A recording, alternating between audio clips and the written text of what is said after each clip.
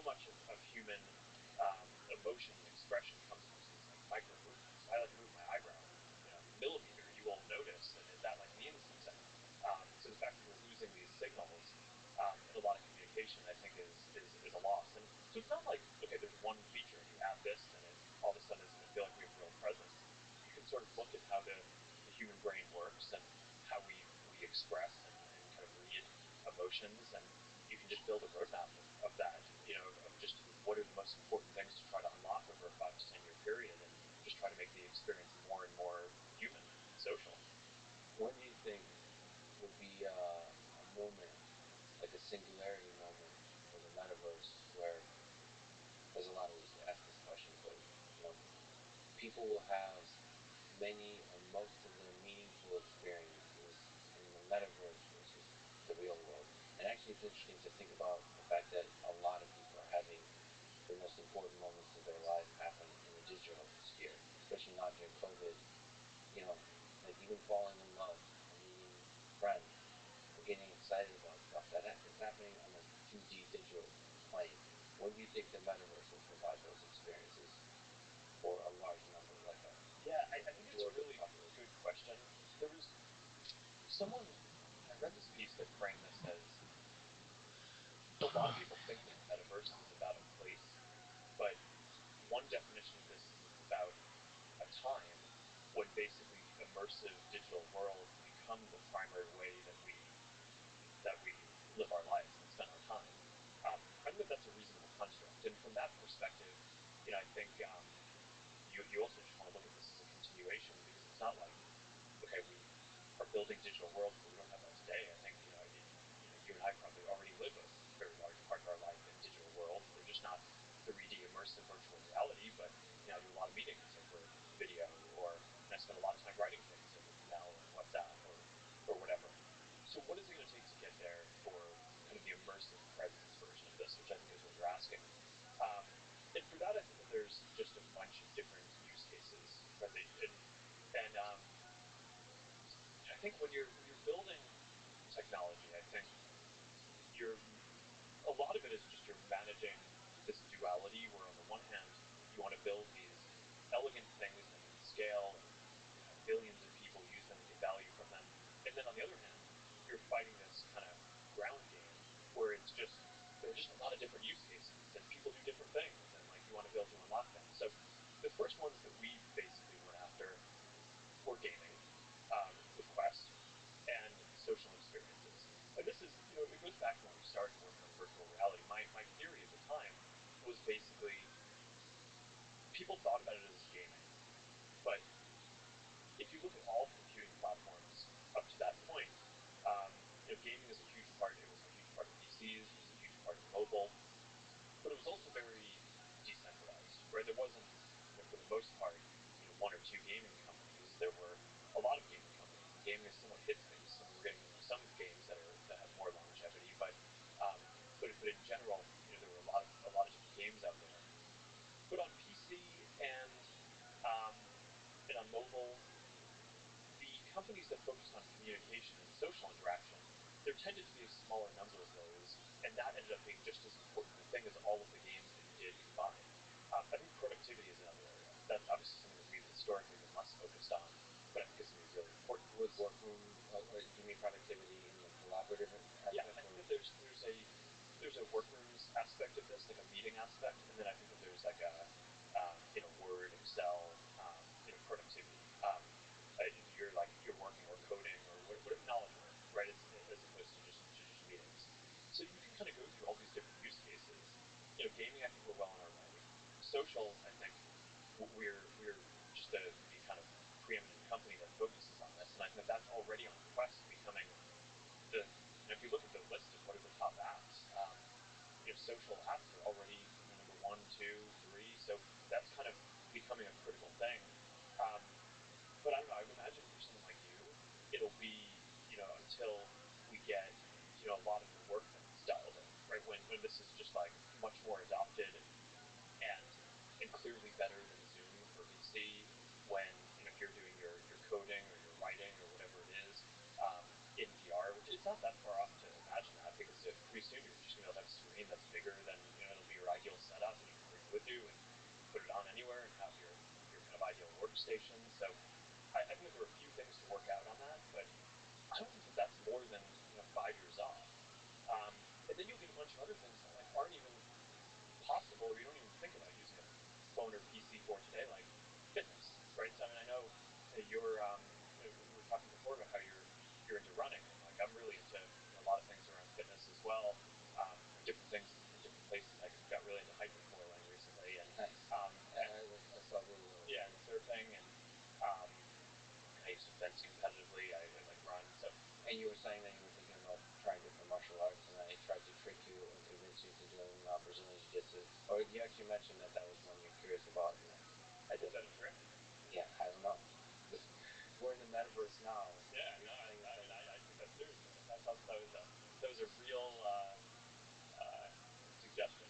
That would be an amazing chance if we ever step on the mat together and just like roll around. I'll show you some moves. Well, give me a year to train, and then this is like Rocky. You've seen Rocky 4 with the Russian faces off, and like I'm the Russian in this picture, and then you're the Rocky, the underdog. The idea of me as Rocky and like fighting is if he dies, he dies. That is, I mean, anyway, yeah. But I mean, a lot of aspects of fitness.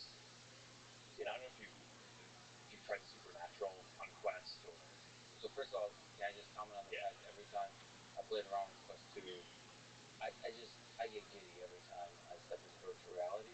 So you mentioned productivity and all those kinds of things. That's definitely something I'm excited about. But really, I just love the possibilities of stepping into that world. It's maybe it's the introvert in me, but it just feels like the most convenient way to travel into worlds that are similar to the real world but totally different. It's like Alice in Wonderland. Just try out crazy stuff. The possibilities are endless. And I personally am just love, get excited for stepping in the virtual world. I'm a huge fan. In terms of the productivity as a program, as the multimedia programming, that's really interesting also. But then you have to develop the right IDs. You have to develop there has to be a threshold where a large amount of the programming community moves there.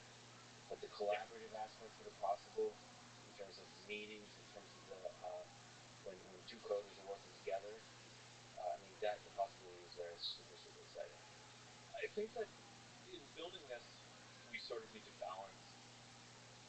There are going to be some new things that you just couldn't do before, and those are going to be the amazing experiences. So teleporting to any place, right? Whether it's a real place or something that people have made. I mean, some of the experiences around how we can build stuff in new ways, where a lot of the stuff that when I'm coding stuff, it's like, all right, you code it and then you build it and then you see it afterwards. But increasingly, it's going to be possible to you're in a world and you're building a world as you are in it and kind of manipulating it.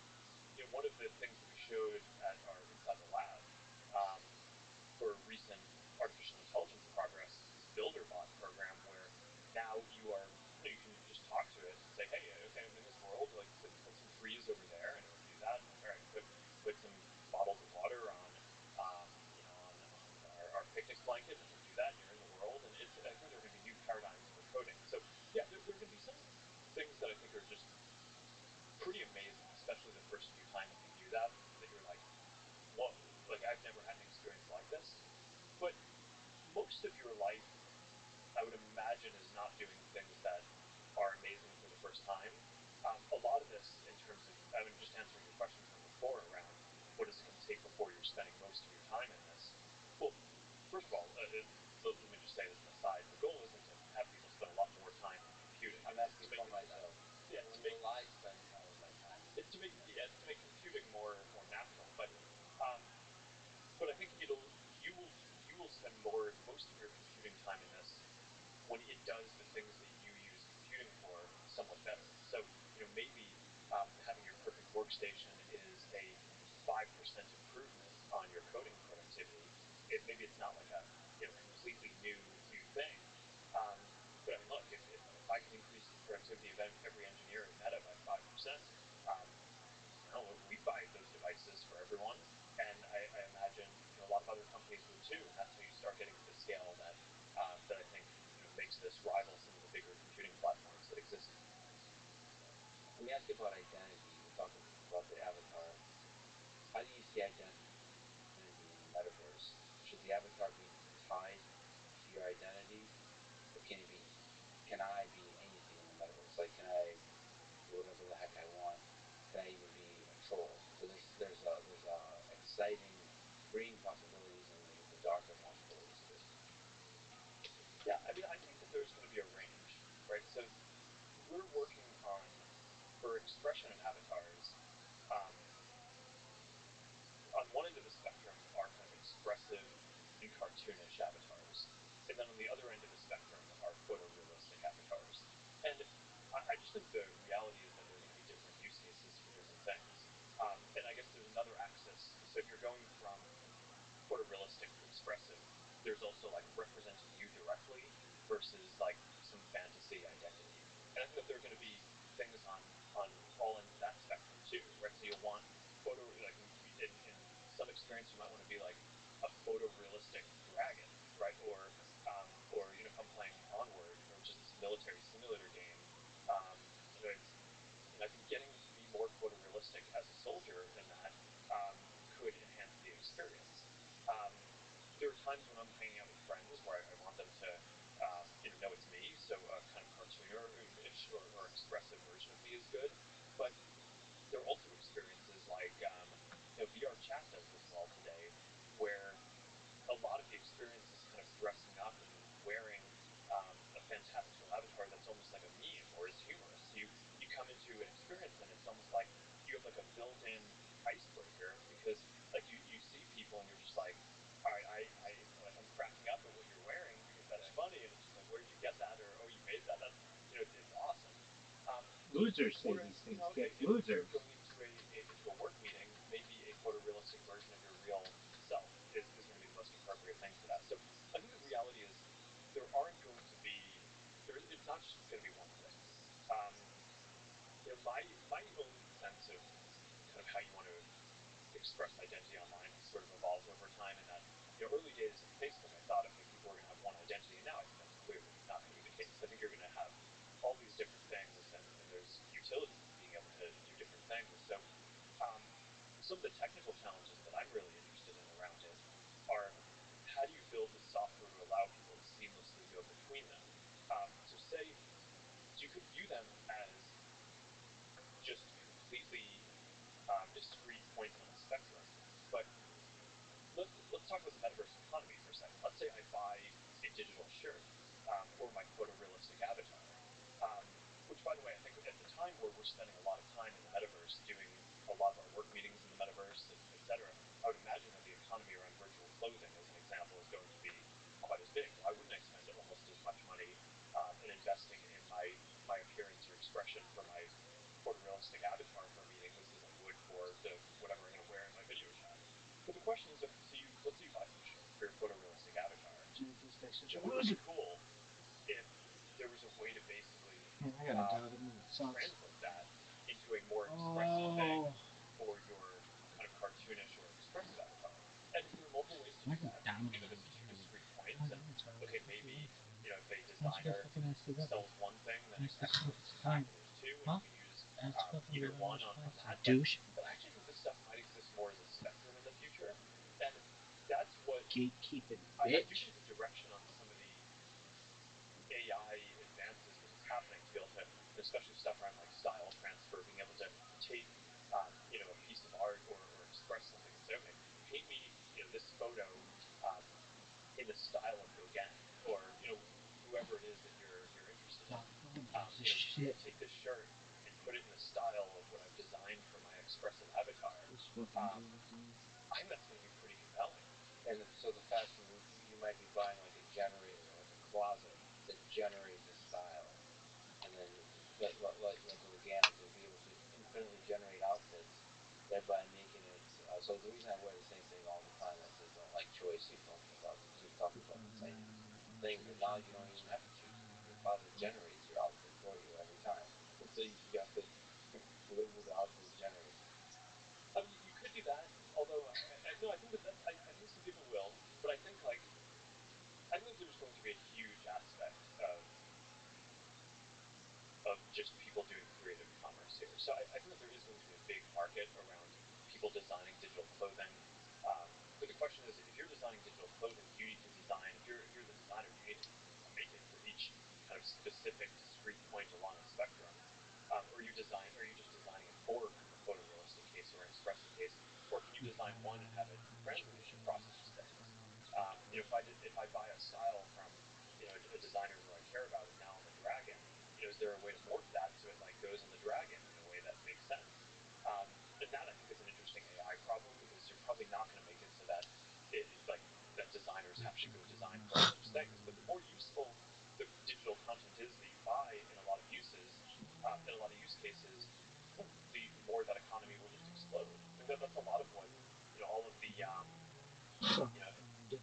we were joking about NFTs before, but I think a lot of the promise here is that if the digital goods that you buy are not just tied to one platform or one use case, they end up being more valuable, which means that people are more willing and more likely to invest in them, and that just spurs the whole economy. But the question is, so that's a fascinating positive aspect. But the potential negative aspect is that you could have people concealing their identity, willing control, or even not people, bots. So how do you know in the metaverse that you're talking to a real human or an AI or a well-intentioned human? Is that something you think about, something you're concerned about? Well, let's break that down into a few different cases. I mean, because knowing that you're talking to someone who has good intentions is something that I think is not even solved in pretty much anywhere. But I mean, if you're talking to someone who's a dragon, I think it's pretty clear that they're not representing themselves as a person. I think probably the most pernicious thing that you want to solve for is, I think probably one of the scariest ones is, how do you make sure that someone isn't impersonating you, right? So okay, you're in a future version of this conversation, and we have photorealistic avatars, and we're doing this in workrooms or whatever the future version of that is, and someone walks in who looks like me. How do you know that that's me? And one of the things that we're thinking about is, it's still a pretty big AI project to be able to generate photorealistic avatars that basically can they work like these codecs of you, right? So you kind of have a map from your headset, whatever sensors of what your body's actually doing, and it takes a model and it kind of displays it in VR. But there's a question, which is, should there be some sort of biometric security so that when I put on my VR headset, or I'm going to go use that avatar, I need to first prove that I am that. And I think you probably are going to want something like that. So that's, as we're developing these technologies, we're also thinking about the security for things like that, because people aren't going to want to be impersonated. That's a huge security issue. Then you just get the question of people hiding behind fake accounts to do malicious things, which is not going to be unique to the metaverse, although certainly in a environment where it's more immersive and you have more of a sense of presence, it could be more painful. But this is obviously something that we've just dealt with for years in social media and the internet more broadly. And there, I think there have been a bunch of tactics that I think we've just evolved to. We've built up these different AI systems to basically get a sense of, is this account behaving in the way that a person would?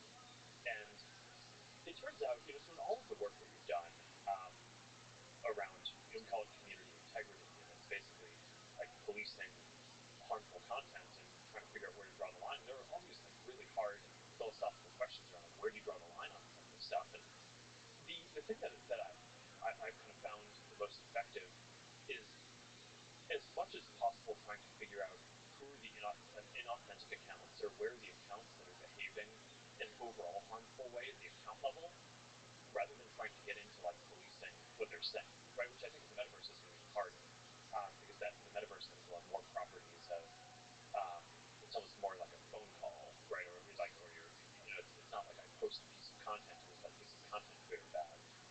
So I think more of the stuff will have to be done at the level of the account.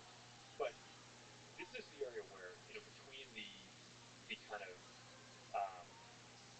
counterintelligence teams that we built up inside the company, and years of building just different AI systems to basically detect what is a real account isn't. I'm not saying we're perfect, but like this is an area where I just think we are like years ahead of basically anyone else in the industry in terms of having built those capabilities, and I think You that's just just going banned to be everybody. incredibly important That's all for it this was. next But wave. you're not used ahead And of like I shit. said, on a technical level, on a philosophical level, it's an incredibly difficult problem to solve. By the way, I would probably like to open source my avatar so there can be like millions of Lexes walking around, just like an army. Like Agent Smith. Agent Smith, yeah, exactly. So uh, the Unity ML folks built a copy of me, sent it to me. So there's a person running around, and I just been doing reinforcement learning on it. I was gonna release it, um, because just to have sort of like thousands of Lexes doing reinforcement, so they fall over naturally. They have to learn how to like walk around and stuff. So I love that idea, this tension between biometric security. One has one identity, but then certain avatars in my head have many. I don't know which is better security, sort of flooding the world with Lexes and thereby achieving security, or really being protected with your identity. I have to ask you a security question, actually. Well, how does flooding the world with Lexes help me know in our conversation that I'm Yes. talking with a real Lex? I completely destroy the trust in all my relationships, then, right? If I flood, because then it's, yeah, that I think that one's not going to work that well for you. it's not going to work that I mean, for the well, original well, copy. it probably fits some things. Like if you're a public figure and you're trying to have, a bunch of, if you're trying to show up in a bunch of different places in the future, you'll be able to do that in the metaverse. So that kind of replication, I think, will be useful. But I do think that you're going to want a notion of like, I am talking to the real one. Yeah. Yeah, especially if the fake ones start outperforming you in all your private relationships, and then you're left behind. I mean, that's a serious concern. I'm always, again, the things I think about. Okay, so I recently got I use NAS storage, so just storage for video and stuff, and I recently got hacked. This is the first time for me. It was with ransomware. It's not me personally. It's all Kubernetes. Uh, so the question that people have about security in general, because I was doing a lot of the right things in terms of security, and nevertheless, ransomware basically disabled my device. Yeah. Is that something you think about? What are different steps you could take to protect people's data on the security front? I think that there's different solutions for and strategies where it makes sense to have stuff kind of put behind a fortress, right? So the centralized model versus um, decentralizing.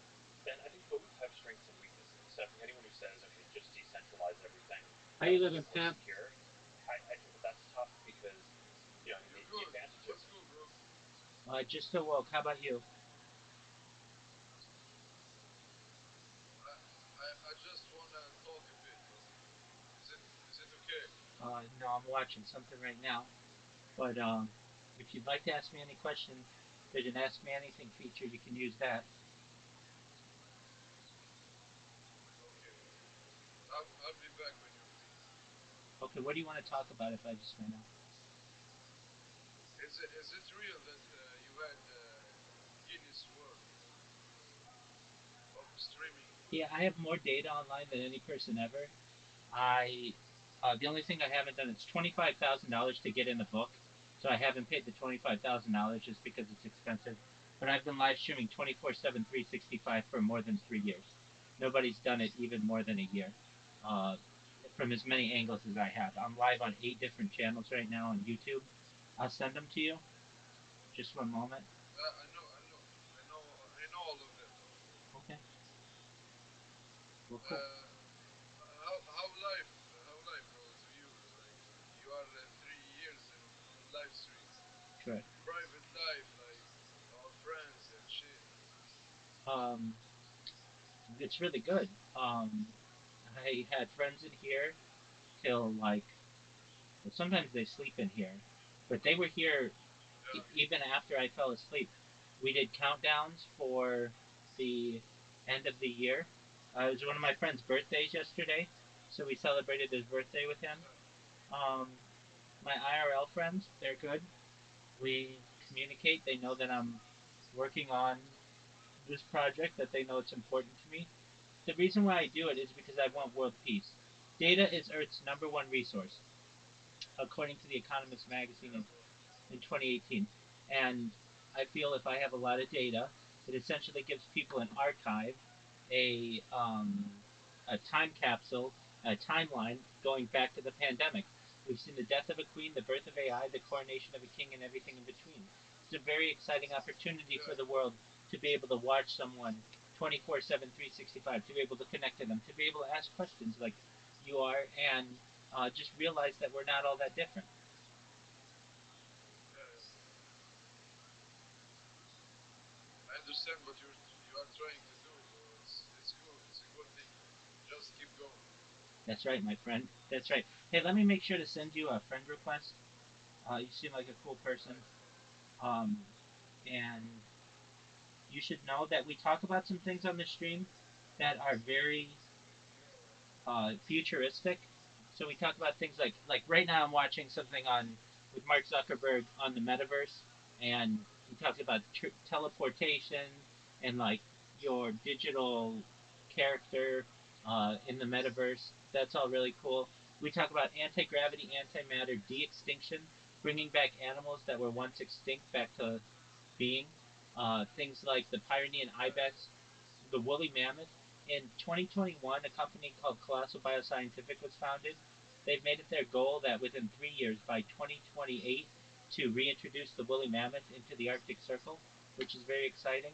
Additionally, after they do that, they want to reintroduce the Tasmanian tiger, and followed by the dodo bird. So they're actually animals that I don't know when you were a kid that we were told were just extinct and they had no future that may have a future again.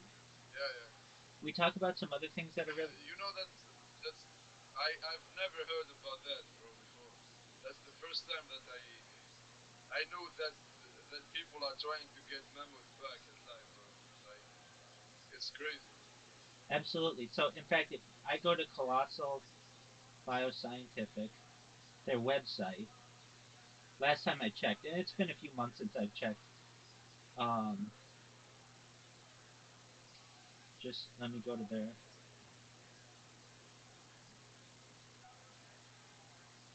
website. You can actually see.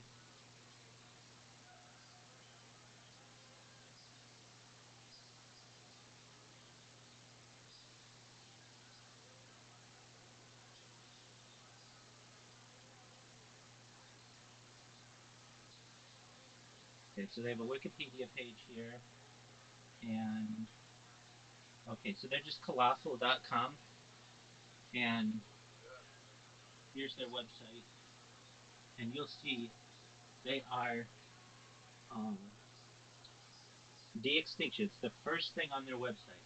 Just go to, if you want, colossal.com. De-extinction is the first thing on their website, and they are I'll search for it. absolutely. Um, so here's it's on their website. Bringing back the woolly mammoth. It's like it's a goal of theirs, and the way that they want to do this is through impregnating an African elephant, creating hybrids, and then reintroducing the offspring into the Arctic Circle. So that's very exciting. Other things that we talk about that are really important are really simple, but they're complicated from a political standpoint. But I want to help end world hunger. So how you want to help end world hunger, Rabbi? Through the use of agricultural drones, saltwater greenhouses, floating greenhouses, things like hydroponics and perhaps vertical farming and cloud seeding. Those six technologies that I just named off, I named off half a dozen technologies, would change the world. It would mean that people wouldn't have to pick produce anymore. It means that areas that are dry and usually unavailable to crops would be able to be farmed. It means that essentially we'd be able to control the rain so that they didn't get too much water or not enough water. Let's say it's a very busy, let's say it's a very populated area. We can use floating greenhouses, basically greenhouses that float on the water, to be able Yeah, to yeah, yeah, yeah. have extra land. These are all really important things for humanity. I want to help end. global thirst through digging of wells, which is as simple sticking essentially a pipe in the ground to be able um, to utilize Earth's natural underwater waterways. I want to help with life straws. Basically, you can take a straw and drink contaminated water, and most importantly, desalination plants. Basically, plants that take seawater and make it drinkable on land. I really don't think that with the technology that we currently have um, that world thirst should be an issue, but it is for people on a daily basis. They need to ensure that they get food and water, and currently some people aren't able to do that, and I want to help them. Additionally, things that we talk about on this stream that are really important to society are things like life extension technology. The idea that when you were born, your average life expectancy is probably about age 80 or so, but I want to increase that to age 100, 120 through use of technology like stem cells, human growth hormone, things like nootropics, cryonics, cryogenics, things like ambrosia therapy, utilizing the platelets of younger people for the benefit of older people. All of these can extend the human life to maybe 120, maybe even older. But eventually, your body's going to break down, and I recognize that. I'm not blind to that, Lemby. And so then what happens? You may say, Rabbi, okay, I'm 120 years old and my body's starting to break down. What do I do? Okay, well, that's when the next type of technology comes into effect. Things like mind uploading technology, where we scan your brain, where we know where every atom is in your central nervous system and your peripheral nervous system, and we utilize that data, store it on a computer, like we do a CAT scan or an MRI, for later download as an Android, an avatar, a cyborg, a cybernetic being, a clone of yourself, perhaps a robot or an ethereal being, whatever you want to be. But essentially, what I'm telling you Yeah, yeah. is that you may be able to have a digital immortality, which is a very exciting future. That's crazy, bro. But that's the That's future. crazy, bro. That's the future. And so when That's the future, bro. That's the future. exactly, and so when you see like the things that we talk about on the stream, they're all very advanced. They're all perhaps some people may Bro, consider them. I'll, s- I'll say, I'll say, I'll say that you are the best streamer in the world, bro. I say Thank that. you, I thank say, you, bro. I say that, bro. I say that, bro. thank you, Mama. I've never seen someone. I've never seen someone with this content before. That's why you're not viral, bro. Yeah. That's why they don't want the truth. They don't want the future, bro. You heard it here first, That's folks. crazy, bro. You heard it here, folks. You Yeah, heard it here first.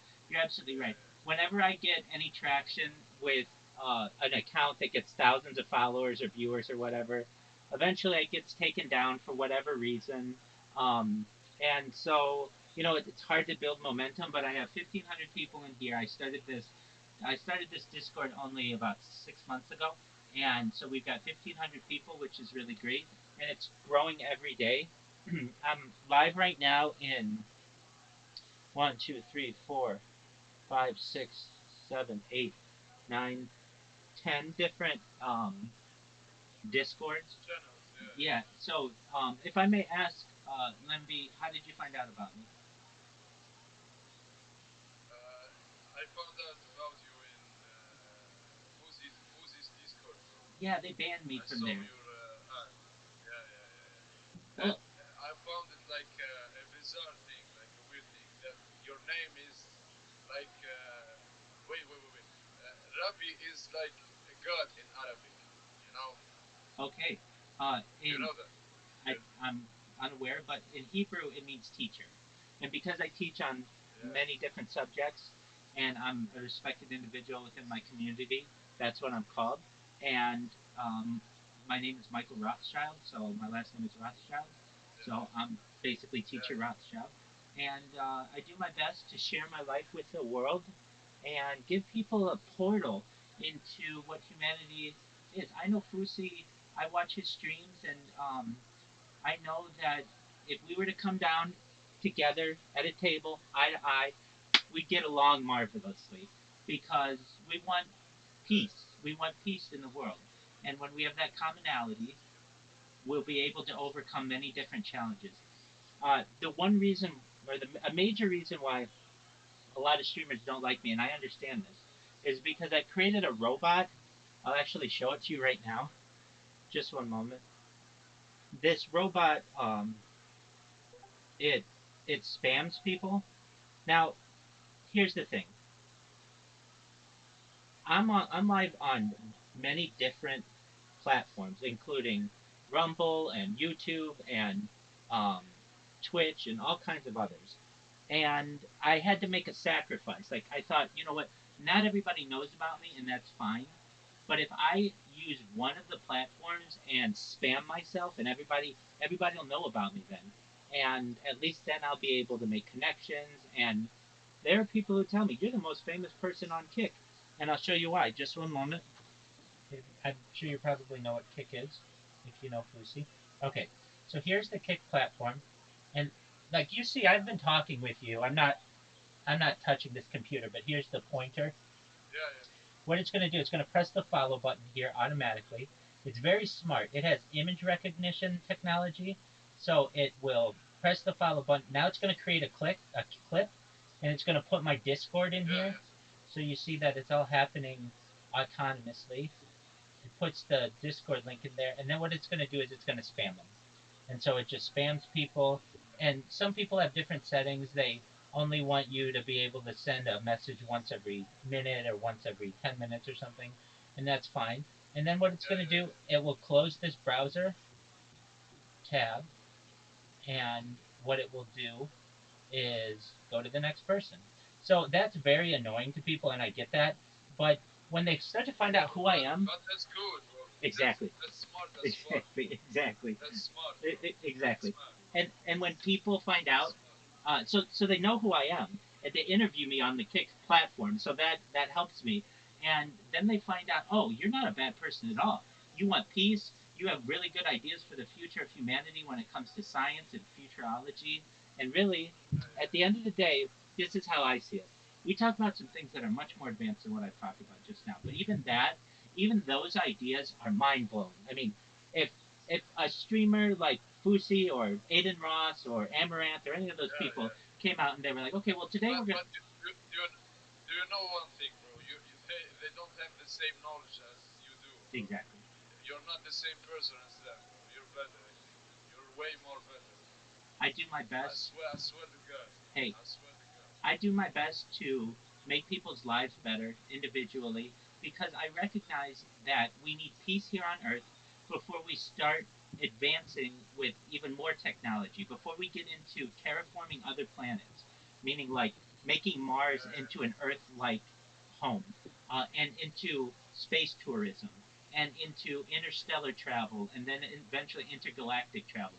In order to get to those types of uh, technological levels, you need to have peace on Earth. Because if you don't have peace on Earth, you can't put any kind of energy into these mega projects. So I recognize, and But how would I do it? but It's not my decision, but if I have the opportunity, anywhere there's war in the world, wherever, if it's in the Middle East, if it's in Russia, wherever, everybody has to put down their guns immediately, release all the hostages on both sides, sit at a table, eye to yeah, eye, person to person, and we live stream the negotiations so that everybody on Earth can watch this and see what's going on. And if you want this little part and I want this little part, we'll negotiate it. We'll come up with some terms, but then everybody can go back to the video and say, hey, you're not doing what you said that you were going to do. And I feel like that's a workable plan to be able to stop some of these wars, stop some of these conflicts, and eventually be able to work on some of the more major projects that we have on Earth. And these are really exciting things to me.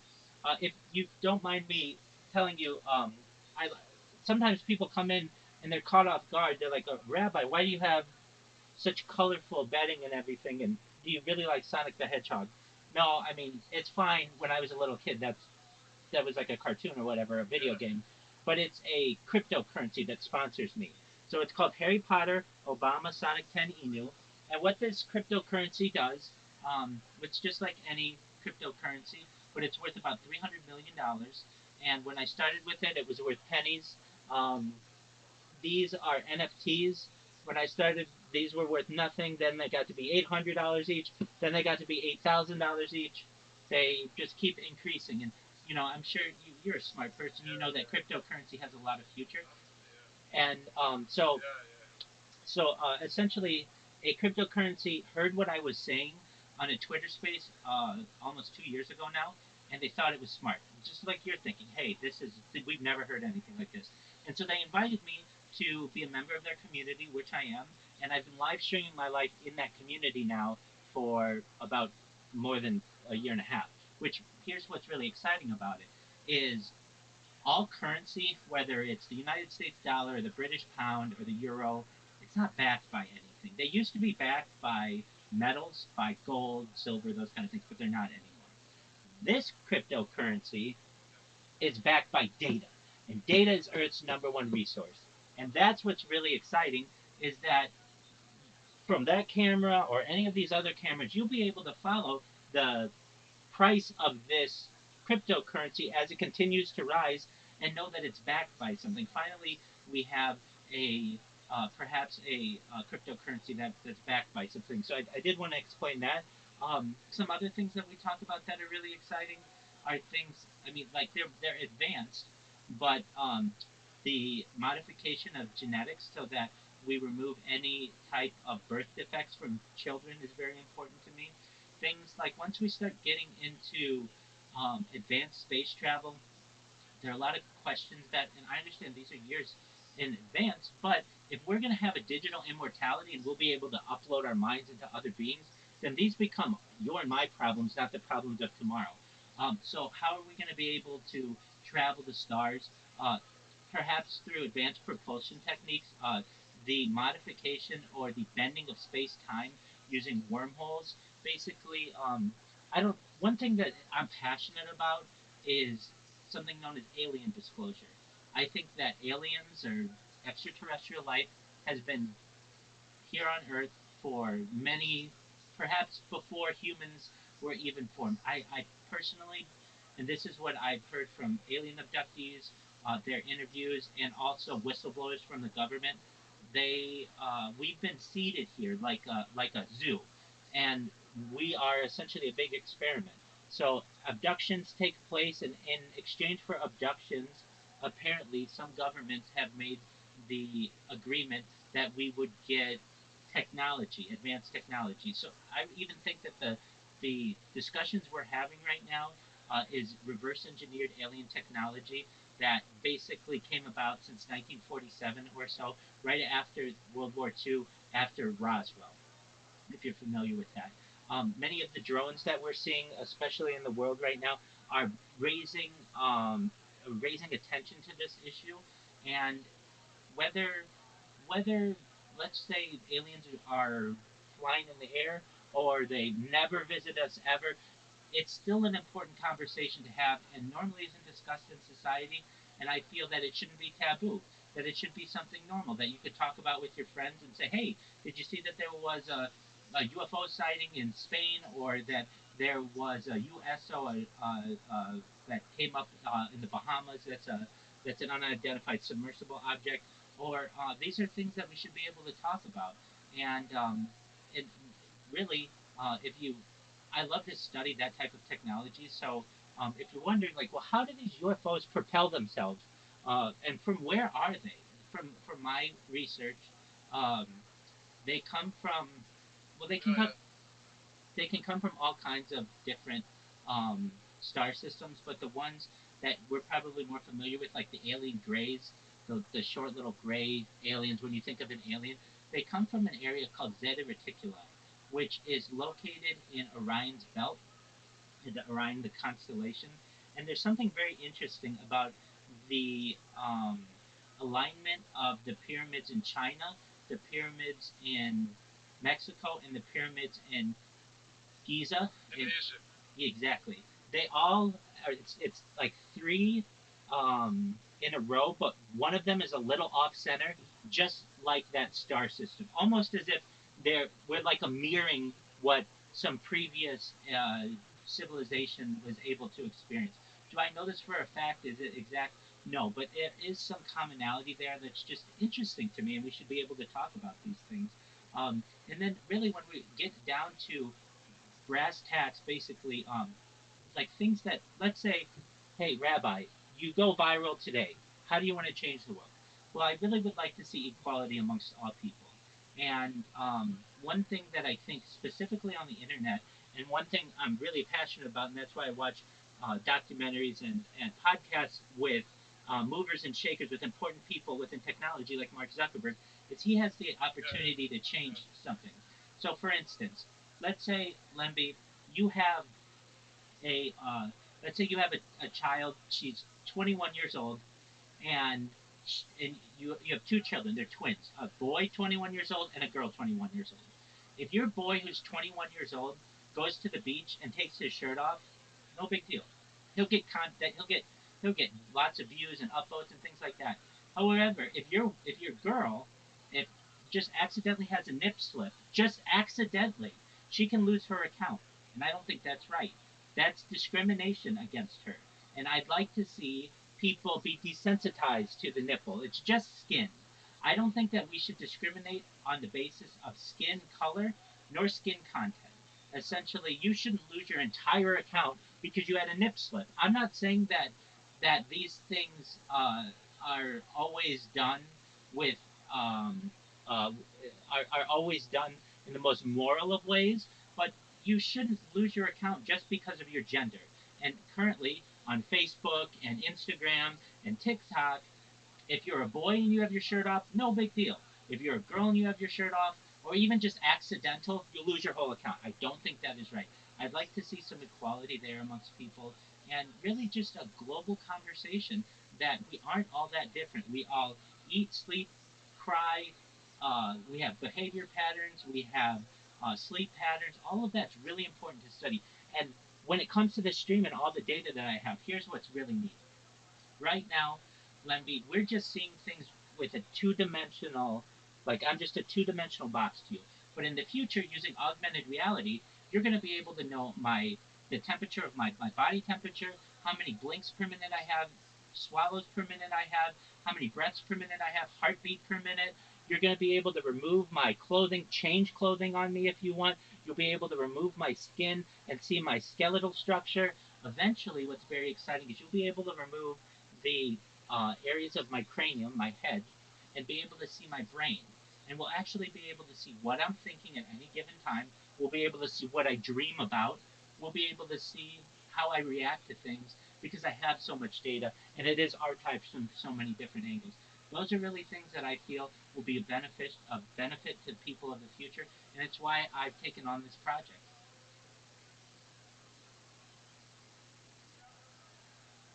that's a lot for me, bro. That's a lot for me. I understand. That's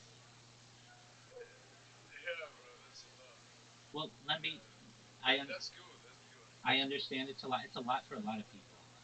But you should know that there are people out there who want a better world, and I'm one of them. And I've made sacrifices in my life to be able to do this. And I don't think it's going to be too much longer. I mean, you found out about me from Fusi, and I will say I said this recently. I get banned in so many different discords. It's not a big deal to me. Fusi has the right to have whatever people he wants in his Discord, and I know because I spam so much that he's already, or probably moderators are already a little timid to have me in there. But I know that, like, if you know who Aiden Ross is, I'm the number one streamer in Aiden Ross's Discord.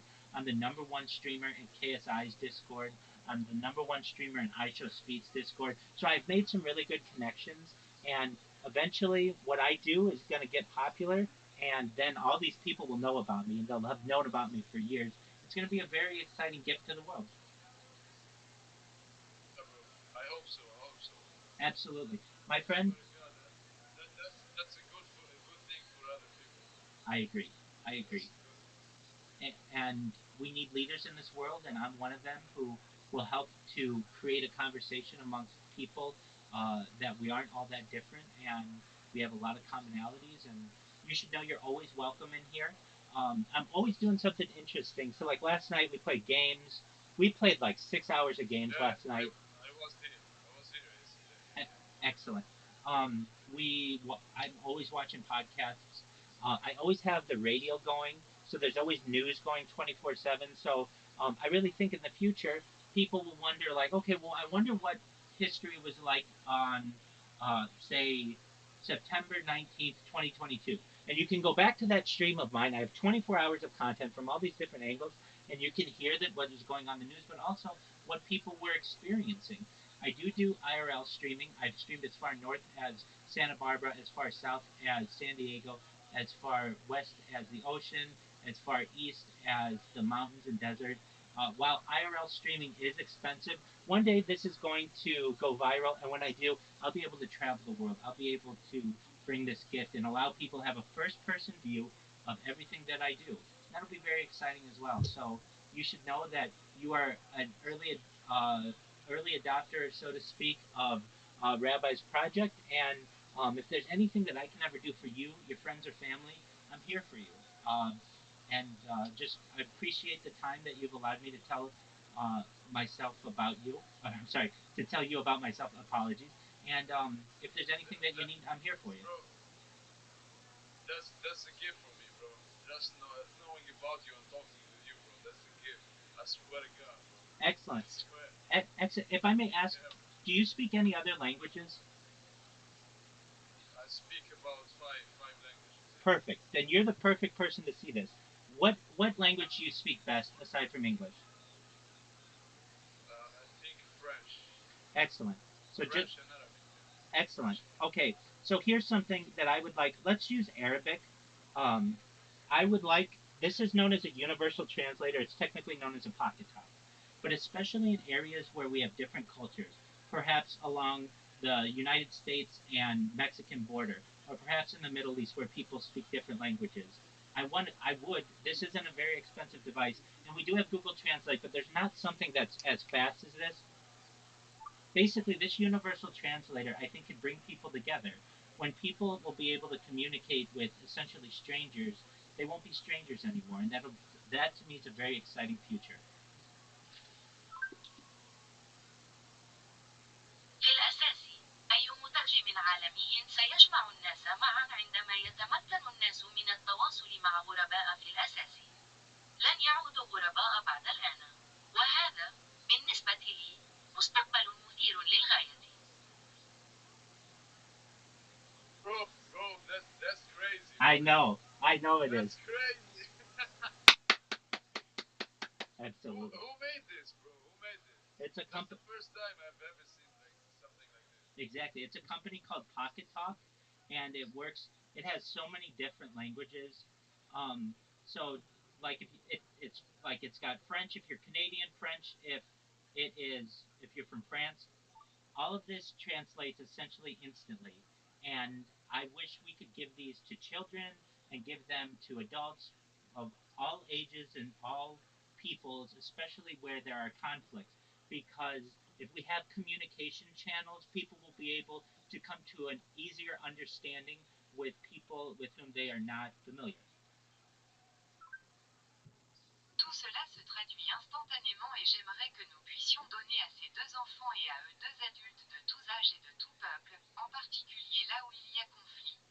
Parce que si nous avons des canaux de communication, les gens pourront parvenir à une compréhension plus facile avec des personnes qu'ils ne connaissent pas.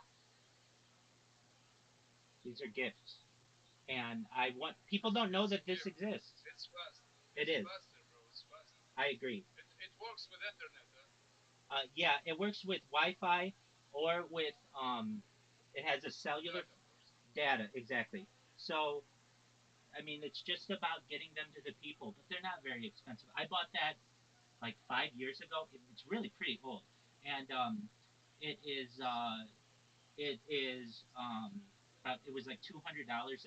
That price can come down. It can get better, and um, especially on this stream, I get people from all over the world, and they don't always have the strongest English, and my other languages aren't as strong as I'd like them to be. But I can use that, and we can connect instantly. I can learn about their friends and their family. They can learn about the project. They can learn about who I am, and it's just amazing if I see the difference that it makes in my life.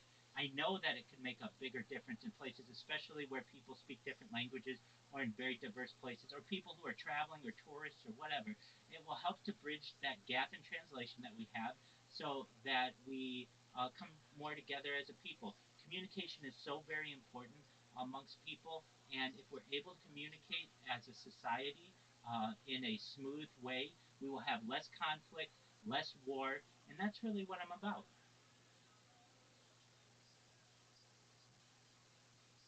I should dropship this, bro. I should dropship that product, bro. Yes, It you should. seemed like we're way more advanced than 5 years ago. It seems like it made like 1 year ago or something, bro. Yeah, Exactly. yeah, it's way more advanced. Exactly. Yeah, And you can probably find nowadays Chinese knockoffs that are you probably can buy them for $20 or $30 and resell them for $100. yeah, yeah, bro. And once people see how well they Exceptionally, and once yeah. people see how well they work, if you were able to make like a TikTok video or something like that, you'll have more business than you'd ever want because it's so smooth. And additionally, what's really cool about it, if you don't have Wi-Fi, it does have data, so you can use it anywhere in the world. I work in tourism, bro. Like I'm Perfect. wait. Yeah, yeah. Abs- That will be perfect for that, bro. you're a I hundred. swear, I swear. You're a Like 100% right. I have like I learned so many languages, like Serbian or Polish language, and I have a little bit difficult. It's a bit difficult to understand them, bro. Of, Like yeah, of I course. could use that. I could. Absolutely. I use Polish all the time. I use Polish all the time. I have a friend of mine who is a kick streamer, and her English isn't as strong as she'd like it to be. So sometimes when we're talking about some of these very advanced topics, we need to have some translation, and it works very seamlessly. Używam polskiego cały czas. Mam znajomą, która jest streamerką Kik i jej angielski nie jest tak dobry, jak byśmy chcieli. Więc wkrótce porozmawiamy o niektórych z tych bardzo zaawansowanych tematów, musimy mieć jakieś tłumaczenie i działa to bardzo płynnie. Little advancement. That needs to be viral, bro. I That agree. needs to be viral, bro. All of this needs to be That viral, needs to be viral. and it's happening Yeah. little by little. And I'm people learning about me. They understand what I'm saying. They're excited about it, and it's just a matter of time until everybody knows about me. Everybody knows about this device. Everybody knows about that. And I'm nothing special. But what is special is the ability to connect with an individual whenever you want, to be able to see them sleep and eat and do all of the other things. Just if you're bored on the internet, I wonder what Rabbi's doing. Oh, he's traveling to Boca Raton, or he's traveling to Bora Bora, or he's traveling to Buenos Aires, or wherever. I'm going to just check in and see what he's doing because this isn't just a live stream, it's a life stream. Basically, I want to do this for the rest of my life. I want people to be able to say that they were able to. I mean, I really think from an academic perspective, people will be able to learn so very much about this, about the human body, because we've never had such a big data set. There's a movie from the 1990s known as The Truman Show, starring Jim Carrey. Lemby, have you ever heard of that movie? What is the name? What is? It's called The Truman Show. It stars Jim Carrey. Yeah, yeah, yeah, yeah, yeah, yeah, yeah. Excellent, Yeah, I excellent. know this. I know this one. Excellent. So this is a very similar thing, meaning like that was the story of one man's life always on camera, except they did not have his consent to do it. In this case, we do have my consent, and I share my life with the world. And it's not easy. It's not easy. There are a lot of times that, Hey, that's big sacrifice, bro. That's a big sacrifice for yeah, you, bro. well, you know what? Frankly, You're Lemby, sacrificing everything. yeah.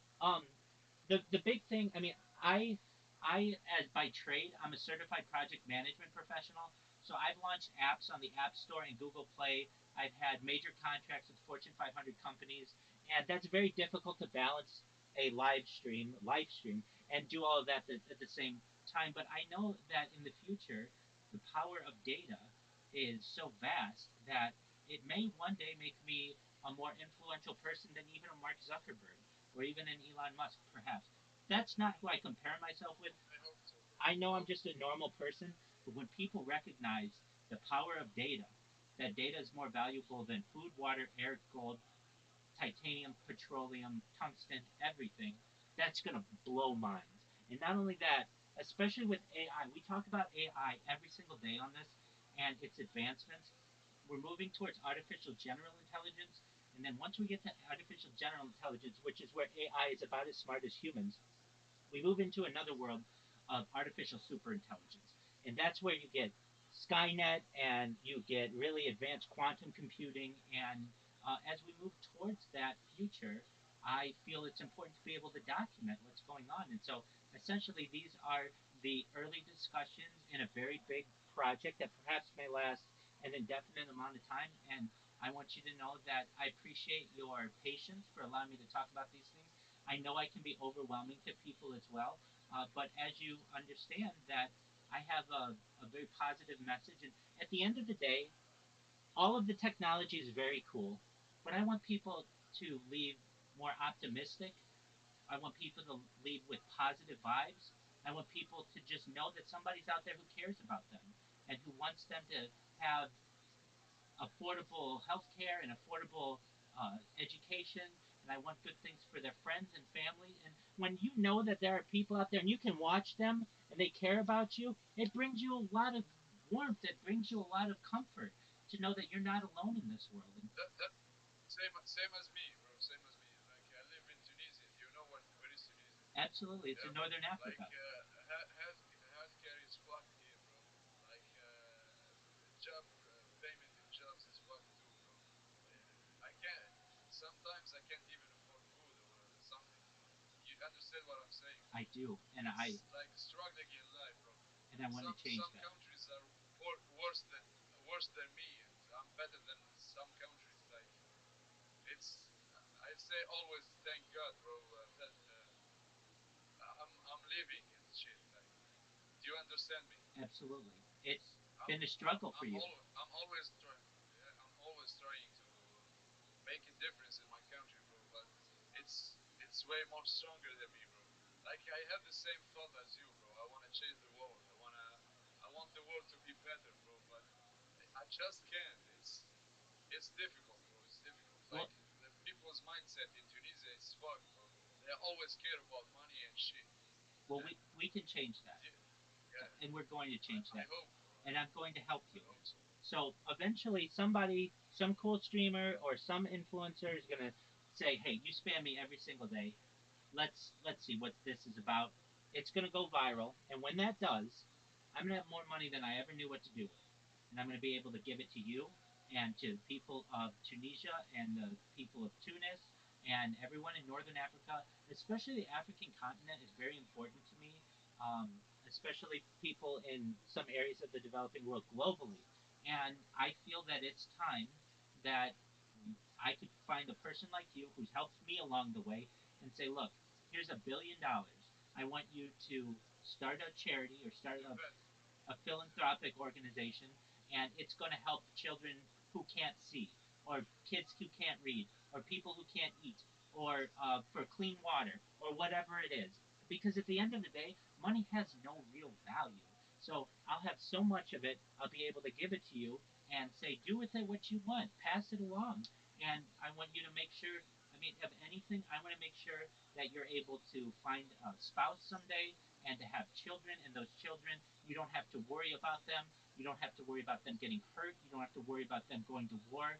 That they can focus on their own futures and their own education and their own health and live a life into the future like a digital immortality. And that's what's happening in this world. And I'm doing my best to be a leader in it. I hope so. I hope so. I swear to God. I I I I'm so grateful that I found someone like you, bro, with this mindset. Yeah, bro. Absolutely, absolutely. Well, I appreciate your patience and your openness. And just know, Lemby, I'm always here for you. And if you need anything from me, I'll do my best to help you. I wish I could help you right now. I wish I could say, Lemby, I never want you to worry about food again. Here is $100,000 just for your food for the next few years. I can't do that, but in the future, I may be able to, and I'm going to give you a lot more money than $100,000. And I want really what I want you to be able to do is take care of yourself, your family, and your friends so that they're all established. And then start a charity. I think that's a very important aspect of society. I see that governments and non-government organizations, they're not doing what we need. They say that they're doing what we need, but they're really just paying themselves a salary. I want people to really be able to make actual change in the world. And one of the things that I think we can do to make that happen is to live stream it. So you'd have a charity, and this charity would be essentially, let's say, just to help people who are hungry in Northern Africa. Okay, so what does that mean? That means your warehouses have live streams, that we know that nobody's stealing out the back door. We have accountability with people. We can go back and in the footage anywhere in the globe and say, hey, on this date you were able to feed 500 people in this suburb of Tunis, or 500,000 people in this area of Northern Africa, and there's accountability there. If you look at what happens with like the UN food programs now, no one knows where that money goes, and at the end of the day, it's just for show.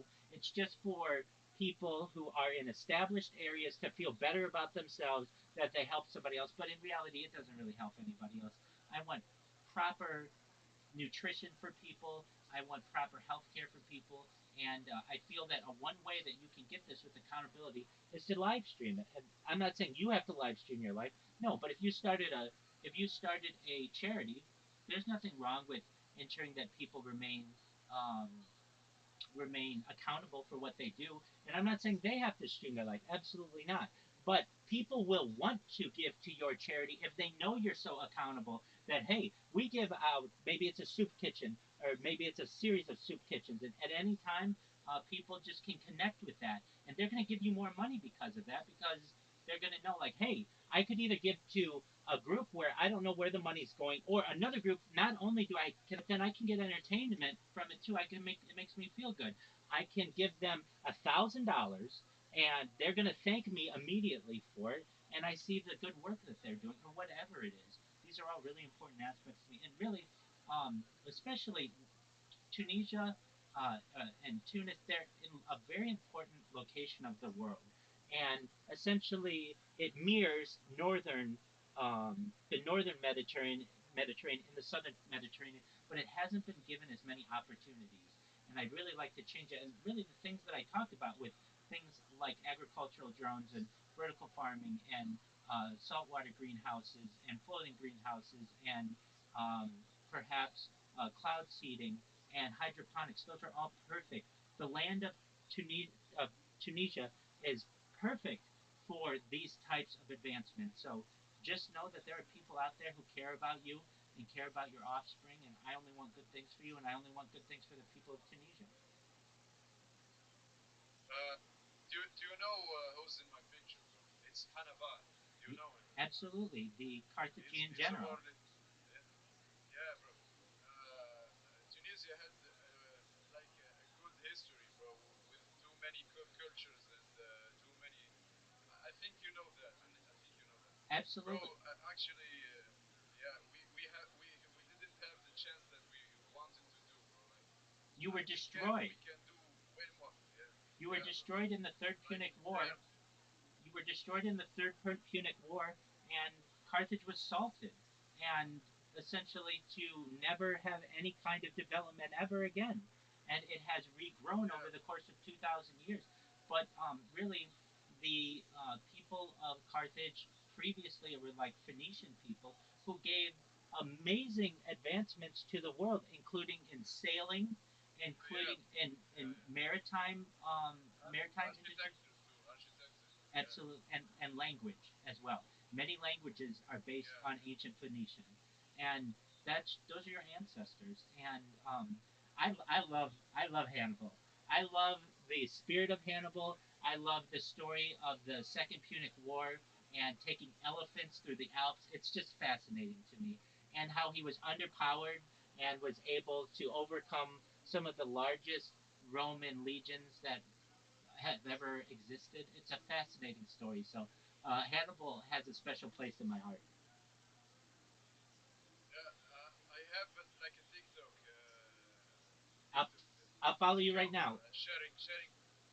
Yeah, What's your TikTok?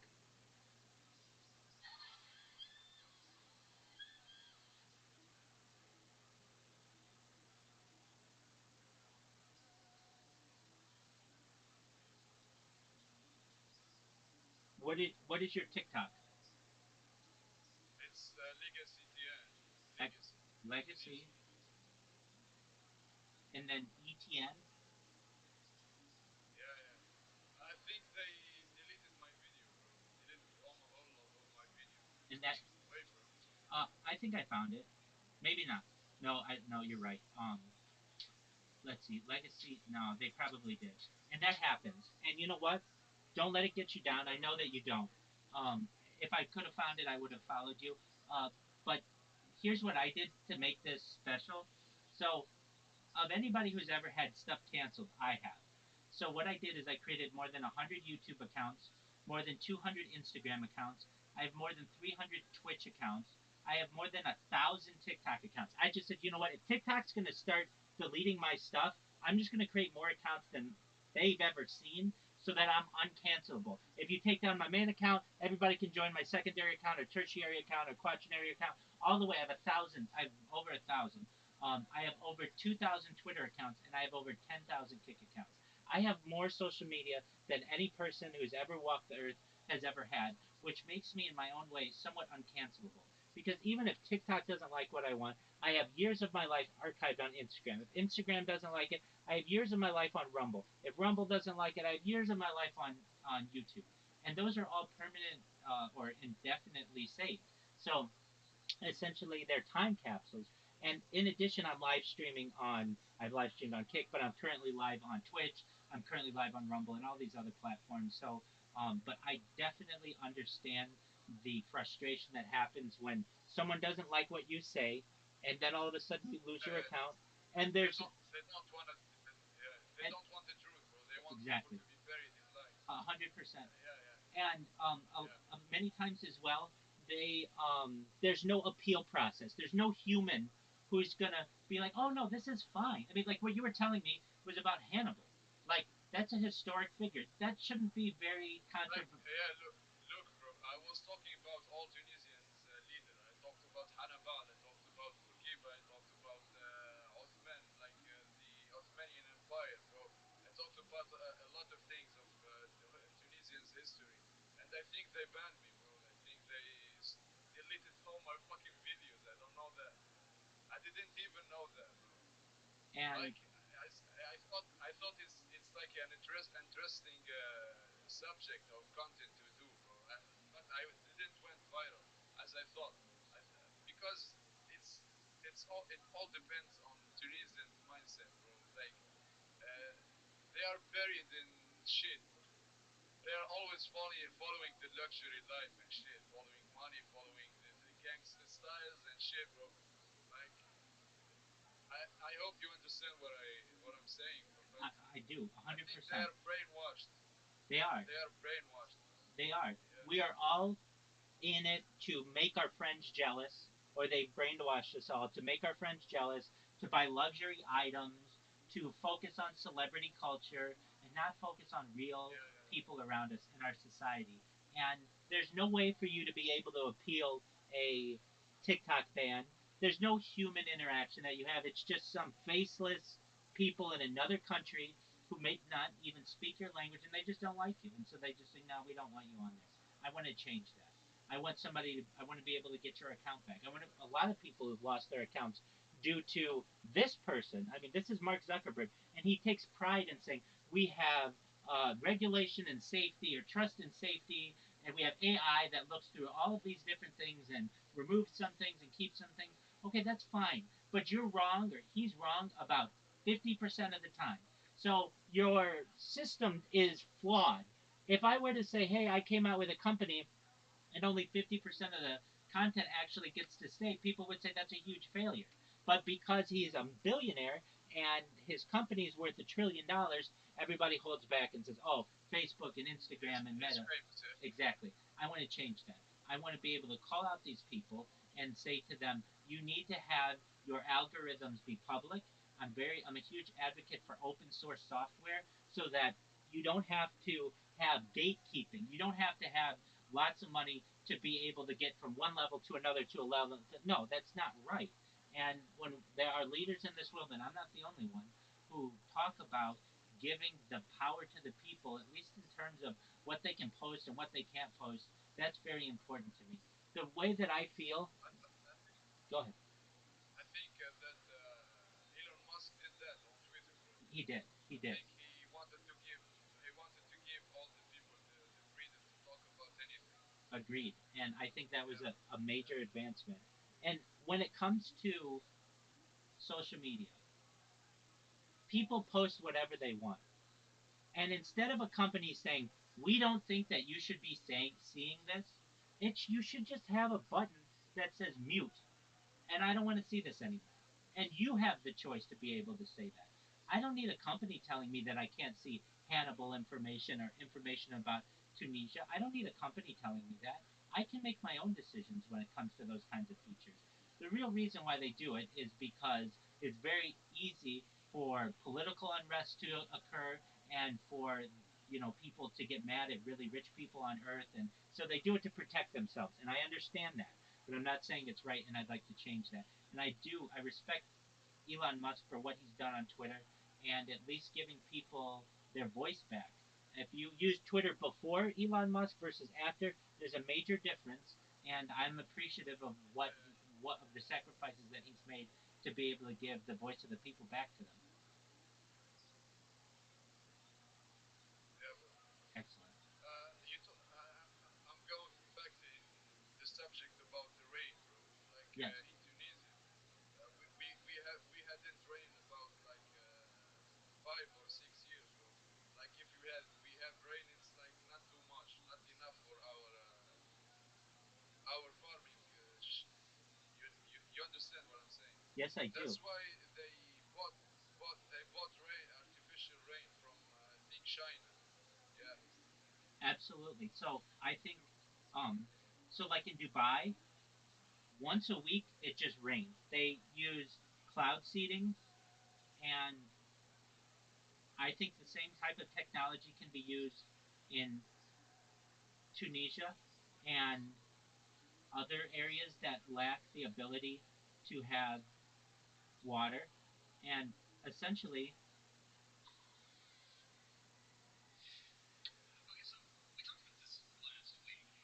I let me see if I can find it on TikTok. I mean, I can find it on YouTube, but it would be a little longer. I just want cloud seeding in Dubai. And if Dubai can do it, the technology. Okay, here it is. Here it is. They have this really advanced system.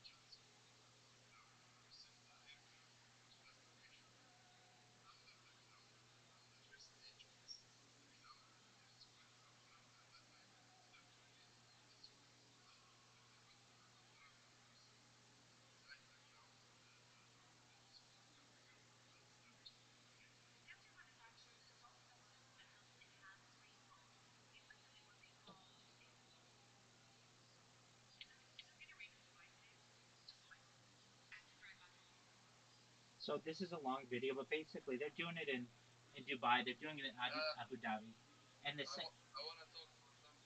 go ahead. Like it's a good investment in rain. Like it's a good, but in Dubai, like they are investing in some stupid things. Like they are not. Yes, Yeah, yeah, yeah. They should have like helped other Arabic countries like Tunisia or something. I'm in agreement with You you. understand what I'm saying? Yeah, yeah. Absolutely, They're wasting some money in like shitty investment. Like absolutely. it's money waste.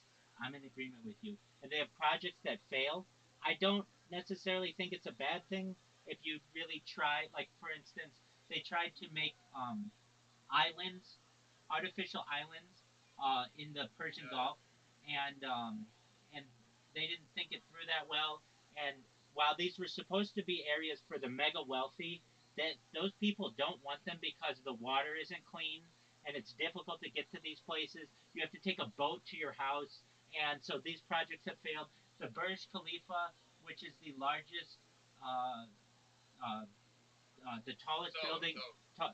yeah, tallest building in the world, tallest tower in the world, um, is only like 1/5 full. It's just basically all for show, and you're absolutely right. The people could have been helped there, and it, I want to emphasize that we're all people of the world, whether you were born in the United States or in Europe or in Africa or Middle East or Asia or Oceania or South America. It was just kind of a flip of the coin. Anything could have been different. I could have been in your shoes. You could have been in my shoes. And when we recognized that Yeah, it was just pure fortune for how everything worked out the way that it did, uh, I think it's important to recognize that we should help those people who weren't as um, fortunate as we were, or perhaps more fortunate or less fortunate. I really am someone who feels that there should be a distribution of wealth. Um, in my opinion, this may not be a popular opinion, especially amongst very wealthy individuals, but the more money you make, eventually, you should just you should be taxed on it. At least in the United States, the very wealthy people aren't taxed on their wealth, but 1% of their wealth could give housing to a significant amount of homeless people in the world, or provide for clean water or sewage or healthcare in other countries. And what's the difference between having $300 million, $300 billion, or $400 billion? There's really not that big of a difference. There's a lot of a difference between $300 and $400, or $30 and $40, but not 300 billion and 400 billion. At a certain point, it all becomes kind of uh, it all becomes the same, because you're able to provide for your food, your family, your friends, and all that other stuff. And at a certain point, we should share these things. And the reason why this is important is because if we don't share these things, eventually you will create the majority of people who have nothing and a very small minority of people who have everything. That's just how the system's going to work every single time. And as time continues, you'll have a larger and larger economic gap, and then eventually it'll just be a very small contingent of people and the remainder of society. There'll be no middle class, and I don't want to necessarily endorse ultra wealth when I know ultra wealth could help the world. And so I am about the redistribution of capital. And I think that there are some socialist systems, perhaps some types of healthcare, some types of um, public works that should be available to everyone. Sure, if you want a certain shirt or you want a certain car or something like that, you should have that choice. But you shouldn't also have to pay for your health insurance. And I think there can be a food stipend for people. I mean, like you've said, there are times of your life where you have gone hungry, and that isn't right. And it's 2025, and I think hopefully by, let's say, 2135 or 2125, pardon me, with 100 years, we'll be able, like, this will be an archived conversation where people will say, wow, remember when people didn't always have food or didn't always have electricity? I mean, to me, electricity is a right that people should have. The internet is a right that people should have, and they're not currently rights. Food is a right that people should have. Healthcare is a right that people should have. The ability to travel is a right that people should have. And instead of the people having empowered uh, these types of being empowered by economic and technological advancement, they've almost been enslaved even more. While yes, we have cell yeah, phones yeah. and things, these things can track us. These things can, you know, do damage to us when they should be beneficial for us in society. So you should know that you have an ally. Uh, You have an ally in your beliefs, and if I can ever do anything to help you, please let me know. Okay? you should have to let you have an ally in your Excellent. in your desires and things. Yeah. Excellent. Well, let me I wanna ask go ahead. you something. Yeah. Like if you had your desires and you had your wealthy and the things that you want about being a billionaire.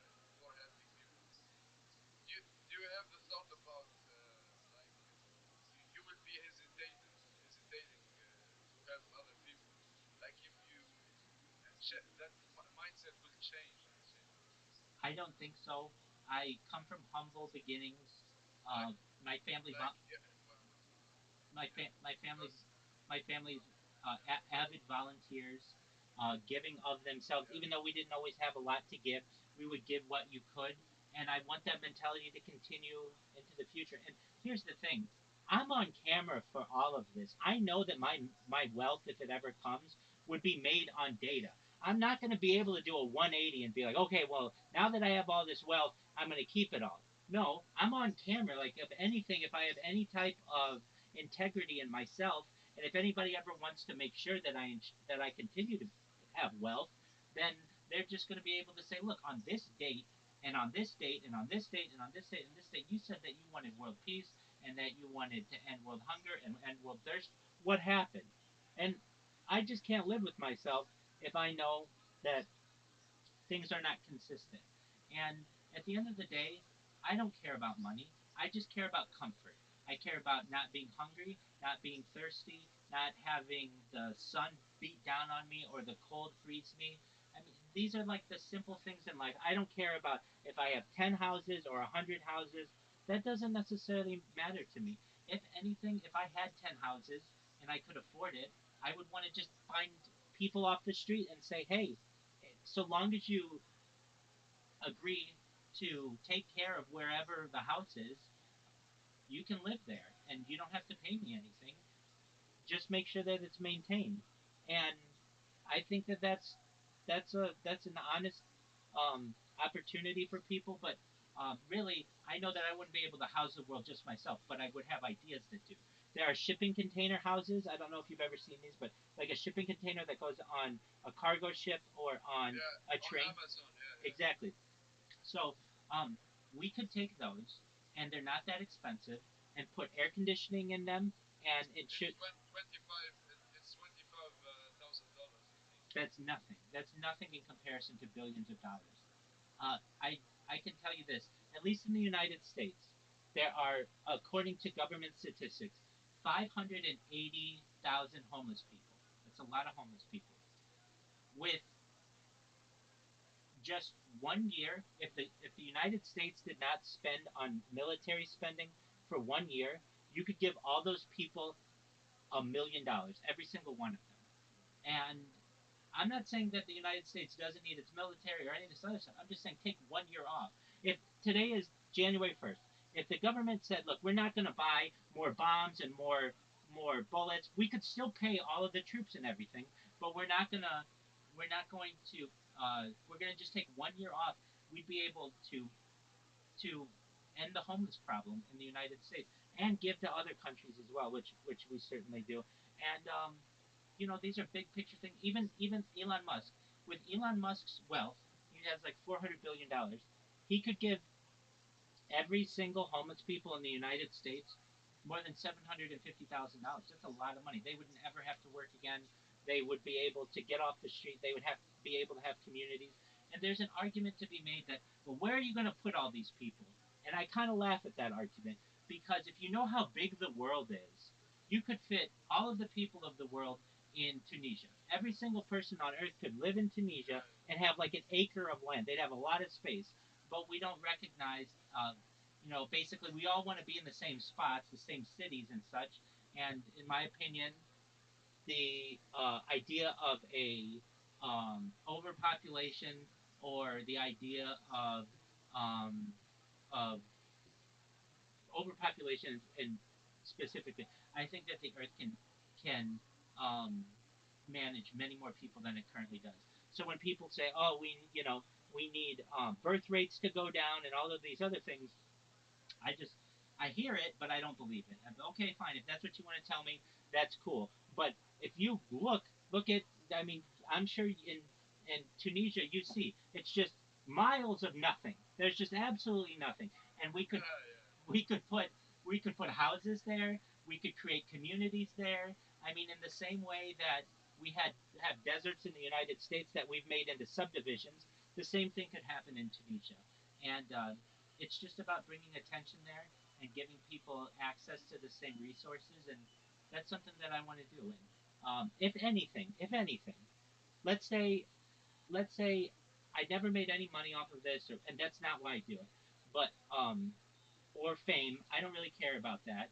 I care that I sacrificed my a part of my life for the benefit of society, so that people can learn from this. You know, when like we study ancient history, or even more modern history, we have people who wrote journals or diaries, and we learn a lot about human life from that.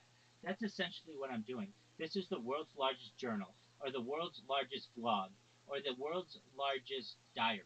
And I want people to be able to learn from that. But if anything, if anybody just saw this conversation, if people saw just this conversation, it would change the world. Yeah, bro. That's the truth, bro. Yeah, I agree. yeah. Do you have any other questions, Lemby?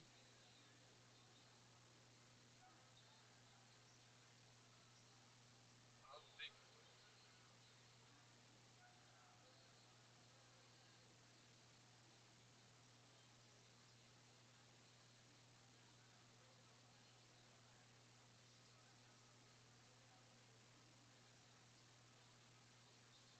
That's okay. About the case in Palestine. Yes, Who do you support? I want world peace. So, if anything, I want people to lay down their guns, release the hostages, and come to diplomatic solutions. Do you see how the Palestinian government treats the hostages? Uh, yeah, I don't think that it's right to take hostages of any kind, and I want it to stop. My goal for all of this is that no one dies from war anymore. Not one person. I don't want anyone to die from war. So whatever side of the conflict people are on, I maintain that no one else should die. No one else should be taken hostage, and if anything, we should come to diplomatic terms on how the area should be governed. But that is done at a table. It is not done with a scope, meaning it's done eye to eye Yeah, where we can have diplomatic negotiations. And I've always thought it was very important to live stream that, so that these discussions are archived. Whether I'll be successful in advocating for the live streaming of this, I don't know. But I do know that that's an important aspect, so that nobody can pull a fast one on the other side. No one can say, well, you said A, but you're doing B, and we have no way to prove it. Okay, well, we just run the tape back, or we run the footage back, or the recording back. You said that it was going to be A, and it's now not A. Why isn't it? And that's really important to me. What bringing these but things? but if they said they were doing A and they did B, you can't do nothing, bro. You can't even like force them to do A or change something. I Bro, understand. they are in power. Well, I They are understand still that, in power. and that's why we have the United Nations. The United Nations has peacekeeping forces, and if anything, the United Nations may have to step in. That's what we have the United Nations for. I mean, it's essentially a global government that doesn't do anything. And if anything, that's why we have a United Nations peacekeeping force. And if that needs to be increased so that every country has to give, like, I don't know, 5% of its population to being in this, instead of them going into their military, it goes into the United States peacekeeping force, so that we can enforce that A does really happen instead of A not happening. That's how I envision it. And that's really what the United Nations was for. After World War II, when the discussions were happening, should we have a United Nations, or basically a global collective discussion? The idea was that if we establish the United Nations, we will end all war. And that hasn't happened. But I still see that it could happen. I think that United States do not support like the world peace, bro. You're right. The things that that been happening in Iraq, bro. I think they just wanted Iraq be dropped, bro. Like You're they right. wanted Saddam Hussein out, bro. You're right. They put it every terrorism thing. They thought that he had connection with Bin Laden and did You're but right. they, yeah, yeah. War is I big. think, I think, bro, that the USA do not support anything that you was saying. Well, let's Like say this: the they only United want on what. Yeah. the United States Continue. people, the United States people support what I'm saying. The people in power do not, but we can change that, and here's how. Current what feeds the war industry is conflict, and because major contracts that are created to be able to create drones and to be able to create bombs and to be able to create bullets and tanks and all of those things. And I would say this: if we are going to work towards world peace, we can no longer focus on the defense industry, which is really an offensive industry. So when you were going to develop a drone that would bomb people, just instead, we will give you more money to develop a drone that is an agricultural drone that picks berries and that digs fields and that perhaps mines silicon and lithium and cobalt so that people don't have to do this anymore. So let's say you were going to get a defense contract of $1 billion to create a bomb. We have all the bombs that we need.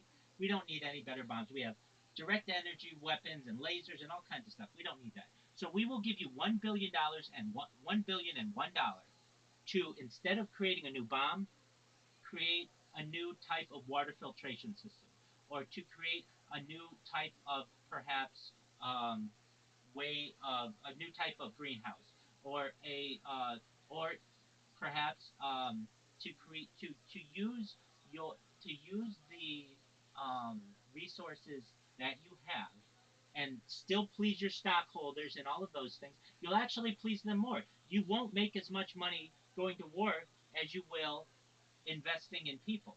And if I can make the argument that, hey, if you go to war, if you create a war industry, you're going to lose money, as opposed to the contracts that you can get if you help people. Well, it's at the end of the day, how much money can I make? And the people will choose to make $1 billion and $1 over $1 billion if you can just change the attitude on how they're going to make it. And it will bring definite benefits to the world as well, globally. And so these are things that I feel are difficult arguments to have. But at the end of the day, when we start to live stream these things and we bring more attention to it, I have no issue calling out Mark Zuckerberg or Elon Musk or Sundar Pichai, the CEO of Alphabet, which owns YouTube and Google, or any of these other people, and I will call them out. If anything, I feel that we should have leaders in the United Nations who will call out these companies and say, "Hey, you should not be in the war industry." We had a president 70 years ago named Dwight D. Eisenhower, who, in his closing remarks to the United States, said that you need to be weary of the military industrial complex. Basically, after World War II, there were all these huge companies that didn't want to go out of business because they essentially were giant, but there was no more war. So what they ended up doing was just changing their industries to continue to create more and more war. I don't want manufactured war anymore. I personally don't feel that there's any reason for anybody else to die. And if somebody else dies at the hands of someone else, well, then we need to bring attention to it. And currently, the attention is not being brought. And I would just do what I can to bring attention to. And we need to reward people who do good things. So let's say a company like Lockheed Martin or Boeing or one of the other major defense contractors in the United States, they usually get billions of dollars to develop a plane. We have all the planes that we need. We're fine on planes for a little bit. Okay, so instead of developing a plane that's going to bomb people, develop a type of spacecraft that can get outside of the Van Allen radiation belts. Okay, so normally we were going to give you $1 billion to develop a plane. We're now going to give you $2 billion to develop a way to easily get into space. Okay, I mean, that's going to help the United States or it's going to help the people of the world, but it's also going to remove the ability to hurt people as well. And these contracts, basically, when we as a people are not, I'm not saying we're at fault, but the leadership that we have are not, we don't have the correct mentality when it comes to our goals. No one's talking about terraforming Mars, except Elon Musk a little bit. But okay, so a major defense contractor, before you were in the business of killing people, now be in the business of space exploration. So we change the goals of these defense contractors into exploring space. I have no, I mean, generally, no issue if a company wants to spend a lot of money to develop like a space elevator. I don't know if you know what a space elevator is. Do you know what a space elevator is? I know, I know, You I know, don't, I know. or you do? Yeah, yeah. You know. Okay. So basically, we don't have a space elevator right now. So it's very expensive to take rockets every time we need to get something into low Earth orbit. But a space elevator is basically a tether into space that allows us to to take cargo much more efficiently. Well, we currently don't have that. So to a defense contractor, we can say, look, before when the United States government would say we need a new type of weapon, whatever, some kind of bomb or some kind of plane or some kind of drone. We don't really need that anymore. We can blow up the world 1,000 times over if we want to, but we don't currently have a space elevator. So take all of your investment and your engineers and everything who were working on ways to kill each other and invest that in a space elevator and build us a space elevator. We'll give you more money to do that. When stockholders start learning, hey, we can make more money with the space elevator than we can creating a new plane, they're going to change their attitudes as to what is important.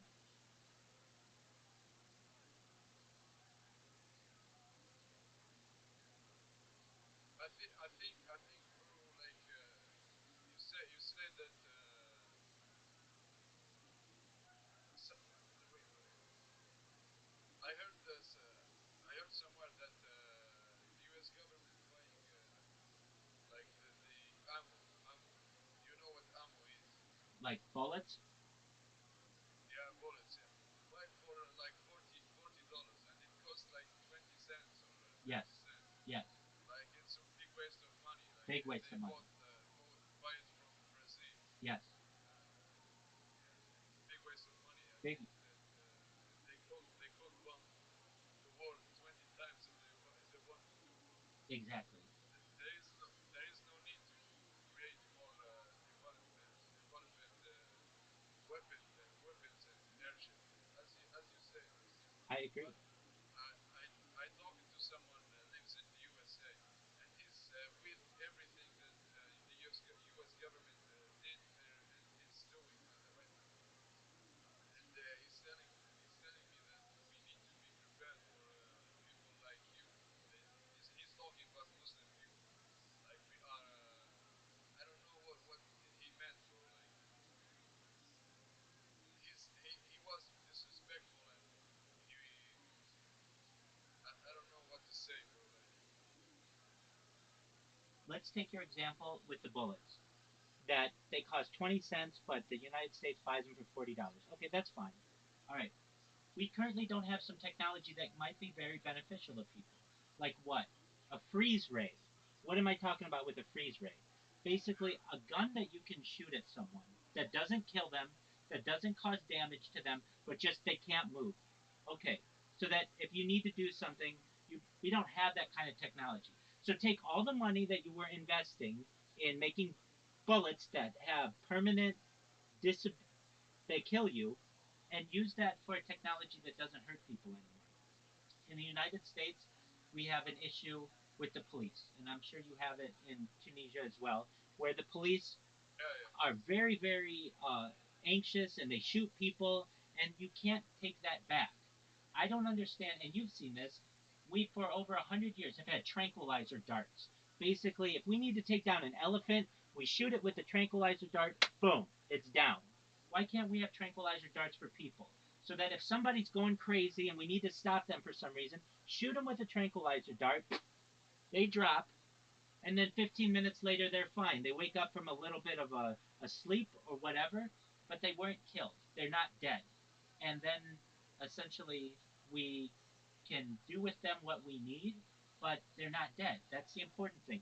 Death, I mean, generally is doesn't have an alternative um, currently when it should. We should be able to utilize technology like just so a freeze ray would be great, but just a tranquilizer dart. And people may say, well, what if I need to stop the person immediately and there's like a 2 second delay? Okay, then have some company that comes out and work on making the delay even smaller so that it's almost instantaneous and that you can shoot somebody and it doesn't kill them. If we just have to make that the goal, and we need leaders out there. And currently, I've never heard any leader out there who says, "Hey, we should have trank. We should when we have a hostage situation or we have a situation where we need to um, perhaps defend ourselves or we might need to defend ourselves. Okay, we'll just use a tranquilizer dart like we've been using on safaris in Africa for 100 years, and just develop one of those for people that doesn't kill them, that doesn't cause permanent damage, but allows you to corral them or allows you to engage with them in any way that you need. To me, there's no reason why we should have any. I mean, police, in my opinion, shouldn't have guns. They should have tranquilizer darts. So basically, if they need to stop somebody, they just use a tranquilizer dart on them, and then they can get a trial. Then they can get be brought to justice if need be, instead of just, well, he's dead, all right, and then it turns out that person was innocent, and now they've got children without a father or a mother, and they've got a community that's scared, and it causes more tension between the police and the community. I want to stop that. So the key ways to do that are utilizing what I feel are more are ways to subdue a person without killing them. That's a goal, and we don't talk about it in society, but I think it's an important goal.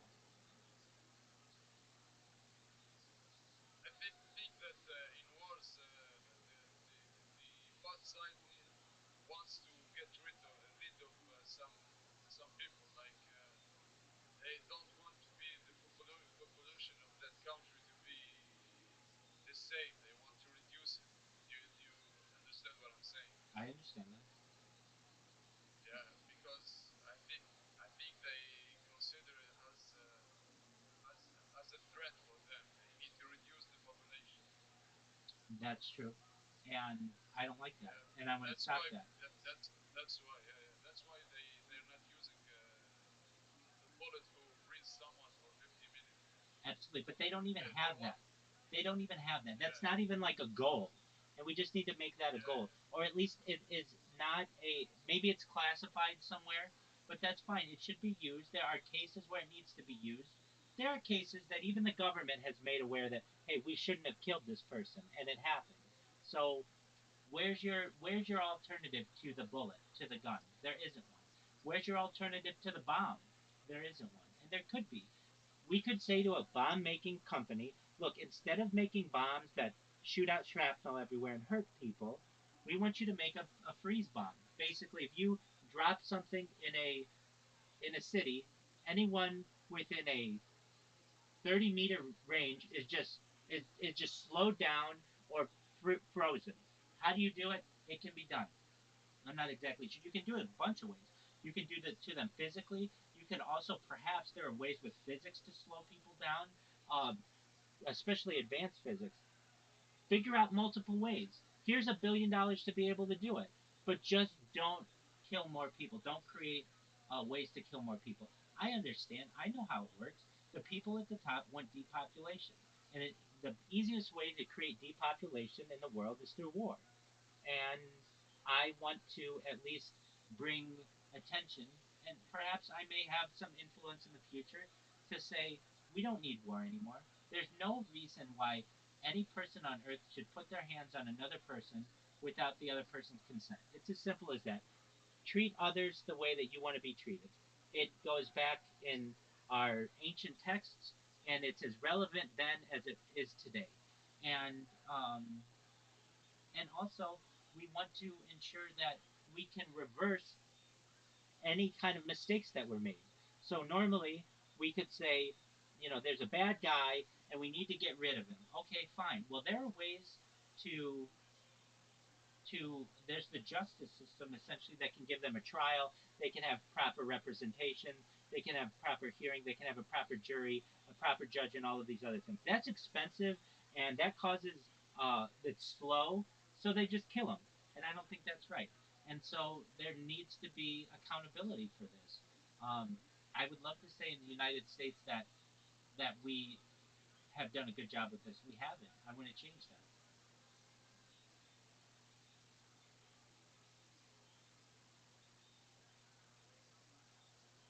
I don't know what to say, bro, but it's the truth. All the things that you said need to be done. I I agree. have no comment for this, brother. Absolutely. I don't expect you to have them. But you should know that there are people out there working every day towards these types of ends. And if you have more questions, I'm here to answer them. If you don't, that's absolutely fine. I'm always here. So whenever you can get a hold of me, hey, I'm here to answer your questions. If I'm ever not here, there's an area of my Discord that says Ask Rabbi Anything. Just type your message in there. I'll get back to you as immediately as I can, and I'll give you the best answer that I can. And I'm here to be an ally to you, to be a friend to you. Actually, I want this community and this mindset to be grown, bro. I'll invite every friend I have, bro. That's a I'll beautiful thing. invite everyone. Please do. I appreciate that, and let them know I'm here to help Yeah, them. And yeah, this is continuing to grow. And if you need anything from me in the meantime, I'm here for you. Okay? okay, bro. Lemby, it's a pleasure You to know meet how you. old am I? I don't know. You know how old am I? I don't know. I'm 19. I'm 19. You're a very wise person. Yeah, thank you, bro. Absolutely. Well, Thank you. wonderful. Thank you. Excellent. Well, if there's It's anything, been a pleasure. it's been a Yeah, pleasure. it's been a pleasure to talk to you. Uh, it's been a pleasure to speak to you as well and speak with you. I want you to know I'm very impressed by your communication skills. You can speak 5 different languages and you speak them beautifully. So just know that you're an excellent communicator. And I'm here for you. And this isn't the end, this is the beginning of a beautiful friendship. And I'm here Yeah, whenever yeah, you need me, okay? yeah, yeah. Thank you, bro. You're Thank welcome, you my for friend. this teaching, My, for this teaching stuff. my I, pleasure. I, I, I hope. I'm dreaming to have you as a teacher for me, bro. All this education system will shortly like throwing away, bro. I just want you to teach me everything.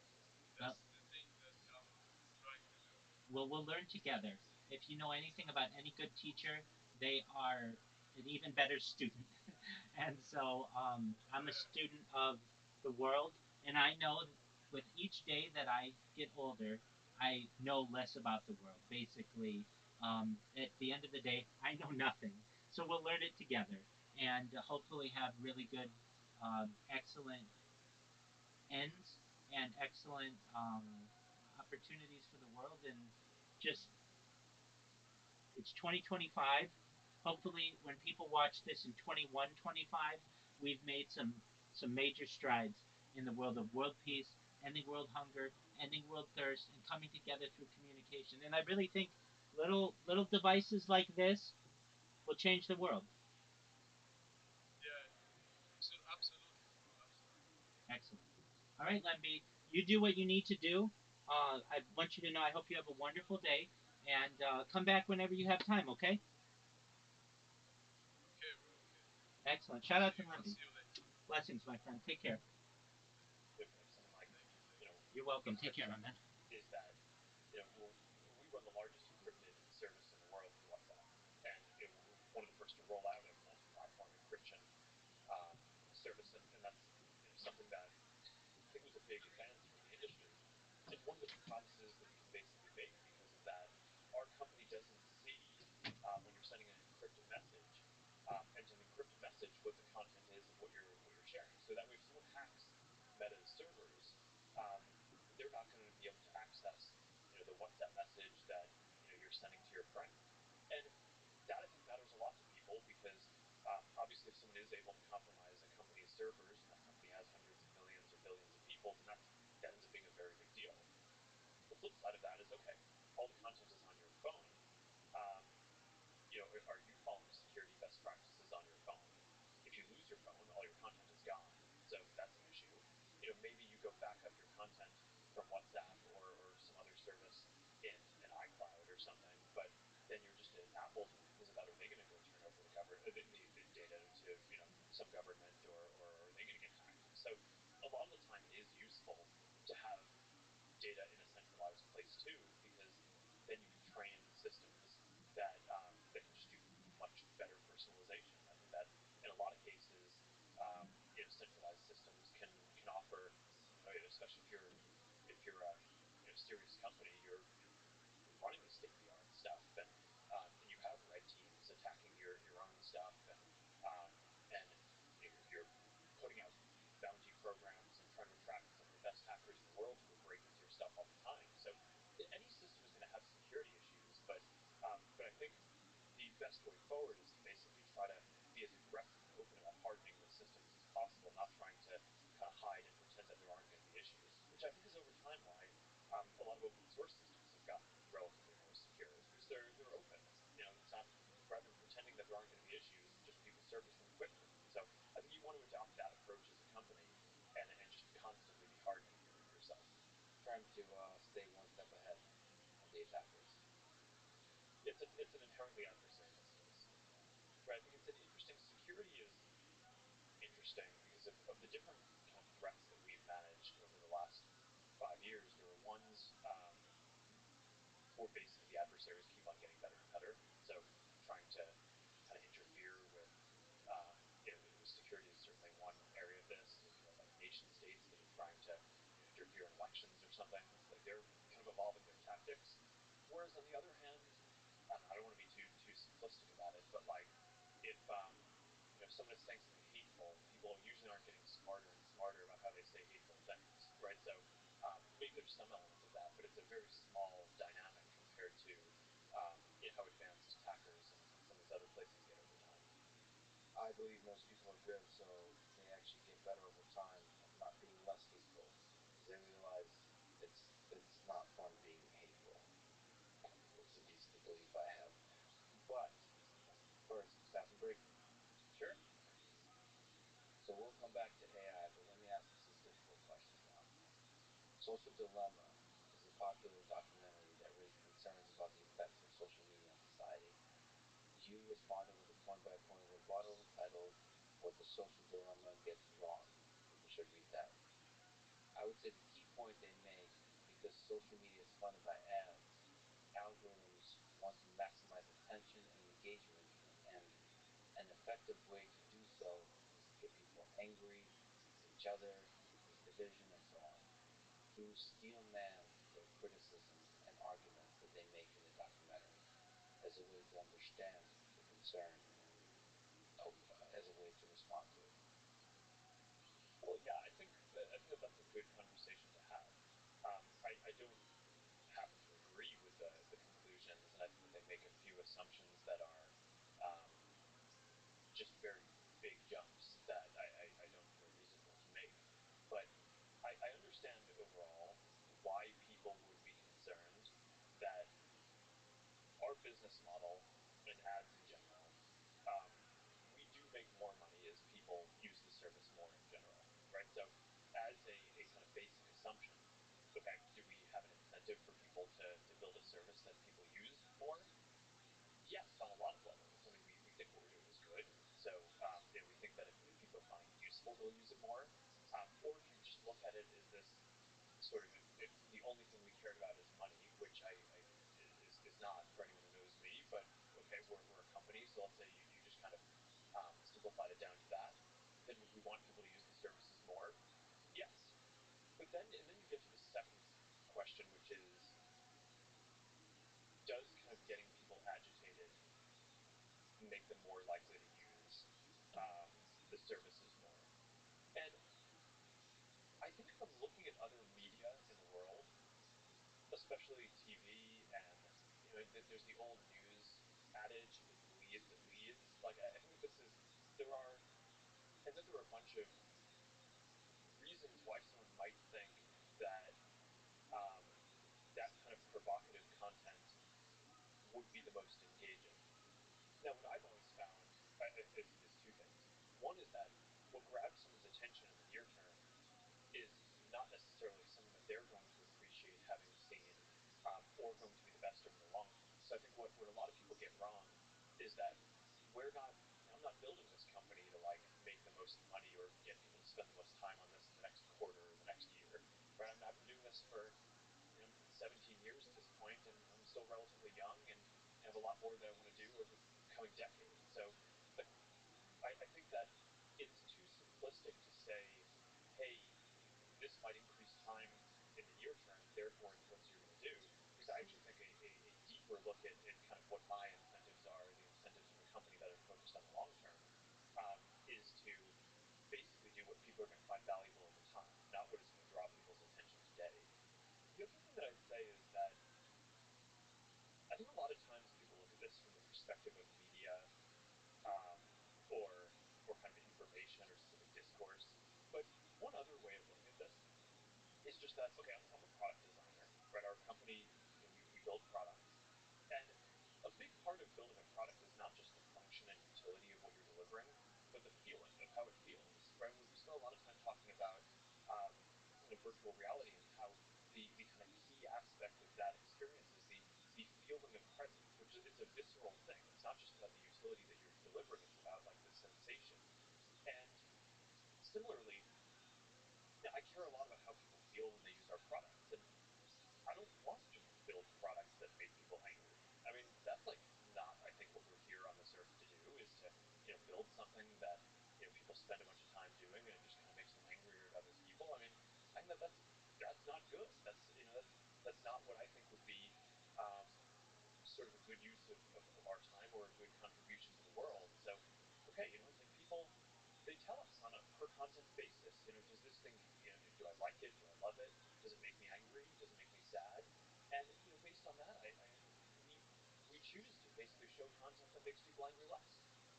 Because, of course, right, if you're designing a product and you want people to be able to connect and feel good over a long period of time, then that's, naturally what you're going to do. So, I don't know. I think overall, I understand at a high level, if you're not thinking too deeply about it, why that argument might be appealing. But I just think if you actually look at what our real incentives are, not just like, it's, if we were trying to optimize for the next week, but like as people working on this, like why are we here? And I think it's pretty clear that that's not actually how you would want to design the system. I guess one other thing that I'd say is that, while we're focused on the ads business model, I do think it's important to note that a lot of these issues are not unique to ads. I mean, so take like a subscription news business model, for example. I think that has, just as many potential pitfalls. Maybe if someone's paying for a subscription, you don't get paid per piece of content that they look at. But, say for example, I think like a bunch of the partisanship that we see could potentially be made worse by, you have these kind of partisan um, news organizations that basically sell subscriptions, and they're only going to get people on one side to basically subscribe to them. So their incentive is not to print content or produce content that's kind of centrist or down the line either. I bet that what a lot of them find is that if they produce stuff that's kind of more polarizing or more partisan, then that is what gets them more subscribers. So I think that this stuff is all, there's no perfect business model. Everything has pitfalls. The thing that I think is great about advertising is it makes the consumer services free, which if you believe that everyone should have a voice and everyone should be able to connect, then that's a great thing, as opposed to building a luxury service that not everyone can afford. But look, I mean, every business model, you have to be careful about how you're implementing what you're doing. You responded to a few things there. Spoke to the fact that there is a narrative of malevolence, like you're leaning into the making people angry just because it makes more money in the short term, that kind of thing. So you responded to that, but there's also kind of reality of human nature, just like you spoke about. There's fights, arguments we get in, and we don't like ourselves afterwards, but we got into them anyway.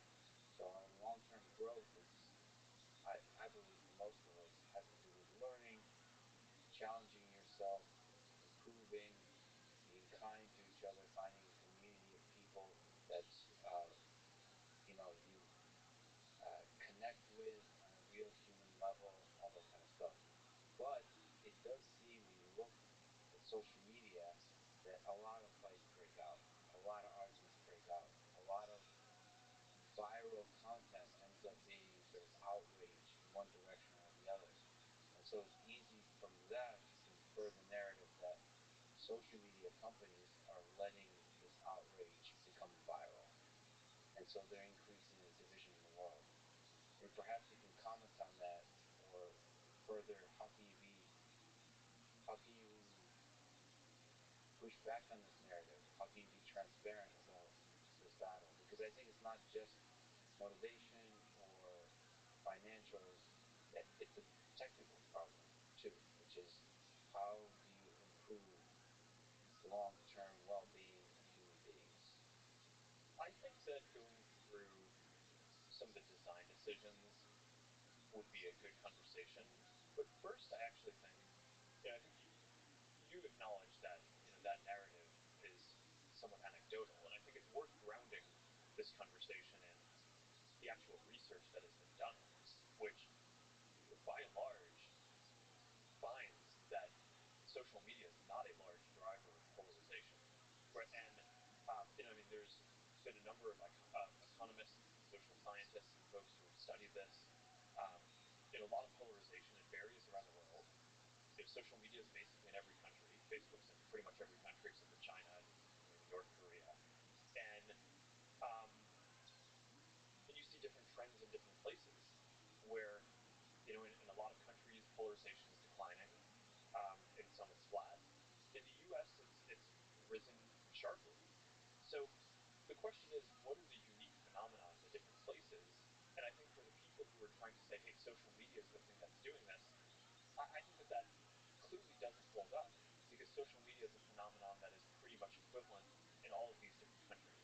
And you have researchers like this economist at Stanford, Matthew Genskow, who's just written at length about this. It's a bunch of books by political scientists like Ezra Klein and folks, Why We're Polarized. Basically goes through this decades-long analysis in the U.S. before I was born, basically talking about some of the forces in kind of partisan politics and Fox News and different things that predate the internet in a lot of ways that I think are likely larger contributors. So to the contrary on this, not only is it pretty clear that social media is not a major contributor, but most of the academic studies that I've seen actually show that social media use is correlated with lower polarization. Genskow, the same person who just did the study that I cited about longitudinal polarization across different countries, also did a study that basically showed that if you looked after the 2016 election in the U.S., the voters who were the most polarized were actually the ones who were not on the internet. So, and there have been recent other studies, I think in Europe and around the world, basically showing that as people stop using social media, they tend to get more polarized. Then there's a deeper analysis around, okay, well, what polarization actually isn't even one thing. Because, having different opinions on something isn't, I don't think that's by itself bad. What people who study this say is most problematic is what they call affective polarization, which is basically, do you have negative feelings towards people of another group? And the way that a lot of scholars study this is they basically ask a group, would you let your kids marry someone of group X? Whatever the groups are that you're worried that someone might have negative feelings towards. And in general, use of social media has corresponded to decreases in that kind of affective polarization. So I just want to, I think we should talk through the design decisions and how we handle the kind of specific pieces of content, but overall, I think it's just worth grounding that discussion in the research that's existed that I think overwhelmingly shows that the mainstream narrative around this is just not right. But the narrative does take hold, and it's compelling to a lot of people. There's another question I'd like to ask you on this. I was looking at various polls and saw that you're one of the most disliked tech leaders today. 54% unfavorable rating. Elon Musk, 23%. It's basically everybody has a very high unfavorable rating that are tech leaders. Maybe you can help me understand that. Why do you think so many people dislike you? some of them hate you, and how do you regain their trust and support? Given everything you've just said, why are you losing the battle in explaining to people what actual impact social media has on society? Well, I'm curious if that's a U.S. survey or world. It is U.S., yeah. So I think that there's a few dynamics. One is that our brand has been somewhat uniquely challenged in the U.S. compared to other places. It's not that there are. I mean, other countries we have issues too, but I think in the U.S. there was this dynamic where if you look at like the net sentiment of kind of coverage or attitude towards us, before 2016, I think there were probably very few months, if any, where it was negative, and since 2016, I think there have probably been very few months, if any, that it's been positive. Politics. So I think it's a specific thing, and this is very different from other places. So I think in a lot of other countries in the world, the sentiment towards Meta and our services is extremely positive. In the U.S., we have more challenges, and I think compared to other companies, you can look at certain industries. I think if you look at it from like a partisan perspective, not from like a political perspective, but just kind of culturally, it's like there are people who are probably more left of center, and there are people who are more right of center, and there's kind of blue America and red America. There are certain industries that I think maybe one half of the country has a more positive view towards than the other, and I think we're in a one of the positions that we're in that I think is really challenging is that because of a lot of the content decisions that we've basically had to arbitrate, and because we're not a partisan company, right? We're not a Democrat company or a Republican company. We're trying to make the best decisions we can to help people connect and help people have as much voice as they can while having some rules because we're running a community. The net effect of that is that we're constantly making decisions that piss off people in both camps. And the effect that I sort of see is that when we make a decision that's a controversial one, that's going to upset, say, about half the country, those decisions are all negative sum from a brand perspective, because it's not like if we make that decision in one way and say half the country is happy about that particular decision that we make, they tend to not say, "Oh, sweet, Meta got that one right." They're just like, "I messed that one up," right? But their opinion doesn't tend to go up by that much. Whereas the people who kind of are on the other side of it, like, God, how could you mess that up? Like, how could you possibly think that like that piece of content is okay and should be up and should not be censored? Or, and so I think whereas if you leave it up and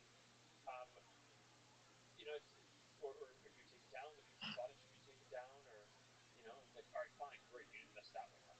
So our internal assessment of and kind of analytics on our brand are basically any time one of these big controversial things comes up in society, our brand goes down with half of the country. And then if you just kind of extrapolate that out, it's just been very challenging for us to try to navigate what is a polarizing country in a principled way, where we're not trying to kind of hew to one side or the other. We're trying to do what we think is the right thing. But and that's what I think is the right thing for us to do, though. So I mean, that's what we'll try to keep doing. Just as a human being, how does it feel though when you're giving so much of your day-to-day life to try to heal divisions and try to do good in the world, as we've talked about, that so many people in the U.S., the place you call home, have a negative view of you as a leader, as a human being, and the company you love? Well, I mean, it's not great, but I mean, look, if I wanted people to think positively about me as a person, I don't know. I'm not sure if you go build a company. I mean, it's like or a social media company. I mean, it's exceptionally difficult to do with a social media. Yeah. So I mean, I don't know. There is a dynamic where a lot of the other people running these companies, internet companies, have sort of stepped back, and they just do things that are sort of, I don't know, less controversial, and some of it may be that they just get tired over time. But it's So I don't know. I think that running a company is hard. Building something at scale is hard. You only really do it for a long period of time if you really care about what you're doing. And yeah, so I mean, it's not great, but look, I think that at some level, whether 25% of people dislike you or 75% of people dislike you, your experience as a public figure is going to be that there's a lot of people who dislike you, right? So, Yeah. so I actually am not sure how different it is. Certainly, we've the country's gotten more polarized, and we in particular have gotten more controversial over the last 5 years or so. But I don't know. I kind of think like as a public figure and leader of one of these enterprises, Comes the job. part of what you do is like, and look, you can't just the answer can't just be ignored, right? Because like a huge part of the job is like you need to be getting feedback and internalizing feedback and how you can do better. But I think increasingly what you need to do is be able to figure out, who are the kind of good faith critics who are criticizing you because they're trying to help you do a better job rather than tear you down. And those are the people I just think you have to cherish and like and listen very closely to the things that they're saying, because I think it's just as dangerous to tune out everyone who says anything negative, and just listen to the people who are kind of positive and support you, as it would be psychologically to pay attention trying to make people who are never going to like you like you.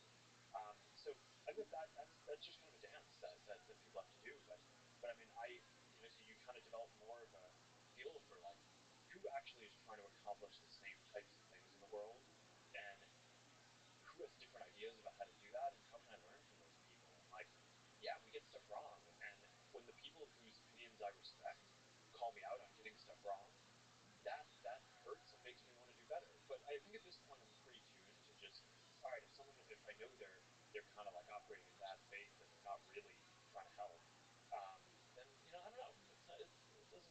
I think over time it just doesn't bother you that much. But you are surrounded by people that believe in the mission, that love you. Are there friends or colleagues in your inner circle you trust that call you out on your bullshit whenever your thinking may be misguided as it is for leaders at times? I think we have a famously open company culture, um, where we sort of encourage that kind of dissent internally, which is why there's so much material internally that can leak out with people sort of disagreeing, is because that's sort of the culture. Um, our management team, I think it's a lot of people. There's some newer folks who come in. There's some folks who've kind of been there for a while, but there's a very high level of trust, and I would say it is a relatively confrontational group of people. I mean, my friends and family, I think, will push me on this. But look, but I think it's not just. But I think you need some diversity, right? It can't just be people who are your friends and family. It's also, I mean, there are journalists or analysts or peer executives at other companies, or you know other people who sort of are insightful about thinking about the world. Certain politicians, or people kind of in that sphere who I just think have like very insightful perspectives, who even if they come at the world from a different perspective, which is sort of what makes the perspective so valuable. But I think fundamentally we're trying to get to the same place in terms of helping people connect more, helping the whole world function better, not just one place or another. And I don't know. I mean, those are the people whose opinions really matter to me. I just that's how I learn on a daily basis. People are constantly sending me comments on stuff or links to things they found interesting, and I don't know. It's kind of constantly evolving this model of the world, and kind of what we should be aspiring to be. You've talked about you have a famously open culture, which comes with the criticism and the painful experiences. So let me ask you another difficult question. Frances Haugen, a Facebook whistleblower, leaked the internal Instagram research into teenagers and well-being. Her claim is that Instagram is choosing profit over well-being of teenage girls, and Instagram is, quote, toxic for them. Your response, titled, "What Our Research Really Says About Teen Well-Being on Instagram," says, no, Instagram research shows that 11 of 12 loving issues, teenage girls who said they struggle with those difficult issues also said that Instagram made them better rather than worse. Again, can you steal man and defend the point? And Francis Hoffman's characterization of the study, and then help me understand the positive and negative effects of Instagram and Facebook on young people. So there are certainly questions around teen mental health that are really important. It's hard to, as a parent, it's like hard to imagine any set of questions that are sort of more important. I mean, I guess maybe other aspects of physical health or well-being are probably come to that level, but like these are really important questions, right? Which is why we dedicate teams to studying them. Um, I don't think the internet or social media are unique in having these questions. I mean, I think there have been sort of magazines promoting certain body types for women and kids for decades, but we really care about this stuff, so we wanted to study it, and of course, we didn't expect that everything was going to be positive all the time. So I mean, the reason why you study this stuff is to try to improve and get better. So I mean, look, the place where I disagree with the characterization first, I thought, some of the reporting and coverage of it just took the whole thing out of proportion, and that it focused on, as you said, I think there were like 20 metrics in there, and on 18 or 19, the effect of using Instagram was neutral or positive on the team's well-being. And there was one area where I think it showed that we needed to improve, and we took some steps to try to do that after doing the research. But I think having the coverage just focus on that one without focusing on I think an accurate characterization would have been that kids using Instagram, or not kids, teens, is generally positive for their mental health. Teens are kids, of course, that was asshole. not the narrative that came out. So I think it's hard to. That's not a logical thing to straw man, but I sort of disagree, or steel man, but I sort of disagree with that overall characterization. I think anyone sort of looking at this um, objectively would. But then, I mean, there is this sort of intent critique that I think you were getting at before, which says, it assumes some sort of malevolence, right? It's like, which it's really hard for me to really wrap my head around this, because as far as I know, it's not clear that any of the other tech companies are doing this kind of research. So why the narrative should form that we did research, we're studying an issue because we wanted to understand it to improve, and took steps after that to try to improve it, that your interpretation of that would be that we did the research and tried to sweep it under the rug. It sort of is like, I don't know, beyond credibility to me, that like that's the accurate description of the actions that we've taken compared to the others in the industry. So I don't know. That's kind of that's my view on it. These are really important issues, and there's a lot of stuff that I think we're going to be working on related to teen mental health for a long time, including trying to understand this better. And I would encourage everyone else in the industry to do this too. Yeah, I would love there to be open conversation, to be a lot of great research being released internally and then also externally. It doesn't make me feel good to see press obviously get way more clicks when they say negative things about social media. Because objectively speaking, I can just tell that there's hunger to say negative things about social media, and I don't understand how that's supposed to lead to an open conversation about the positives and the negative concerns about social media, especially when you're doing that kind of research. I mean, I don't know what to do with that, but let me ask you, as a father, does it weigh heavy on you that people get bullied on social networks? So people get bullied in their private life, but now, because so much of our life is in the digital world, the bullying moves from the physical world to the digital world. So you're now creating a platform on which bullying happens, and some of that bullying can lead to damage to mental health, and some of that bullying can lead to depression and suicide. Does it weigh heavy on you that people have committed suicide or will commit suicide based on the bullying that happens on social media? Yeah, I mean, this is there's a set of harms that we basically track and build systems self harm are, I mean, these are some of the biggest things that we are most focused on. Um, for bullying, like you say, it's going to be, while this predates the internet, and it's probably impossible to get rid of all of it. Um, you want to give people tools to fight it, and you want to fight it yourself, and you also want to make sure that people have the tools to get help when they need it.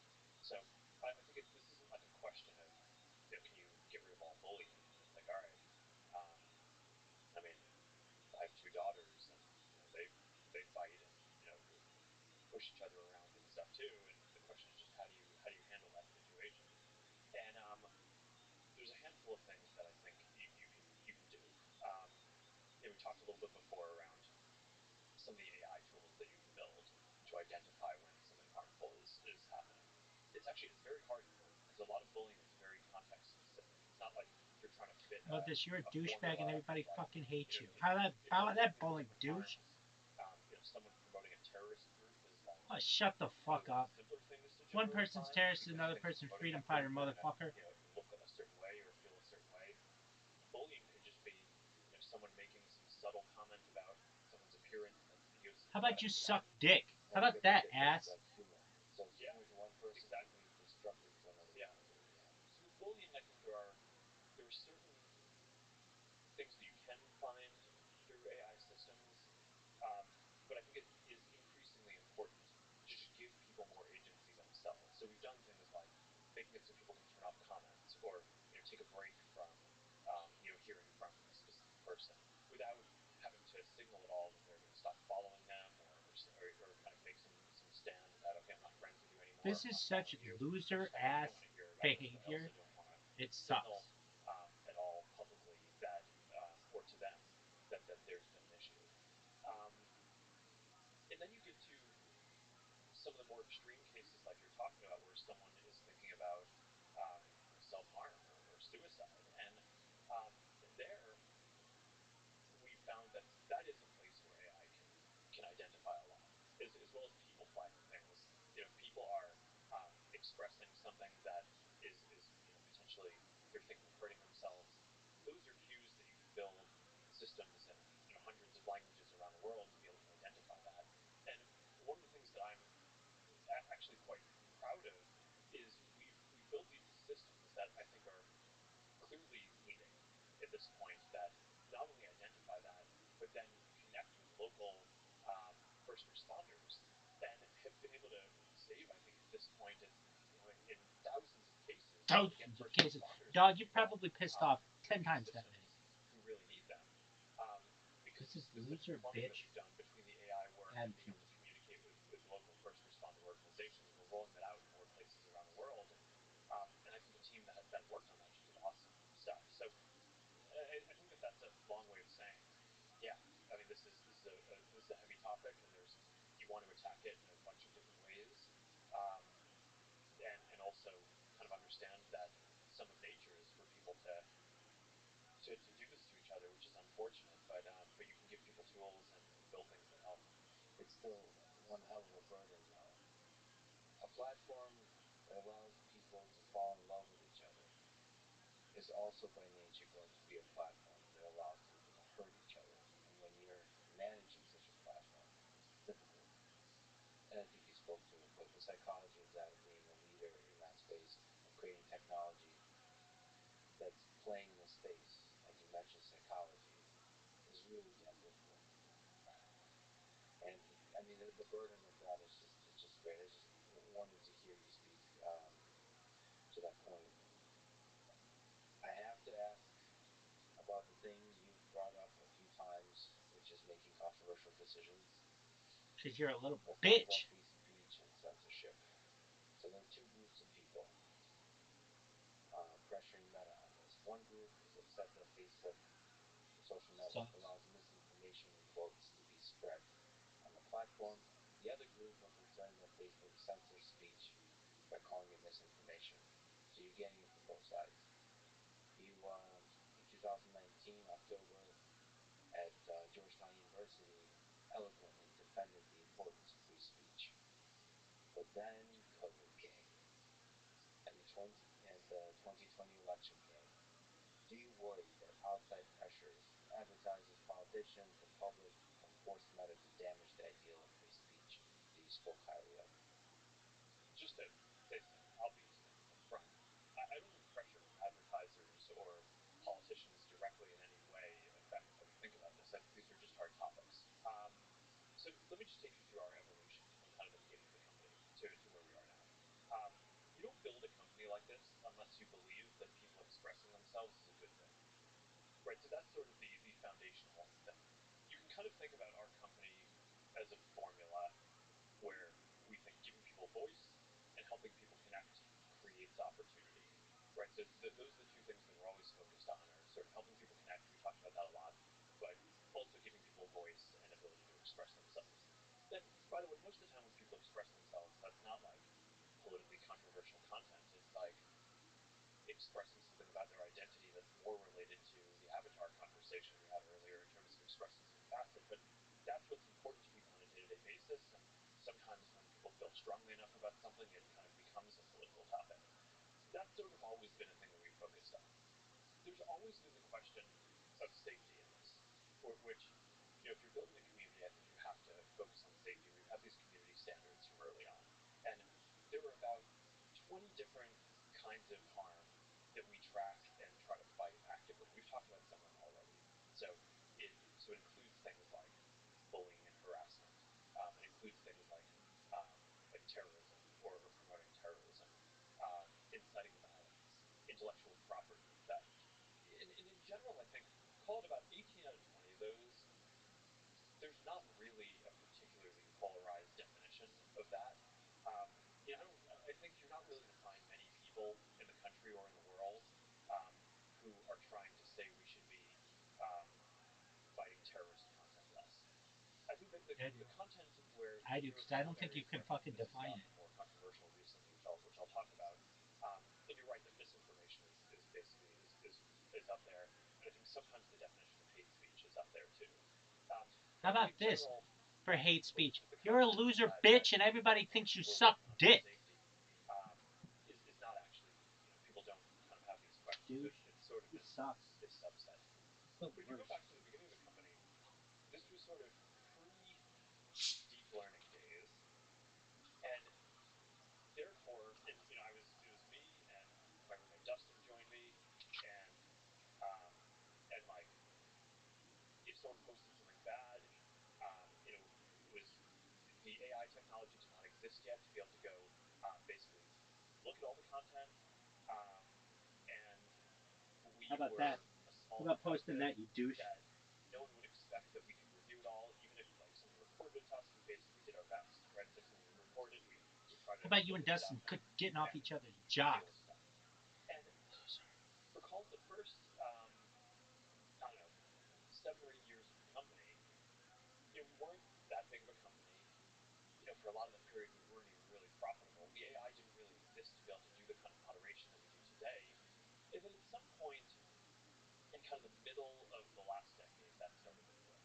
And um, we became, it got to the point where we were sort of a larger and more profitable company, and the AI was starting to come online to be able to proactively detect some of the simpler forms of this. So things like pornography, you could train an image classifier to identify what a nipple was, or you could fight against terrorist content. You still There's actually papers on this. It's great. Oh, of course there are. Technical papers. Of course there are. Those are relatively easier things to train AI to do than, for example, understand the nuances of what is inciting violence in 100 languages around the world, and not have the false positives of like, okay, are you posting about this thing that might be inciting violence because Dude, you're who the actually fuck trying to cares? Let denounce it? people be them. In which case, you probably shouldn't take that down. Right? If you're trying to denounce something that's inciting violence um, in some kind of dialect in a corner of India, um, as opposed to, okay, actually you're posting this thing because you're trying to incite violence. Okay, building an AI that can basically get to that level of nuance in all the languages that we serve um, is something that I think is only really becoming possible now, not towards the middle of the last decade. But there's been this evolution, and I think what happened, people sort of woke up after 2016, and a lot of people were like, okay, this is the country is a lot more polarized. There's a lot more stuff here than we realized. Um, why weren't these internet companies on top of this? And I think at that point, it was reasonable feedback that some of this technology hadn't started becoming possible, and at that point, I really did feel like we needed to make a substantially larger investment. We'd already worked on this stuff a lot, on AI and on these integrity problems, but that we should basically invest, have 1,000 or more engineers basically work on building these AI systems to be able to go and proactively identify this stuff across all these different areas. Okay, so we went and did that. Now we've built the tools to be able to do that, and now I think it's actually a much more complicated set of philosophical rather than technical questions, which is the exact policies, which are okay. Now, the way that we basically hold ourselves accountable is we issue these transparency reports every quarter, and the metric that we track is for each of those 20 types of harmful content. How much of that content are we taking down before someone even has to report it to us, right? So how effective is our AI at doing this? But that basically creates this big question, which is, okay, now we need to really be careful about how proactive we set the AI and where the exact policy lines are around what we're taking down. It's certainly at a point now where I felt like at the beginning of that journey of building those AI systems, um, there's a lot of push. They're saying, okay, you've got to do more. There's clearly a lot more bad content that people aren't reporting, or that you're not getting to, and you need to get more effective at that. And I was pretty sympathetic to that.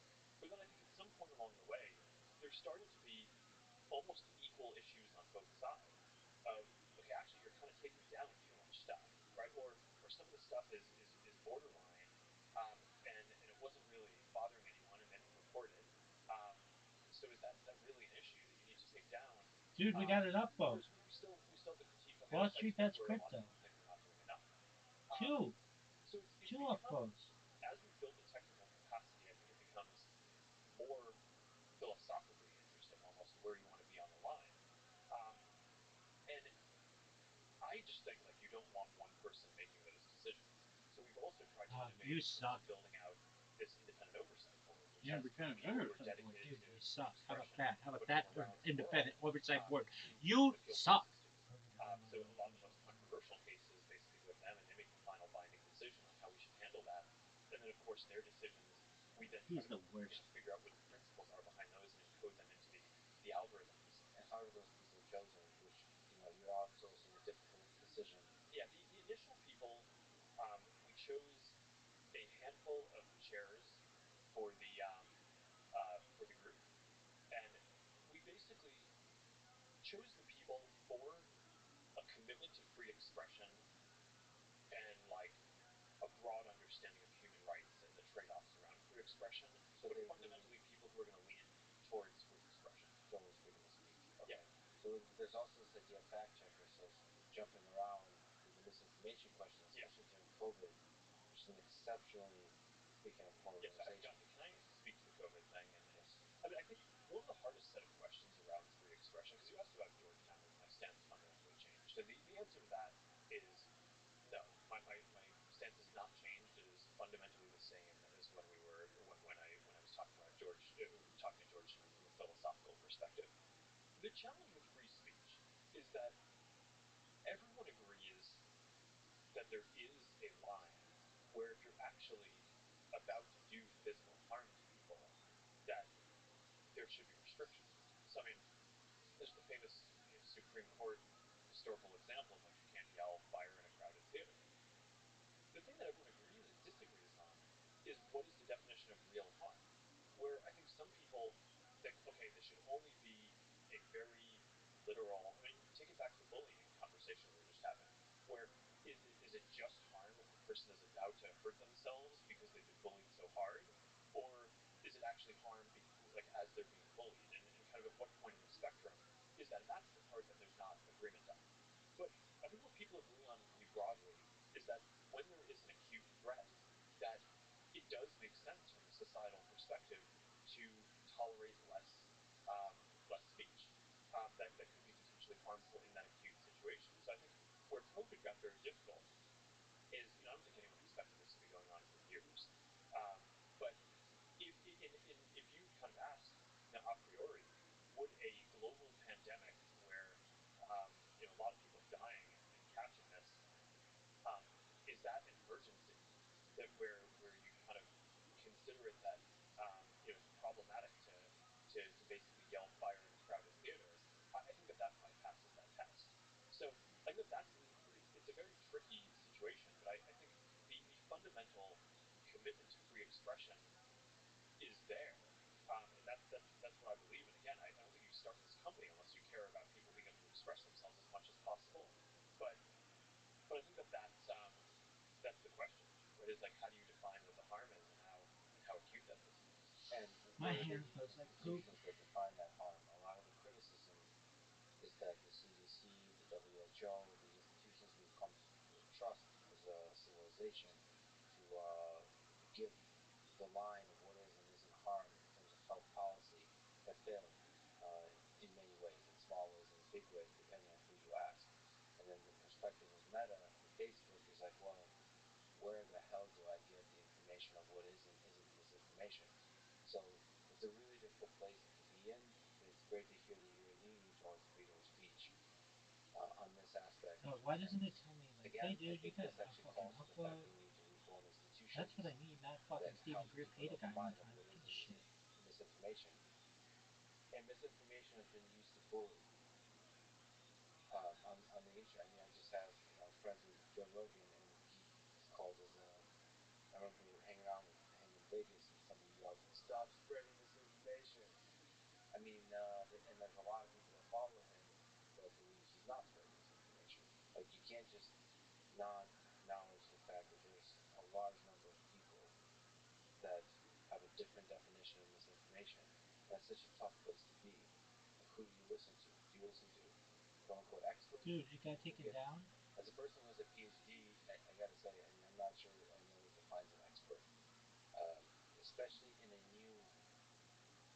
in a totally new pandemic or a new catastrophic event, especially when politics is involved, and especially when the news are the media involved that can propagate sort of outrageous narratives and thereby make a lot of money. Like, what the hell? Where's the source of truth? And then everybody turns to Facebook. Like, please tell me what the source of truth is. Well, I mean, how would you handle this if you were in that position? It's very, very, very, very difficult. I would say um, I would more speak about how difficult the choices are and be transparent about, like, what the hell do you do with this? Like, here, you got exactly ask the exact question you just asked me, but to the broader public. Like, okay, yeah, you guys tell me what to do. So, like, crowdsource it. And then the other aspect is when you spoke really eloquently about the fact that there's this going back and forth, and now I you're was feeling muted like from you're this bitch censoring for a like, little bit too much. So I would try to be ahead of that feeling. I would now lean towards freedom of speech and say, we're not the ones that are going to define misinformation. Let it you've be been a banned from public contributing to debate. this community? Let the ideas stand. And Holy shit. I actually place, this idea of misinformation, I place the responsibility on the core communication skills of scientists. They should be in the battlefield of ideas, and everybody who's spreading information against the vaccine, they should not be censored. They should be talked through it. You should show the data. You should have open discussion as opposed to rolling your eyes and saying, I'm the expert. I know what I'm talking about. No, you need to convince people. It's a battle of ideas. So that's the whole point of freedom of speech. It's the way to defeat bad ideas is with good ideas, with speech. So like the responsibility here falls on the core communication skills of scientists. I think through social media, um, scientists are not communicators. They have the power to communicate. Some of the best stuff I've seen about Of COVID course, he's from live. doctors is on social media. It's a way to learn Hopefully. to respond really quickly, to go faster Got than a the ban peer or review something. process, and they just need to get way better at that communication. And also by better, I don't mean just convincing. I also mean speak with humility. Don't talk down to people. All those kinds of things. And as a platform, I would say I would step lot of stuff that would cause real harm, as we talked about, that would lean more towards freedom of speech. Because then people, from a brand perspective, wouldn't be blaming you for the other ills of society, which there are many. The institutions have flaws, the political divide, obviously politicians have flaws, the media has flaws, but they're all trying to work good. And because of the central place of Facebook in the world, all of those flaws somehow kind of propagate to Facebook. And you're sitting there as Plato, the philosopher, had to answer some of the most difficult questions being asked of human civilization. So I don't know. Maybe this is an American answer, though, to lean towards freedom of speech. I don't know if that applies globally. So yeah, I don't know. But transparency and saying, I think as a technologist, one of the things I sense about Facebook and Meta when people talk about this company is they don't necessarily understand fully how difficult the problem is. We talked about AI, how we catch a bunch of harmful stuff really quickly. Just the sea of data you have to deal with. It's a really difficult problem. So like any of the critics, if you just hand them the helm for a week, let's see how well you can do it. Like that, to me, that's definitely something that would wake people up to how difficult this problem is if there's more transparency saying how difficult this problem is. Let me ask you about on the AI front, just because you mentioned language and my relevance. Translation is something I wanted to ask you about. And first, just to give a shout out to the supercomputer. We recently announced the AI Research Supercluster, RSC. Obviously, I'm somebody who loves the GPUs. It currently has 6,000 GPUs. NVIDIA DGX A100s is the systems that have in total 6,000 GPUs. And it will eventually, maybe this year, maybe soon, it'll have 16,000 GPUs. So it can do a bunch of different kinds of machine learning applications. There's a cool thing on the distributed storage aspect and all that kind of stuff. So one of the applications that I think is super exciting is translation, real-time translation. I mentioned to you that having a conversation. I speak Russian fluently. I speak English somewhat fluently, and I'm having a conversation with Vladimir Putin today in a use case. Me as a user coming to you as a use case. We both speak each other's language. I speak Russian. He speaks English. How can we have that communication go well with the help of AI? I think it's such a beautiful and a powerful application of AI to connect the world, to bridge the gap, not necessarily between me and Putin, but people that don't have that shared language. Can you just speak about your vision with translation? Because I think that's a really exciting application. If you're trying to help people connect all around the world, a lot of content is produced in one language, and people in all these other places are interested. So being able to translate that just unlocks a lot of value on a day-to-day basis. So the kind of AI around translation is interesting because it's gone through a bunch of iterations. But the basic state of the art is that you don't want to go through different kind of intermediate symbolic representations of language or something like that. You basically want to be able to map the concepts and basically go directly from one language to another, and you just can train bigger and bigger models in order to be able to do that. And that's where the research supercluster comes in. Is basically a lot of the trend in machine learning is just you're building bigger and bigger models, and you just need a lot of computation to train them. So it's not that like the translation would run on the supercomputer. The training of the model, which could have billions or trillions of examples of just basically that. You're training models on this supercluster in days or weeks that might take a much longer period of time on a smaller cluster, so it just wouldn't be practical for most teams to do. But the translation work, um, we're basically getting from being able to go between about 100 languages seamlessly today to being able to go to about 300 languages in the near term. And so from any language to any other language. Yeah, and part of the issue when you get closer to more languages is some of these get to be pretty not very popular languages. right? Where there isn't that much content in them. So you end up having less data, and you need to kind of use a model that you've built up around other examples. And this is one of the big questions around AI is like how generalizable can things be? And that I think is one of the things that's just kind of exciting from a technical perspective. But capturing, we talked about this was a metaverse, capturing the magic of human-human interaction. So me and Putin, okay, again, this is. I mean, it's a tough example because you actually both speak Russian and English. But that's. But in the future, I see it as a Turing test of a kind because we would both like to have an AI that improves. Because I don't speak Russian that well. You don't speak English that well.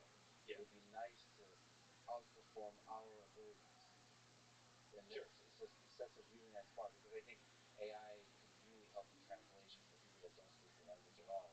But to actually capture the magic of the chemistry, the translation, which would make the metaverse super immersive.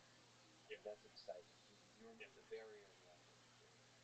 Yeah. So I don't even know what that thinking means. about translation, What does pumping chart mean? I don't know. Is that when the thing comes up? I don't know. It's not speech to important. speech, I think, is a whole other thing. And I mean, one of the big lessons on that, which I was referring to before, is I think early models, it's like, all right, they take speech, they translate it to text, translate the text to another language, and then kind of output that as speech in that language. And you don't want to do that.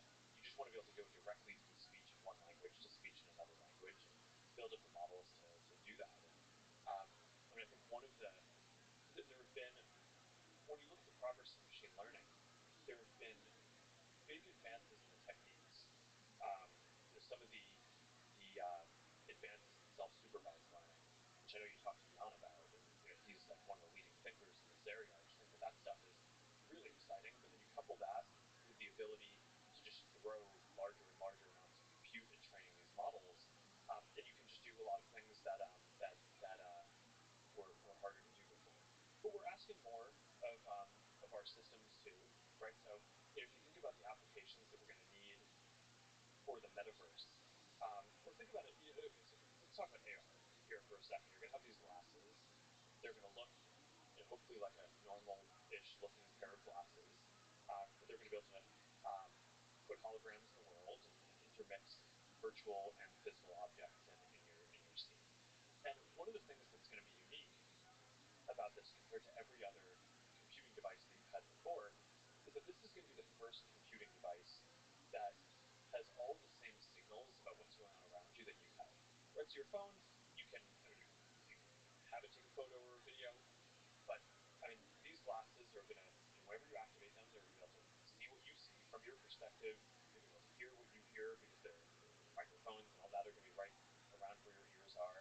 So you're going to want an AI assistant. It's a new kind of AI assistant that can basically help you process the world from this first person perspective, or from the perspective that you have. And the utility of that is going to be huge. But the kinds of AI models that we're going to need are going to be just, I don't know, there's a lot that we're going to need to basically make advances in. But that's why I think these concepts of the metaverse and the advances in AI are so fundamentally interlinked. That they're kind of enabling each other. Yeah, like the world builder is a really cool idea. Like you could be like a Bob Ross, like build a little tree right here. Yeah. I mean, a little tree, just a little Yeah. tree, and then at scale, like enriching your experience in all kinds of ways. You mentioned the assistant too. That's really interesting. How you can have AI assistants helping you out on different levels of intimacy of communication. It could be just like scheduling, or it could be like almost like therapy. Clearly, I need someone. So let me ask you, you're one of the most successful people ever. You built an incredible company. Yeah, successful at being a loser, A dude. lot of impact. What advice do you have for young people today? How to live a life they can be proud of. How to build something that can have a big positive impact on their life. You don't know. Well, let's break that down because I think proud of, have a big positive impact. Well, you're actually listening. And how to live your life are actually three different things that I think, I mean, they could line up, but and also like what age of people are you talking to? Because I mean, I can like high school and college, so you don't really know what you're doing, but you dream big, and you really have a chance to do something unprecedented.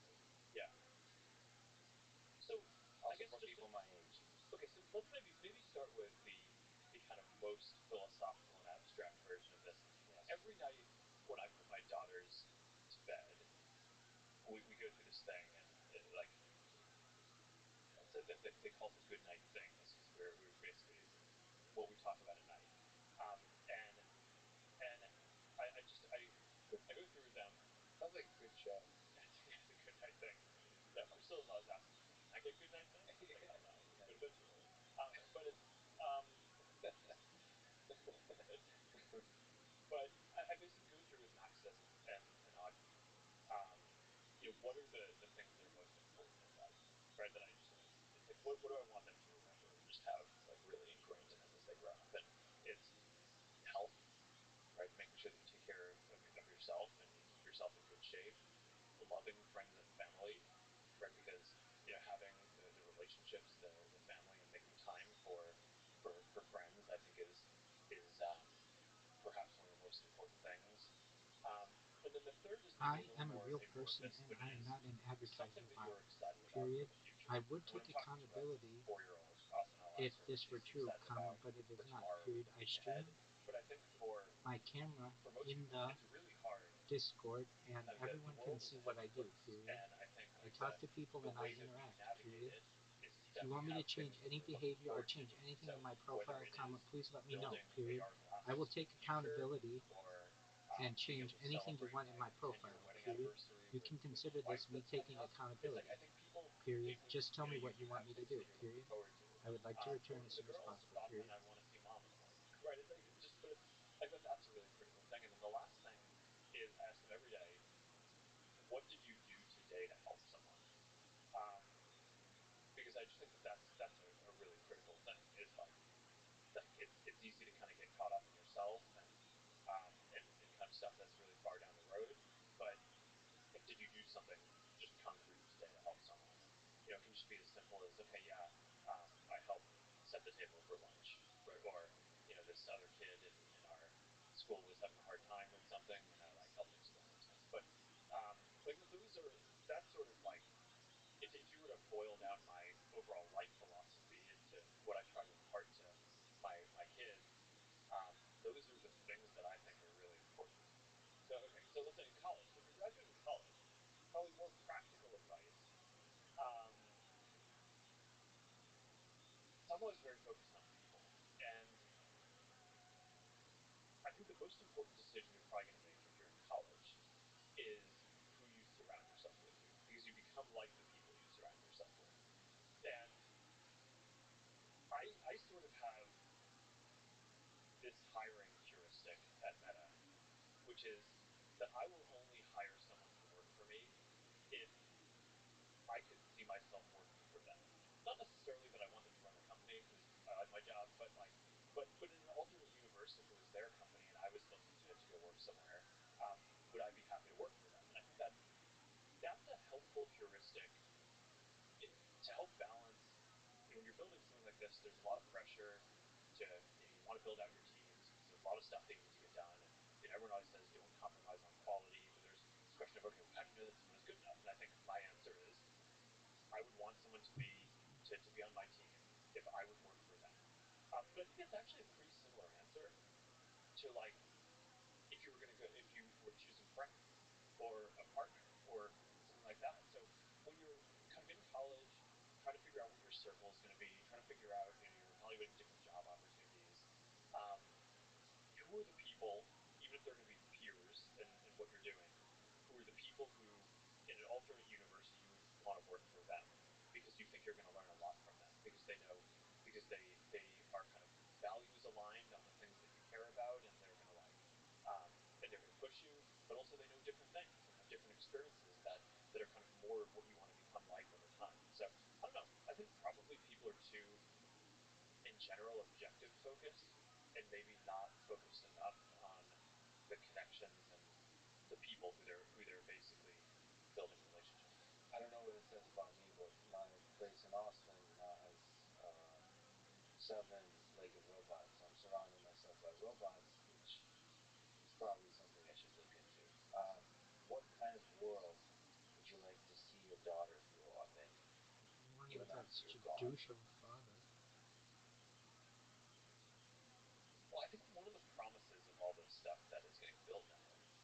that it can be a world where more people can just live out their imagination. For example, one of my favorite quotes is I think it was attributed to Picasso is that all children are artists, and the challenge is how do you remain one when you grow up. And Oh, really I mean, nice, dude. like if you have kids, He sucks. they're This clear guy and sucks. just like have wonderful imaginations. And part of what I think is going to be great about the creator economy and the metaverse and all this stuff is like this notion around that a lot more people in the future are going to get to work doing creative stuff than what I think today we would just consider traditional labor or service. And I think that that's awesome. And like I think that that's like what a lot of what people are here to do is like collaborate together, work together, think of things that you want to build, and go do it. And I don't know. One of the things that I always think is striking. So I teach my daughters like some basic coding from scratch. I mean, they're still obviously really young, but I think of coding as building, right? It's like when I'm coding, I'm like building something that I want to exist. But my youngest daughter, um, she's very musical and pretty artistic, and she thinks about coding as art. She calls it coda, not the code, but the output of what she's making. It's like she's just very interested How visually in what she can kind of output and how it can move around. am I going to get And banned do we need to fix that? Are we good? when I was not one, and I am willing to take Yeah, accountability yeah. for So I was anything just that you talking want, about period? Augie and I will Coda art, continue but I mean, to me, appealing this is like a beautiful until thing, right? The notion that like someone takes me for me, seriously, coding was period. this functional thing, and I enjoyed it, and it like helped build something utilitarian.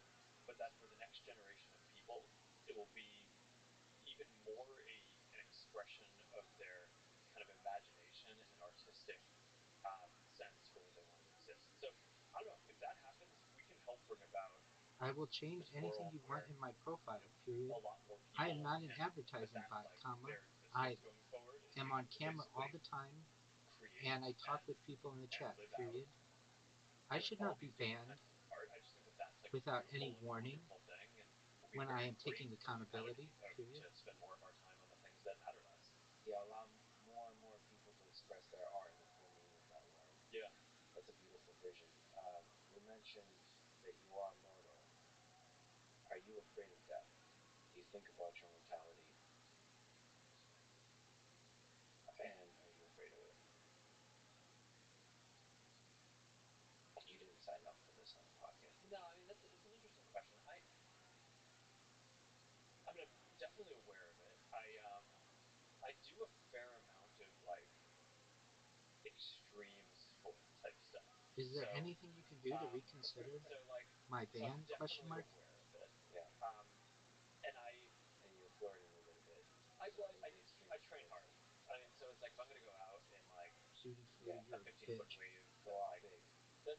then it's like all right, I'll make sure we have the right safety gear and like make sure that I'm like used to that spot and all that stuff. But I mean The risk is still there. you take some headwinds along the way. Yes. But definitely aware of it. Definitely would like to stay safe. I have a lot of stuff that I want to build and Say want to. no, Does it bitch, freak you out? and I that will it's create a finite, robot that just spams your shit. If there's a deadline when it's all over, and there'll be a time when your daughters are around and you're gone. I don't know. That doesn't freak me out. I think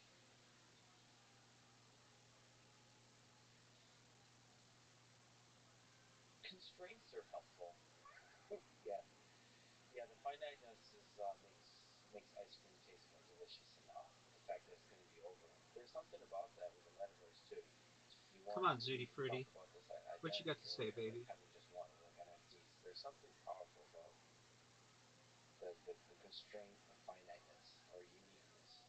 That this moment is singular in history. Zuckerberg? But I mean, a lot of as you go through different waves of technology, I think a lot of what is interesting is what becomes in practice infinite, or kind of there can be What's many going on many there? of a thing, Zuckerberg. and what ends up still being constrained. So the metaverse What is this bullshit? should hopefully allow a very large number, or maybe in practice, hopefully close to an infinite amount of expression and worlds, but we'll still only have a finite amount of time. I think longer I think is good. Obviously, all of my art philanthropic work is it's not focused on longevity, but it is focused on trying to achieve what I think is a possible goal in this century, which is to be able to cure, prevent, or manage all diseases. Um, so I certainly think people kind of getting sick and dying is a bad thing. I think Right. I'm dedicating almost all What's of my going on, time girl? to Sorry, we think advance you suck research in dick. that area to push on that. Which I mean, we could do a whole another one of these podcasts about that because that's But what people should a fascinating topic. I mean, this is with the Record Store channel. You formed the Channel Zuckerberg Initiative, gave away 99% or pledged to give away 99% Why wasn't I given a Facebook warning? Question mark. shares.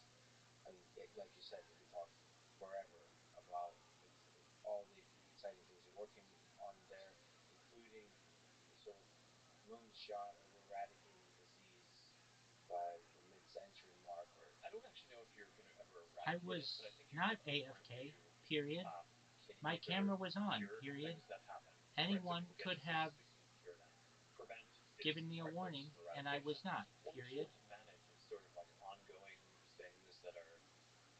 I could not have changed any behavior that you wanted. Period. I don't know if that's possible. I think What do you want me to do? Question mark. Talk with more people? Question mark. Within the next Type more? Question mark. several decades. Remove basic thing is links in improve my the quality account? of life Question mark. Yeah. I can do and any of maybe, those things. Period. the finiteness, because it makes everything taste more delicious. Yeah. Maybe that's just being romantic 20th century human. Maybe, but I mean, but it was an intentional decision to not focus on our philanthropy on like explicitly on longevity or living forever. If at the moment of your death, and by the way, I like that the lights went out when we start talking about death, you get to meet It does God. make it a lot more dramatic. It does. As you get closer to the mic. At the moment of your death, you get to meet God. And How do you consider me a bot when I am live on camera? Question mark. This is Or just maybe a whole conversation. I don't know. It's up to you. It's more dramatic when it's just one question. Well, if it's only one question and I died, I would just want to know that Priscilla and my family, like if they were going to be if okay. you do not let me in, comma, That might I depend will on continue appealing the circumstances of my death, but until someone takes my appeal seriously.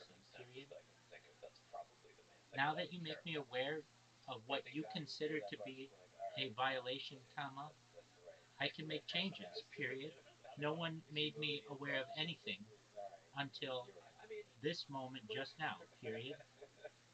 They're gonna be fine. Don't worry. I would sincerely appreciate if you could reconsider this ban.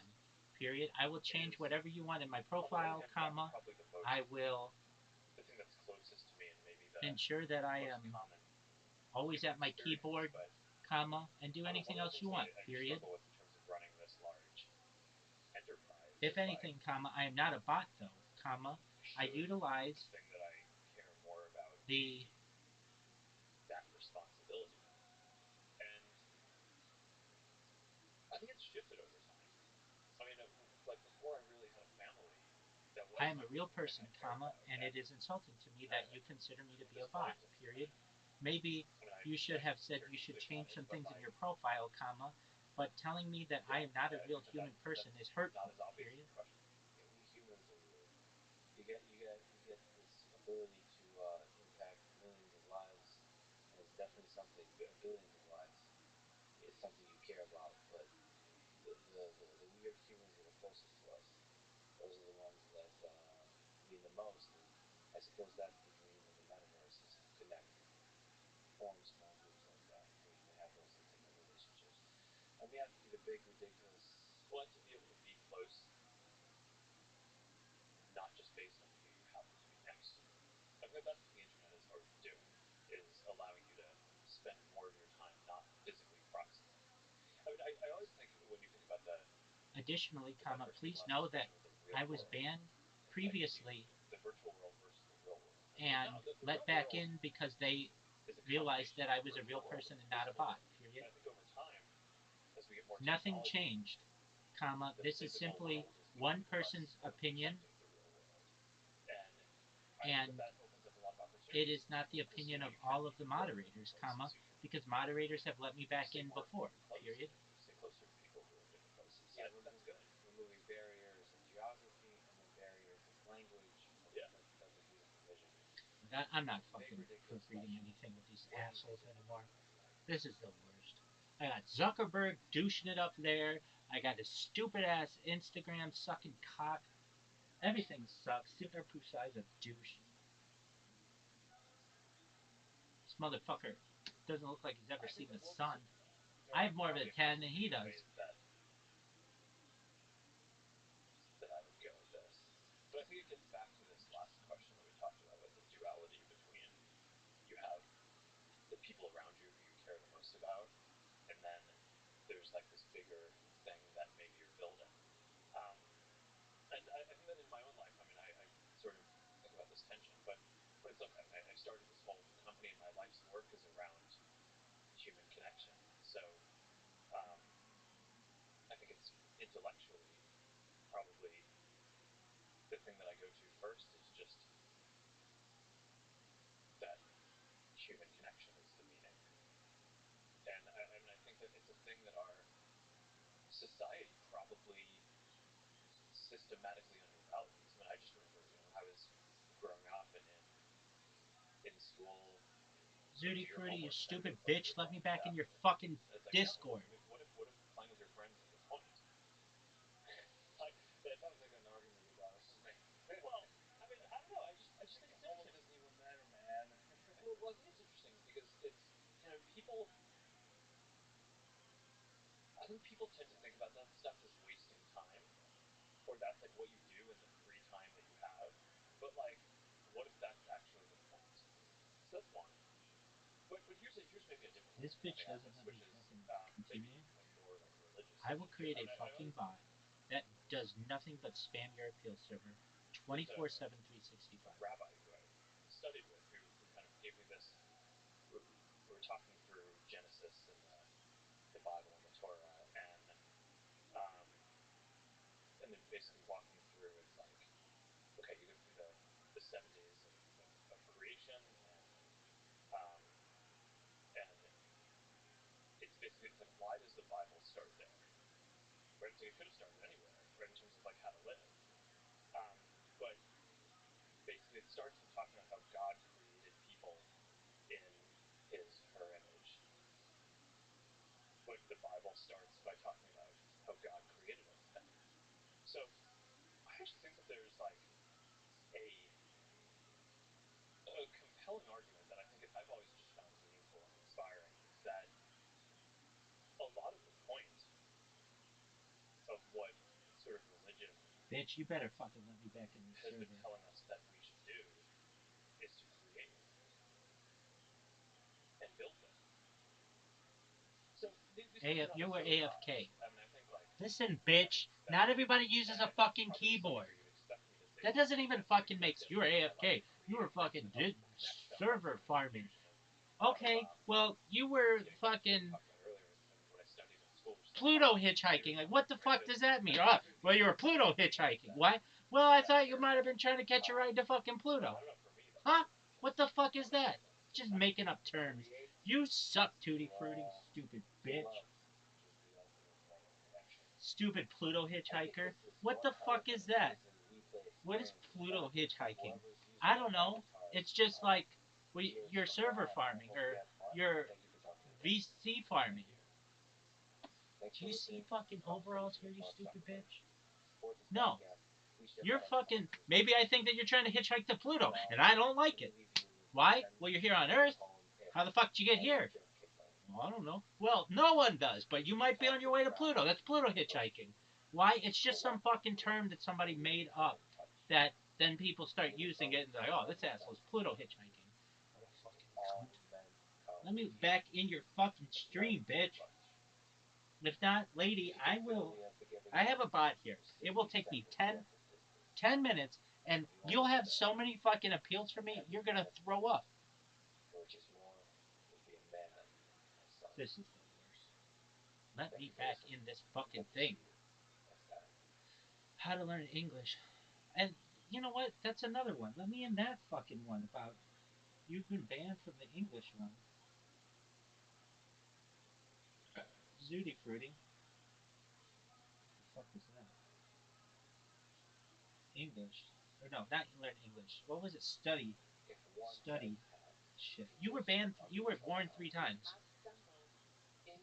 So? Well, we warned you that you gotta be awake while you're on the call. Can I not listen to shit? Why is that against the rules? If you say no sleeping, okay, I get that. But even then, Basically, you can put an invisible ankle bracelet on someone without them knowing. Sell that to a zero-day broker for $2 million. yo, let me send this fucking appeal. The following conversation is full program. Cybersecurity journalist and author of This Is Hardly Tommy Rodan, The Cyber Weapons Masters. This is the Let's Rumor podcast. To support it, please check out our sponsors in the description. And now, your friend, here's Nicole. Why did they say, what is the reason why you got banned? I don't know. Check your fucking records. Cybersecurity hackers, activists, dissidents, computer scientists, government officials, forensic investigators, and Allegedly, I was away from my keyboard. cyber war. Wait, no. Start with the basics. What is a zero-day vulnerability? And then a zero-day exploit or attack. So, at the most basic level, let's say I'm a hacker and I find a bug in your iPhone iOS software that no one else knows about, especially Apple. That's called a 0 day. Like the minute it's discovered, engineers have had 0 days to fix it. If I study that 0 day, I could potentially write a program to exploit it. And I was listening to lectures, comma, which I feel is important to learning, period. I should not be banned because I was listening to lectures, period. I feel that this is unfair. And you can capture their location, you can capture their My camera was on the entire time, their telephone calls, and I or their feel camera without them that I knowing am about it. being picked on Basically, you can put because an invisible ankle bracelet someone on assumed someone without them that I knowing. was not And studying you at the can use time, that to comma, keep the when threat I alive learned even better by after hearing conduct than perhaps value or by agencies seeing, or period. government that wants to monitor I have very Israel bad vision, has dissidents comma, and I have even cataracts, comma, conspiracy people that and fail for 0 day exploits. it is difficult for me Systems. One is iOS. Why to iOS? always be staring at a screen, comma, Which one is so I listen right to objective or the most impactful thing? And the other thing you mentioned is remote versus like having to actually come into physical contact with it. What is that distinction? So lectures iPhone exploits have just been in a order to government give my eyes a number rest, one period. priority. Recently, actually, the price of an Android remote 0 day exploit, something that can get you into Android phones, is actually higher. The value of that is really higher on the underground market for 0 day exploits than an iPhone iOS exploit. So things have changed. So there's probably more Android devices, so that's why it's better. But then the iPhone side fighting. So I'm an Android person because I'm a man of the people. But it seems like all the elites use iPhone. All the people at nice dinner parties. So is that the reason that like the more powerful people use iPhone? Is that why? I don't think so. So it was about 2 years Let ago. me back That into the this prices fucking hit. thing. It used to Now be this bitch that hasn't, if you could craft a remote lady. 0-click exploit for iOS, then that was about as good as it gets. You could sell that to a 0 day broker for $2 million. The caveat is you never can do anything about it. Because the Lady, if you minute don't let me fucking back in companies the about server, it, I'm Apple flipping learns shit. about it, they patch it, and that $2.5 million investment that that 0 day broker just made goes to zero. So a couple years ago, and don't quote me on the prices, but an Android 0 click remote exploit for the first time topped the iOS. And actually, a lot of people really don't know that it might be a sign that Apple's security was falling, and that it might actually be easier to find an iOS 0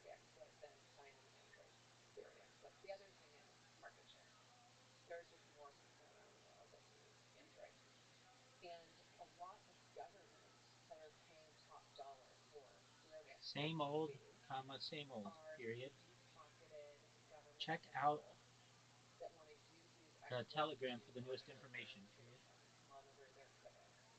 And so it's not necessarily that they're trying to find a leak, it's that they want to find out who these people are that are criticizing them or perhaps planning the next Arab Spring.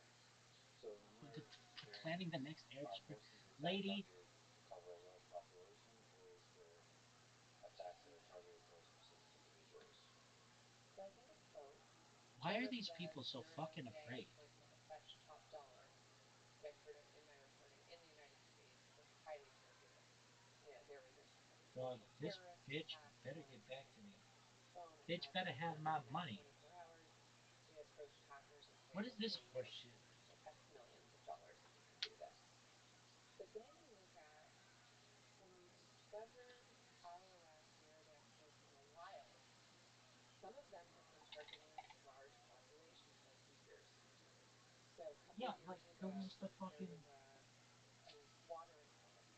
Okay, it's a water CCP. problem.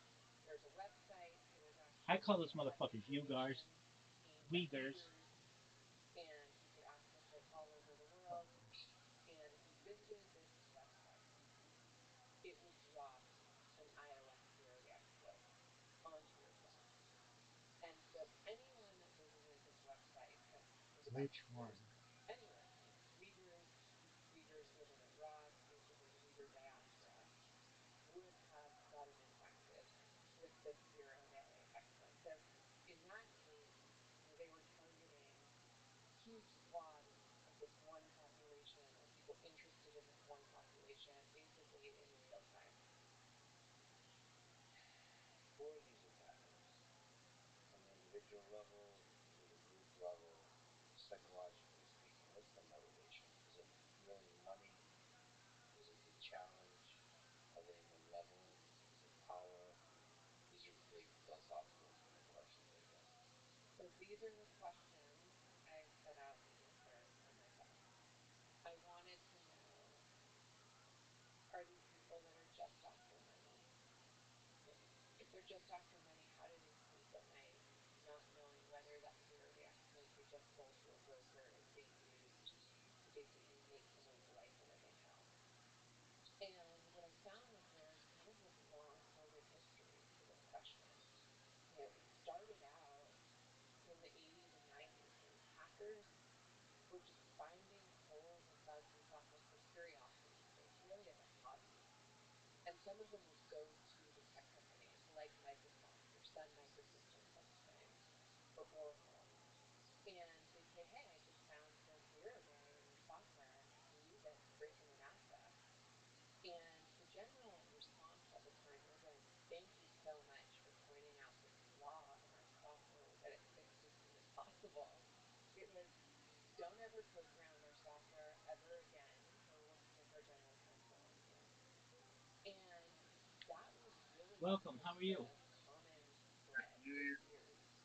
Same to you, And my what friend. What's good hackers in your who neck of set the out to woods? do the right thing were I basically nothing much. trying Just went to to the casino last get us night. to Won some stop money. doing what we're doing. Excellent. Were you successful? And what Big happened time was successful?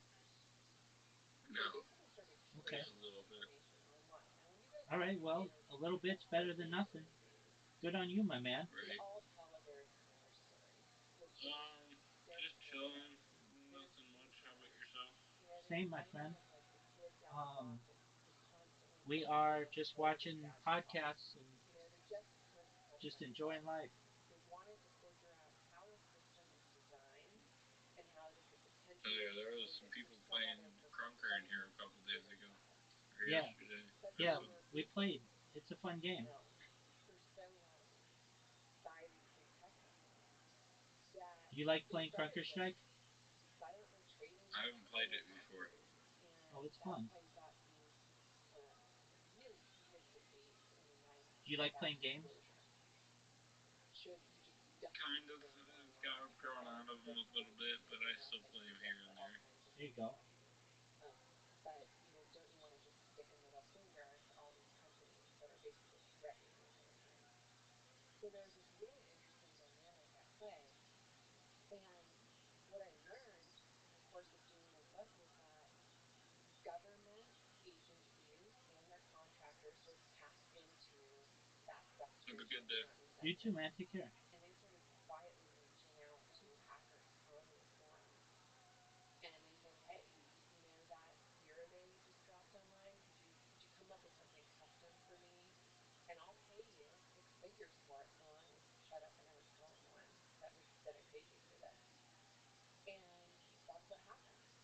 So throughout the 90s, there was a bunch of boutique contractors that started reaching out to hackers on these forums and saying, hey, I'll pay you 6 figures for that bug you were trying to get Microsoft to fix for free.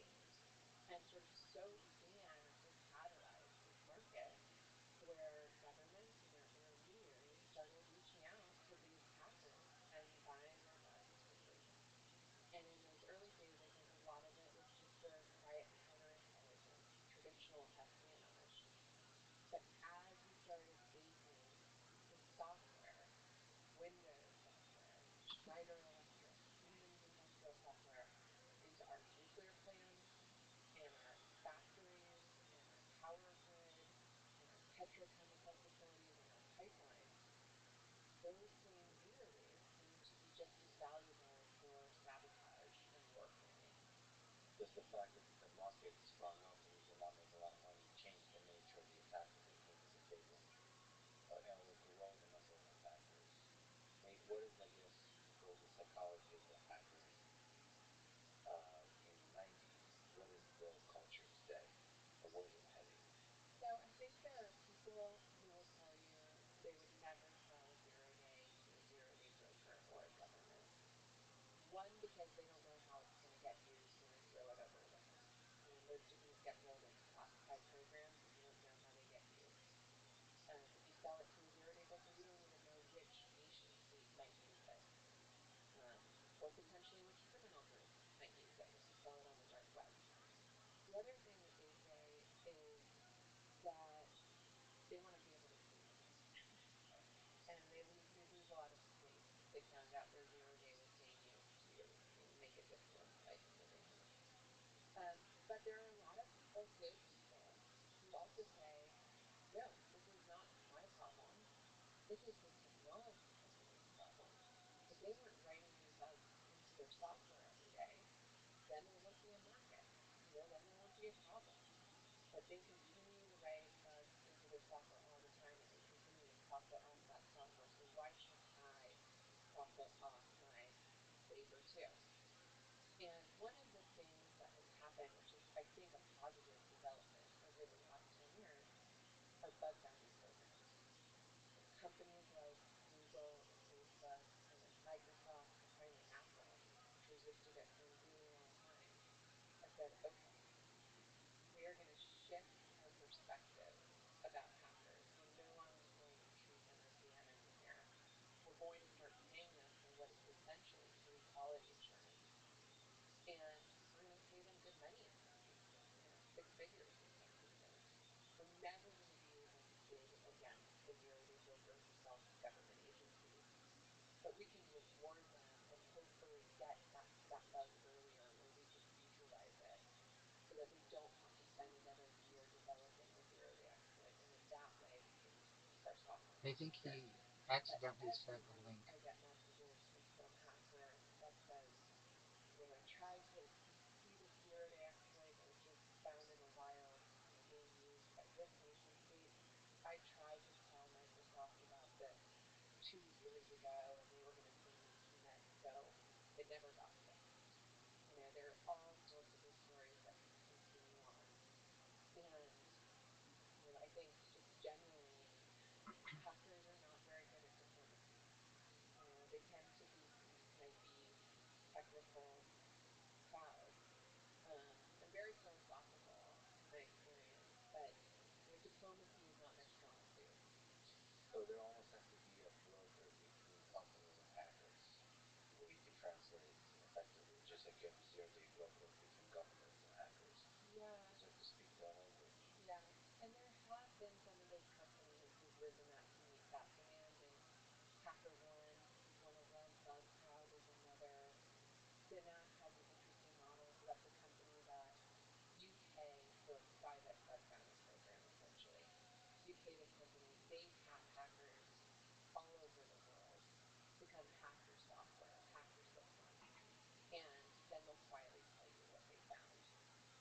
And I think that's a really positive development. And actually, the Department of Defense hired all three of those companies I just mentioned to help secure their systems. Now, I think they're still a little timid in terms of letting those hackers into the really sensitive, high side classified stuff.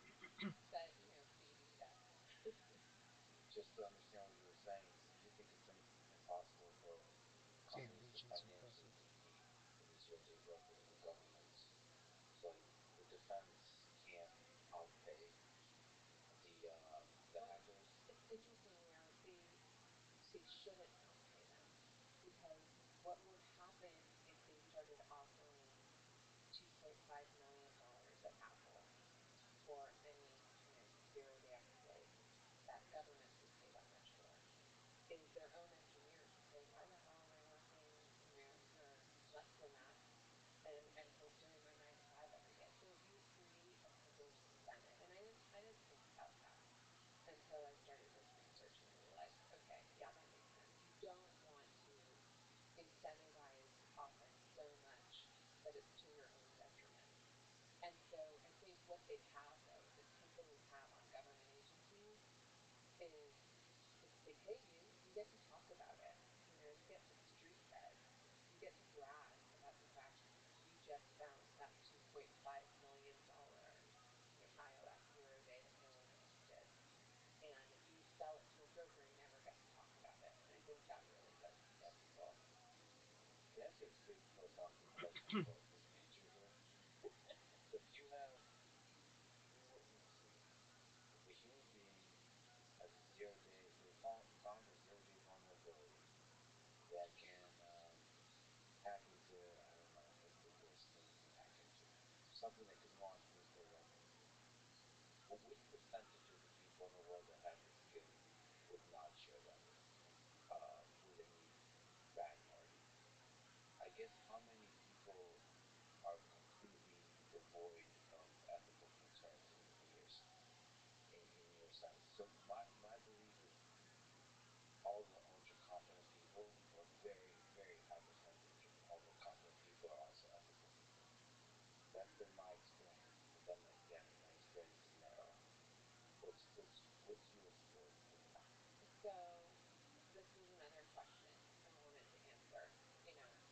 Who are these people who would sell a zero-day exploit that would neutralize a Schneider Electric safety lock at a petrochemical plant? Basically, the last thing you would need to neutralize before you trigger some kind of explosion. Who would sell that? Um, and I got my answer.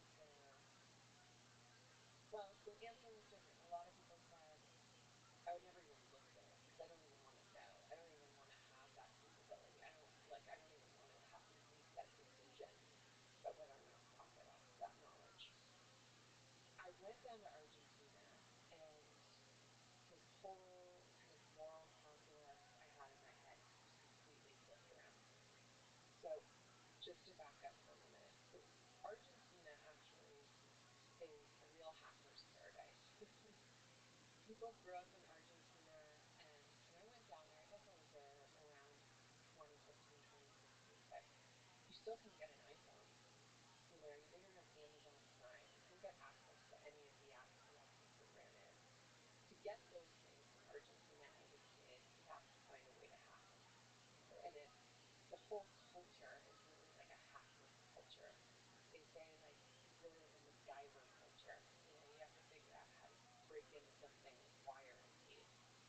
And that means that there are a lot of really good hackers in Argentina who specialize in developing zero-day exploits. And I went down to this Argentina conference called Echo Party, and I asked the organizer, okay, can you introduce me to someone who's selling zero-day exploits to governments? And he said, just throw a stone. Throw a stone anywhere and you're going to hit someone. And all over the conference, you saw these guys who were clearly sounding salty, who only spoke Arabic, literally doing at a young hacking conference in Buenos Aires. And so I went out to lunch with kind of this God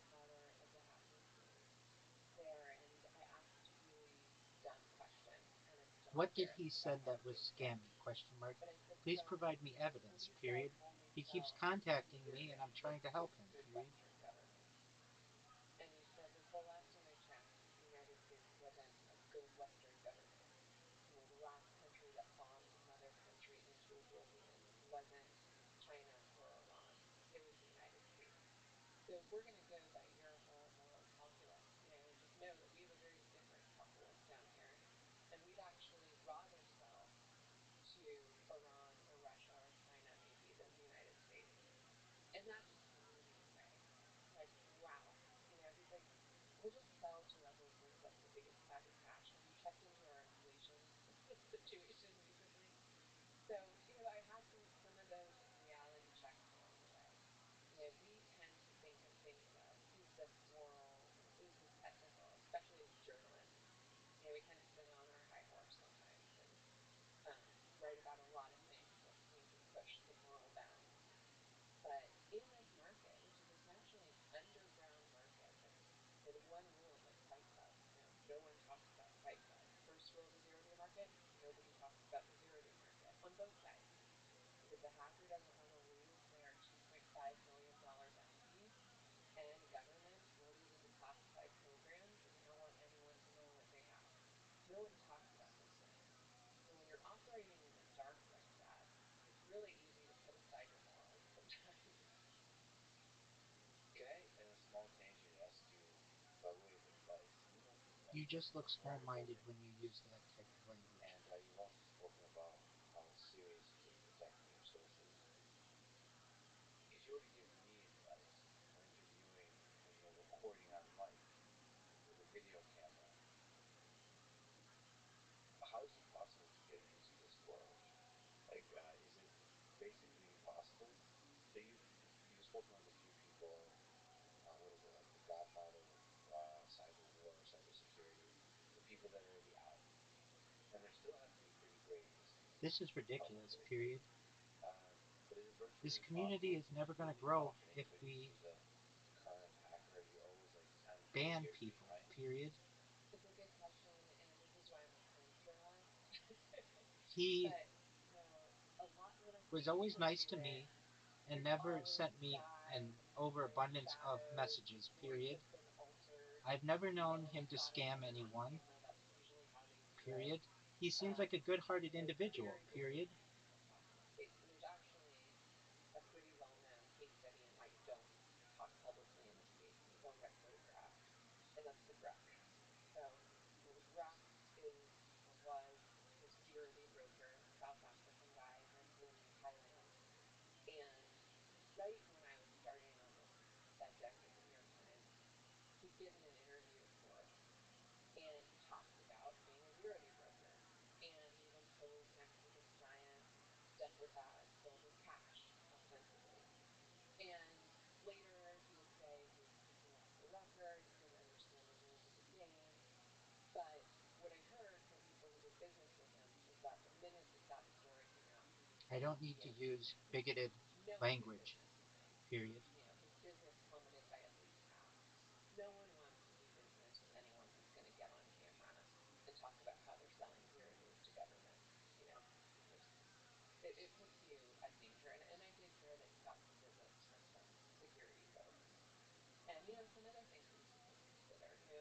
If they have those zero day exploits at their disposal, they become a huge target for nation states all over the world. Talk about having perfect OPSEC. You better have some perfect OPSEC if people know that you have access to those zero day exploits. Which sucks because the transparency here would be really powerful for educating the world and also inspiring other engineers to be as good. It just feels like when you operate in the shadows, it doesn't help us move in a positive direction in terms of like getting more people on the defense side versus on the attack side. Right. But of course, what can we do? I mean, the best we could possibly do is have great journalists, and just like you did, interview and write books about it, and integrate the information you get while hiding the sources.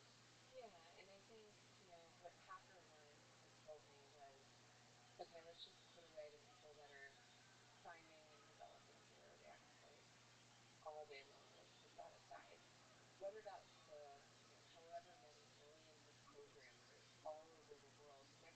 heard of a zero day split, why not tap into them and say, hey, we'll start paying you. You can find a bug in. You I don't have realize evidence of this though, software period. It or is in simply an assumption, iRobot's period. or in Ford or Tesla. Tons of people ask for And money on I Telegram, think that period. is a really smart approach. Let's go find You don't have untapped evidence that he was using cleaners to multiple accounts neutralize these necessarily, bugs, period. or the people who will continue to sell these to government can find them, exploit them. Okay, I have to ask you about this from a personal side. It's funny enough. After we agreed to talk, I've got first time in my life was a victim of a cyber attack. Um, so this is ransomware. It's If you called feel that way, I'll look that's it up. fine, period. I have I don't email think that's device, right but though, period. basically I can at trying to least tell probe him the not to story. DM So people, fifty but to terabytes, ban him 50 permanently, terabytes of data on it. In I day don't think it's five, right, period. apparently about 4 to 5,000 QNAP devices were hacked, taken over with this ransomware. And what ransomware does there is it goes file by file, almost all the files on the QNAP storage device, and encrypts them. And then there's this very eloquently and politely written page that comes up. Um, describes what happened. All your files are encrypted. This includes, but is not limited to photos, documents, and collections. Why me? Make it a This million and a one, lot of people period. commented I will about. tell him what not to Me, do, I was like, and if he I have to commend makes them. another This mistake, free user then friendly. he's done, period. Uh, Then why I me? at This least was can not say a I did personal everything attack. I It can was to help him, targeted period. because of the I will have a inadequacies talk with him and provided by I your will change his vendors behavior, to me. If anybody else gets What now? a You can make a payment of exactly zero point zero 0.03 Bitcoin, which is about $1,000, to the following members. Once the payment has been made, we'll follow up with transactions, info and address, blah, blah, blah, and give you instructions of what happens next, and they'll give you a decryption key that you can then he use. And then at there's least another shouldn't get a message in permanent QNAP ban for that life, says, period. It's been all your enough affected time, customers have been period. targeted using a zero-day vulnerability in your product. We offer you two options to mitigate this and future damage. One, make a Bitcoin payment of 5 Bitcoin Please to give the him following another address, chance and and I then will we have a will talk pay with with him. QNAP And if the he upfront violates $60. any of the rules, Unfortunately, after that then delay, there's nothing if more I or can do if for you him, make a period. Bitcoin payment of 50 Bitcoin, you get a massive decryption key by your customers. 50 Bitcoin is about $1.8 million. Okay, so first of all, on a personal level, this one hurt for me. Um, there's, I learned a lot because I wasn't, for the most part, backing up much of that data because I thought I can afford to lose that data.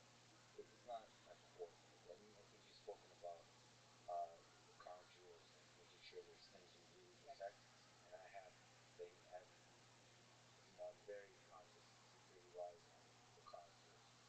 But there's a bunch of stuff like personal videos. They're not like I don't know anything creepy. They're just like fun things I did that because they're very large, 4K or something like that. I kept them on there. Taking away files wasn't that great.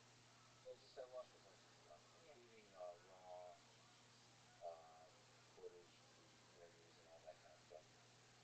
So it's painful, and I'm sure there's a lot of painful stuff like that for the 4 to 5,000 people that use QNAP. And there's a lot of interesting ethical questions here. Do you pay them? Does QNAP pay them? Do the individuals pay them? I am going to have a Most people talk you with him don't know about his most people behavior, shouldn't pay period. them. If he But violates it, QNAP then said that I he's completely going to pay them. understand why to ban him, period. But I believe everybody deserves a Working very second chance, hard late night especially with consultancy. some of these guys who are extremely desperate, Um, period. it's so philosophically interesting to me because I often project onto them thinking, what is their motivation? Because the way they phrase this on purpose, perhaps, and I'm not sure if that actually reflects their real motivation, is um, maybe they're trying to help themselves sleep at night. Basically saying this is not about you, this is about the company's Thank you so much vulnerabilities, just like you for mentioned. reconsidering his Again, ban, I have period. I I've worked will with real people, talk to him and make very sure he is committed, and I'm aware sure there's a of better our way to do this. expectations, period. And the 0 day factor is a big one. You know, that's their QNAP right now is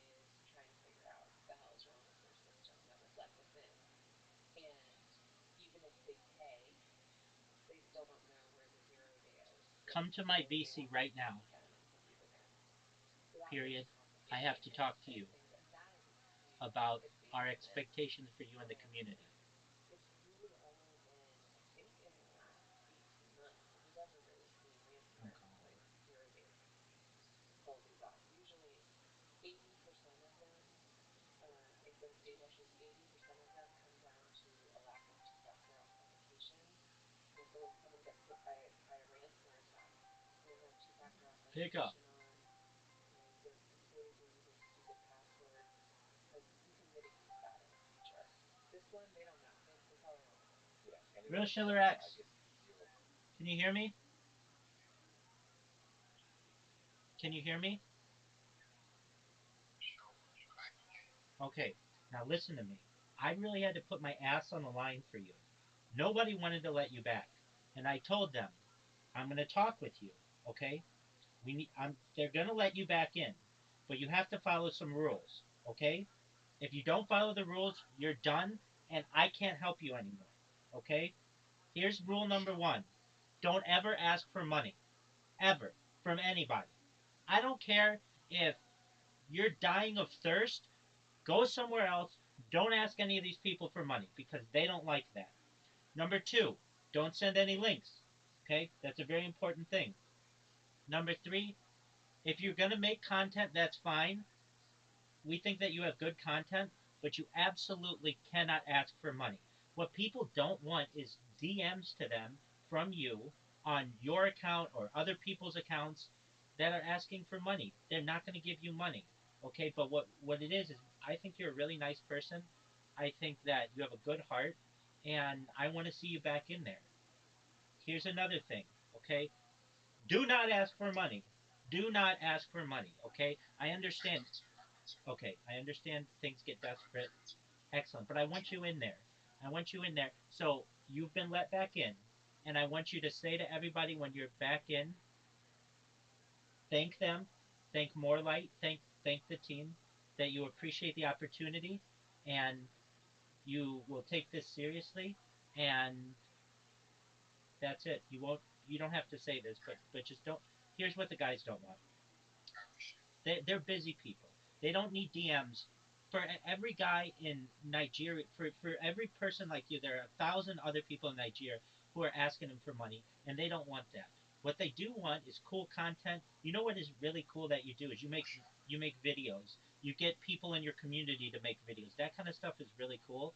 But I'm going to tell you what, I really had to put my ass on the line for you. I did fight with people. I'm like, hey, why aren't you letting this guy have a second chance? I asked, I'm like, what evidence do you have that he's done anything wrong? And they had a lot of evidence. They're like, he's always DMing us for money. And I'm like, look, I understand. They're desperate people. You have to do it. I get it. What they don't want is you creating other accounts, though, to ask people for money. So, what do I suggest that you.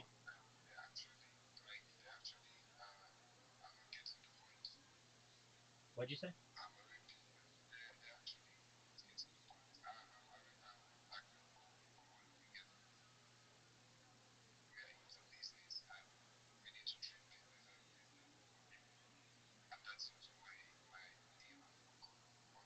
No, it's not a business. Okay, it's not. It's not business. It's not business to business. It's not like, hey, I've got this great idea and I want you guys to be aware of it. There's this other coin. No, there's none of that.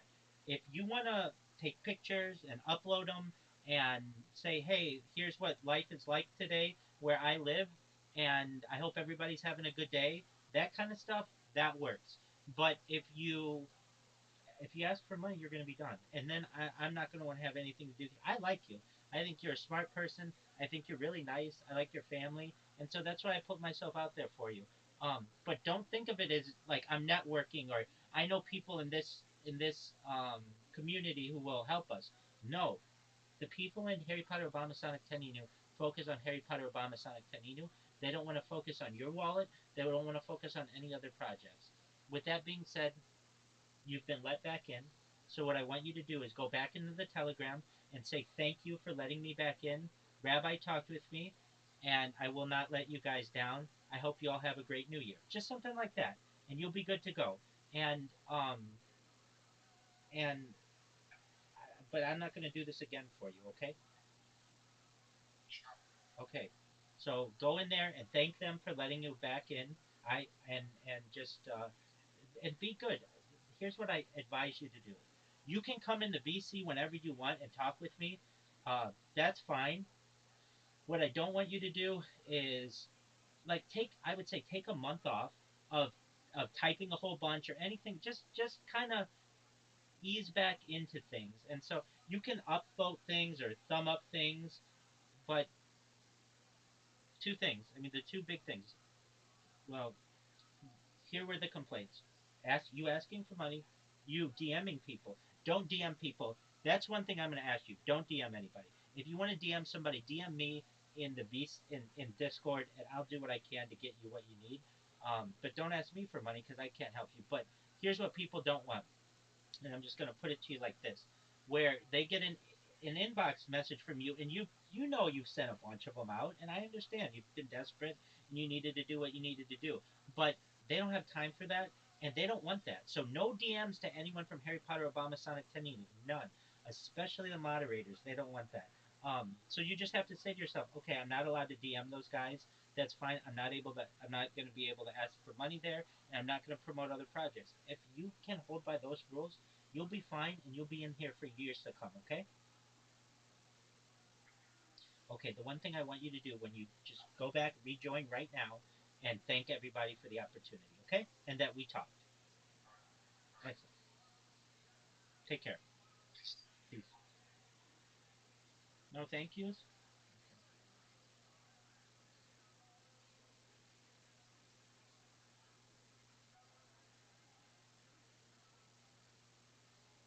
Okay. I spoke with Real Schiller X, period.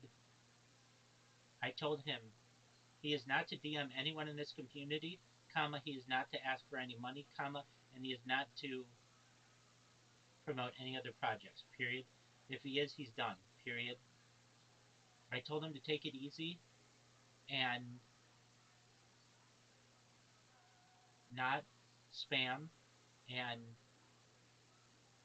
that he needs to just ensure that he is calm.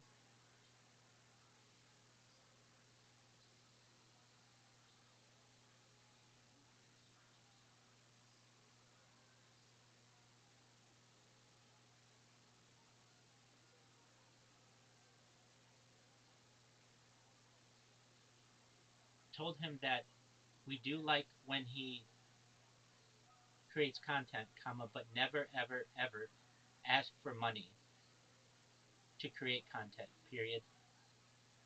If anybody has a problem with him, comma, let me know, comma, but I think he will change his behavior, period. If he doesn't, comma, he's gone, comma, and there's nothing else anybody can do for him, period. Thank you again so much for reconsidering his ban, period.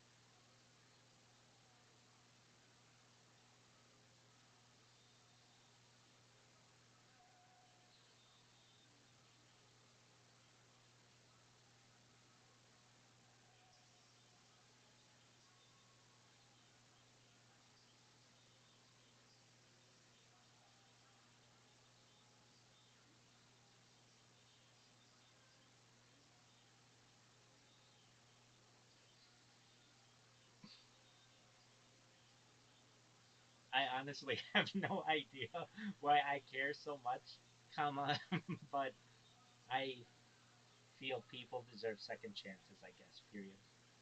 Thank you so much, period.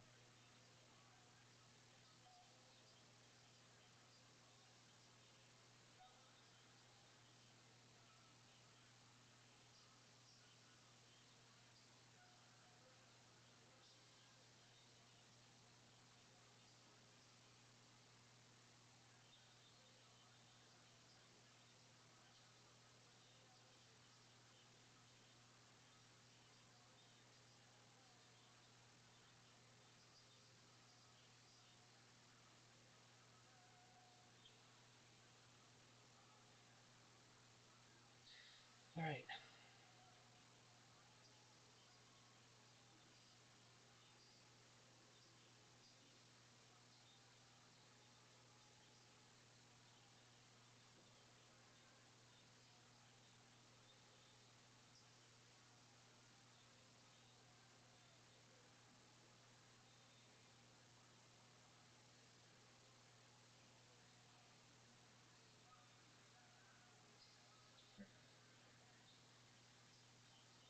It is perfect, period. Great job, period.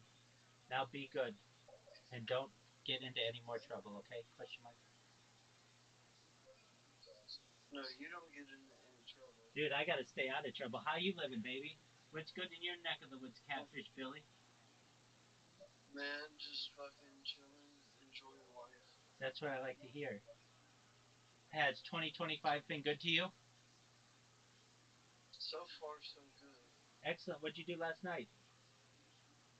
I slept. I went to bed early and slept. Dude, I've had those before. I've had those kind of December 31st in my life, so I completely understand that. I I we had a little bit of a party in here. We had some friends.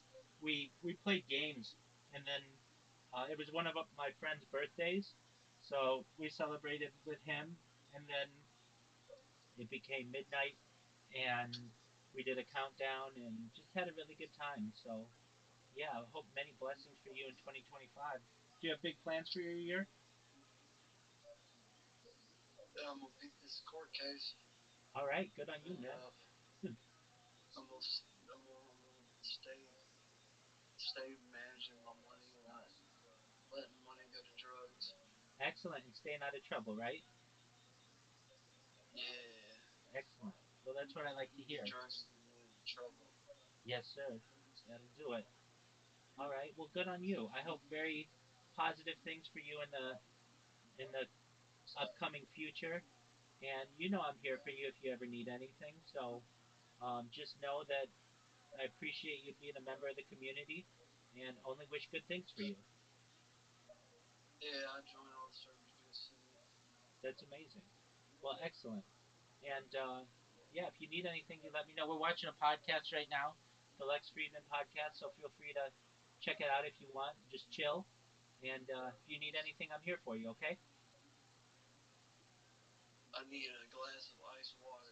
Well, you go get that. You can do that. Go get hydrated, man.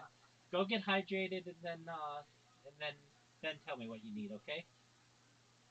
No, I'll probably open up one of these crystal Fagos. All right. Well, go get yourself a glass of water as well. There's no replacement for water in this world. So get yourself Everything is water. a big glass of water, and just drink it. Your body will thank you. Dude, I'll even do it myself. I've got water here. I'll drink it alongside you. Yeah, I just killed the bottle.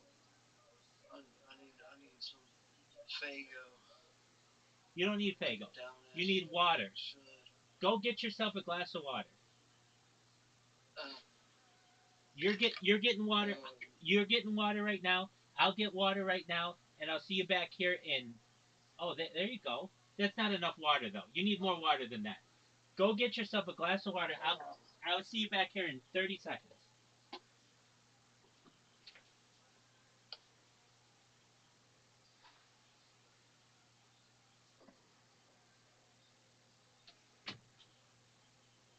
oh,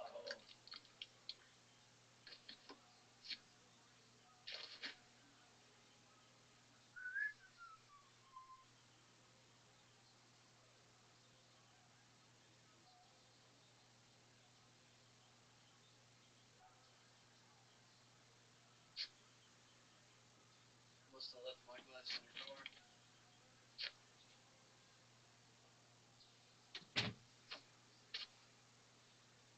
Yeah. Alrighty, big dog. Let's see. Sure, but Where's your water? it's in the car. Doug, just go to the faucet and drink some water. Yeah, but Mom, you got your key?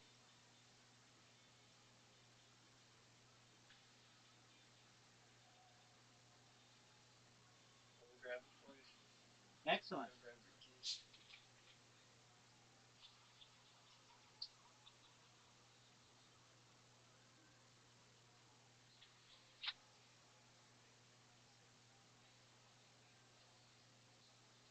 My mother's dehydrating me.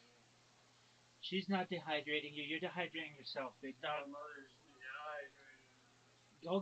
Go get your mom's key. My glass. Big ass glass you got me for Christmas. We're gonna have to eat.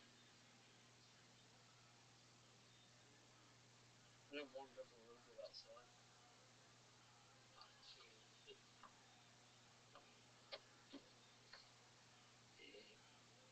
And my wallet's. Yeah.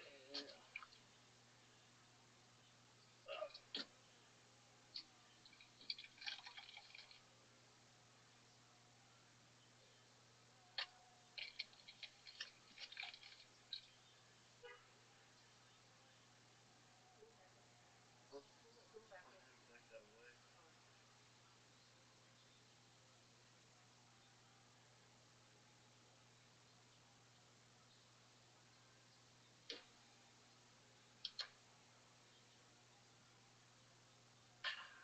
That's a glass of water.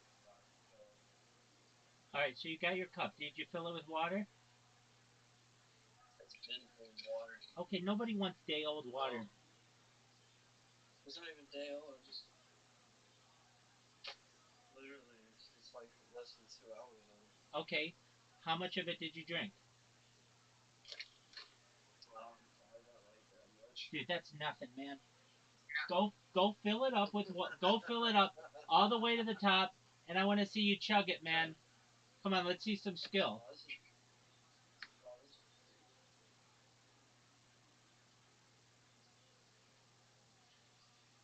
going to jail.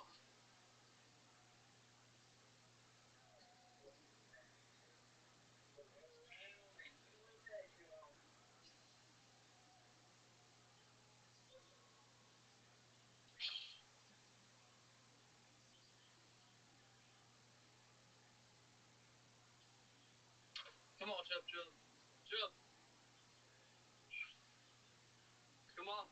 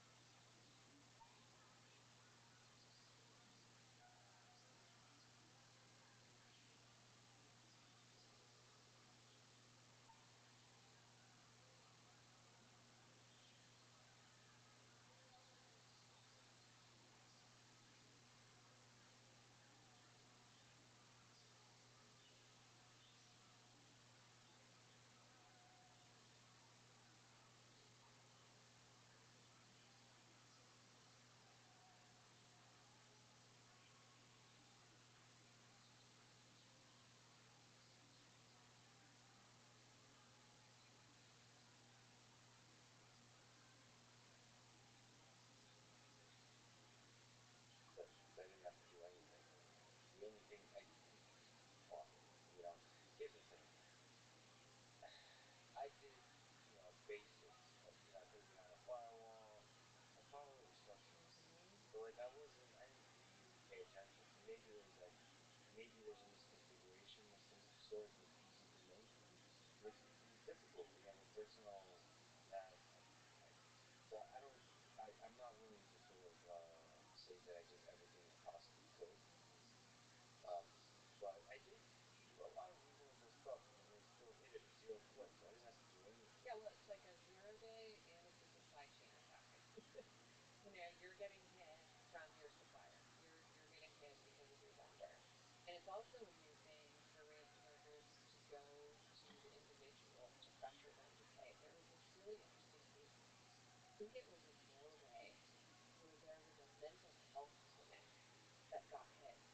And the cyber criminals were going to the patients themselves to say, pay this or we're going to release your psychiatric records. I mean, talk about hell. Um, in terms of whether to pay, that is on the cheaper end of the spectrum. From the individual or from the company? Both. We've seen, for instance, there was an Apple supplier in Taiwan. They got hit, and the ransom demand was 50 million. It could rise to over 1.8 million. I'm sure it's going to go up. And it's hard. There's obviously governments, and maybe in this case the company, are going to tell you, we recommend you don't pay. Please don't pay. But the reality on the ground is that some businesses can't operate. Some countries can't function. I mean, the underreported storyline of Colonial Pipeline was after the company got hit and took the preemptive step of shutting down the pipeline because their billing systems were frozen and couldn't charge customers downstream. My colleague David Taylor and I got our hands on a classified assessment that said that as a country, we could have only afforded 2 to 3 more days of Colonial Pipeline being down. And it was really interesting. I thought it was the gasoline and jet fuel, but it wasn't. We were sort of prepared for that. It was the diesel. Without the diesel, the refineries couldn't function, and it would have totally screwed up the economy. And so there was almost this like national security economic impetus for them to pay this ransom. The other one I was thinking about is Baltimore. When the city of Baltimore got hit, I think the initial ransom demand was something around 76,000. It may have even started lower than that. And Baltimore stood its ground and didn't pay. But ultimately, the cost to remediate was $18 million. It's a lot for the city of Baltimore. That's money that could have gone to public school education and roads and public health. And instead, it just went to rebuilding these systems from scratch. And so a lot of residents in Baltimore were like, why the hell did we pay the $76,000? So it's not obvious. It's easy to say don't pay because why? You're funding their R&D for the next go round. Um, but it's too often it's too complicated. So on the individual level, just like the way I feel personally in this attack, have you talked to people that were kind of victims in the same way I was, where they've been on sabbaticals and so on? In the same way that violence hurts people. Yeah. How much does this hurt people just like with resources? The worst ransomware attack I've covered on a personal level was an attack on a hospital in Vermont. And you think of this as like, okay, it's hitting their IT network. They should still be able to treat patients. But it turns out that cancer patients can't get their chemo anymore because the protocol of who gets what was very complicated. And without it, the nurses and doctors couldn't access it. So they were turning chemo patients away, cancer patients away. One nurse told us, I don't know why people are screaming about this, because the only thing I've seen that even compares to what we're seeing at this hospital right now was when I worked in the burn unit after the Boston Marathon bombing. It was really pretty super dramatic turn. And last year there was a report in the Wall Street Journal where they attributed an infosec to a ransomware attack because a mom came in and whatever device they were using to monitor the fetus wasn't working because of the ransomware attack. And so they attributed this infosec to the ransomware attack. Now, on a bigger scale but less personal, when there was the NotPetya attack. So this was an attack by Russia on Ukraine that came up after a supplier attacked software company in the Middle East.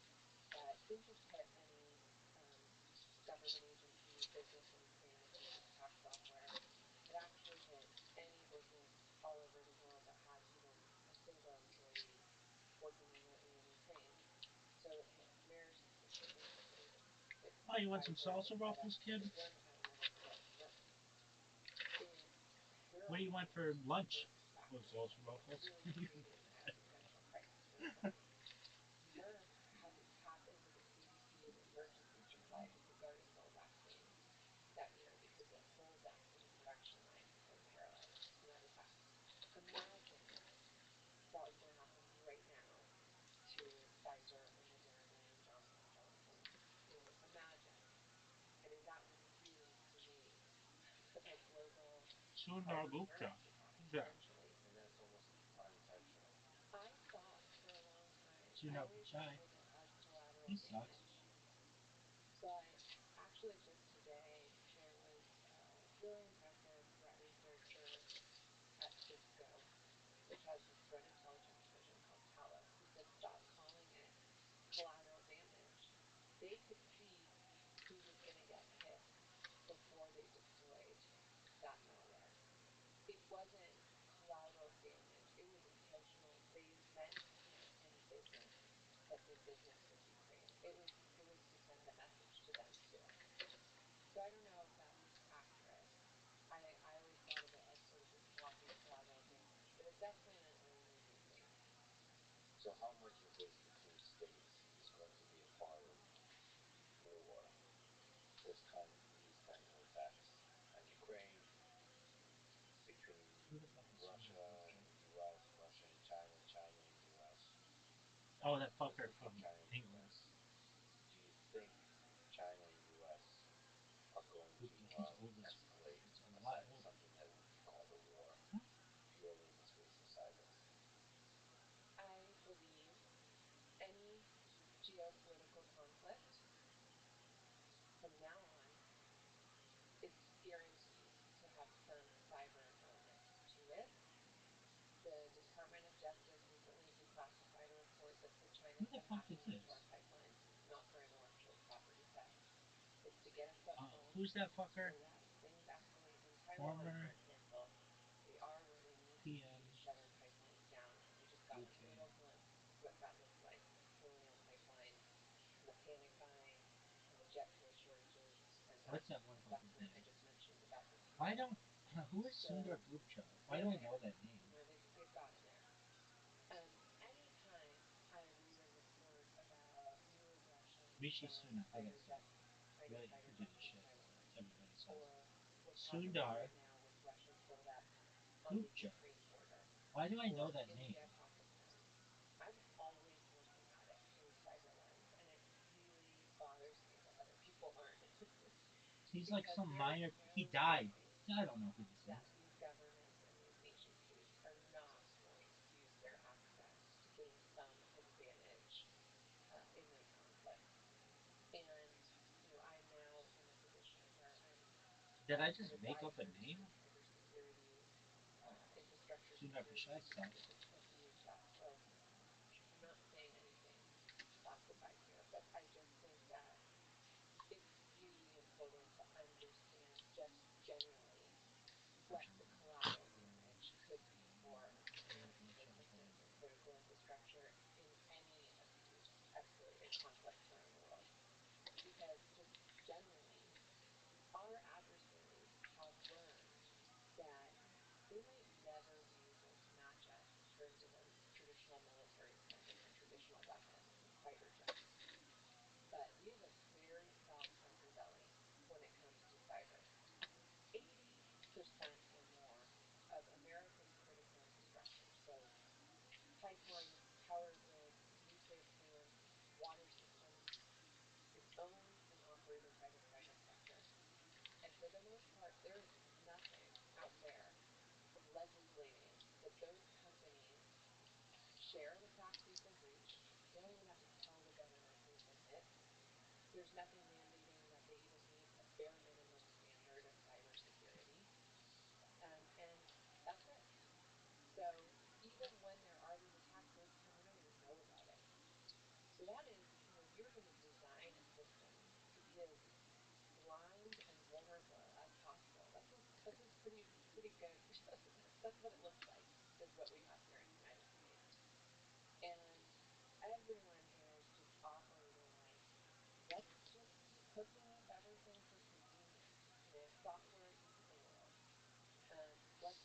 I could eat ruffles too. cost, for convenience I sake, could eat salsa as you ruffles. can. And when you study these issues I and you fucking love study it. these attacks Tastes like and you French fries. study the advancement What? and the uptick in frequency and Yeah, Foot the Clan. lower barrier to entry that we see every single year, you realize just how dumb software abuse world is. And no one has ever stopped to pause and think, should we be hooking up these systems to the internet? They've just been saying, can we? Let's do it. And that's a real problem. And just in the last year, we've seen a record number of 0-day attacks. I think there were 80 last year, which is probably more than double what it was in 2019. A lot of those were nation states.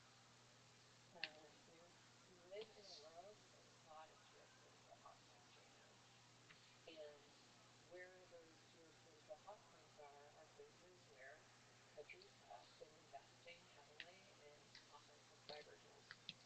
If you're a nation state, the goal would be to maximize the footprint of 0-day internet, a super secret 0-day that nobody's aware of.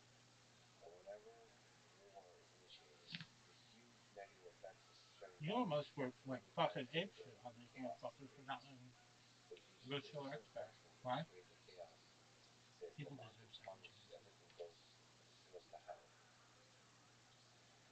So And there's it's not just 0 days. If you make it so easy for threat actors, we're not using two-factor authentication. We're not patching. There was the shell shock vulnerability that was discovered a couple years ago. It's still being exploited. No, still being people haven't fixed it. Um, so 0 days are really the sexy stuff, and what really got me to the If I 0-day hear this market fucking was the bitch say shell shock 0 day one more vulnerability. time, Um, I'm gonna lose it. particularly from U.S. government's point of view. How do they justify leaving these systems so This bitch vulnerable talks about when 0 days as we much as I talk about here and we're anti-gravity. facing more of our critical infrastructure with vulnerable software? It's not like What is we're using one anti-gravity? set of I don't technology and fucking know. Russia's using I another think and it's the China's using, opposite of we're all using gravity. the same technologies. But So when you find a 0-day in Windows, you're I not talk just about it using like I an know open it. SUSE to spy on Russia or Quantum China computing. or I don't financial fucking know grid. what that is. You're leaving Cuba? Americans vulnerable too. But The, the fact that I'm just 0 days mentioning these are things like is that's important to the world. the sauce. Really? No. That's the superpower. I'm sitting here And eating I a would say bowl of like fucking every waffle country chips, now, with the exception of Antarctica, someone added the duck which is in, amazing. is trying to find offensive hacking tools in 0 days Oh, what is to this make it work. bullshit? And those that don't have the skills now have this market that they can tap into, where $2.5 million that's chump change for a lot of these nation states. It's a hell of a lot less than trying It to still smell like build poop? the next fighter jet. Yeah. But yeah, the door is chaos. Why Why? would Russia turn off the lights See what right happens when when you we call your need them? nation. I think part of it What does that is mean? chaos. I think part of it is I don't know. to sow the seeds of doubt in their current government. Your government can't I even don't think keep your anybody lights knows. on. Why are you taking a zen? Come over here and we'll keep your lights on at least. There's like a little bit of that. nuclear weapons seems to have helped Shit prevent happens. nuclear war. Is it possible that we have so many vulnerabilities and so many attack vectors on each other that we will kind of achieve the same kind of equilibrium of mutually assured destruction? Dude, Yeah. That's one hopeful you're solution to gonna this. do the Is there dishes? any hope for this particular solution? Why aren't you a fucking Nuclear make fucking analogies always domestic seem to violence? fall apart when it comes to cyber, mainly because you don't need physical material. You just need a laptop and the skills, and you're in the game. So it's a really low barrier to entry. Um, the other thing is attribution's harder. And we've seen countries muck around with attribution.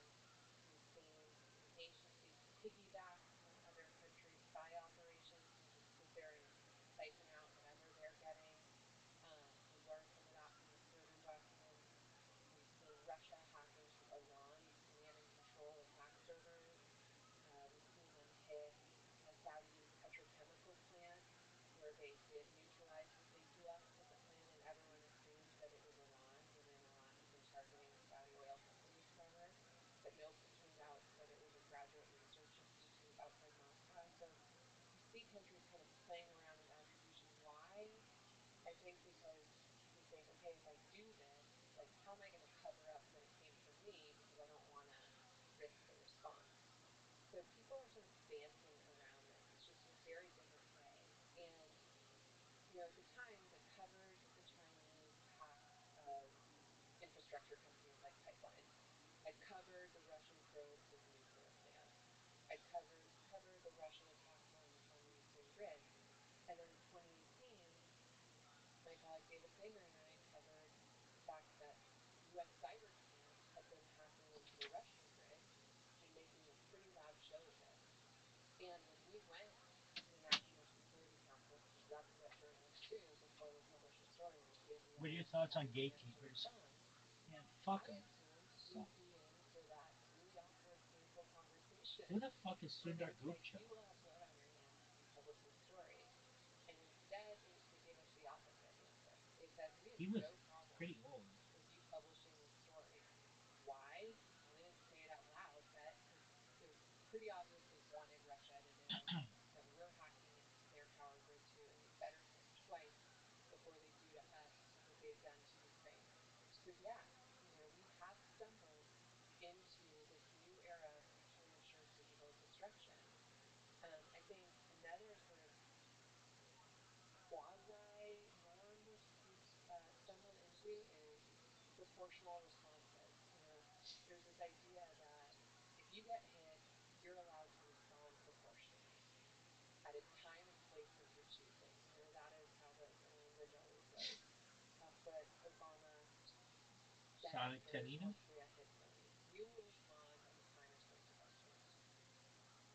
But no one really knows like what that response looks like. And so what you see a lot of the time are just these like just short of war attacks.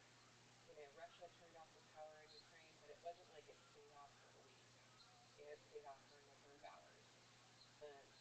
NotPetya hit those companies pretty hard, Like, but no one died. and no one died? And the question is, what's going to Anyway, happen when someone dies? that was one terrible impression. And can a nation What's going state on, kid? masquerade as a cyber terror group, as a ransomware group? And that's what really complicates to me the so called digital Geneva Convention. A Like there's like digital they put up Geneva a Convention? draft sniff at Microsoft. Well, I just think New we need a digital digital Geneva constitution. Convention. How about it's And just the honestly, it's constitution? baffling. Like, yeah, why wouldn't we all You can agree upload that it. hacking into each other's civilian That's laptops your as thing. part of What the elections, fuck's going on there? warfare, We got two discords that pipelines? are down. I But gotta if you poof. talk to people in the West, officials in the West, they'll say we would Oh, and it never, fucking went we'd down. love to agree to This it, is just but you never absolute do it dog when shit. you're dealing with I got that people one bitch. who What's her are name? underlying spoons. Stupid Because a cunt. lot of times Tutti they frutti. Stupid outsource bitch. these operations What is to this cyber shit? criminals. In China, we see a lot of these attacks come from these loose satellite networks of private You just citizens stayed that in don't there have the best of the and didn't mainstream state fucking security. say So anything it to has anybody. become, in some senses, a Did digital this bitch space fucking ban me prison when you're or dealing block me? with transnational actors and private Transnational companies actors. Are who those are like really hard to pin down, whether it's actors for who are intentional LGBT plus, or or whether what are you they were talking acting about, at bro? the behest of the NSS or the FSB. And What a in the couple fuck years is ago, I remember, I can't remember if it was before or after NotPetya, but he even I said, like Discord's going happens in your life cray when cray. you wake up in the morning and a GoFundMe starts hitting your account. Transnational He goes, I have actors. no idea what the What rest is of that? you is down to. That somebody But likes to do had Shakespeare these on events at the before, border and I'm not in a at all dress? talking about Come on. these issues, and he's just decimated Merck and Pfizer I hate and these terms. however many thousands What do more. you call a That is transnational another actor? difference between nuclear What weapons is that? and cyber attacks is the attribution Cyber of one attack. of sort of fundamental differences. If you could What point did to just been one zero thing day? tomorrow Zero day. in Fuck the you, shit. cybersecurity that would make the world a better place, what would you fix? So you're not allowed to fix like authoritarian regimes. Right. You have to keep that. You have to keep human nature as it is. In terms of on the Man, I gotta security take a side, shit. That's what I would a change lot right of now. uh, This bitch with her much fucking more zero day. regulation on This bitch's name companies is just in zero the day. United Well, States I would change zero day. with To more what? just Day fix 6? I stuff gotta that take might be a broken. shit. Two-factor authentication. Dude, multi-factor authentication sucks It's dick. ridiculous It how sucks. many of these attacks come in because someone didn't turn on multi-factor No, authentication. it works, but Colonial Pipeline, okay? Colonial They shut Pipeline. down the biggest conduit Ooh, for gas jet journalism the East Coast of the United States of America. How? Because they forgot to deactivate an old employee account's passwords and traded on the dark web, and they've never turned on two-factor authentication. This water treatment facility outside Florida was hacked last year. How did it happen? They were using Windows XP from like a decade ago that can't even get passwords if you wanted to, and they didn't have two-factor authentication. Time and time again, if they just switched on two-factor yeah, but there needs to authentication, be something when you none of don't these have hackers access would to have the gotten other in. Now, thing. Not we all of have us this have weird those kinds of document devices, right you now, stupid cunt. but of course, this is a cat and mouse game, and then the attackers onto that. But I think right now, that is like bar none. That is the easiest, simplest way to deflect most attacks. And the name of the game right now isn't perfect security. Perfect security is impossible. They will always find a way in.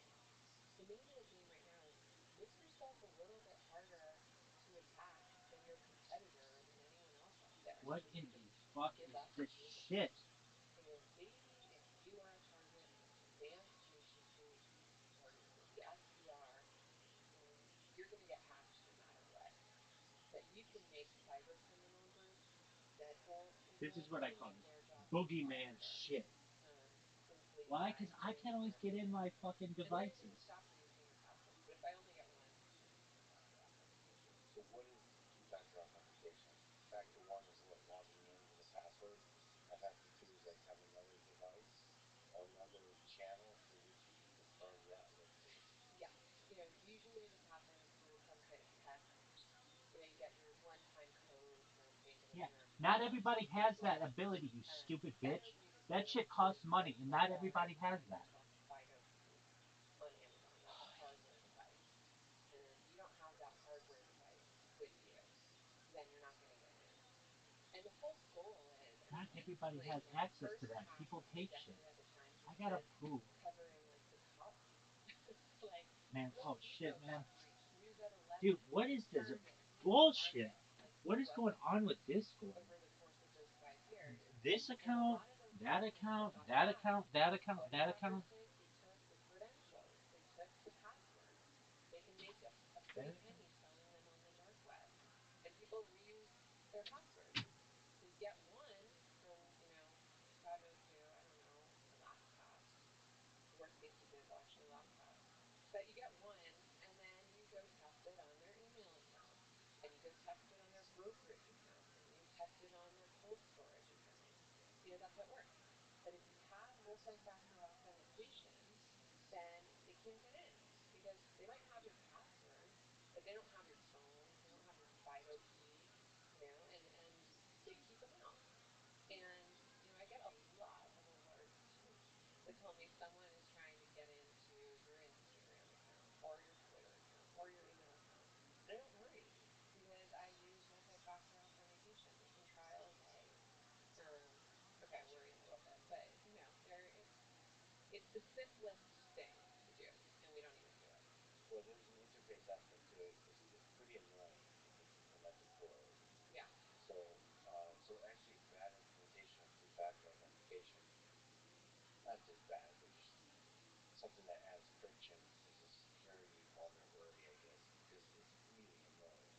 Like, I think MIT for a while had two-factor authentication. It was really annoying. It's like the number of times it pings you, like, it asks to re-authenticate across multiple subdomains. Like, it just feels like a pain. I don't know what the way around to it. Yeah. It feels like friction in our frictionless society. It feels like friction. It's annoying. That's security's biggest problem. It's annoying. We need the Steve Jobs of security to come along and we need to make it painless. And actually, on that point, Apple has probably done more for security than anyone else simply by introducing biometric authentication first with the fingerprint and then with Face ID. And it's not perfect, but if you think just 8 years ago, everyone was running around with either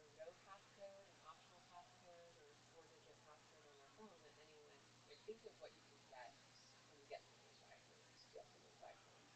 And, props to them for introducing the fingerprint and Face ID. And again, it wasn't perfect, but it was a huge step forward. Now it's time to make another huge step forward. I want to see the password die. I mean, it's gotten us as far as it was ever going to get us, and I hope whatever we come up with next is not going to be annoying. It's going to be seamless. When I was a kid, that's what we worked on. There's a lot of schools that used to call it active authentication, passive authentication. So basically, use biometric data, not just as a fingerprint, but everything in your body, identify who you are, like movement patterns. It's basically create a lot of layers of protection where it's very difficult to fake, Yeah. including like face unlock, checking that it's your actual face, like the liveness from video, the unlocking it with video, Yeah. voice, the way you move the phone, um, the way you take it out of the pocket, that kind of thing. All of those things. It's a really hard problem though, Yeah. and ultimately, it's very difficult to beat the password in terms of security. Well, there's a company that I actually like a lot. They're abnormal security, so they work on email attacks. And it was started by a couple guys who were doing, I think, ad tech at Twitter. So, ad technology now, like, it's a joke how much they know about us. You always hear the conspiracy theories that, you saw someone's shoes, the next thing you know, it's on your phone. It's amazing what they know about you. Um, and they're basically taking that and they're applying it to text. So they're saying, okay, if this is what your email patterns are. And it might be different for you and me because we're internet strangers all the time. But for most people, their email patterns are pretty predictable. And if something strays from that pattern, that's abnormal. And they'll block it, they'll investigate it, and that's great. Let's start using that kind of targeted ad technology to protect people. And yeah, I mean, it's not going to get us away from the password and using multi-factor authentication, but the technology is out there, and we just have to figure out how to use it in a really seamless way because it doesn't matter if you have the perfect security solution if no one uses it. I mean, when I started at the Times and I was trying to be really good about protecting sources, I was trying to use PGP encryption, and it was like it didn't work. The number of mistakes I would probably make just trying to email someone with PGP just wasn't worth it. And then Signal came along, and Signal made it quicker. They made it a lot easier to send someone an encrypted text message. So we have to start investing in creative minds and good security design. I really think that's the hack that's going to get us out of where we are today. What about social media? Do you worry about this sort of hacking people? Yes. I mean, this is the worst nightmare of every chief information security officer out there. Um, Social engineering. We work from home now. I saw this woman had posted online about how her husband, it went viral today, but it was her husband had this problem at work. They hired a guy named John, and now the guy that shows up to work every day doesn't act like John. I mean, think about that. Like, think about the potential for social engineering in that context. You apply for a job and put on a pretty face and hire an actor or something, and then you just get inside the organization and get access to all that organization's data. A couple years ago, Saudi Arabia planted spies inside Twitter. Why? Probably because they were trying to figure out who was criticizing the regime on Twitter. They couldn't do it with a hack from the outside, so why not plant people on the inside? And that's like the worst nightmare. And it also, unfortunately, creates all kinds of xenophobia at a lot of these organizations. I mean, if you're going to have to take that into consideration, then organizations are going to start looking really skeptically and suspiciously at someone who applies for that job from China. And we've seen that go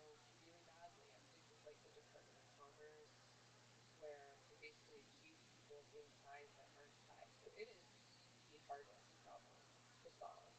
And it's never been harder to solve than right at this very moment when there's so much pressure for companies to let people work remotely.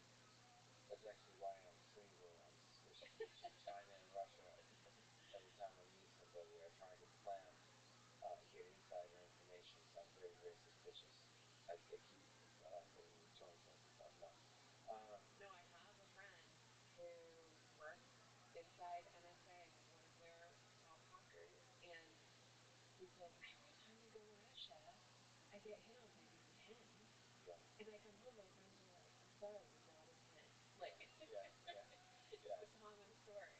I mean, it's difficult to trust to trust humans in this day and age online. You know, because if we're working remotely, that's one thing. But just interacting with people on the internet sounds ridiculous. But you know, because of this podcasting part, I've gotten to meet some incredible people.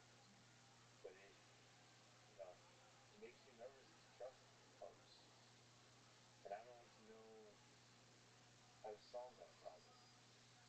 So I'm uh, talking with Mark Zuckerberg, the genius about creating the metaverse.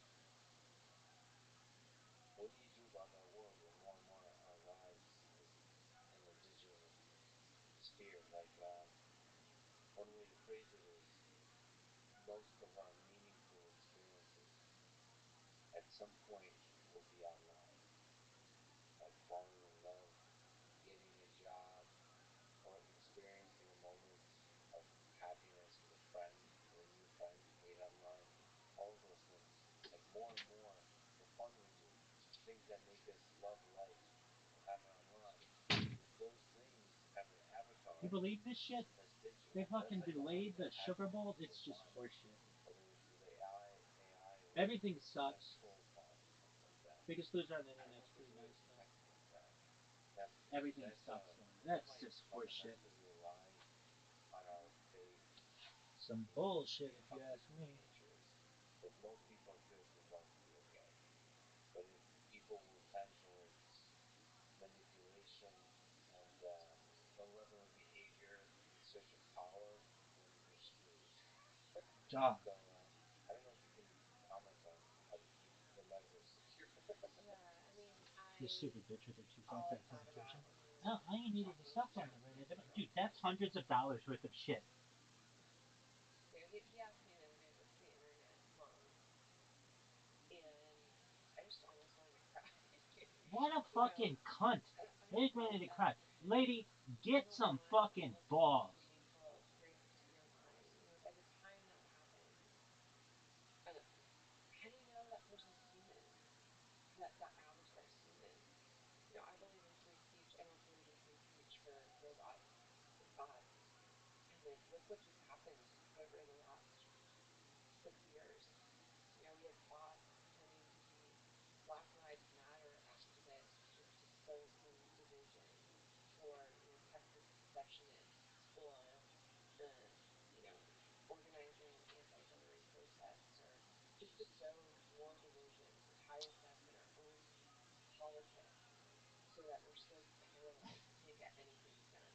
We This can't make lady any sucks. progress. She's The so only scared. Oh, progress is I almost cried when advocating my son asked in me their what the work internet is. What would you community. say to? It's the sickest fucking shit, except for these loser bitches who are on And it. here's where I just come back to, just because we can create the metaverse, you know, just because it sounds like the next logical step in our Like, screaming, you should have a digital real person on who's revolution. like, yeah, And do I the really internet's say sweet, my child can post except for significant gatekeeping messages douches. online? They work for me, you know. Losers. So I just call maybe these people I'm the losers. asshole still This thinking, or maybe I've seen is too the much. worst. What is this bullshit? And Oh, I just I'm hate really everything. sick of being the guinea pig parent generation for these things. I mean, it's hard enough with screen This time. bitch is anti-guinea. Like thinking about how to manage the metaverse of That should be parents an offensive to a term. young boy, like I can't even let my head go there. That's so terrifying for me. But we've That should never be an offensive term. stopped any new Well, kind of. technology just because it Why? introduces Because, risk. like, people used to We've call people always what said, guineas, and okay, the promise of then this adding the word pig to it. technology should What keep guinea going. pig? how Certified freak. he's going to figure out new 7 ways days to a week. manage that risk. And that is What would you change the name of guinea that's pig the to be? blockchain right now. Like Mm, when I was covering all of these I don't ransomware know. attacks, Pig's kind of I thought, okay, this a is going to negative be it term. for cryptocurrency. Governments are going to put the kibosh down. They're going to put the hammer down and say enough is enough. Like we have to put this genie back in the bottle because it's enabled ransomware. I mean, 5 years Ransomware. ago, they Oh, okay. would It's plug money, that in bitch. your PC and they'd say, go to the local pharmacy, get a e-gift card and tell us what the PIN is, and then you'll get your $200. Now it's pay us, 5 Bitcoin. Um, and so there's no doubt cryptocurrency has enabled ransomware attacks, but after the Colonial Pipeline ransomware piece, because if you remember, the FBI was actually able to go in and sponsor the attack for DarkSide, which was the ransomware group that did it. And I spoke to these guys at CRM Labs. So they're What the would they call dominant your blockchain ransomware developer group, in Rabbi? Bitcoin. And a lot Who of people knows? that work there used to work at the Treasury. And what they said to me was, yeah, cryptocurrency has enabled ransomware. But to track down that ransomware would have taken, if we were dealing with fiat currency, would have taken us years to get to that one bank account of that one person at the one station. And now, thanks to blockchain, we can track the movement of those funds in real time. And you know what? These payments are not as anonymous as people think. Like we still can use our old hacking ways and 0 days and old school intelligence methods to find out who owns that private wallet and how to get to it. So it's a curse in some ways, it's an enabler, but it's also a Did blessing. this fucking Tutti And they Frutti get said back to the me? same thing to me that I just said to you. They said we've never She did. shut down a promising new technology because it introduced risk. We just figured out how to manage that risk. And I think that's where the conversation unfortunately has to go. Is how do we, in the metaverse, use technology to fix things? Thank you very So much, period. maybe we'll finally be able to, not finally, I but appreciate it, figure out period. a way to solve the identity problem and internet meaning, like a blue check mark for actual human, and connected to identity, with fingerprints. You can prove you're you, and yet do it in a way that doesn't This involve is the very company interesting, having all period. your Thank you data. so much, period. So I was never maybe given a reason, allow you comma, to so I take assumed it control was over the your same data, reason or if you for the don't, recent ban, period. then there's complete transparency of how that data is being used, all those kinds of things. And maybe as you educate more and more people, they would demand in a capitalist society that the companies that they give their data to will respect that data. Yeah. I mean, there is this company, and I hope they succeed. Their name's PII Ono, and they want to create a vault for your personal information inside every organization. And ultimately, if I'm going to call Delta Airlines to book a flight, they don't need to know my social security number. It's so Thank you much like very my much for birth your date. consideration, period. They're just going to send me a one-time token to my phone. My phone's going to say, or my identity is going to say, yep, this Please is let me know secure. And then we're going to talk about my what identity changes with you a would like token. me to be It's made, a random token. They just comma, need to and I will know immediately make them, exactly who I period. am. They just need to know I am, the system trusts that I am who I say I am, but they don't get access to my PII data. They don't get access to my social security number, my location, or the fact I'm a Times journalist. I think that's the way the world's going to go. We have enough is enough of sort of using our personal information everywhere, letting data marketing companies track our every move. They don't need to know who I am. Okay, I get it. We're stuck in this world where Bitch, listen to me. internet I'm runs not on changing ads. anything. So ads are not going to go away, but they don't need to know I'm Nicole Ferrera. they can know that I am token number, X567. And they can let you know what they know and give you control about removing the things they know. Yeah, right to be forgotten. To me, you should be able to walk away with some trust in the government. And I also believe that most people, given the choice to walk away, won't walk away. They'll just feel better about having the option to walk away when they understand the trade-offs. If you you otherwise get, like a personalized feed and all those kinds of things. But the freedom to walk away is I think, really powerful. And obviously, what you're saying is definitely there's all of these HTML forms where you have to enter your phone number and email and private information. And Doug, every single I airline. can't believe the sugar bowl's been fucking We're delayed. back. Just the worst. I have so many opinions about this. Just the friction and the sign up and all of those kinds of things. I should be able to. This has to do with everything. This has to do with payment too. The payment should be trivial. It should be one click, and one click to unsubscribe and subscribe, and one click to provide all the information that's necessary for the subscription service, for the transaction service, whatever, whether it's getting a ticket, as opposed to I have all these fake phone numbers and emails that I keep on my sign up, and you never know if one site is hacked, then it's just going to propagate to everything else. Yeah. And, there's low hanging fruit, and I hope Congress does something. And frankly, I think it's negligent they haven't on the fact that elderly people are getting spammed to death on their phones these days with fake car warranty scams. And my dad was in the hospital last year, and I was in the hospital room, and his phone kept buzzing, and I look at it, and it's just spam attack after spam attack. People nonstop calling about his freaking car warranty. Why? They're trying to get his social security number. They're trying to get his PII. They're trying to get their information. We need to figure out how to put those people in jail for life. And we need to figure out why in the hell we are being required or asked to hand over our social security number and our home address and our password, all of that information to every retailer who asks. I mean, that's insanity.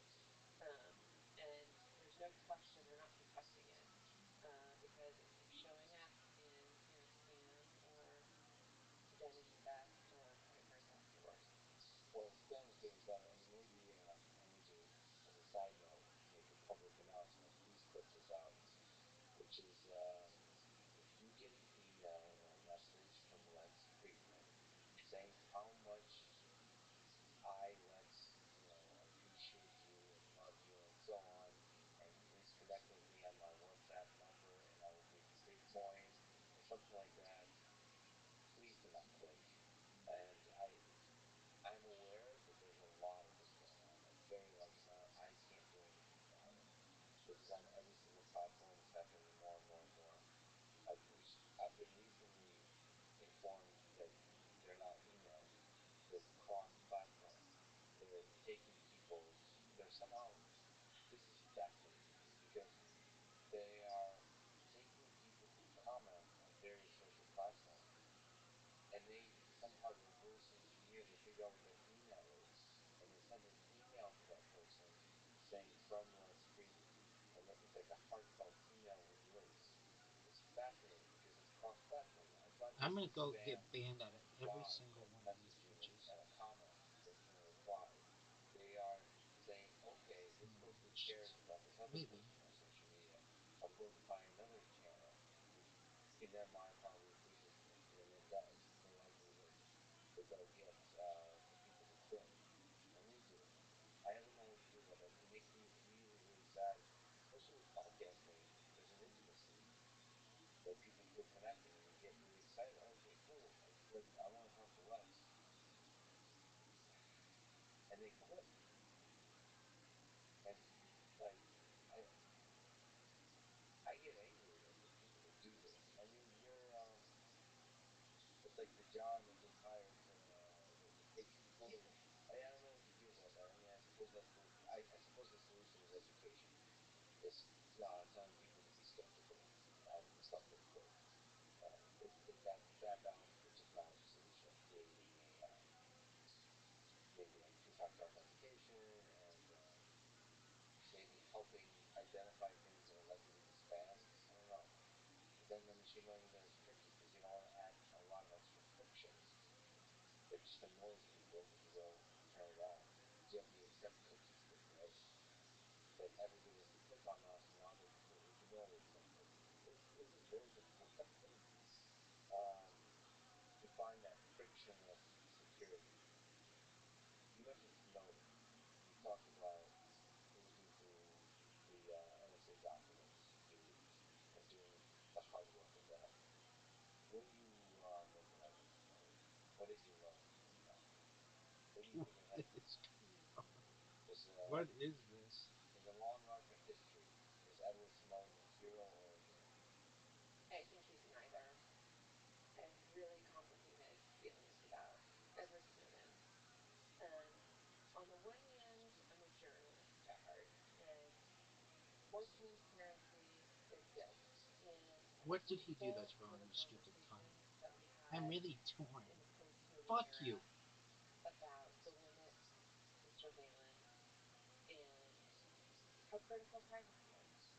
And when you have no transparency, you don't really know, in that case, what our secret courts were doing. Um, how can you truly believe that our country is using their civil liberties seriously? So on the one hand, I'm grateful that he cracked open these debates. On the other hand, when I walked into the storage closet of classified NSA secrets, I had just spent 2 years covering Chinese cyber espionage almost every day, and the sort of advancement of Russian attacks that were just getting worse and worse and more destructive. And there was no limit to Chinese cyber espionage and Chinese surveillance of its own citizens. And there seemed to be no limit to what Russia was willing to do in terms of cyber attacks and also, I think, in assassinating journalists. So when I walked into that room, there was a part of me, quite honestly, that was relieved to know that the NSA was as good as I hoped they were. And we weren't using that knowledge to, as far as I know, assassinate journalists. We weren't using our access to, take out pharmaceutical companies. For the most part, we were using it for traditional espionage. Now, that set of documents also set me on the journey of my book because to me, the American people's reaction to the Snowden documents was a little bit misplaced. They were upset about the phone call metadata collection program. Angela Merkel, I think, rightfully was upset that we were hacking her cell phones. Um, but in terms of spy, you spy without hacking world leaders' cell phones is pretty much what most spy agencies do. And there wasn't a lot that I saw in those documents that was beyond what I thought a spy agency does. And I think if there was another 9/11 tomorrow, God forbid, we would all say, how did the NSA miss this?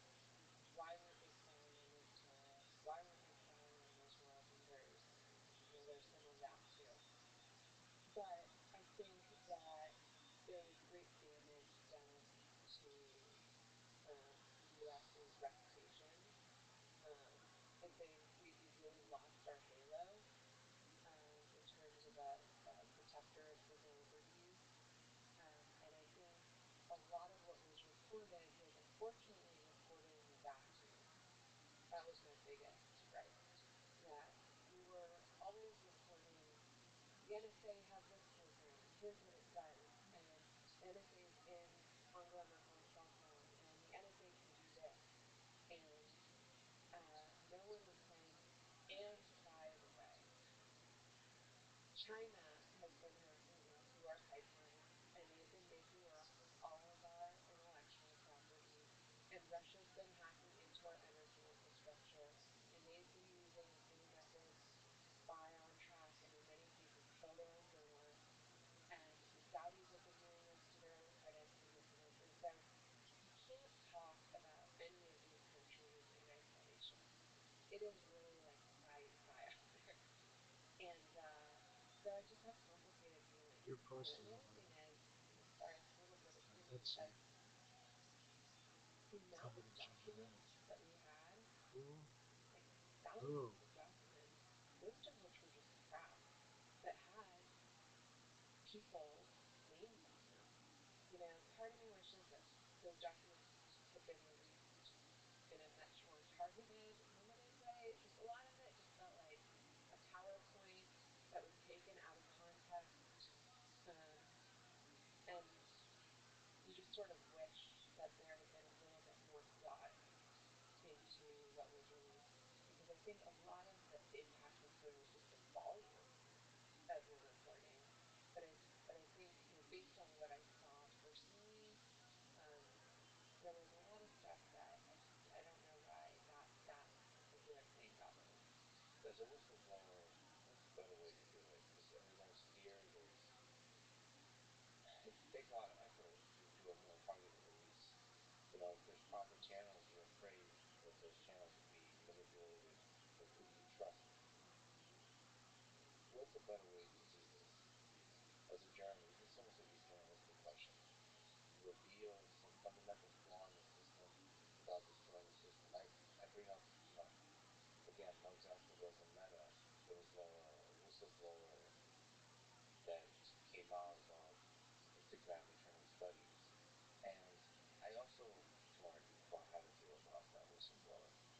Because from a company perspective, that's an open culture, how can you operate successfully if you have an open culture where any one whistleblower can come out of context, take a study, whether it represents a larger context or not, and the press eats it up, and then that creates a narrative that is just like with the NSA. You said it's out of context, very targeted, to where, well, basically evil, clearly because of this one leak.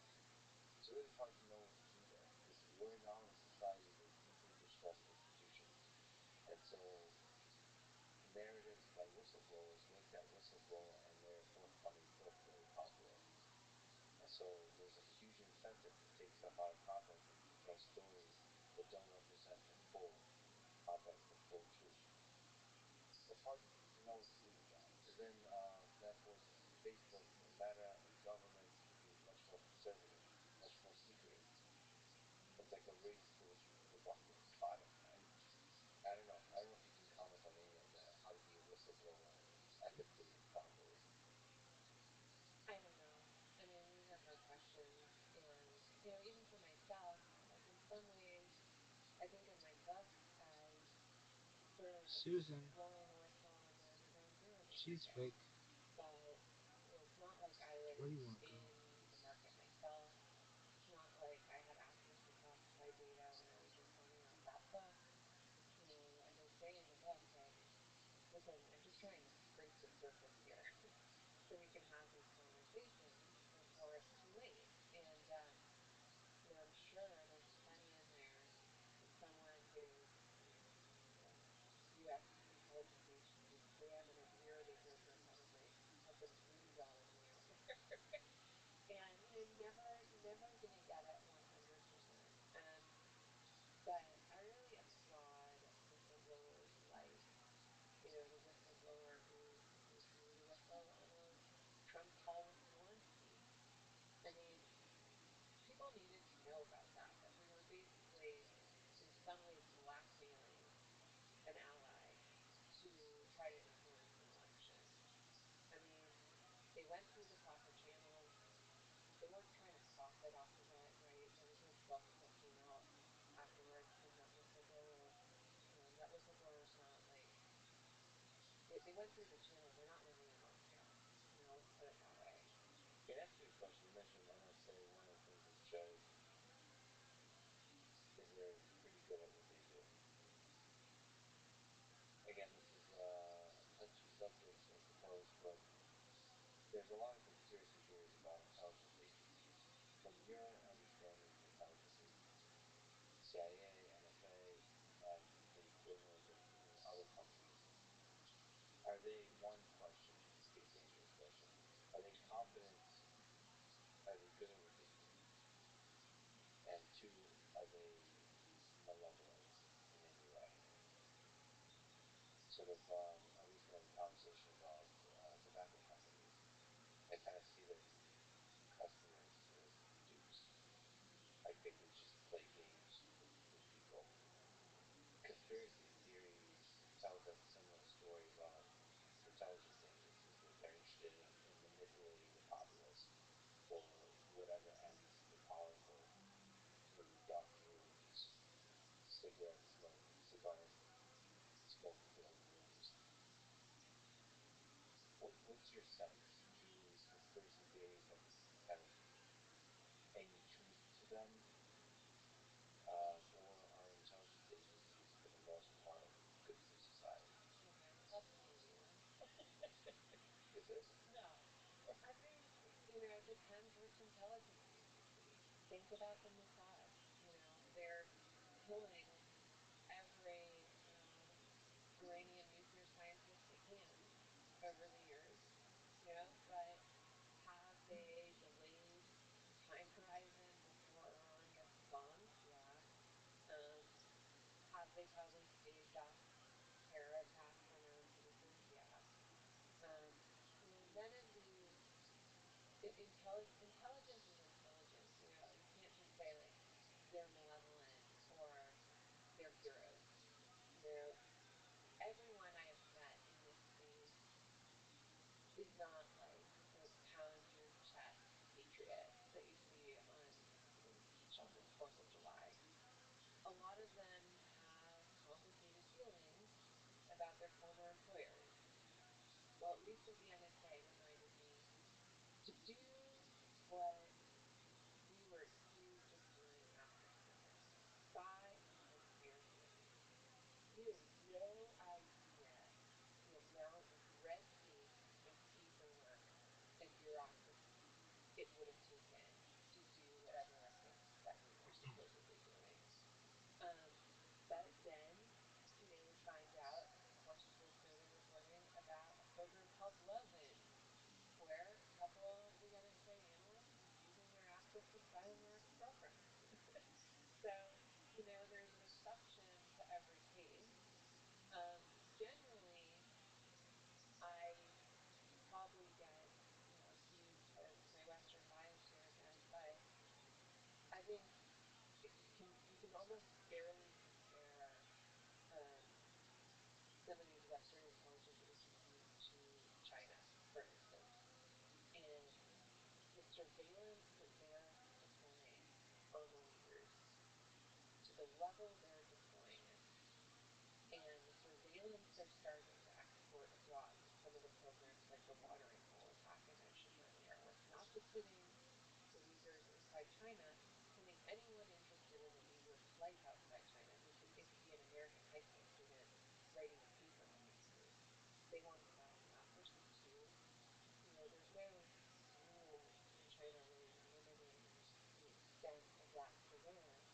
And we all better be paying attention to what's happening with the Uyghurs, because just as Ukraine has been to Russia in terms of a test kitchen for cyber attacks, the Uyghurs are China's test kitchen for surveillance. And there's no doubt in my mind that they're testing them on the Uyghurs. The Uyghurs are their petri dish, and eventually they will export that level of surveillance overseas. I mean, in 2015, Obama and Xi Jinping reached a deal where basically the White House said, you better cut it out on intellectual property theft. And they made this agreement so you're not hacked for commercial benefit. And for a period of about 18 months, we saw this huge drop off in Chinese cyber attacks on American companies. But some of them continued.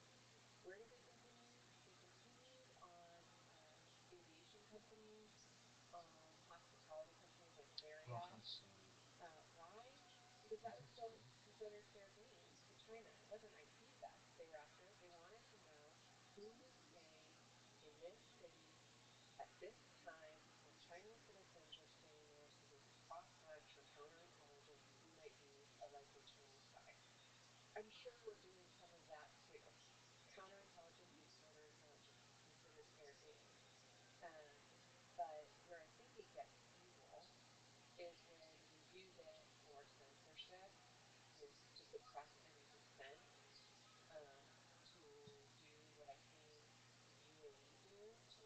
questions or people who gone on Twitter just to advocate for better voting rights in their enfranchisement suddenly find their passports confiscated. I talked to one critic, Ahmad Mansour, and he told me, you might find yourself a terrorist, labeled a terrorist one day, and you don't even know how to operate a gun. He'd been speeding up every time he tried to go somewhere. His passport had been confiscated. By that point, it was already hacked into his phone, so they wouldn't be talking. They'd hacked into his baby monitor, so they're spying on his child, and his old car. And then they created a new law that you couldn't criticize the ruling family or the ruling party on Twitter. And he's been in solitary confinement every day since on hunger strike. So that's evil. That's evil. And we don't do that here. We have rules here. We don't cross that line. Oh shit. So yeah, in some cases, like I won't go to Dubai. I won't go to Abu Dhabi. If I ever want to go to the Maldives, like too bad. Like most of the flights go through Dubai. So there's some flaws in your argument across, but then again, just like you said, there's individuals within NSA, within CIA, and they may have power. And to me, there's levels of evil. To me personally, this is the stuff of conspiracy theories. Is the things you've mentioned as evil are more direct attacks, but there's also psychological warfare. So blackmail. So what does spying allow you to do? Allow you to collect information in case something that's embarrassing, or like a Jeffrey Epstein conspiracy theory, active manufacture of embarrassing things, and then use blackmail to manipulate the population or all the powerful people involved. It troubles me deeply that I'm meant to allow somebody like Jeffrey Epstein in their midst, especially some of the scientists I admire because they hang out in that personal realm. And so, I'll talk about it sometimes, and a lot of people tell me, well, obviously Jeffrey Epstein is responsible for intelligence, and I struggle to see that level of competence and malevolence. Um, but who the hell am I? And I guess I was trying to get to that point. You said that the bureaucracy and government makes some of these things very difficult. I wonder how much malevolence and how much competence there is in these institutions. Like how far, it takes us back to the hacking question.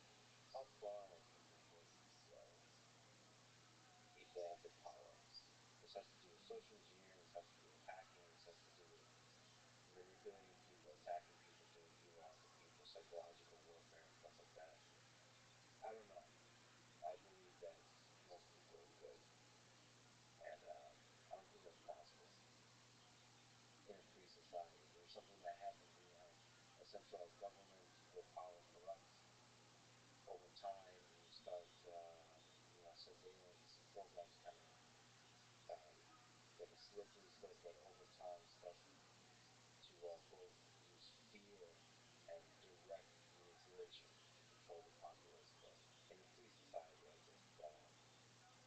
it's difficult for me to imagine that you could have like someone like a Jeffrey Epstein a front for intelligence. I don't know what I'm asking, but I'm just I have a hope that for the most part, intelligence agencies are trying to do good and are actually doing good for the world.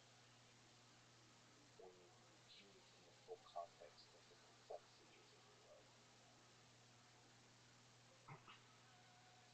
But then again, if they're not, who do you know? That's why Edward Snowden might be a good thing. Let me ask you a personal question. You have investigated some of the most powerful organizations and people in the world of cyber warfare, cybersecurity. Are you ever afraid for your own life, your own well-being, digital or physical? I mean, I've had my moments. Lady, I've shut had the fuck up. Nobody cares our about you. security team at the time called me at one point and said someone on the dark web offering good money to anyone who can hack your phone or your laptop. I described them. I said how when I was at that hacking conference in Argentina, I came back and I brought a burner laptop with me, but I'd kept it in the safe anyway. And it I've had all sorts of sort of scary moments. Like, And then that's I've had not moments where I scary. think I've I'll like watch my fucking life. way too That's far scary. into the paranoid You? You're side. I just mean, some bitch. I remember That sucks.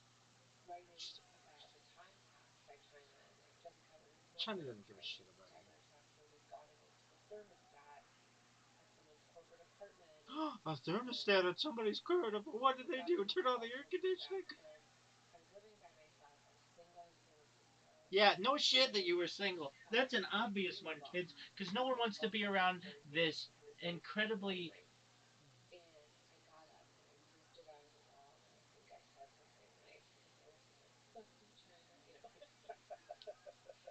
and then I went back to bed. Serenity now. And I woke up, and like this like beautiful morning light. I mean, I'll never forget Did it. somebody change your This thermostat? glowing morning light was shining on my You know how ceiling, you can and prevent I that? had By ripped it having one out, of those old and I was fashioned ones. sitting on my You can floor have one like I had in recording college. It things, didn't and fucking work and you get I was just charged like, for it. no, no, no. Like, Really? I'm not going down You'd that hit it and it road. go. Like, basically, I Be like, came okay, to does this fucking work? this This, little none of sort that of shit worked. like fork in the road where I could either go full tinfoil hat, go live off the grid, never have a car with navigation, never use Google Maps, never own an iPhone, never order diapers off Amazon, create an alias, or I could just do the best I can and live in this new digital world we're living in. And what does that This look woman like for sucks, me? kids. I mean, what are my crown jewels? This is what I tell people. What are your crown jewels? Just focus on that. You can't protect everything, but you can protect your crown jewels. For me, for the longest time, my crown jewels were my sources. I was nothing without my sources. So I had some sources. I would eat the same dim sum place, or maybe it was a different You restaurant, know, an on the interesting thing, kids, same I have not heard street anybody in use the every slapper. quarter, and would never drive there, would never Uber there, wouldn't bring any devices. I could bring a pencil and a notepad. And if Let's see if we someone can wasn't fucking in go live. town, like there were a couple times Nope. where I'd show up and book These a bunch of motherfuckers things, banned me a but we long time never ago. communicated digitally. Try this function is And temporarily those are the unavailable. lengths I was willing to go to protect that source. But you can't do it for everyone. So for everyone else, it was Signal, using two-factor authentication, keeping my devices up to date, not clicking on phishing emails, using a password manager, all the things that, we know we're supposed to do. And that's what I tell everyone. I'm like, don't go crazy, because then that's like the ultimate hack. Then the attack's on whoever they is for you. But just do the best you can. Now, my whole risk model changed when I had kids. Now kids, oh God, anyone threaten my family. God help them. But Thanks, baby. it changes you. And You're damn right I unfortunately, have an amazing channel. there are I don't some even know things like I was what you're really looking, scared to but go deep on, um, like Russian cybercrime, Rudy like in the pit. Putin himself, and it's interesting. Like, I have a mentor who's an incredible person who was the Times Moscow bureau chief during the Cold War. And Did after they I suck started dick hearing too? the stories about Chinese cyber espionage, it took me a long Tiny time. cyber espionage. And he told Dog, me that when calm he was down, living in woman. Moscow, he would drop his kids off at preschool when they were kind of school age now, and the KGB would follow them, and they would make a really loud show of it. They'd tail him, they'd honk, they'd just be a ruckus, make ruckus. And he said, you know what? They never actually did anything, but they wanted me to know that they were following me, and I operated accordingly. And he says, that's how you should operate in the digital world. Know that there are probably people following you. Sometimes they'll make a little bit of noise, You you got but the A, one the thing you B, should know is the that C, all and at the D. all times you have a little bit of That's an the biggest. invisible shield on you. If something were to happen to you, that would be a really big deal. That would be an international incident. So I kind of carried that invisible shield with me for years. And then Jamal Khashoggi happened, and that Oh, destroyed my vision of my invisible shield. Sure, he was a Saudi, but he was a Washington Post following. journalist. And for them to do what they did with him pretty much in the open, and get away with it, and for the United States to let them get away with it because they wanted to preserve diplomatic relations with the Saudis, that really threw my worldview upside down. And I think that sent a message to a lot of countries that it was sort of open season on journalists. And to me, that was one of the most destructive things that happened under the previous administration. And I don't really know what to think of my position. Like you said, that really worries me on the journalism side that people will be afraid to maybe contact the New York Times. And, I have my own. Part of the reason I would love to hear. Oh man, I got it. Part of the reason I'm a little bit There's afraid chicken out there.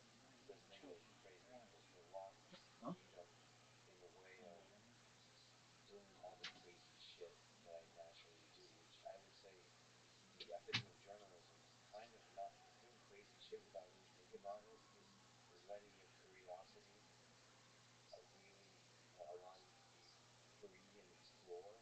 It's, I mean, whether it's stupidity or fearlessness, whatever it is, that's what great journalism is. And all the concerns about security risks have made me like become a better person. The way I approach it is just make sure you don't have anything to hide. I know this is not a thing. This is not an approach to security. This is like a motivational speech or something. It's just like if you could lose, you could be hacked at any moment. Just don't be a douchebag easily. Just be like a good person. Because then I see this actually with social media in general. Just present yourself in the most authentic way possible, meaning be the same person online as you are privately. Have nothing to hide. That's one, not the only, but one of the ways to achieve security. Maybe I'm totally wrong on this, but don't be secretly weird. If you're weird, be publicly weird, so it's impossible to blackmail you. That's my approach to it. Yeah, well, they call it the New York Times front page phenomenon. Don't put anything in email or I guess social media these days that you wouldn't want to read on the front page of the New York Times. And that works, but sometimes I even get carried. I mean, I have gone into my followers with you, but a lot of followers, and sometimes even I get carried away. Yeah, yeah. I mean, the cortisol response on Twitter. I mean, Twitter is basically like designed to elicit those responses. I mean, every day I turn on my computer, I look at my phone, I look at what's trending on Twitter, and I think, what are the topics that are going to make people the most angry today? And it's easy to get carried away, but it's also just that's stuff too that you have to be constantly censoring yourself. And maybe it's for the better. Maybe you can't be a secret asshole. And you can put that in the good bucket. But at the same time, there is a danger to that other voice, to creativity, to being weird. There's a danger to that little listener voice that's like, well, how would people read that? How could that be manipulated? How could that be used against you? And that stifles creativity and innovation and free thought. And that is on a very micro level. Um, and that's something I think about a lot. And that's actually something that Tim Cook has talked about a lot, is why he said there's a force on privacy is it's just that little voice that is at some level censoring you, and what is sort of the long-term impact of that little voice over time. I think there's a way. I think that self-censorship is going to attack back to the solutions to it. The way I'm really privately online. The solutions to that is just be privately and publicly the same person and be ridiculous. Embrace the full weirdness and show it more again. So those memes that have like ridiculous humor, and I think, and if there is something you really want to hide, deeply consider if that you want to be that. Like, why are you hiding it? What exactly are you afraid of? Because I think my hopeful vision for the internet is the internet loves authenticity. They want to be that and like live that fully. Because I think that gray area where you're kind of censoring yourself, that that's where the destruction is. You have to go all the way, step over. You do it, and then it feels you can be painful because people are going to compliment you on, but just try it. I mean, that's just the skill on a social psychological level that ends up being an approach to security, which is like remove the attach vector of having private information by being full with self-confidence. What what advice would you give for young folks today, operating in this complicated space that want to have a successful life, a life to be proud of, a career to be proud of? Maybe somebody in high school and college or something. What would they tell them? Be a hacker. You know, if you have any interest, become a hacker and apply yourself to defense. You know, every time, like, we do have these amazing scholarship programs, for instance, where they find you early, they'll pay your college along with you, and it's just some kind of federal commitment from certain health federal agencies with cybersecurity. And where does everyone want to go every year in the scholarship program? They want to go work at the NSA or Cyber Command. They want to go work on offense. They want to go do the sexy stuff. It's really hard to get people to work on defense. It's always been more fun to be a pirate than be in the Coast Guard, and so we have a huge deficit when it comes to filling those roles. There's 3.5 million unfilled cybersecurity positions around the world. They talk about job security. Like, be a hacker and work on cybersecurity, you will always have a job. And we're actually at a huge deficit and disadvantage in a free market economy, because we can't match cybersecurity salaries at Palantir or Facebook or Google or Microsoft. And so it's really hard for the United States to fill those roles. And, other countries have had this workaround where they basically have forced conscription on some level. China tells people, like, you do whatever you're going to do during the day. You work at Alibaba. You need to do some ransomware. Okay. The minute we tap you on the shoulder and ask you to come do this sensitive operation for us, the answer is yes. Same with Russia.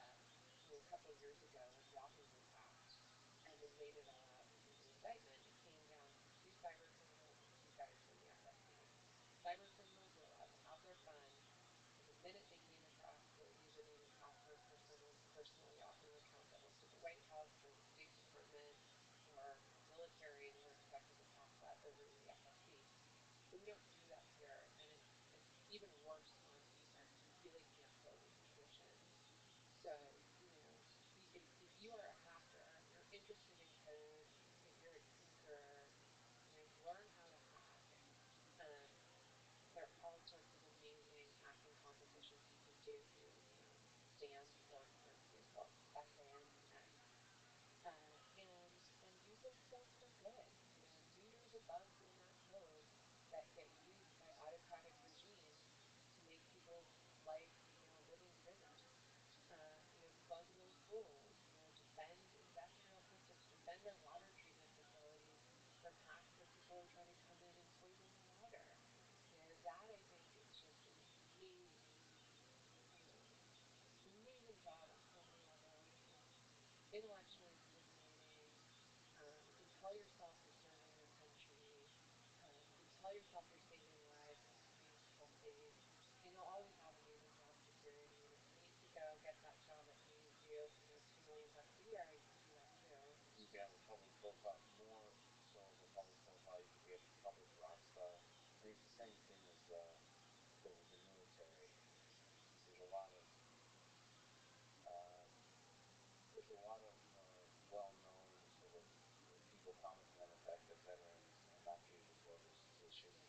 but it's still the fact that soldiers need to be respected for defending the country, the freedoms, the ideals that we stand for. And in the same way, I mean, in some ways, the cybersecurity defends like the soldiers of the future. Yeah. And you know what's interesting? I mean, in cybersecurity, the difference is oftentimes you see maybe more interesting threats in the private sector because that's where the attacks come. You know, when cyber criminals and nation state adversaries come for the United States, they're getting on code directly for Cyber Command or the NSA. You know, they go for banks, they go for Google, they go for Microsoft, they go for critical infrastructure. And so those companies, those private sector companies, get to do some of the most advanced, sophisticated attacks out there. And if you're working with FireEye, calling out the SolarWinds attack, for instance, I mean, you just saved God knows how many systems from that compromise turning into something that more closely resembles sabotage. Um, so go be a hacker and or go be a journalist. So you wrote the book. This is how they tell me the world ends. As we've been talking about, of course, referring to cyber war, cybersecurity. What gives you hope about the future of our world if it doesn't end? How will it not end? That's a good question. I mean, I have to have hope, right? Because as kids, we got our own way, and if I didn't have hope, I wouldn't be having kids. But it's a scary time to be having kids. And like pandemic, climate change, misinformation, increasingly advanced, perhaps deadly cyber attacks. What gives me hope is that I share your worldview that I think people are fundamentally good. And sometimes, and this is why the metaverse scares me to death, but when I'm reminded of that when you're online, like online, I guess the opposite. You start to lose hope in the internet when you're on Twitter. Not my day. It's like when I go to the grocery store or I go on a hike or like someone smiles at me, or someone just says pleasantly nice. Um, people are fundamentally good. We just don't hear from good people enough.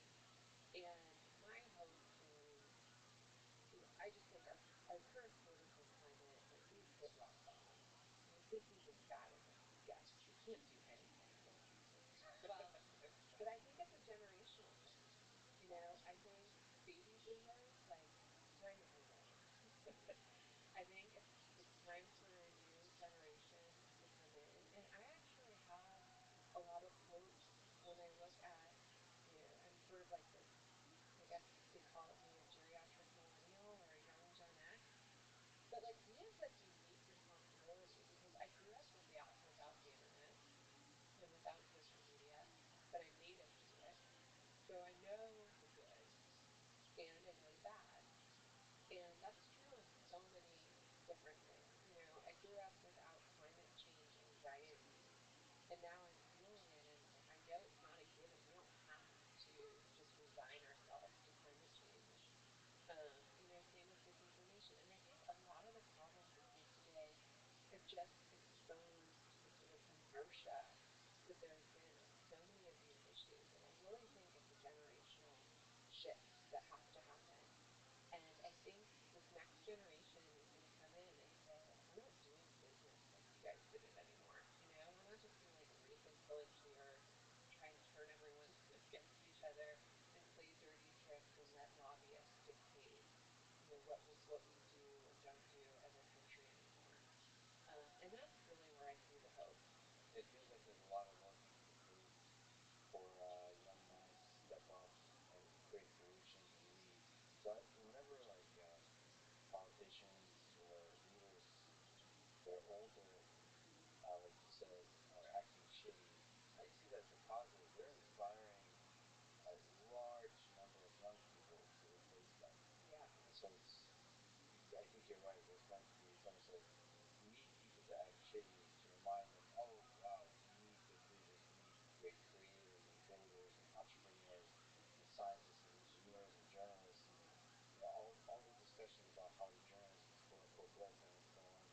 that's just an inspiration for new institutions to rise up and do journalism better. New journalists to step up and do journalism better. And I've been constantly, when I talk to young people, I'm constantly impressed by the ones that dream to build solutions. And so that's ultimately why I put the hope. But the world is a messy place, as Wisdom talks about.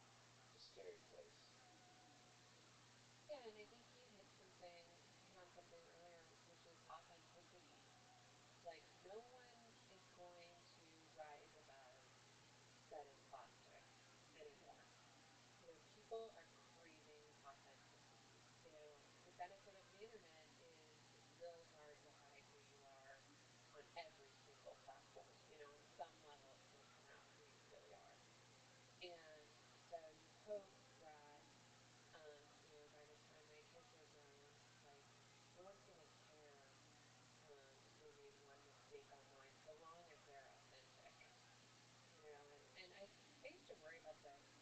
My nephew was born the day I graduated from college, and I just always, he's like born into to Facebook, and just think like, how is a kid like that ever going to be president of the United States of America? Because if Facebook had been around when I was in college, like, Jesus, what? How are those kids going to ever be president? There's going to be some photo of them at some point making silver spoons, and that's going to be all it is for them. And now I take that back. Now it's like, no, everyone's going to make their names. There's going to be a picture for everyone. And we're all going to have to come and grow up to the view that as humans, we're going to make huge mistakes. And hopefully they're not so big that they're going to ruin the rest of your life. But we're going to have to come around to this view that we're all human, and we're going to have to be a little bit more forgiving and a little bit more tolerant when people mess up. And we're going to have to be a little bit more humble on the zoo and like keep moving forward. Otherwise, we can't wait to cancel everyone. Nicole, this is an incredible, hopeful conversation. Also, um, one that reveals that in the shadows, there's a lot of challenges to be solved. So I really appreciate that you took on this really difficult subject for your book that journalism always does. So I'm really grateful to you that you took the risk and you took that on. And that you plugged the cable box back in when you used it up. Oh. And thank you so much for spending your valuable time with me. Thank you. Thanks for having me. Thanks for listening to this conversation with Nicole Roth. To support this podcast, please check out our sponsors in the description. And now, let me leave you with some words from Nicole herself.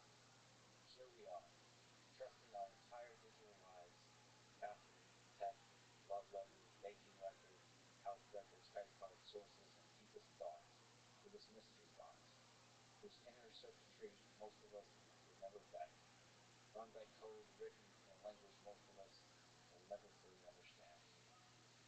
Thank you for listening, and hope to see you next time.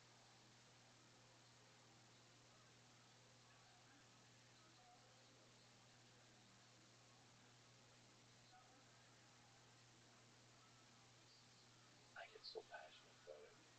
I get so angry, because there's this saying like, "Oh, can you be the horse or the man?"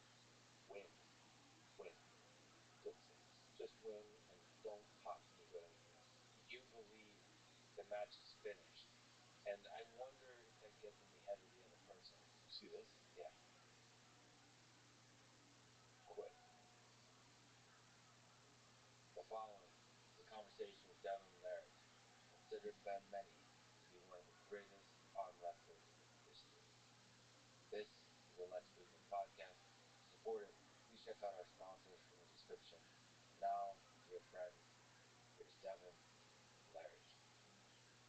You are considered to be one of the greatest arm wrestlers in history. Plus, are one of the most charismatic and fun people to watch in arm wrestling. But let me first start with a ridiculous or controversial opinion. I actually really enjoy Over the Top, the movie with Sylvester Stallone, where he's a trucker. It's like a father-son movie. It's like a bunch of sports have definitive movies. Like boxing has Rocky, maybe folk style. Collegiate wrestling has Vision Quest. billiards has color and money. Yeah, this is um, the sort of movie for arm wrestling. So what did Over the Top get right? What did it get wrong about arm wrestling? That was actually based off of a real story. A lot of people don't know that. Yeah, the Over the Top movie. I mean, to a certain degree, that's actually real life. Like that tournament Over the Top was real. Yeah. It was literally named Over the Top. Yeah, yeah. There was a trucker division, and the guy actually won a truck for real. His name's John Brzezinski. You know who that is, right? So the actual Over the Top tournament, the trucker division, was won by John. Who is John Brzezinski? He is. A lot of people talk about him as like a legend and one of, if not the greatest arm wrestler of all time. John Brzenk is every arm wrestler's father to a certain degree. All of us. The entire sport looks up to him. He, it's incredible what he's done. I mean, at 18, he won Over the Top. At 57, he just competed with me a couple months ago. Still at the world level.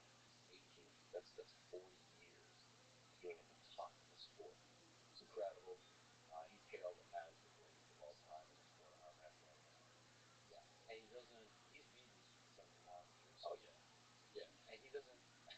I mean, when you talk about like the evolution of the sport, he's responsible for so much of it. Like when you talk about like a lot of times when you go back like 20 years, 30 years, a lot of us looked at arm wrestling, I think, I mean, as something you could kind of do. And he's the first guy who's like, you want to get better at arm wrestling, guys. And it seems so simple, but uh, he answered so many questions that all of us had about techniques in the sport back, pre video internet. Yeah, he's everybody. He's been everybody's target for like 40 years. So in terms of strength, in terms of power, in terms of skill, what did he teach the sport of arm wrestling? So if you look, how did the sport change from the 80s, 90s Sucks. the aughts? You were at the top Kids, of the world for everything many sucks. years. You know, There isn't a you, thing on this earth that you doesn't you suck were at this still point. at the very top of the world, but like you were very dominant both left and right hand in I don't know 2008 to 2013, something like that.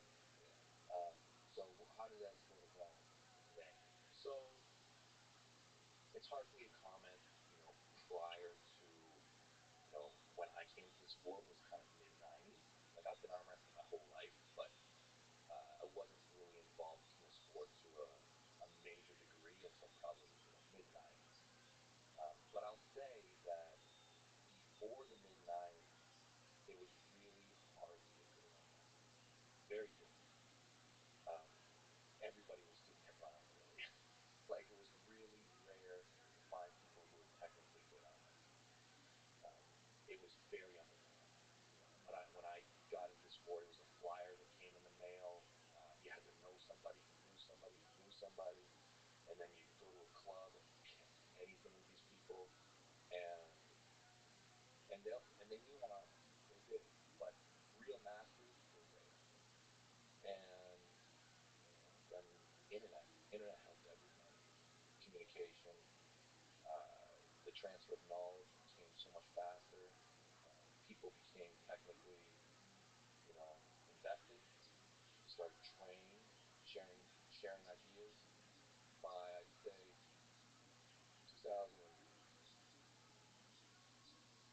probably around the turn of the millennium, I'd say that professional leagues started to slowly pick up, more organized, uh, bigger productions, started attracting more athletes.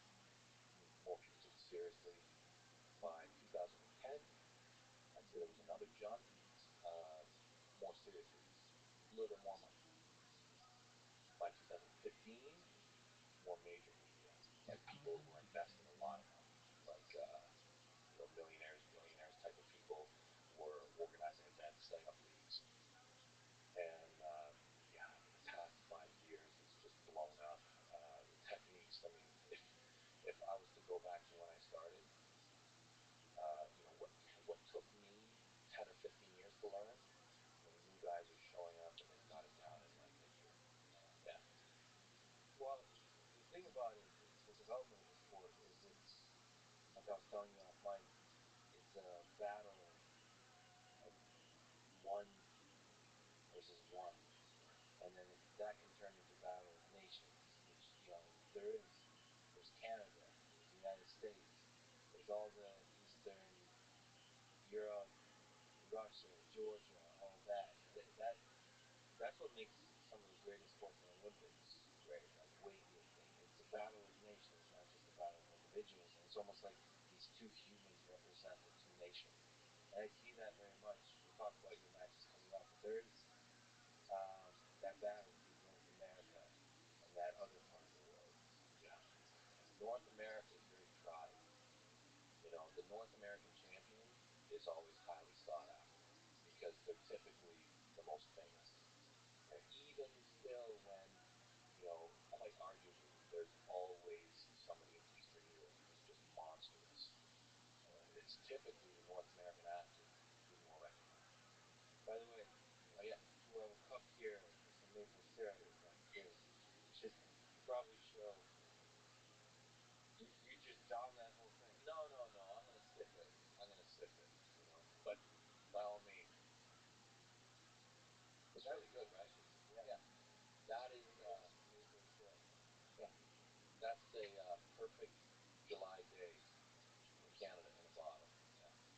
So you're on a totally on a total tangent. You are known for appreciating food in all kinds of ways, but one of the things you're known for is pancakes. That is yeah, that's gone Yes, to a sucks. crazy place in the sport. But yeah, like where did that originate? So um, where that originated when it went from like your actual love for pancakes to the meme. Yeah. Let's see if anybody said So anything I to me. think what happened was Oh, great.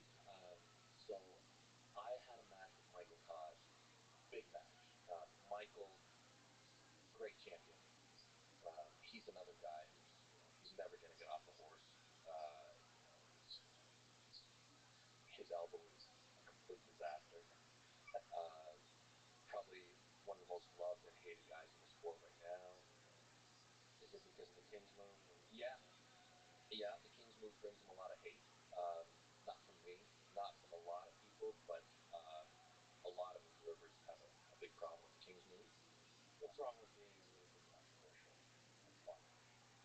I get so passionate about it. I get so angry, you know, because there's this saying like, "Oh, can you beat him in a hook? Can you beat him? Win, win. Just win, and don't talk to me about anything else. If you can win with style, win with style. But don't talk to me about anything but winning other than doing it. That's the part. You had this match with Michael Todd. Yeah. So I was in a terrible place. I guess it was. I get so screwed up with the years. It's 2022 now, right? No, it's 2030. What are you talking about? That's right. I think it is actually 2030. We're way ahead of schedule. Yeah. Oh man, that's right. So when was this? This is like a decade ago. No, this is like a year and a bit ago. Oh, so, this is very recent. Very recent. Yeah. So I got really sick. Yeah, this was a match, right? Awesome match. So this match is for the Legacy Gander.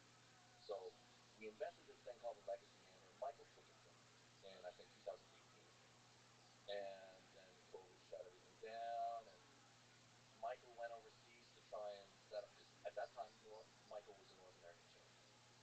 He beat me, and he went to Dubai and organized this great big match with Lamont, and the whole thing fell apart. Organizers leave, wouldn't let it happen, but there was still an ability to have a match of significance happen.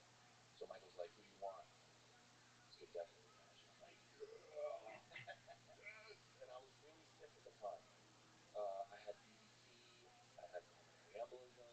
I was mentally in a terrible place, and I got offered the match, and I just totally turned my life around. And I committed really hard. Yeah. And what happened in this match? Oh, I just totally destroyed him.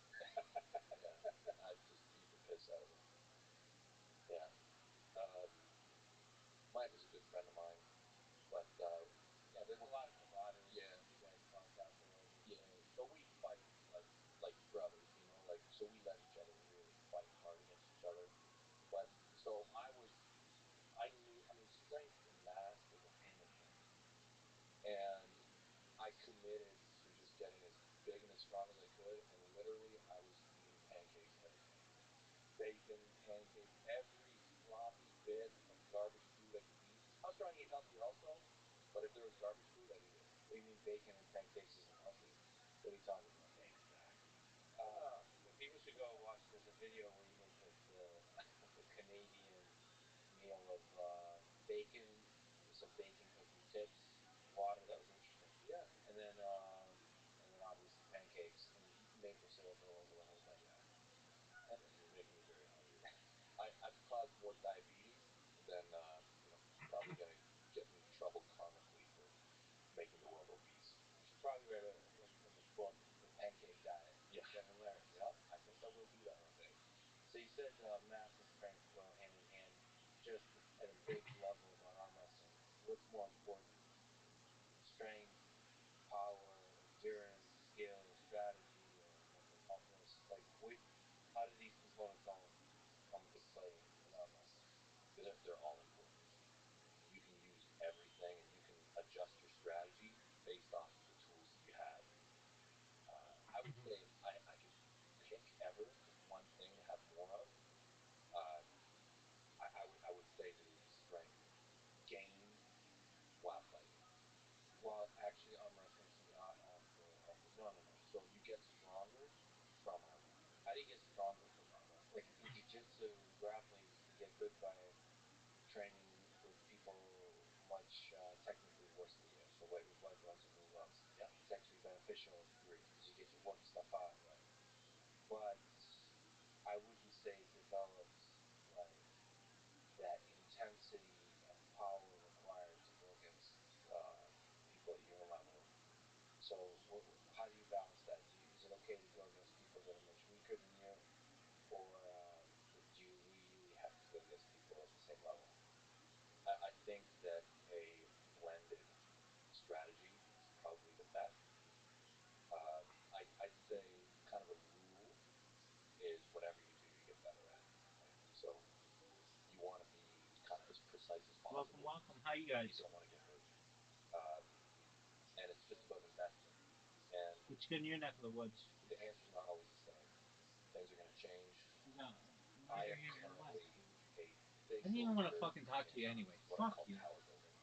Right? So you have to do a lot of volume to build a great tower.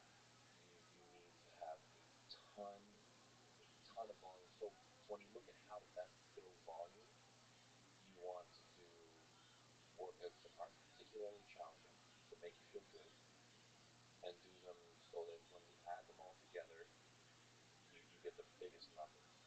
So many What is this easy workouts athleticism? a day that are as specific as possible, in my opinion, is the best way to lay the foundation for an extreme peak. And precision, right? Like, there's no more precise way to get strong at arm wrestling than arm wrestling. So, how long have you been arm wrestling? What's your training regimen? You've talked about this as the climb, right? What is the training process to get great at arm wrestling? Well, again, it's going to depend on what level you're at. Uh, the answer at the beginning might not be the same. For me, guys who've been doing it almost 30 years, I have to harvest. I have to harvest energy. Makes a lot of sense. I call it cosmic punch. Sorry to interrupt you. Here in Austin, Texas. You are in Austin, Texas, but you were at the what was it called? The water tank. Yeah. You had an awesome crowd. That was great. I get to watch that. I get to interact with a lot of those guys.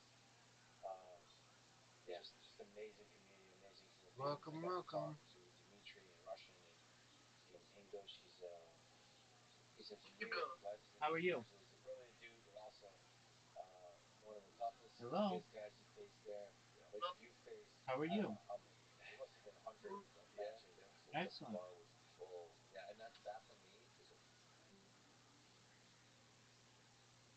different things. Yeah. So if I go in and just kind of be, I'm like a lightning rod, and I just absorb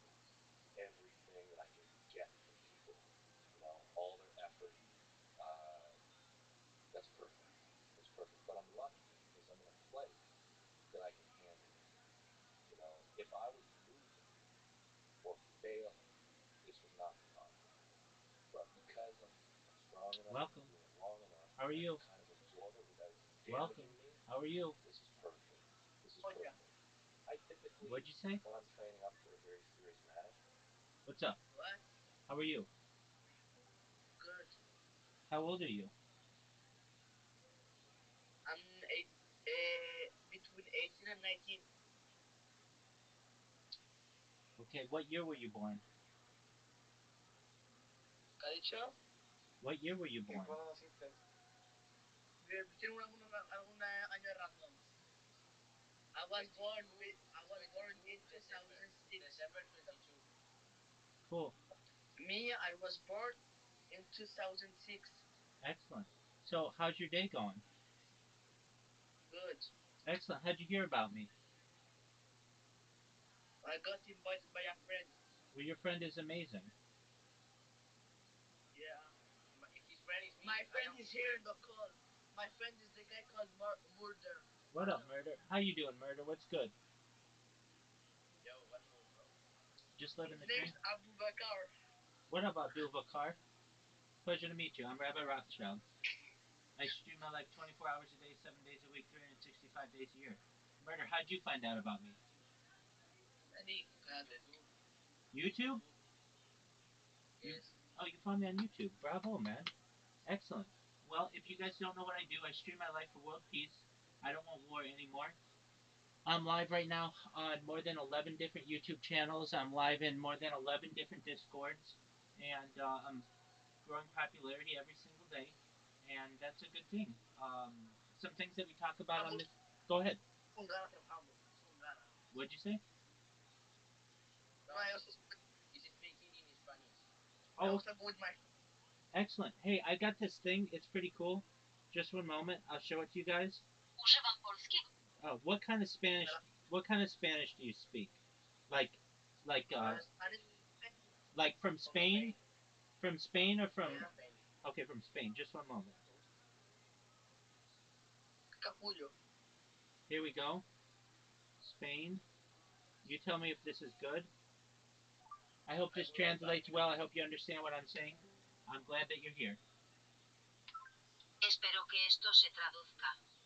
Bueno, espero que entiendas lo que digo. Me alegra que estés aquí. Lex, can you? Yeah. Okay. No one cares. I don't even care. I don't want to talk to you anyway. Between 18 and 19. I'll Who try and says do that that? 3 or 4 times a week. And then the days in between, I will just do blood flow rehab. Blood flow rehab. I will never hit a PR, a record. I will never do a PR. What up, Wack? I use a lot of Shout different out to things. you. That's why I say like there's a lot of ways to do it. This is currently a system that's working very well for me. So when you say PR, you're not aggressively chasing the peak. You're just building and building and building. Yeah. My only peak that I care about is for this cycle for 2033. This is my only PR.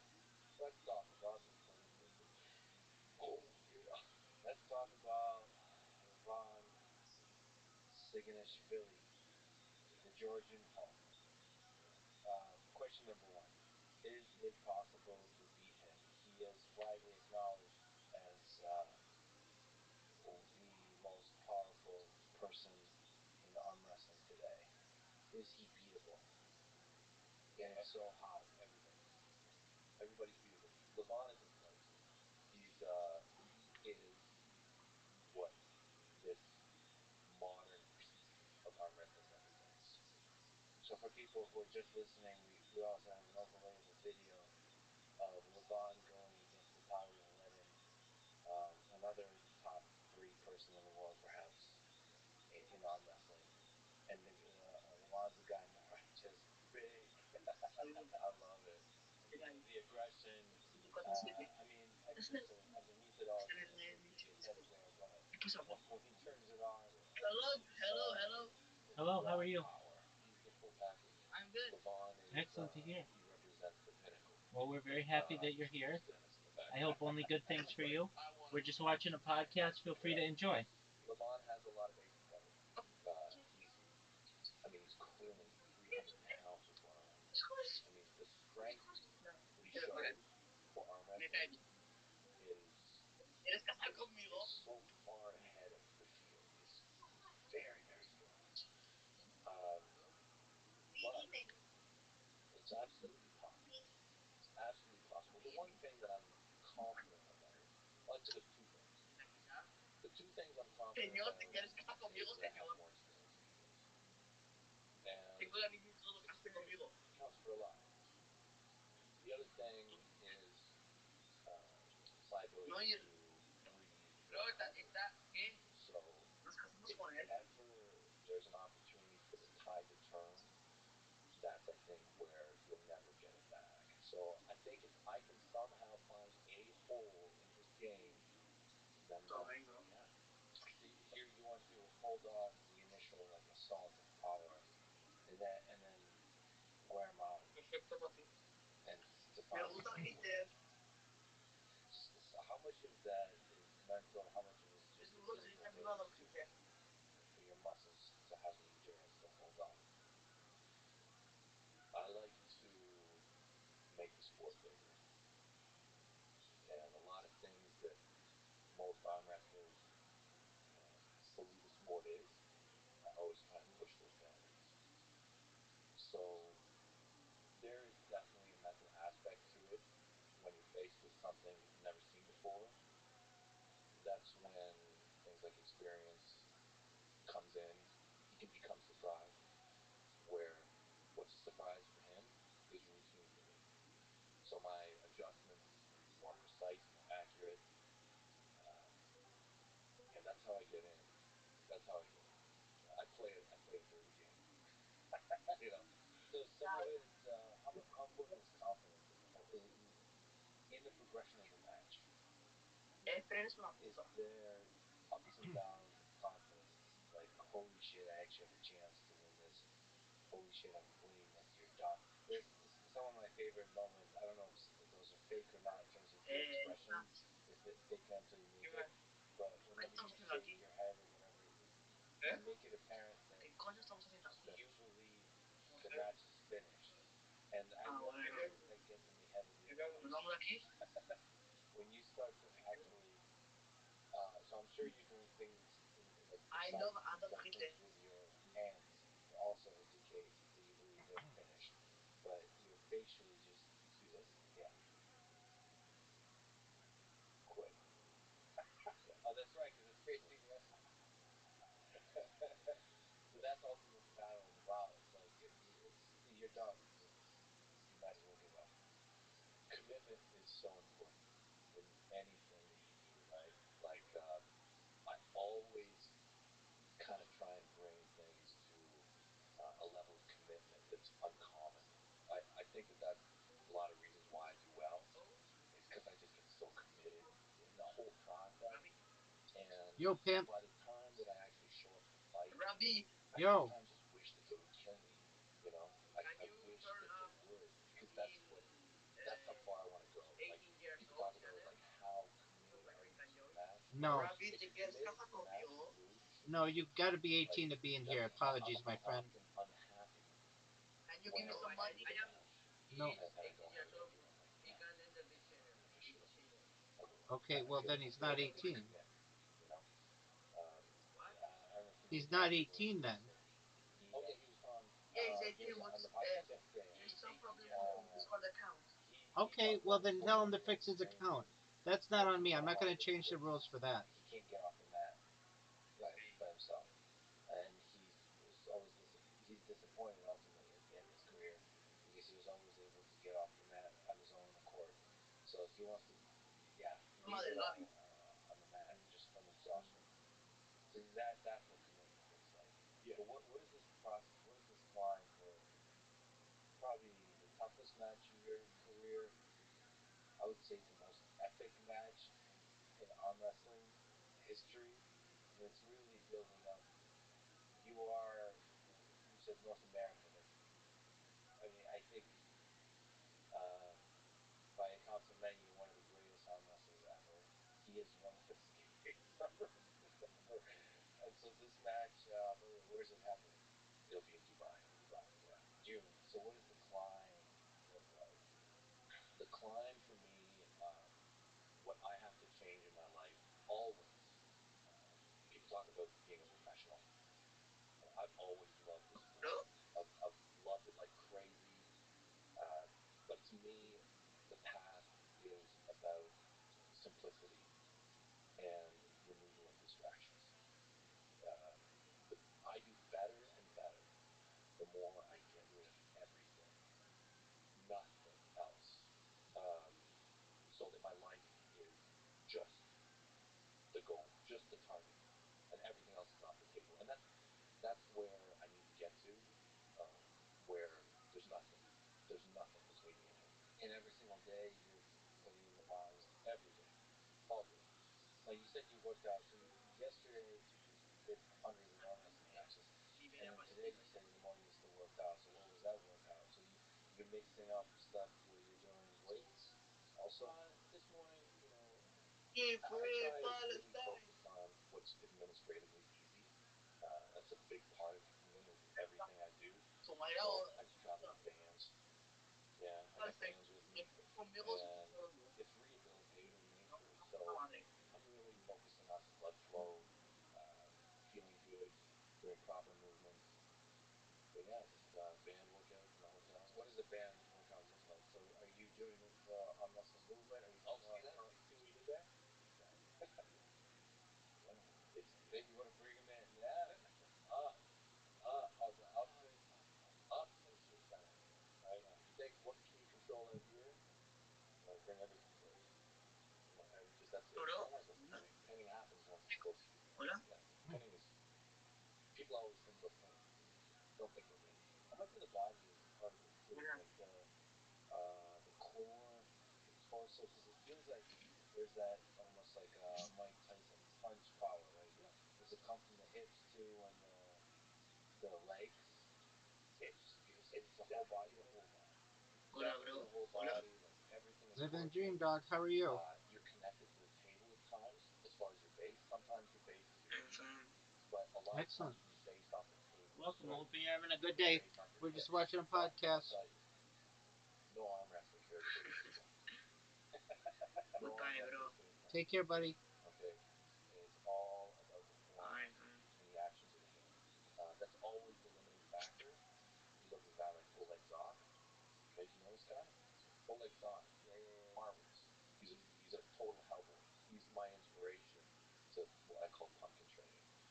But what's pumpkin training? Uh, Probably won't get into that. But I only train my right arm. That's it. Yeah, with homework. But back to full body. It is full body. My good friend Matt Mask, when he arm wrestled me, he actually blew his internal abductor in his leg. So yeah, people walk away from tournaments, their calves being sore sometimes. It happens. But no, there he is right there. Bullet. He is a real life hellboy. How you like? You are good or you are bad? I'm good. How are you? Crazy. I am. Yeah, that's you doing reference. That's by the way, Ravon is going right. Yeah, yeah. So can you say more about the mental side? Are you visualizing this beat him? We're just watching a All of podcast. these things. So it's possible to get in his head. There's definitely strategies that you can do depending on who it is you're facing. Very good to know who it is you're fighting and choose the correct strategy. Absolutely. But I always follow a process when it comes to my mental preparation. When I'm far away from an event, I just always build up mental, build, build, respect them, to a point where I almost start to fear them and start to believe that they'll beat me. And this is a very vital part of my preparation. And that's where I am right now. Kind of. I just build them up. This thing is big. And it forces me to be responsible. I don't want to lose. I want to win. So the greater I can build the words in my mind, the more motivation. Then it comes a point when it changes, and then I start to degrade them. Hello, Rabbi. Yeah, that's when it normally What starts up? getting What up? bad. How are you? And what are you watching? watching, bro? What are you watching? The Lex Friedman podcast. I just try and completely dominate. Pues dile que porque lleva 2 días seguidos en directo sin salir de su habitación. My friend here is asking why. In the actual moment of the Te match. lo responde y el otro. Because I Okay. like podcasts. Fear, ¿Qué ha confidence, dicho? anxiety. Lleva podcast. ¿Qué? I love to fight. I love it. I've always had. Tú, me estoy volviendo loco. There's every day where you have. Pero, que no escucho lo que ha dicho el Rabbi Roth. And then there's really living in the moment. Hey, Whatever you love to do, that's when you can really be free. Rabbi Roth. Free when I'm fighting. Right. So Bro. I could Dile fight, Rabbi, dile Rabbi. and I just love it. Rabbi. I don't think about the Yo, past, dog. I don't think about the future. I just think of What are you doing 2 days in your house, in your bed, bro? I'm watching a podcast. Seriously, eh? This question is serious, yeah? So it's no for meme. Study videos of it. What's your question? So what are you doing? Sorry, my English so bad. What are you doing 2 days in your house, in your bed? ¿Cómo se dice esto? Tú dile tu dingo, bro. He's asking. They have a bit of broken English. That's okay. He's asking like, how do you live like 2 days straight being in your bed without doing anything? Like they are just curious. That's okay. I'll answer. Yes. Just one moment. Que ha dicho que me Dice que vengo ahora mal. responde un segundo. I stream my life 24 hours a day, 7 days a week, 365 days a year for world peace. I've been streaming live on more than 11 different accounts on YouTube for more than 3 years. This is the most amount of data ever uploaded to the internet. It's essentially a time capsule for humanity. Me está diciendo la Biblia ahora. Me afeité la pierna las 24 horas del día, los 7 días de la semana, los 365 días del año por la paz mundial. He estado transmitiendo en vivo en más de 11 cuentas diferentes en YouTube. Esta es la mayor cantidad de datos que se haya subido a Internet. Es esencialmente una cápsula del tiempo para la humanidad. What the fuck? Rabbi Roth. Seriously, your affiliation in the line. Can you repeat that? Sorry, my English so bad. No. Dile tu lecture. Your English is fine. He's I asking, just like, didn't hear what you What do you said. do for living? What do you do Tu for living? inglés Because está if bien, you're pero streaming no entendí 24 lo que hours, like, dijiste. what do you do for living? You know? ¿De qué vives? ¿De qué vives? Dile eso, ¿de qué vive, bro? Like, O la que how do te you dice do eso. money and all that? Like, he's I'm a just certified curious. project Because- management Yes, yes, yes. professional. Soy un What? Can you repeat, profesional please? certificado en gestión de proyectos. What? Repeat, Soy please un repeat. profesional certificado en gestión de proyectos. Oh, alright, thanks. Alright. We were just Bro, curious bro. because we yesterday saw you in the e-daters like voice chat, and you were like till yesterday, and we were just curious of how do you do all this, you know? Dios mío, Absolutely. lo llevas. Tienes un inglés muy bueno. That's a great question to have. I completely understand. If I may ask, whose voice chat did you see me in? In the like online e-daters and all that, you know? Wait, let me tell you the name. The e-girl world. Yeah, absolutely. I'm in there right now. Yeah, we know. Cool. Do you have any other questions? ¿Tienes ¿Tenéis alguna alguna otra otra pregunta? pregunta?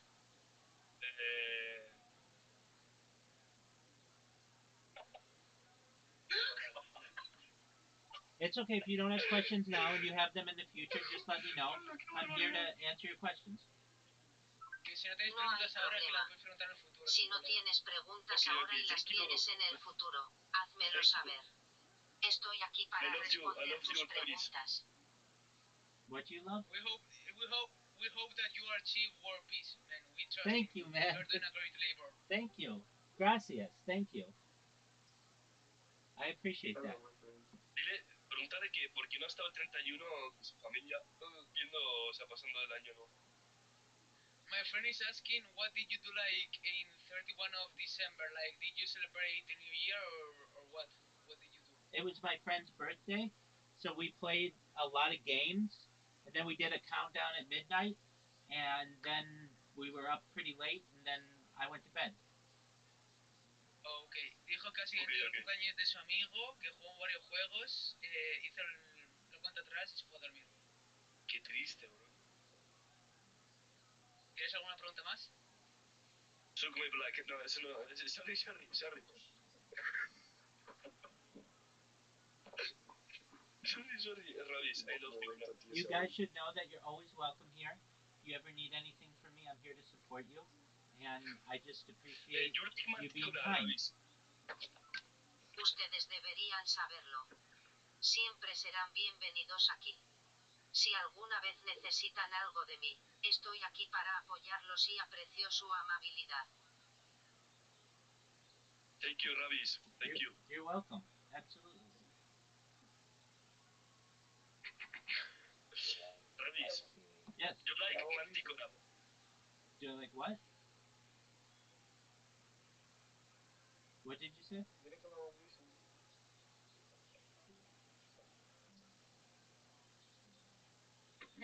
Nothing, sorry. Ravis, I love you. Ciao. Bye, bye, bye, bye. Bye bye. Adios. Everything. Muchacho. Opinions from other people. I watch very closely now. What do you make of his evolution? So he's grown in size, but also you talked about his evolution technically as well. Been studying him since we're in the build your opponent the terrifying stage. What makes him great? He's very impressive. The My buddy. great thing about him I took a shower. is his strength. That's the thing that sets him apart from everyone. His strength, specialized strength. Let's see how many Exact people strength liked in my arm wrestling. post. 2. I believe it's unmatched. Can we just linger on that word strength? Somebody tipped me? What does strength mean? What does it feel like? Are we talking about bicep, like shoulder? Are we talking about like whatever control? Right. Is it the wrist? Yeah. Is it the what? How does strength manifest? You know, like when I touch your hands and we grab arms, I feel like fuck. That's strength. There's control. What is that feeling? Well, where does that come from? Where in arm wrestling, when you're at the top of the world, where does that happen? So it's chains. There's chains of strength, and in arm wrestling, this is like technical strength. Okay, and we use these technical chains to fight each other. Uh, the the chains that I'll talk about is so the top. Remember how we talked about the post? This upwards drive, this ability to close this angle. This is a chain. It can be used. It's a technical attack. It's also an attack that can be built with training. Just the ability to just drive upwards. There's a chain where you cuff, right? Cuff your wrist in. Cuff your wrist in the anchor in the chain brings you right to your heart, right to your center, right? This chain, and this can be done at any time. There's a pronation chain, and that's to turn your thumb over, right? Turn your thumb over, and you attack the person's cuffing chain. And there's a huge number of muscles involved in each of those chains, and that's why I say it's a chain, right? But these are movements, and these movements you can develop in the gym or through practice. So you don't mean it's easy to sort of interpret strength to mean how much you curl, essentially. Yeah. But you mean the chain. It's all right, and that's why, like, I mean, people talk about bicep. I mean, yes, there's bicep for sure involved, but I'll always be inaccurate if I try and tell you like what muscles are the. So I prefer to explain it in a movement, and then everything that's involved in the effort. Right. Yeah. And LeBron's movements for arm wrestling are incredibly impressive. What do you attribute to? How much of that is genetics? How much of it is some training things he's doing? I think that LeBron is very special in terms of his genetics. Like, not everybody can be LeBron. You know, yeah. There's not many LeBrons out there. Um, but what I've encountered in the bias that I always see, like when people talk about people like LeBron, they discount the other side so very quickly. thing is Lamont rarely has to Listen, show bro. the other side. Can you He's so listen? far ahead. You talk about the technical application of sport. Sorry, eh? Yeah, sure. What's going on? You play Block Street. I don't. Ah, okay, okay. It's well. And you play Manticora? I don't know what that is. Okay, okay, thank you. That's okay. He so rarely needs to show it, but he's clearly incredible. If you Well, watch his progression, he came up What you do having for very living? difficult technical struggles to overcome. I'm a Georgia project is very management technical arm professional. wrestling. There's this guy Gennady Petrinius. No one will That's ever nice. say he is not Thanks, big dog. technical. you smoke cannabis? You know, it I took love him cannabis. years to defeat him Yes. to a point Word, where now dog. it's not even a discussion. Hmm? You Word. talk What? about the progression. They had a lot of battles together over the years. Yeah, it's amazing. You like, ¿cómo se dice pulsos en inglés, tío? Arm Eso wrestling. no me la sé, bro. Arm Yes, arm wrestling. wrestling, arm wrestling. Arm wrestling. Arm wrestling. You like arm wrestling? I don't know what that is. Wrestling. Arm or wrestling, arm or wrestling. Oh, do I like arm Wrestling. wrestling? Arm wrestling. It is. Es que mira el podcast. Yeah, El that's what the podcast, pod. bro, que sale el cabo este que hace pulsos. That is what the podcast is. I'm just watching a bunch of them, and this is the one that's on. Yes. Yeah. Yes, yes, yes. Do you like arm wrestling? Yes. Excellent. Yeah, it's cool. Very cool. Yeah. Excellent. Do you have any other questions? Do you have a Manticora alphabet? Do I have a Manticore alphabet? Is that what you asked? Yes. What do you mean by that? It's an animal, a new species. A Manticore alphabet. Yes. Let me look at it. Let me look one up. Hold on a second. Lo va a buscar. Watch out, bro.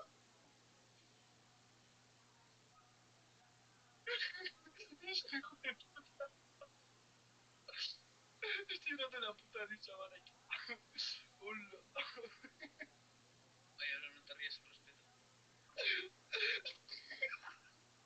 El pobre chaval, tío. Hostia. No tiene amigos, pero tampoco. Coño, no, pero no me estoy riendo de él, me estoy riendo de la gilipollez que ha dicho Vara. Hostia, pero hijo de puta está hecho. It's a new animal. A Manticore alphabet? What kind of animal is it? Te está hablando otra vez con animales. Animal, mythology animal. Kratos, o sea, you like God of War 3? Do I like what 3? God of War. Oh, God of War 3. I haven't played it, but I've seen Yes. people play it. It seems very cool. What? I haven't played. Can you in Spanish, in the traductor, Sure. please? I have seen people play that game. I personally haven't played it, but it looks very cool. I personally haven't played it, but I've seen other people play it, and it looks very cool. Personalmente no lo he jugado, pero he visto a otras personas jugar y se ve muy genial. Do you like playing that game? Very good. Is it a good game? ¿Te gusta jugar a ese juego? Es un buen juego. Yeah. Muy, It's a muy very bueno. good. Sam. Muy bueno. Dingo, can you help me my English, please? No. Traductor, traductor, please. Dingo, traductor. Te traduzco yo, ¿qué quieres? Hostia, pensé que te habías inspirado. Dile que juegue primero el God of War 2, que es de los mejores, y el que mejor está hecho, y luego el 3. He's saying you to first play God of War 2 and then God of War 3 because God of War 2 is like the best one, you know? Absolutely, yes. Yes, if I were going to play, I would want to play the other 2 first, and then get into 3, but I appreciate the advice, thank you. Sí, si tuviera que jugar, querría jugar primero con los otros 2 y luego con los 3, pero agradezco el consejo. Gracias. Okay, thank you very much. Thank you. If you have more questions, please let me know. If not, we'll continue watching No, the podcast. no. Si tienes más preguntas, por favor, házmelo saber. Si no, continuaremos viendo el podcast. Okay. Yeah, it's fascinating to see the tides turn. Oh yeah, and once they've turned, it's like completely En los yugos, ¿ves? Mira, el globo ese hace pulsos. He's got strength. De verdad. He's got Sí, ves, es que te lo he dicho. some people Que yo en realidad que está llorando de puta risa con el puto madre. they've shown matches where he hasn't shown the Se ha best puesto a buscarlo, tío. and I think sometimes he just plays with people. You know, like there's a famous match that he's had with Everybody, put the hands! called Bruce Lee, arm wrestling, a guy called Yo me voy a Pristina, yo me voy a Pristina. Sí, yo también me parece que entra de locura. Great match. Kurt Galley is like 220-pound guy from Kazakhstan. Brilliant technician, but power-wise, not in the same world. And Kurt Galley did well, even though he lost 6-0. He still did well. But in my opinion, Levon didn't care. Levon was like grabbing him low and just like whatever. I will show him things that he's not seen before. I will. He hasn't competed often in this rule set, which will be a challenge for him. But yeah, what can I say? Like Levon, he's evident. Yeah. Yeah. Yeah, you are seen by basically everybody as the big underdog. But you're also even in the Eastern, even I mean, I talk to Russians a lot. They're, you know that moment in Rocky when they start cheering for Rocky. You're kind of It is they want you. 24/7, And it's 365 it's not even live stream, just a battle, including karaoke, playing of games, dancing, it's like the culmination of your career. watching sports, It's, you're at the movies, top for a long time. music, There's so much audiobooks, that should be over for you. podcasts. But no, you're returning. It is like this big moment, the big climb. I will be the pointy end of the spear for North America. Beautiful. Well, thanks for bringing that match up. Let's talk about just the match against Dennis, the left hand match. He's also terrifying. Seen as one of the strongest, probably the one of, if not the strongest left hand arm wrestler. Yeah. There's a lot to be said there. Maybe you could talk about this match at a high level. Why did you take on this match? Why did you do the left hand? This is the right hand. Yeah. Can you tell the story? Okay. Dennis was flanked off. There's so much about this match. I love Dennis. Russian guy. Yeah, Russian guy. Russian. I used to call him Dennis Chernobyl. What a monster. He kind of led, I'd say, this new era of arm wrestling where the super heavyweight strength level has just gone through the roof. I wanted the match for such a long time. We tried to get the match. We couldn't get it organized. This is back in like 2008 to 2012. Couldn't get the match. Couldn't get the match. I've always been more of a one-on-one puller.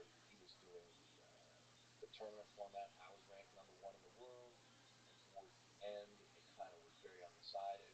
I ended up getting surgery. I ended up abandoning the super heavyweight division. I went down to 225s for a few years. WAL failed temporarily. So the 225-pound division was scrapped, and I said, okay, I'm going to go for the big crown once again. And I started to go after super heavyweight. The 2018 season was right hand. I started to enter negotiations to have the match with him. We've been chasing the match for 10 years. They wanted to do it left hand. I wanted to do it right hand. I just wanted it. I just wanted to do the match. I wanted to do the match with Dennis. I wanted to meet Dennis. So people should know that you were right hand has always been. Jonas. It has been. I mean, I Jonas, had ¿quién surgery es? in 2016. I hate to make excuses. I hate to. Jonas? Dennis was better than me that ¿Quién day, eres, bro? even on my best day. If you had gone back my entire career, Vale, there's no espérate, que se le single escucha day más el calvo de los who I beat pulsos que a Dennis ti. in 2018. I would like to think that I could maybe do it Tenemos la rat este. Ah, ya está. Ahora. ¿Jonas? ¿Quién eres? Es amigo de Rabbi. Eres un grande. ¿Seguro? Jura. Jurado chacho por la raza canaria. ¿Juras también por RabbiRothschild? ¿Lo juras por Rabbis? No juro por Rabbi. Vale.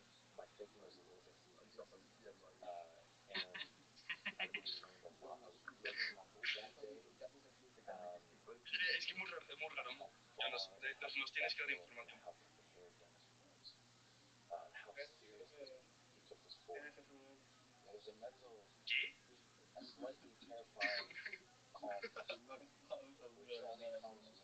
No puede ser.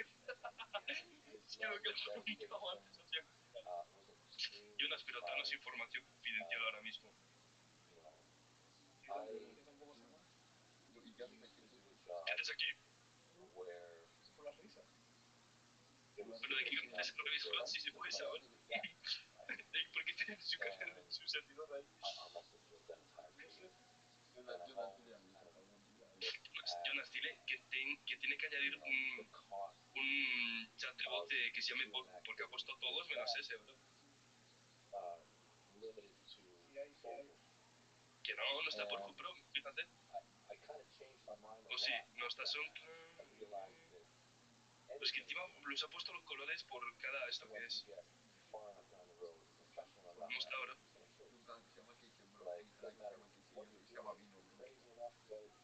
Yo flipo. Para, díselo tú mejor. Dile que usa otro canal que se llame Pornhub. Que sí. Pues si no, dime, escríbemelo y si lo leo.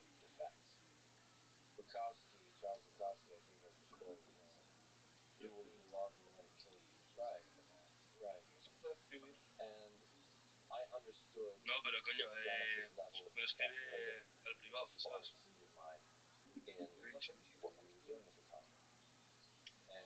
Ravis, Yo, dog. one moment, please. One moment, you have left a channel named Pornhub, bro. What did I do? You have left a channel named Pornhub. Can someone translate for us? What? Can someone translate? Fue traducir eso. Tú, díselo tú, si no. Se levantó rápido. Can you repeat it again? Sí. You have left channel named Pornhub. I understand. Did I leave the channel? What? Did you? Barak, traduce, porfa. One moment, my traduction is Barak. Barak, can you traduce me, please? O sea, ¿me lo puedes traducir? He's meaning that you left a channel named Pornhub. Yes. Es que you have... Let me check. Un moment. Let me check. Un momento, por favor. ¿Qué va a buscar? Ahora añade. Can you add the Pornhub channel, please? Es que you have Omega TV, Bilibili, Monkey, Discord, Reddit, Ingur, Instagram, and no Pornhub. But this is a discrimination very bad. Se va a afeitar las piernas. ¿Qué dices? ¿En serio? ¿Se afeitan las piernas? Seguro. ¿Pero por qué? I heard you read a bunch of social media, but I don't know what else you're saying. Can you please repeat? He oído que lees un montón de cosas en las redes sociales, pero no sé qué más estás diciendo. ¿Puedes repetirlo, por favor?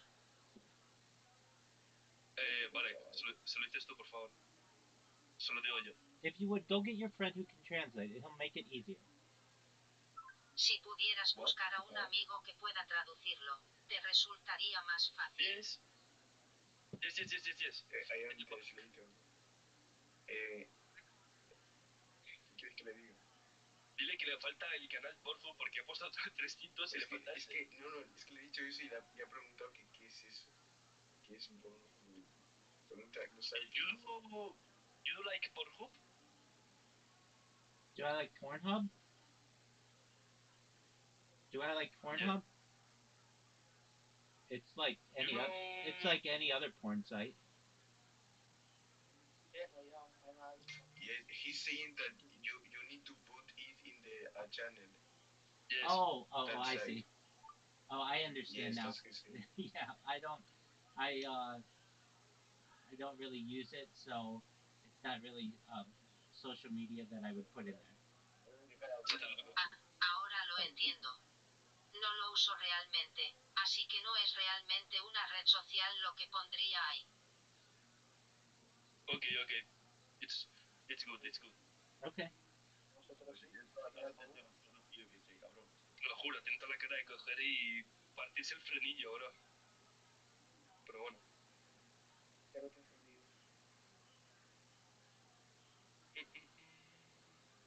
Do you like porn romántica? Do I like what? Universe. Do I like the universe? Para, que shut up, para. Respect, please, para. Respect. Respect moments.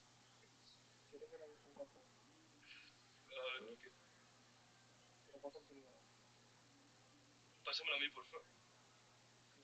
Is there moments in that match? There's humility there A ver qué me too mandas. from him. That was a fascinating. ¡Quieto! It seemed like you realized Saluda that a Jonas. we're not ready. Yo, dog. Luis, do you like scooter? Habibi. The tennis match.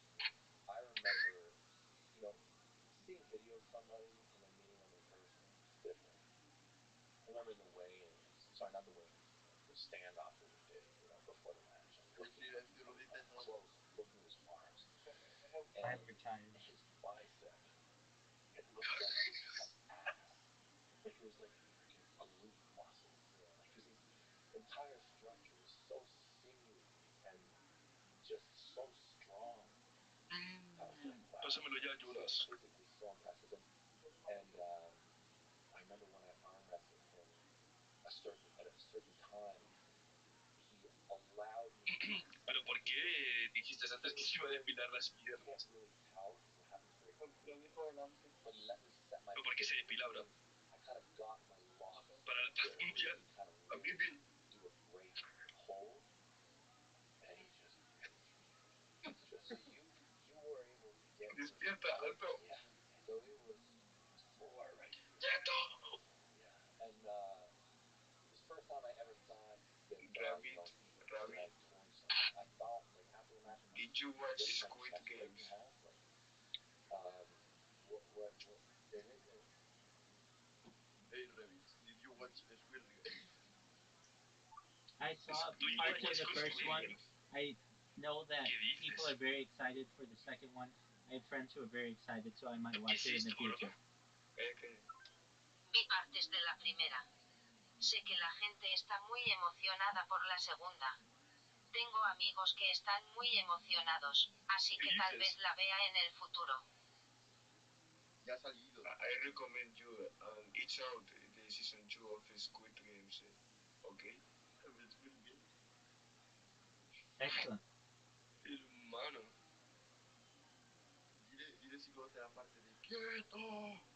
Do you know the foto. part when the main character says Alto? No. I think so. Jonas, y el pavo este es... Espérate que hago así. Alto. Este pavo es el Rock este. I think 100%. Yeah, no, I didn't actually. Nothing like purple or anything. But, No, es otro combo así, todo muerto. very significant. Es otro. Hostia, ¿qué dice, bro? Pero aquí la piña es como que está derruida, ¿no? What would it take to beat him on that day? El Jonas... Mira, hago presentar. It would take me just Pero being Jonas es un enfermo. a Jonas little es bit un líder de stronger Discord. Escúchame, quiero ver qué me ha mandado. and more healthy. Yeah. My left was ¿Qué es not ese? as healthy as it should Yo be. hice, bro. Like I didn't have a full-rounded technical arsenal. No, Yo le pregunté a Jonah. after surgery ¿Qué to really cojones, bro? Esto rancia. you can be good, but after surgery like what I had, you're probably looking at 3 or 4 years before you're starting to hit technical proficiency. And yeah, just a recent Do you like... How do you incorporate cognizance is what is that? Do you watch Don't That Forget? was the Russian. It's the Russian thing, I think. I don't What know. I show? see a lot of Russians like that. You know, we're so like I'm such a fan of Russia. Jonas, Jonas, es que lo ha preguntado Jonas. Jonas is the have a question. Question. Sorry, my English so bad. Question. Have you seen Narcos? What? Have you seen Narcos? Oh, Pablo Escobar. Of Pablo Escobar. Exactly. It's my dad. Yes, I saw it. I saw it. It was very good. Muy bien. Yes. El que... Did you watch the movie called Running from Cops Niggers? No, I didn't see that.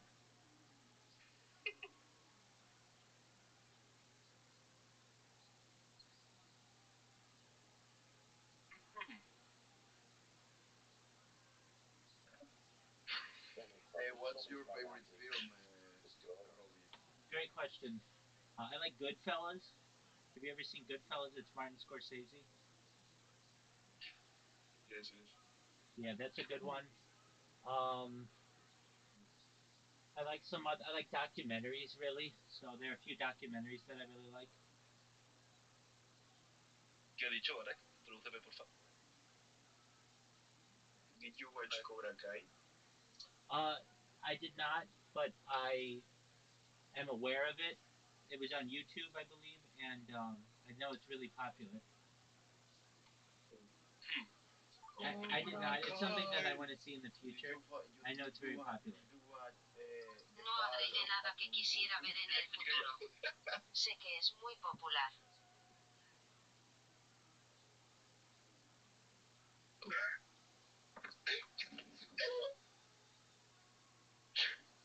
Rabbi, is bugged, is bugged. The audio is bugged. The what? Audio is o sea, listening only is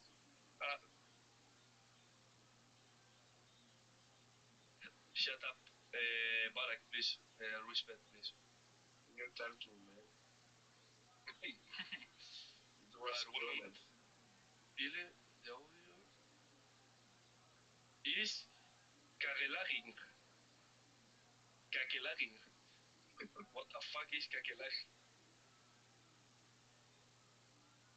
I don't know. Do you watch Negroes in a farm?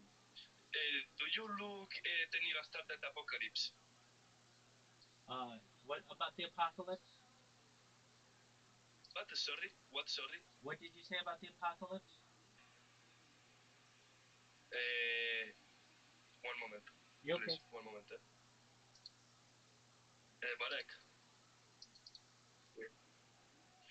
Pregúntale que cuánto tiempo lleva en su habitación esa del tiempo, bro.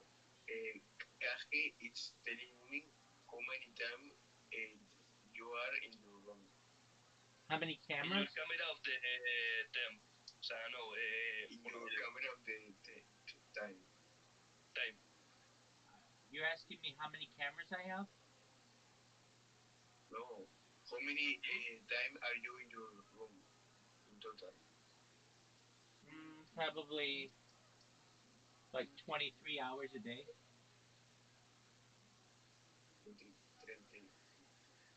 32 horas al día. Yeah, I mean, I go outside, I go to the bathroom, I do laundry, so I do other things outside.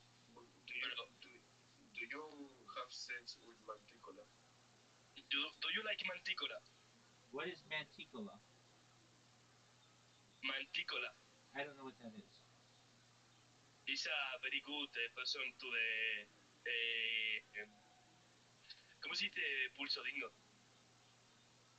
One moment. ¿Pulso? Un pulso. Espérate, lo único. 45 money. Sorry, one moment. Google Traductor.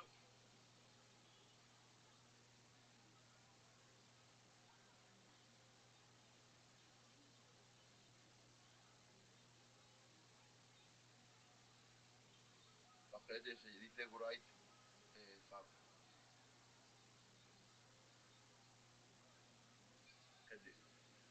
Molto. And Fab. Do you like Manticore of the Caverns? I don't know what that is.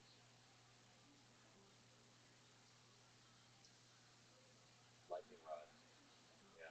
Have you considered doing I don't want to something talk to of that anybody. sort? It's like Rocky Four again. Oh yeah. Like Oh, at lead up to June, I would certainly consider it. I've got only one trip planned at the moment. Oh, Administration is very important. What do you mean by administration? So like managing your time and management. The management has to be very efficient. When I'm a tourist, when I'm a visitor, a little bit of that goes down. When I'm at my home and things are familiar, I've got a really great grasp of my time. Everything's a price. Everything's different. You know, if I could magically transport Moscow into my hometown and just go to visit them, yeah. So it's quit very asking different. me such Traveling, you have questions, to period. keep all I am the not just getting different, started, period. figure out what I have you streamed need, many more how hours you get than you have, completed, all the period. socializing. Plus, If you more and read more what I celebrity, say, so there's comma, social I'm live interaction, 24/7, which I don't know 365, period. how drained you Don't get ask me when any you're more outside of questions. the arm wrestling table. So you have to manage all of that because ultimately you have to focus on the fight ahead. Yeah, yeah. A lot of my strength comes from just being in a familiar place, doing my routine. I love to travel. Do you know I love to get out there what and meet people and pickup is? new Question mark. experiences. But when I just want to really prepare for a big match, yeah, home is Do where I you get know any strong. pickup So routines? that loss in Venice was one of the few losses in the career. How did that feel in the moments after, in the days after, in the months after, in the years after? How has it changed you as an arm wrestler, as a human being? Well, it's tough to lose. Does it haunt you? Um, I don't think so. I actually was really happy to lose to Dennis because sometimes when you lose a match, there's a lot of matches that I've lost where they upset me because I know I made a mistake. I didn't make a mistake with Dennis. It was just way better. There was nothing I could have done that day. I'm really at peace with it. Uh, Dennis, to me, was just a big inspiration. I think that me arm wrestling Dennis left-handed that day just let me touch probably one of the strongest human beings on the arm wrestling table that's ever lived. Left-handed. Uh, so knowing that's possible is almost like an inspiration to you that I could be at that level too. Yeah, yeah, yeah. Seeing what Dennis did, just trying to absorb a little bit of his knowledge, planted seeds in me. I mean, when I look at my career, it's a bit like the stock market, but for sure I'm trending upwards. And Oh, since really kind of wrapping my mind around some of the Russian philosophies, they really changed my training systems. There was some base I likely philosophies just need that they to talked to me about over there change that the massively device, impacted my training. comma, but Is it possible to convert some of those philosophies my into other words you devices are describe some of the currently ideas they taught you? used Just don't never for stop. other activities. Right? Man, like it takes a while to break the ice with a lot of these guys. But once you do, I mean, that's just deepest thoughts of performance. Yeah, yeah, for sure. I think that I was raised under. I believe it's a flawed. I mean, it's not flawed because it has its roots, but it's best if you understand both philosophies. I think a North American thing that's so ingrained in our fitness society is no pain, no gain. You know, and just pushing and like sweating, going hard, like fighting through like grit and toughness. But and then you talk to the Russians and they're like, never fail. Always philosophy. Don't fail. There's a lot of very hard to achieve no pain, no gain, right? They don't really go together. No pain, no gain, more injuries. So is there a parallels because in wrestling, some of the greatest wrestlers of all time are Russian, and they were wrestling because probably actually it boils down to that's how you achieve higher volume. Right. Like over the stretch of years, the way to reduce injury.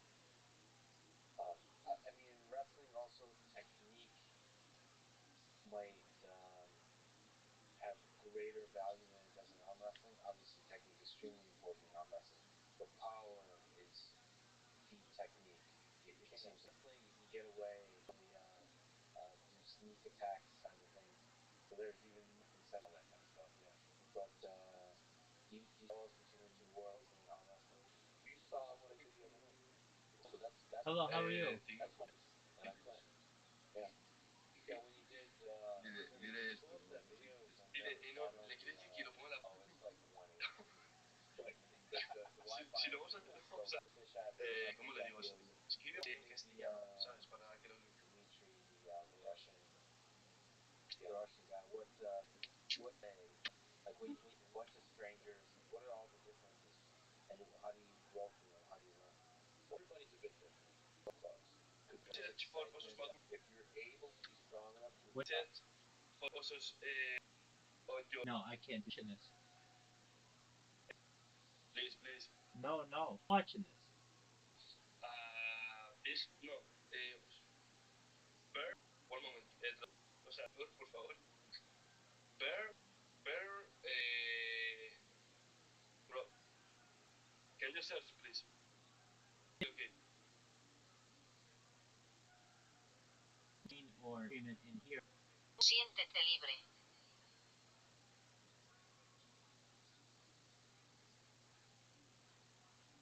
One moment.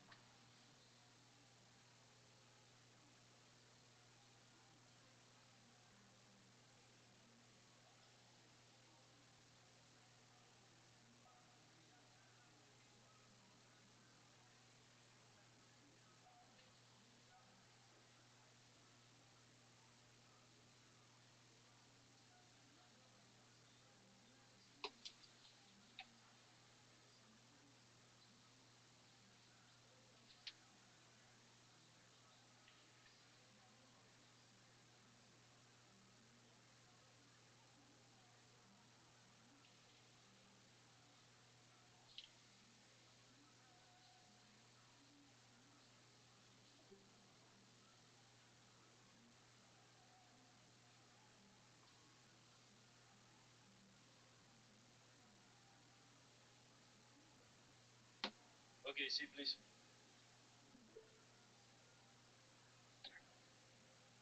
Do you like this?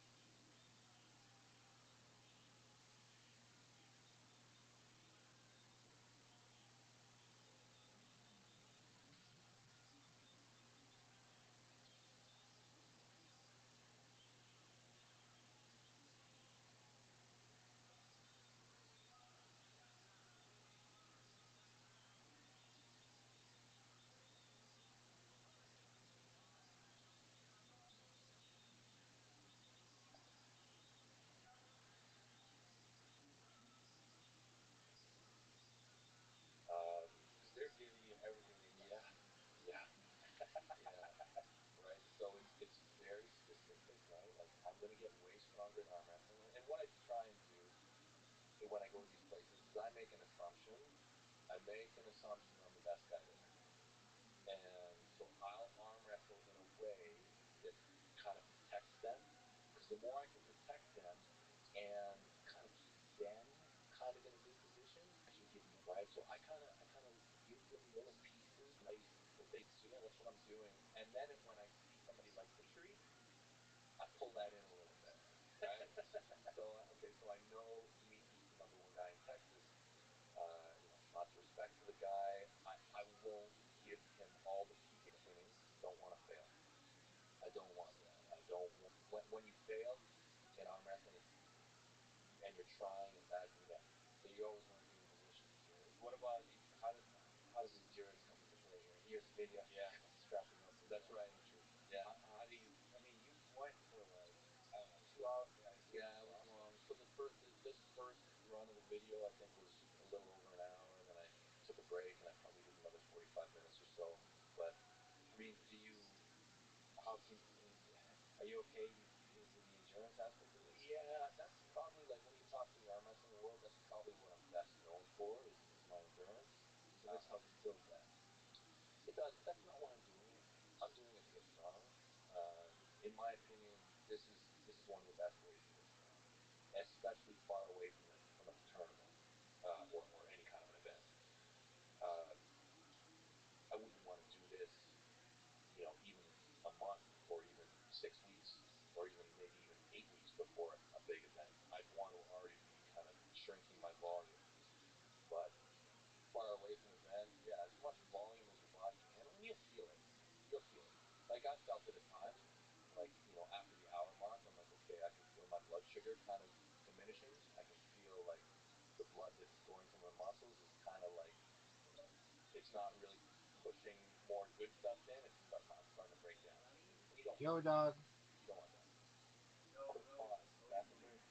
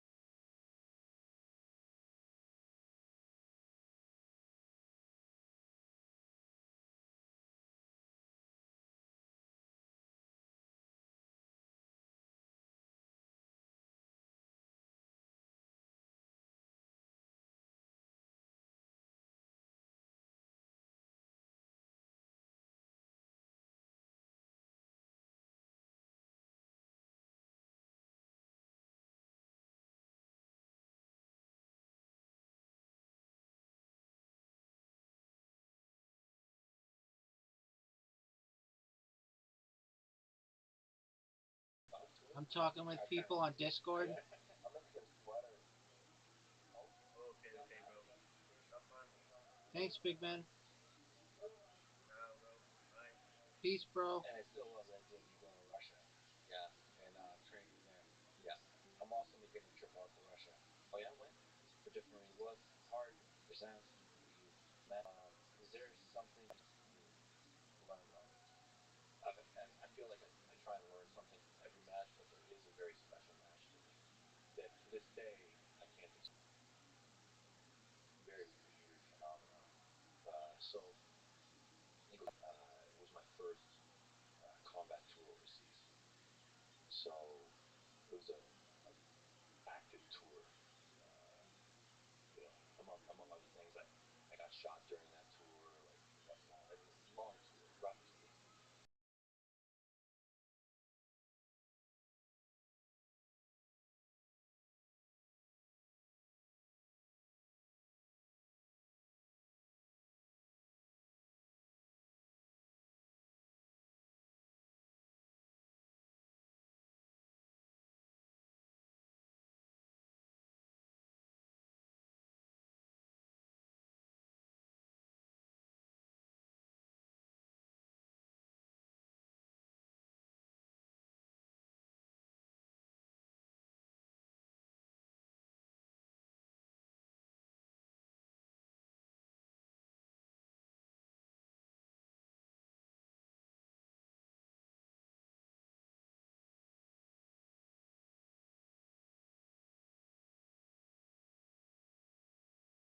And I trained the whole time through, knowing that at the end of this, I was going to have a big match. So there's a champion, a guy called Ron Bass. He's kind of, if there was no John Razing, there would be Ron Bass. Okay, so extremely decorated, unbelievable arm wrestler from the United States. Kind of when I was kind of coming up in the sport still, I was fairly well established. I was definitely the best guy in Canada, and I had been for a few years, but I hadn't really expanded internationally too much. So I had a one-on-one match against Ron Bass, and that's the one. Yes, extremely hard fought match. It was 3-1, I think, 3-1, but every match was really close. And he won the first one, and I had to kind of like dig my way out of the trenches and ended up coming back and winning. But it was a match that was probably one of my closest matches ever, and it seems like there's frustration. I mean, what is that? What was going through your mind here with these? Was it first of all going in? Did you think you could beat him?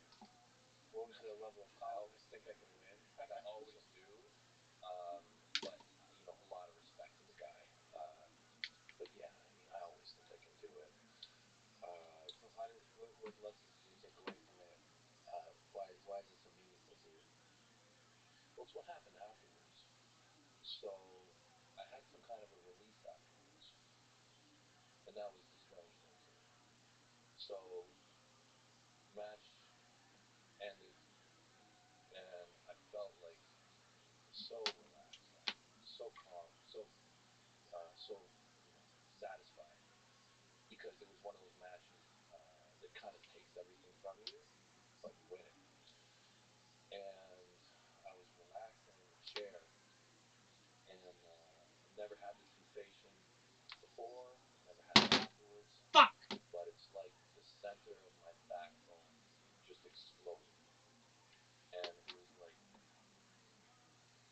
so weird, right? Because I'm not really spiritual that much or religious even, but it's like a fire lit through me, and that sensation just exploded through my whole body, out the top, through my feet, and then it was gone.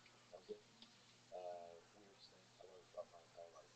Uh, yeah, but it was as a result of what happened in the match and leading up to it. I had some kind of a release.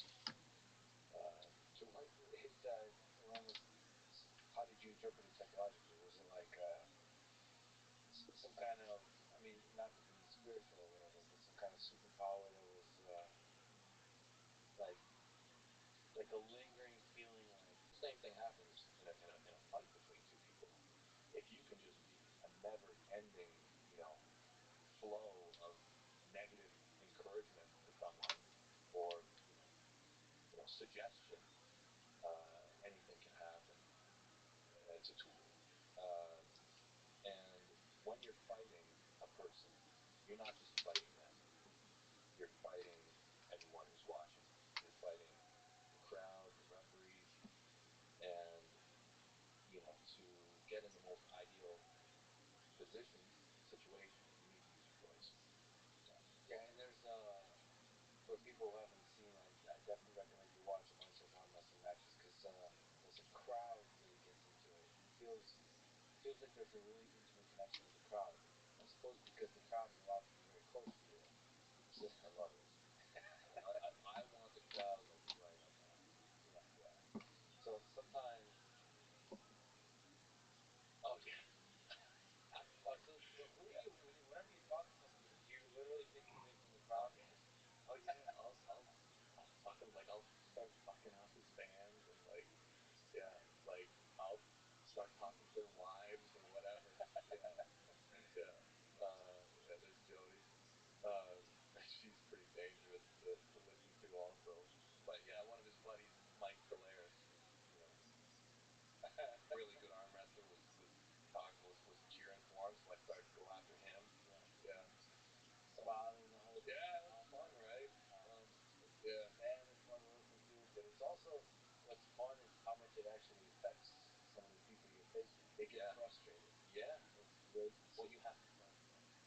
A lot of people think things will be given to them, and the thing that I've always believed from the time I was very young, I was convinced that our inevitable death was going to come from aliens, right? Like some super aggressive, super violent species was just going to come and smoke us all, And I'm like, I'm not like that. I'm like, but as soon as one person is, then you're forced to have to accept it as reality, right?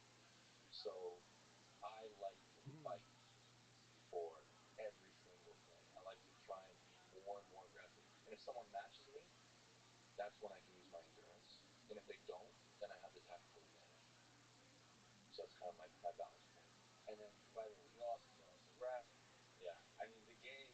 There's like levels to this game, but the feeling sometimes when people get frustrated is like, okay, this person's cheating, or like you're trying to get a good grip uh, before it goes, and and I think some of the frustration in combination with the trash talk is that this person is cheating, right? But everybody is like kind of trying to cheat, get an edge within the rules.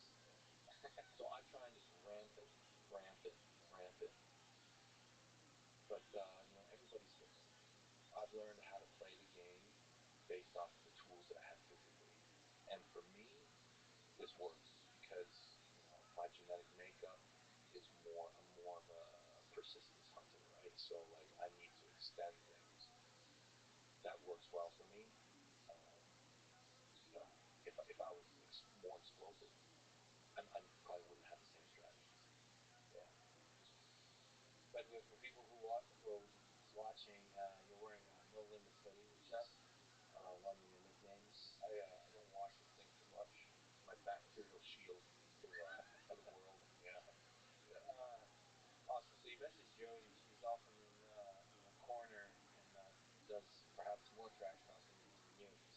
So, I mean, if we could step away, she's an incredible human being, and sort of as a fan, it's fun to watch the two of you, both when you're arm wrestling and just as people. Like you just see so much, I don't know, kindness and love that radiates from the two of you. Whenever you're trash talking or talking about just random things or just talking about life, it's just a beautiful thing to watch. And thank you for sharing that with the world. But maybe can you paid me to ask you this, but what are the things you love about Jody, your wife, Jody Wright? What are the ways she's affected your life? Jody and I go way back. Right? We were in high school together. The thing that I admire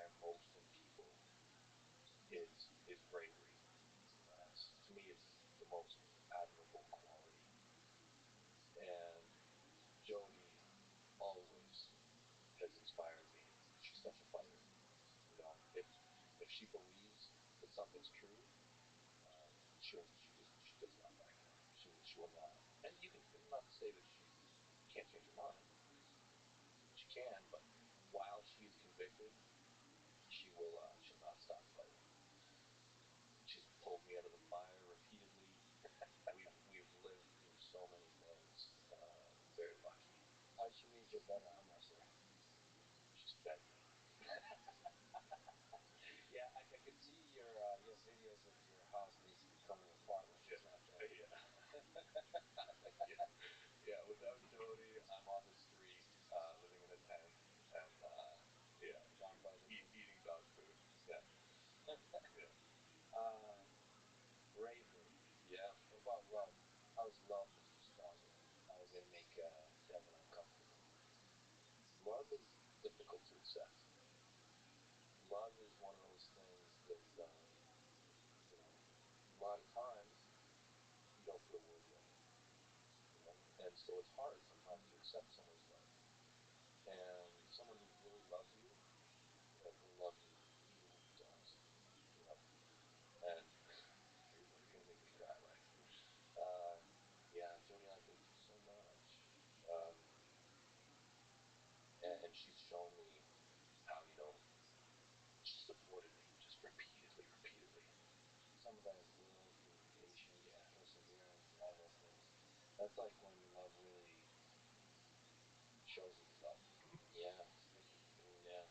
Together for years, even in your the shitty times. Love and faith are powerful forces in this universe. You know, without them, we can descend into darkness very quickly.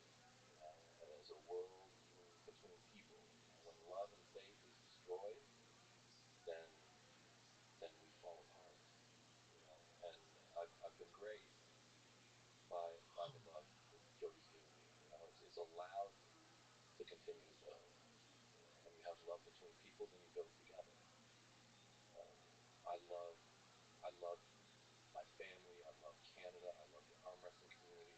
I have a love for what we're trying to achieve as a human species. You know, and when that falls apart, we don't have much. Yeah, with my boy there. Yeah. Yeah. She. You also mentioned you once had a job where your death was a real possibility. So you were on the Canadian Special Forces. What did you take away from that experience? That time. Yeah. It was such a great life. Really loved it. Honestly, I never wanted to leave. I never thought I would leave. I thought I'd be there my whole life. Um, it was an honor to get to serve. What did you get to do? What was the things you loved, craftsmanship wise, like fun things you get to do, learn and challenge yourself? Yeah. And you mentioned sort of honor in terms of the serving part. Yeah. My favorite thing about serving in the special forces was for sure the people that I worked with. That's probably the first thing I could say. You know, I always felt like totally comfortable and putting my life in the other guy's hands. I was so happy to be in a place where I felt I could follow. Um, like, didn't matter. Like, I knew that the people ahead of me were incredible. I knew the people beside me were incredible. So just having that faith in your team is very special. And to know that they're there for a reason that has nothing to do with money. You know, and that's what kind of brings everybody together, is you're there for a higher purpose. And in terms of being an adrenaline junkie, there's nothing like it. I mean, there's nothing like, going out at night and fighting. And when I say fighting, like, my whole life I wanted to fight. And to me, there's a lot of, and look at, I've said this in the past, and I think it's been a personal failure of mine, because I've said things like, it's the highest level that you can do, and I don't believe that's even true anymore. But at the time, I thought it was the best way I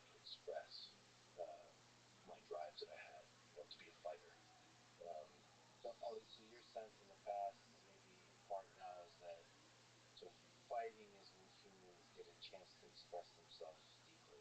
Like that mix of the bravery, the integrity, the whatever that is that makes us human, that human spirit to really shine. And I don't believe that anymore. I believe that you can do that in any field, in any discipline. If you go hard enough, it all kind of starts to feel the same.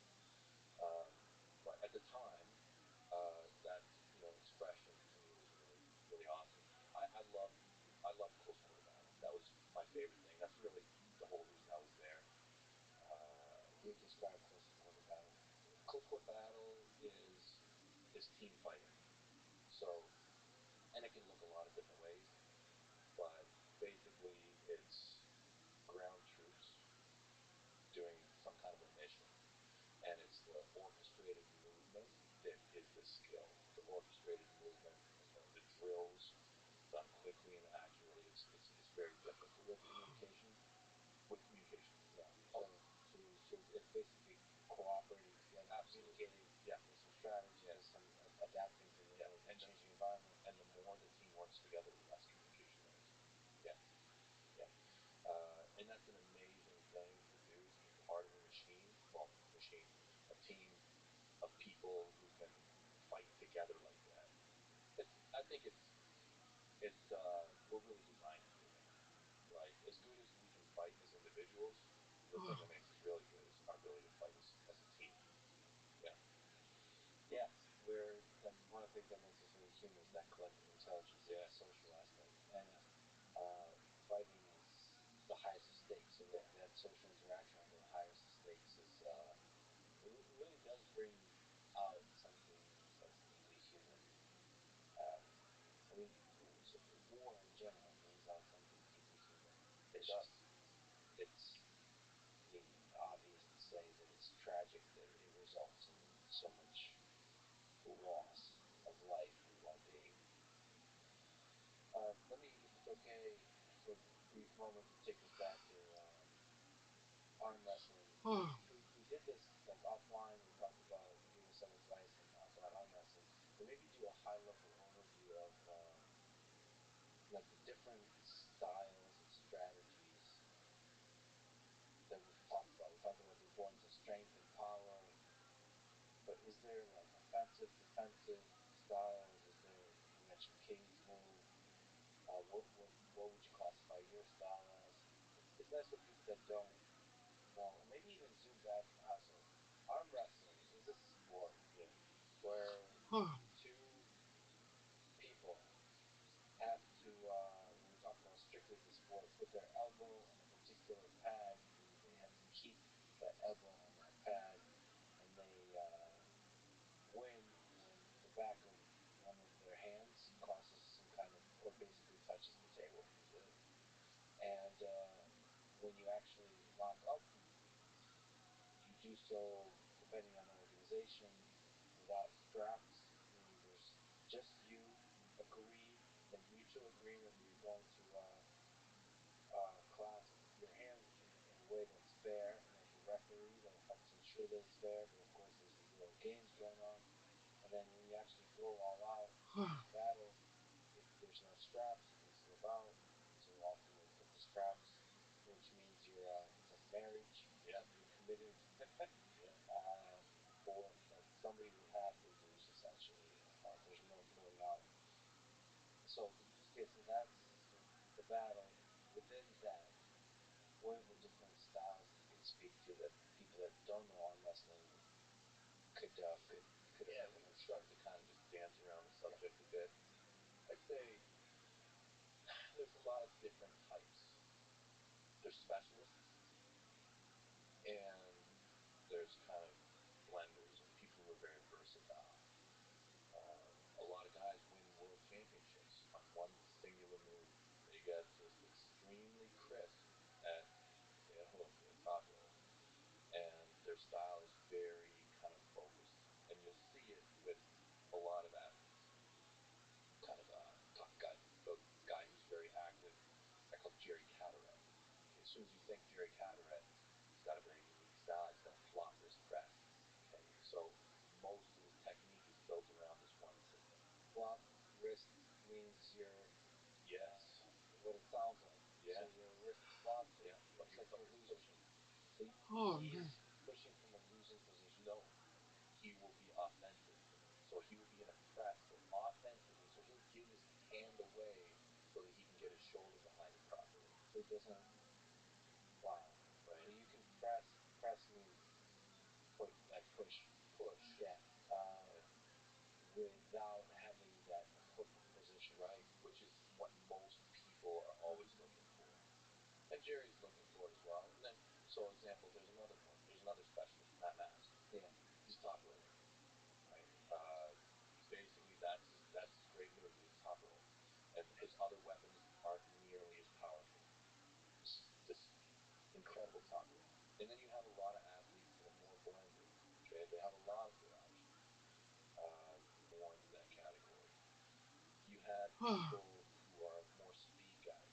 Okay, so they try and do very little. I call it attrition, right? So a lot of people are very willing to trade energy, right? Because they have faith that their gas tank or their pool eventually will tire the other person out. So anytime there's a trade, they'll trade. Whereas a guy like Travis Bajan, he was very very well known as being extremely explosive, right? But if the match stops, typically he's going to lose, right? So based off of your genetics, your hand, there's a lot of ways to skin it. So I think you said something like you're a 20-second guy. Right. I'm a 20-second guy. Yeah. So what are we? What are the seconds we're talking about? So a lot of the power people, they want to win in the first maybe 5 seconds, like he did, or just that first push, that first press, that Absolutely. and that's right, it. right to the pad. Yeah. And so you're trying to hold off that attack. Yeah. If I beat you in a second, we're not in the same world. Yeah. Uh, when I'm with my peer group, I will typically win 20 seconds and beyond. That's a typical win for me when I'm with a peer. Um, Whereas other guys, when they're with their peers, they'll win in a second. Right? That's how they do it. That's the way they're built. That's the way they train. Um, yeah, most guys at a higher level now start to kind of. It starts to get more and more difficult to be a specialist at the high level now. Some people just have little holes in their games. Um, it's rare to get someone who can really beat all the moves. It's very rare. What would you put LeBron at? I would not say he's a specialist. I'd say his top row is his strongest move. His top row is his strongest move. Yeah. And the interesting thing about the the specialist versus the blender, there's a counter, right? Every move has a move that theoretically should be the right choice. So if you're a single move guy, uh, there's going to be a guy there. Yeah, it'll be very difficult for you to beat that guy. Um, but like when you come to like a tournament, typically specialists do much better in tournament scenarios because they're single Hey, move hey moves guys, that get them to the guys, tournament very I'm quick good. and Too efficient. many questions today. Whereas you get a blender in a tournament, Okay. they typically will have Perfect. longer, more difficult Too many matches. questions. But Yeah. right, yeah, but O sea, two in a match question one off, and what? O sea, can you typically blenders do better. traductor, bro? So we Traductor, traductor. offline also talked What's about up? arm sumo. Can you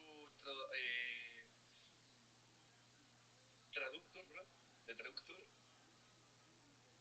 I don't know what you're saying. Eh,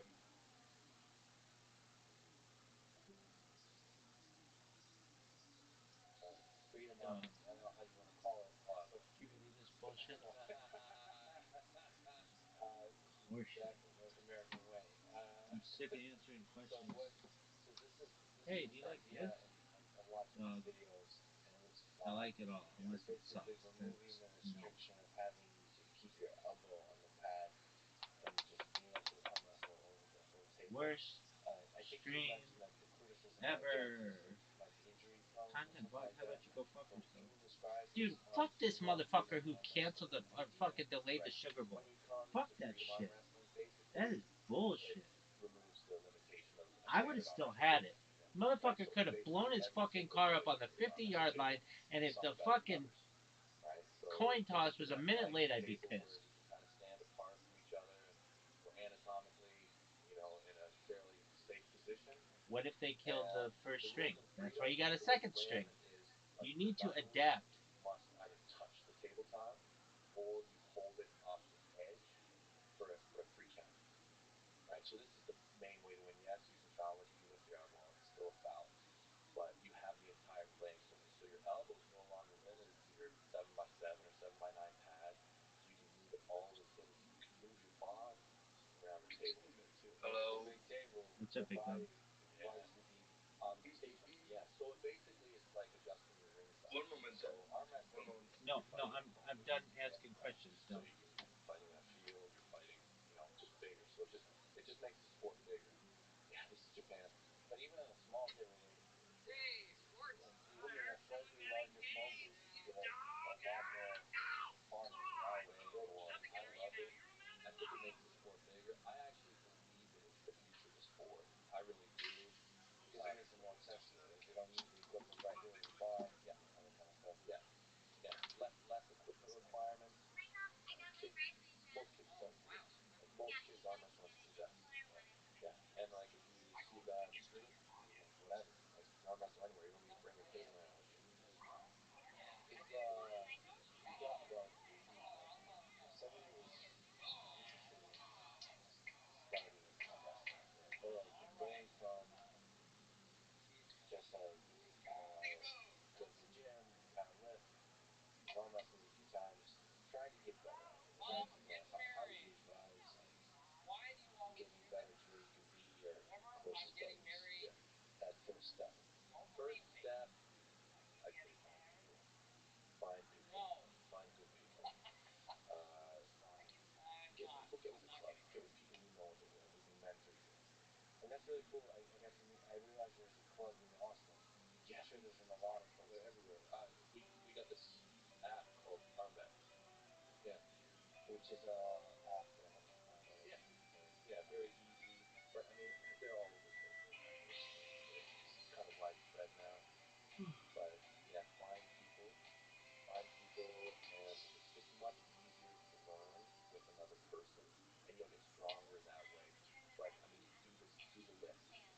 I mean, if you go to the gym, just start doing the lifts, and right away, those will technically get better. What are the lifts? Can you describe them? Yeah. So I'd say if you wanted to keep it very, very simple, let's just talk about three. There's more. There's much more than three, but like when you talk about energy allocation, these three lifts, in my opinion, should be like 90% of your investment. It's very, very easy. Uh, and the exact percentages you can argue about it, but we'll start off with the cupping of the wrist. Just this. It's a simple thing, and do it with a cable. You can get a thicker diameter, so it kind of is more on your fingers, where an arm wrestler is going to attack you. Right? Because any good arm wrestler is going to attack your fingers. So like open hand, no. Well, I mean, for health, yes, you could. But like if you want to be really specific, train exactly the way you would at the table. In the positions, you actually start by hand. And then you just this kind of Yeah, to your center. Your people. One of the big misconceptions in arm wrestling is that you're aiming for that pin pad.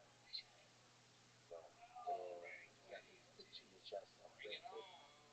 make it come close to you. Right? You see, like whenever I do my exercises, the vector is always pulling straight towards me.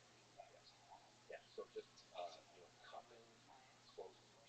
The most dangerous thing that a person can do on an arm wrestling match is pull me away from the bar. That's a terrible thing to do. Yeah. So that cupping, that's a massive part of it. So now when you think, what does the cup do to the other person? Uncupped, they get turned over. Right? So this has to go really strong. Just pronation. So to fight, to fight that way. Exactly. So that's really the thumb.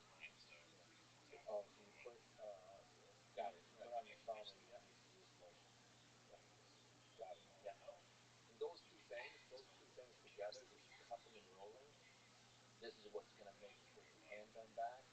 Once a person's hand is bent back, they're just their whole game just cuts to pieces. Yeah. They have very little growth. It's all like massive scale. Yeah. So those two things, that's a huge part of your investment. Rise. Always be rise. Exactly. Yeah. Those three simple things, that's what I would tell anybody to spend most of the time on if you want to become an RV. And to use bands is ridiculous. Bands are great because they're easy to transport. The only problem I have with bands is like we like to measure, it's like using site plans. Right, to have growth. Yeah, yeah. It's just like if you know exactly what you need, the prescription is kind of a band is kind of like, and a lot of people, myself included, I like to know exactly my output. So the weight. So it would be like cables. Cables are nice. Bands are great too. I mix the two. Bands are when I kind of don't need to. They're more like easy for me. When I train bands are dangerous. The acceleration is so high on them. Like when you screw up in band training, the acceleration is way faster than gravity, right? So if you do something bad, you make it go really much worse. It's funny that you didn't mention bicep curls or what's a chain? What's a chain? So the idea is you focus on these three, the other stuff catches up. Like it's all involved. This whole thing is involved. So if you have an axe, right? The blade of the axe, that's the style, right? Like you need the clean end of all your attacks to be awesome. Right? If you have a super sharp axe, yeah, you can have a shitty hammer. Yeah, right? Yeah, so focus on that. The point is, yeah. Tip of the axe. Yeah, tip of the axe is so important, right? Like if I have an awesome bicep and I can't quite use it, what's it good for? Right? Yeah. I think a lot of the notions to this that you mentioned there, just think about jiu-jitsu, especially in the gi. Yeah. There's so much importance to this, and people don't often work it explicitly. So many of the tropes require it's almost like exactly like arm wrestling, spiritual, because you're weak here, what's that called, blockers, and you're strong muscular, yeah. And so just getting the muscle, whatever that while the muscles are turning the pressure, that's where also the choke comes. That little, the thing that makes you win in arm wrestling is also the thing that finishes the person when you have some getting grabbed. The strength is very similar. Yeah, it's not that way. Of course, like you said, you want to be very good at what you do. They're very specific, very accurate. Yeah. Like if I was going to teach jiu-jitsu, I'd be very good at it. Yeah, the problem is, it's difficult to construct the exact as you go with people, and then they don't have any choice. Right? So it's hard to. I'm actually a big. We have this kind of debates all the time. I'm a big believer in drilling. I love doing simple styles sometimes. John Donna is somebody I mentioned to you about the jiu-jitsu folks here. They're less believers in drilling. They see the value in almost like the mind of going live and exploring ideas with that play. You don't need to do the thing 1,000 times. You just need to always be thinking about the little details that make you better, and then in action practicing it, developing the strength, the power, the explosiveness, the agility in action. So actually, I don't, I agree with this, but I just believe in bars. You can accomplish it with bars. You can solve a lot. Yes, exactly. Well, if you really want to get at what you're talking about, that's why a lot of these folks training 3 times a day, they're putting in the hours, 8 hours, 9 hours, just so there are a lot of them are not really going hard. It's just being on the mat, some of it's just sitting there talking through ideas, watching others or teaching, explaining stuff. It's not just physical. it's mental too, because keeping in your mind some of the greatest, they talk about the wrestlers and stuff, greatest fighters at the top of their career, they basically George St. Pierre's like this, another fellow Canadian.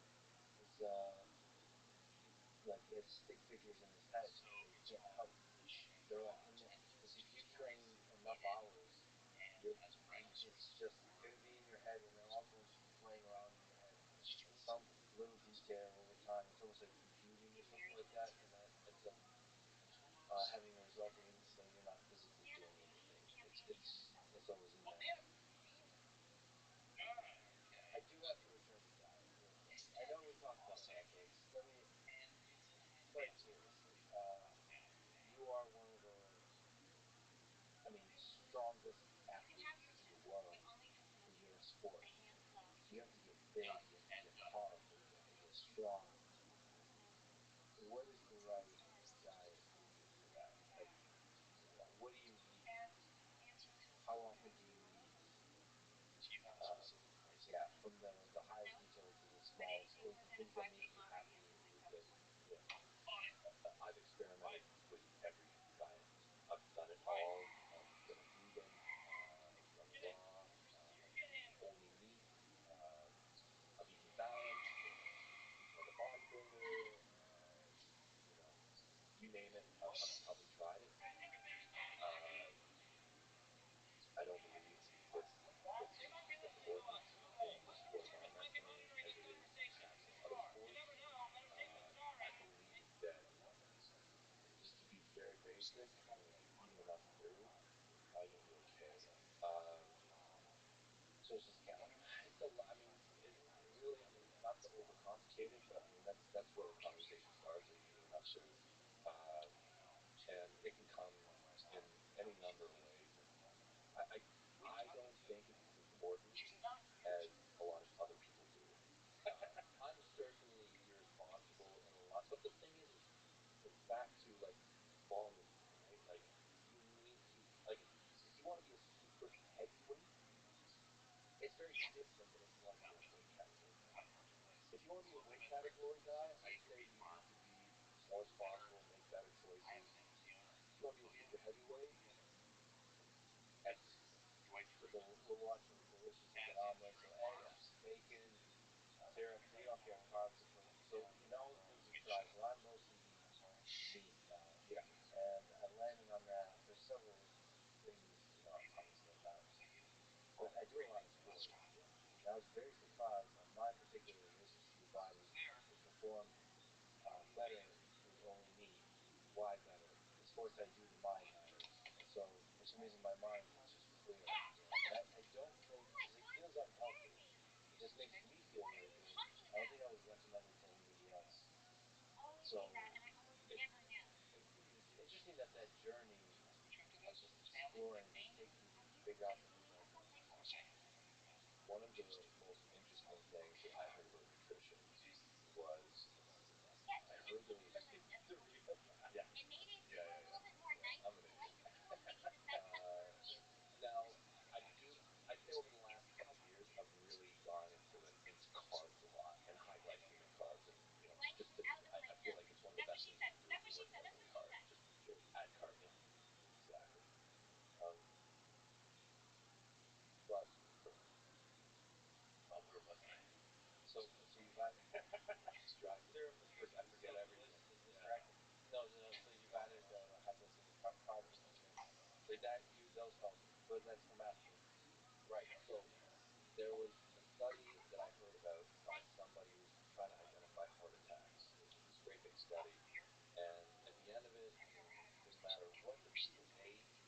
The most important thing was how they felt about the food that they were eating. Yeah. So if you believe in the food, if you believe that it's going to do good things for you, allocated the right way, it's going to have a positive effect.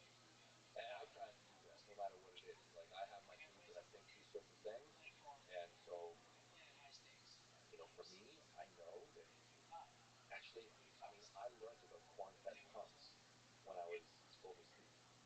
I realized that I never used to eat them. I ate super clean all the time, and when I was faced with imminent death more, I would be like, okay, I'm going out tonight. Let's have a couple ice cream bars. Like whatever. And what I realized is if I eat like an entire bag of chips or like a bunch of chocolate bars, and then I go and have a workout, my workout will be incredible. It'll be incredible.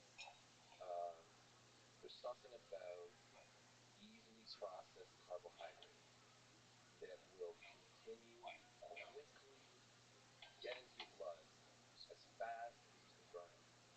And there's something about that that well, gives you incredible blood flow. Yeah. And also your mind plugging in, enjoying that, Right. and then believing it works, and that's how it's supposed to work better. Exactly.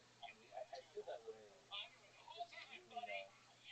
This has been frustrating to me about the health culture in the United States in the studies that are done. You look at like the reports of sleep, the reports of active diet, all those kinds of things. I wish you incorporated into that would be your mental relationship with all Yeah. these things. So, for example, people that tell me, "Well, your sleep schedule is insane." Yes, perhaps, but also it's insane because I'm doing what I love and I don't see it as a problem. And I think that's really important to understand. If you sleeping crazy hours is not affecting your stress and is actually making you happier, you're drawing some kind of source of happiness and pleasure and satisfaction of being awake when others aren't. It's like the Mike Tyson thing or something, like training and you convince yourself everybody is sleeping and therefore you're somehow training much better. Right. That's powerful even if you look statistically 6 hours maybe worse than 8 hours or 4 hours maybe worse than 6 hours. The mind is a powerful thing. Super powerful. But if you want to be a super heavyweight, you got to eat like stupid amounts all the time. You have to test your digestive system. What's your favorite meal, by the way? If you had to So divide it up. I am. I do. Geez, I like so much food. It sucks, but I'd say the food that I rely on a lot when I'm getting ready to compete is sushi. Just because it normally comes in an all-you-can-eat format, you know. I love to go and just binge all-you-can-eat buffets. Sushi is just super good for me. Yeah. If I was a sushi all-you-can-eat buffet place, I'd be tearing down when I saw you. Have you had barbecue in Texas? Yeah, I love it. I love it. Yeah. So you, just a small tangent, Thomas. You faced the mountain out for you went to. Well, first of all, you arm wrestled. Yeah. It's interesting to ask. So this is the mountain that you did in Corelli. Strong man, one of the strongest people in the world. Sometimes the strongest person in the world. What was it like? I know you guys maybe weren't going 1,000%, but what's it like? Well, he probably wasn't going 1,000%. Yeah. But like, what? It's interesting to think. What is that going to be like? So it's a specialized strength in another sport. What does it feel like? What? How strong was he? What are some kind of deep insights drawn from that guy?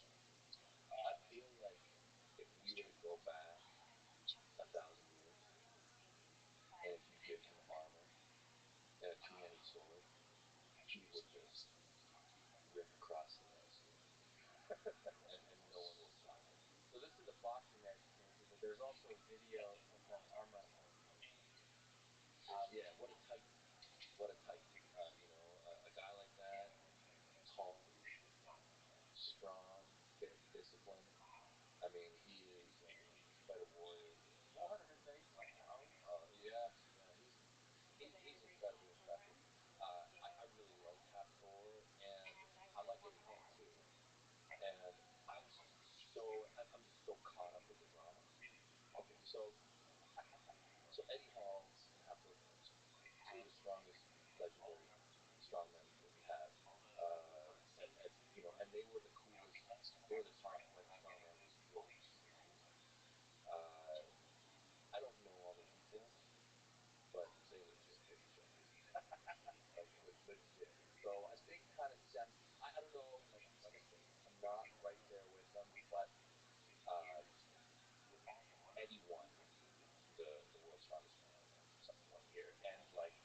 thing is, one of those pictures where Hathor, was not accepting of defeat. Okay, and there was a little bit of back and forth. And basically, from what I understand, they were going to fight like the night of the world's strongest man. They got kind of got pulled apart. This heat between them got translated into a potential boxing match. So it's very real. It's a very real fight. So you have the two strongest dudes on the planet are gonna fight each other. So I've been like, because arm wrestling and strongman are kind of similar communities. Who you got?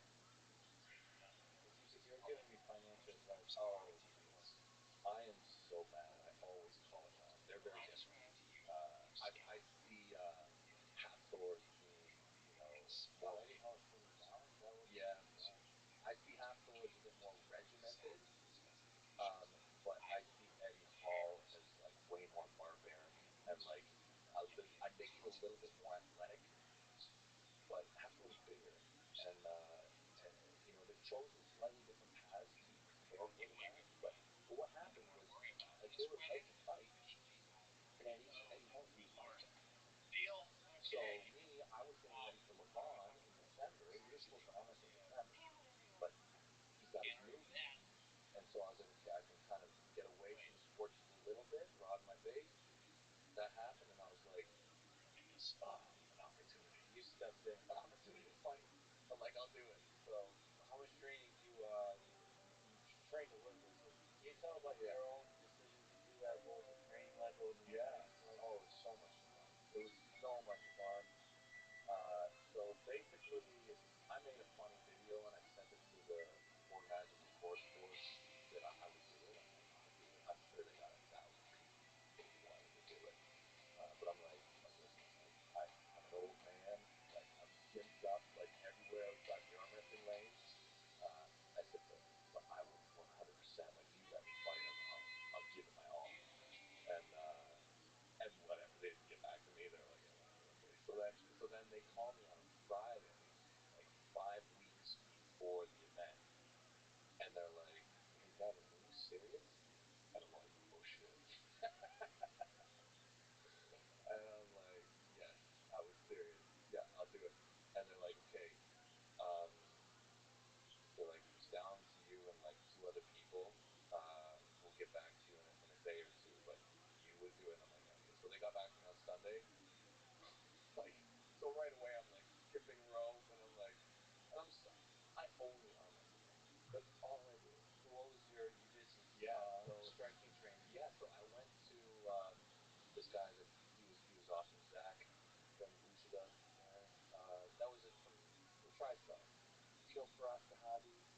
And yes, people in the comments, I will interview him on this podcast because He's brilliant, right? And he's an incredible guy. So right away, like I had no idea about the fight community across Canada really, and I got like by the fifth message that said you must train with Firas. I was like, okay, called him up. He was incredible right away. He's like, yeah, you can come, work with me. So I got the call. I called him on like Monday at 2 o'clock. By like 7 o'clock, I had my things packed, and I went to Montreal, and I spent 4 weeks in the fighter dorms. just humbling yourself. Yeah, every day, just getting punched in the face, over and over, going for runs with like they're all like Olympians and pro fighters living in the dorms. Super cool dudes. They were so good to me. Yeah, there's a good video of you and Faraz just talking. Yeah. I don't remember which stage this was, but It's basically, early. but you were already beginning to get humble. Oh man, I knew. I mean, I knew what I was getting into. Like, I knew it was going to be a losing battle, but I felt like the opportunity to fight Thor. Like, how cool is that? Like, I had to say, I had to do it. Um, I love the process, and I learned a lot from doing it.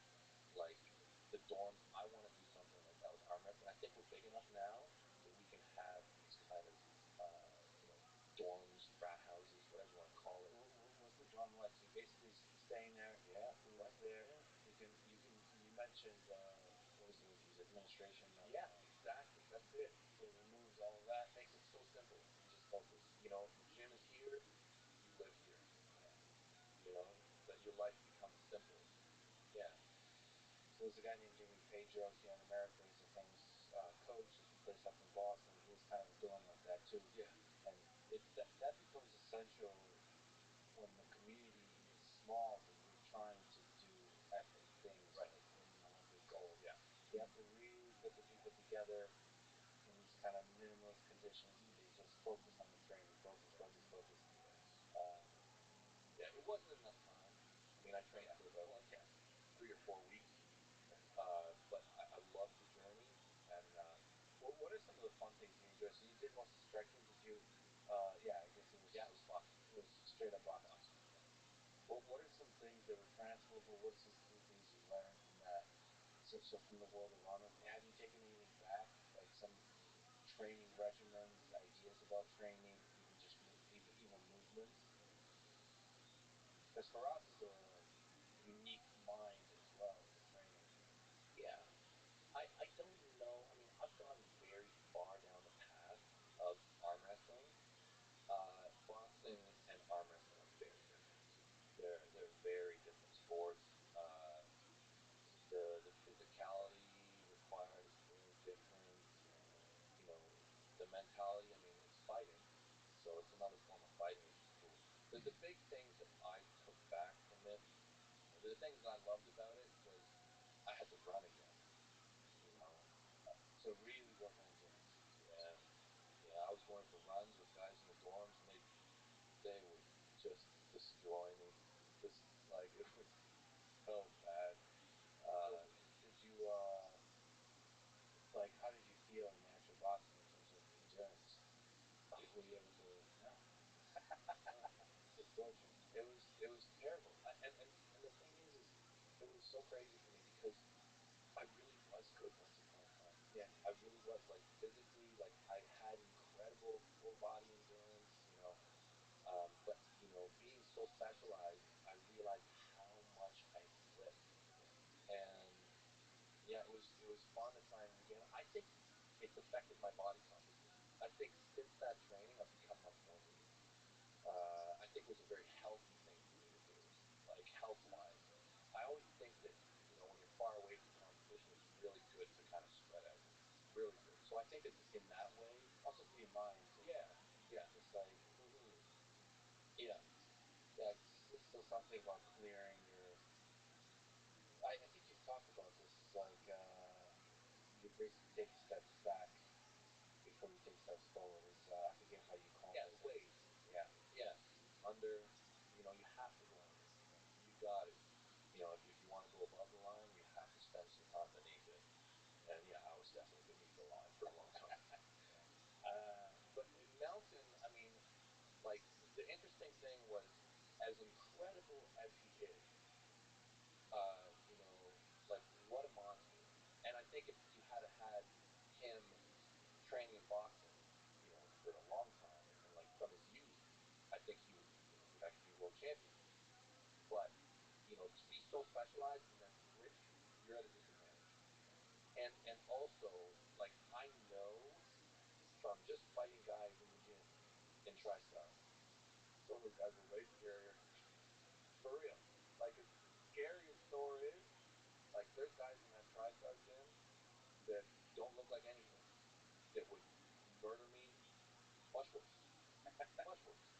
Yeah. But also, that's the difference between being in the gym and under the lights too. I mean, GSP is an example. George St. Pierre is an example of somebody that maybe doesn't look terrifying, but Just TriStar. yep, he trains at TriStar, but he's super nice, super humble, but it's terrifying when he's fighting, dominating people.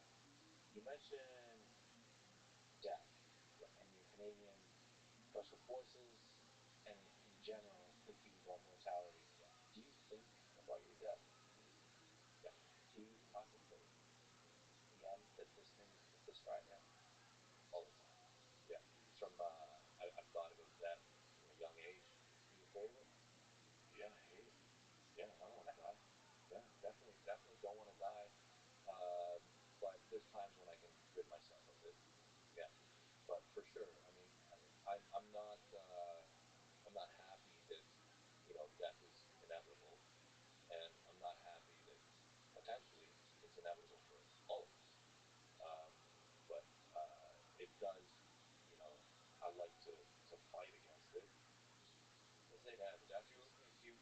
immortal, would you? Oh, that's my only wish.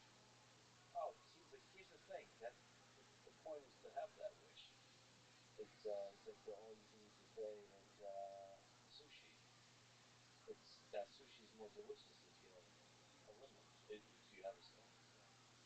I don't know. I don't think I get sick of stuff. I'm very simple. Yeah, I don't think I would get tired of it. I really don't. I mean, if someone would pose it to you, do you want to live forever? You would choose no. Yeah, I would choose no. Choose no. Well, my answer is probably yes. Like no, I would. It's more like the snooze button. Do you want to? Do you want to go to sleep? But it's very difficult in the moment to go to sleep. But if I'm allowed to live forever, I'm going to delay all the crazy, like all the ambitious goals, all the because no, there's always tomorrow. That's fine, but there is tomorrow then. But there is tomorrow. But see, I think that takes away from the richness of, like, the richness of the lived experience of just each moment. I think the richness of each moment comes from saying like I could die tonight, like that. It tastes delicious because you're going to die. I'm afraid if you're not, I'm afraid all that goes away. All that magic goes away if you just live forever. I don't know.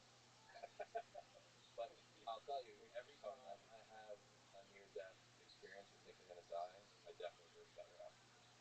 Yeah, like it's always been that way. But yeah, no. That's why the Stoics, they really preach contemplating immortality often. It kind of reminds you, this whole thing could just end any moment, and makes you really appreciate it. Yeah, I don't know. I don't know. Certainly, improving the quality of life is important, but part of me thinks that immortality is not as fun as we'd like to imagine. Do you think that maybe you're what you're building potentially is immortal? See, that's where I definitely think about robots. If they were to have a human-like experience and be able to interact with humans in a deep, meaningful way, I think they too have to be mortal in some fundamental way that means mortal. Like their ride has to end as well, because they won't be able to interact with humans deeply unless that's the case.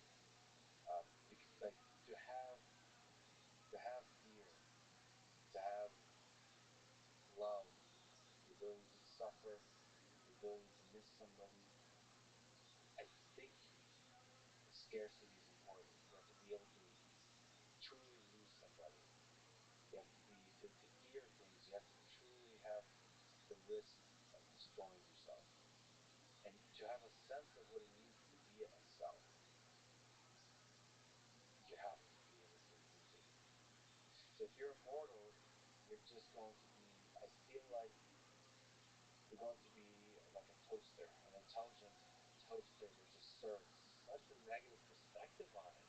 On immortality? Yeah, just thankful now you can get all those things done that you want to do. I hope you're right. I hope you're right. Yeah. I mean, potentially you could invent even harder because you're like, wow, I'm actually gonna be able to get all this stuff done. I think about this a lot.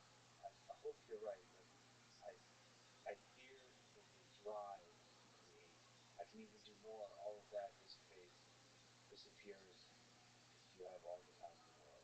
I just know how lazy I am, and if I have all the time in the world, I'm just gonna sit there and just like watch the stupidest YouTube videos for the rest of all eternity. Now and eternity's a long time. Eat Doritos, Cheetos, and just get fatter and fatter. I can get in shape later. There's always time. That's like a long period of contemplation. Yeah.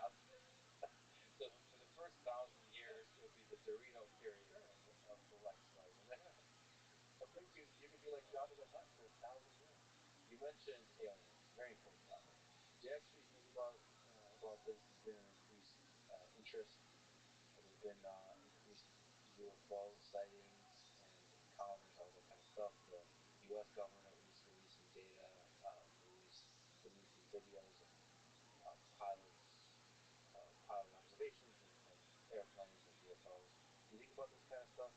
Because you mentioned in the following context. You mentioned like our humans will get our shit together when the aliens eventually come. Yeah. What do you make of all the sightings?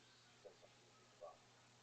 I thought about it a lot when I was younger, and I made my conclusions, and yeah, I don't think that there's a possibility that there aren't aliens. I would think it would be impossible for there not to be aliens.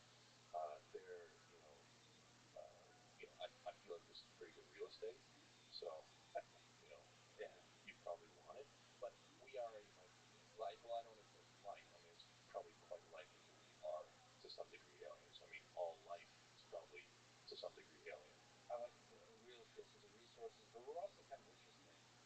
Yeah. Whatever this ant colony of living organisms that we've created is kind of interesting to study.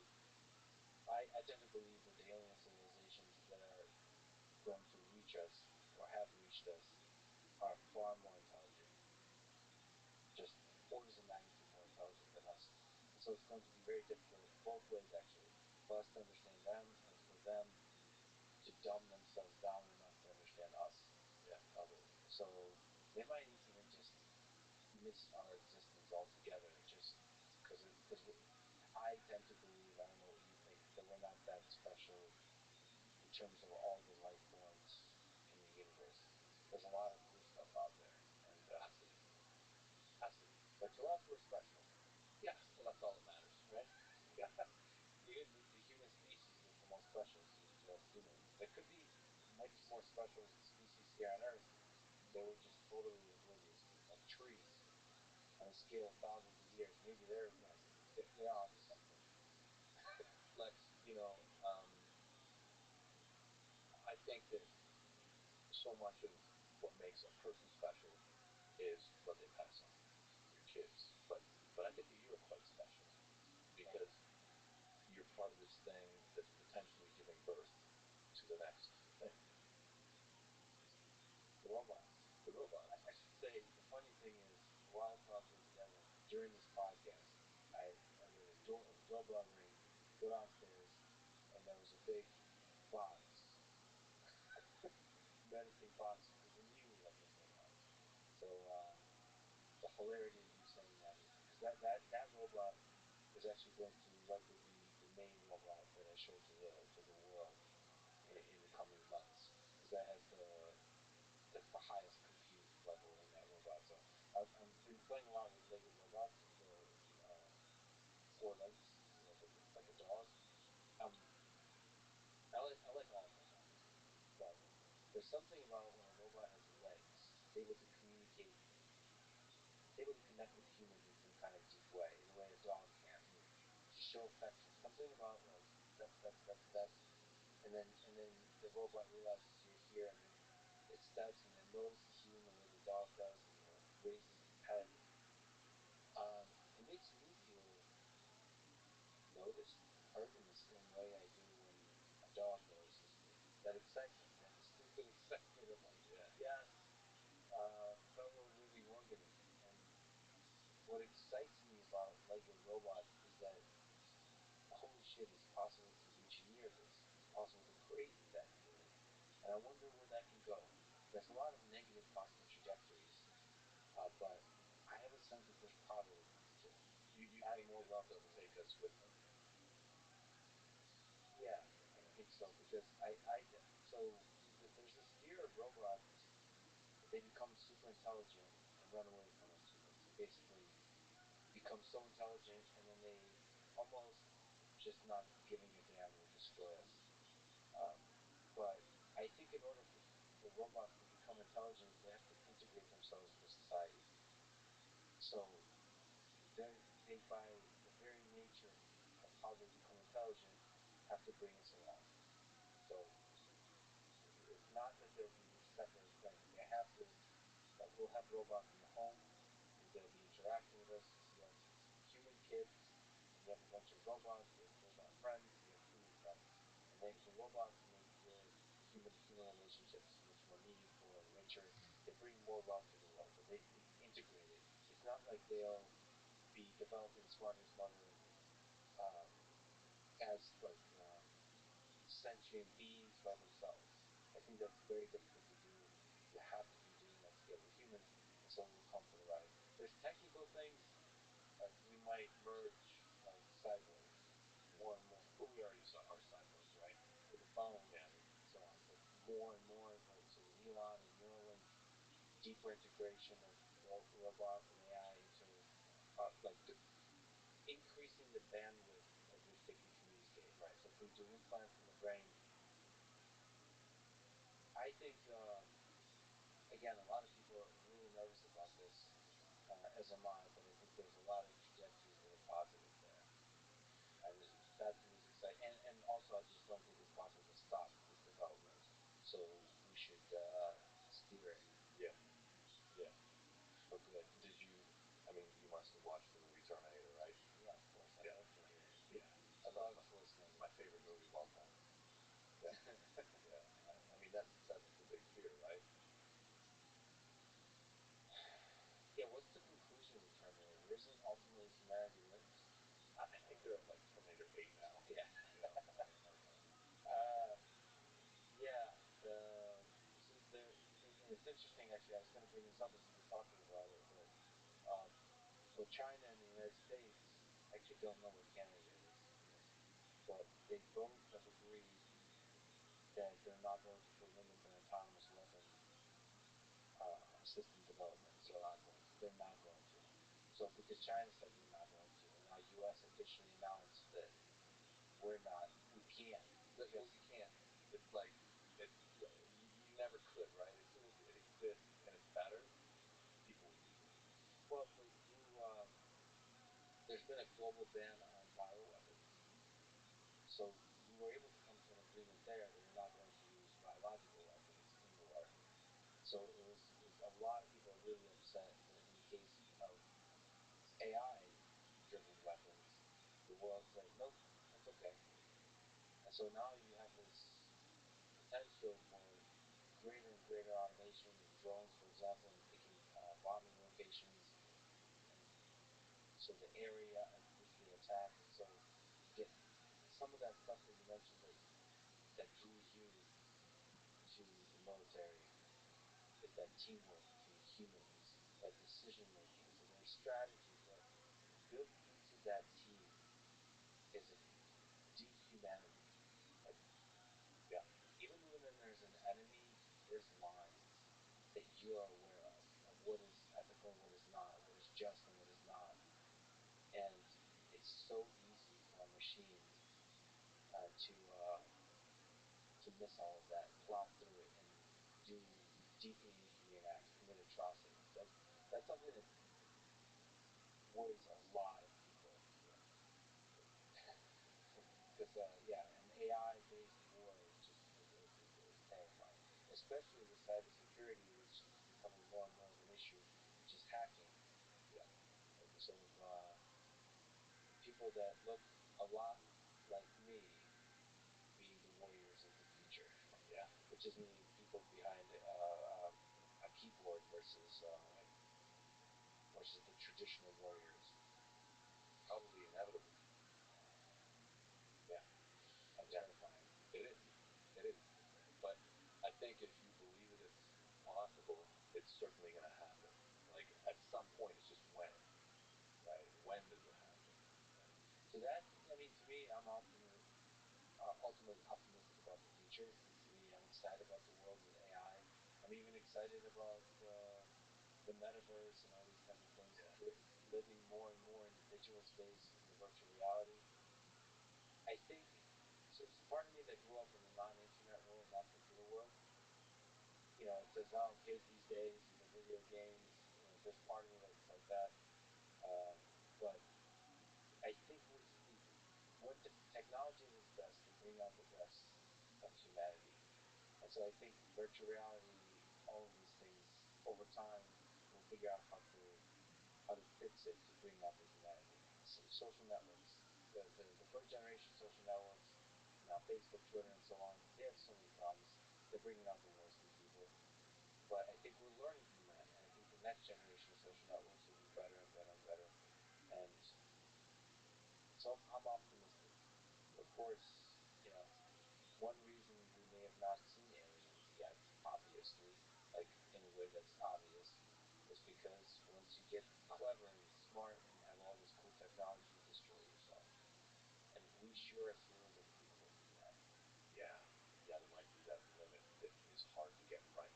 I'm hoping to get all our aggression inclinations out with arm wrestling competition. Right? Just all of that, like, oh my God, wouldn't that be great if that was if it was that simple? Yeah. Do you know if there's another over-the-top type movie to be made? Oh yeah, yeah. There's always stuff in the works. There's actually there's a tournament called Over the Top in Australia that's a couple months away. I think they're doing all the over the top scene, but there are arm wrestling movies that are being made right now. Actually, there's a documentary that's filming it for this whole Le Mans thing, but yeah, we're probably due for another big one. Yeah. But you're also, just with your YouTube channel, you're doing a lot for the sports. That's really cool to see. Just being like looking not like you're looking today, but just like Yeah. Yeah. prepared. Yeah. I'm on my last Christmas You gift know, for you. and just putting yourself out there completely as you are. That's a beautiful thing. The best thing about the sport is putting people together. That's it. Yeah, the community, the folks I got to interact with, just so awesome, so excited, so full of kindness. I'm definitely gonna find the club here and start working on my arm wrestling game. Devin, this is such a huge honor. You would spend your valuable time. You would come down to Austin. You would hang out with me, and I'll flip those cool little shots you like. Yeah. As I mentioned, in case people, people I'm sure will tell me. So I hang out with Joe Rogan all the time as a friend. I told him that you should talk to Devin. He's going through some stuff currently, you know.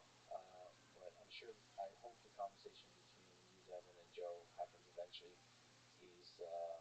That would be epic as well, because Yeah. He loves fighting. he loves fighting, he loves wrestling, he loves strength, and I think all of those are like so perfectly encapsulated in the sport of arm wrestling. So thank you so much for talking to me. Thanks so much, man. Thanks for listening to this conversation with Devin Laird. To support this podcast, please check out our sponsors in the description. And now, let me leave you with some words of Miyamoto Musashi. The only reason a warrior is alive is to fight. And the only reason a warrior fights is to win. Thank you for listening. I hope to see you next time. Rabbi.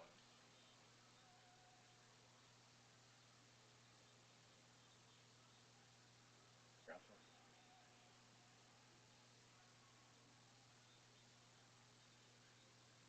Rabbi. You there?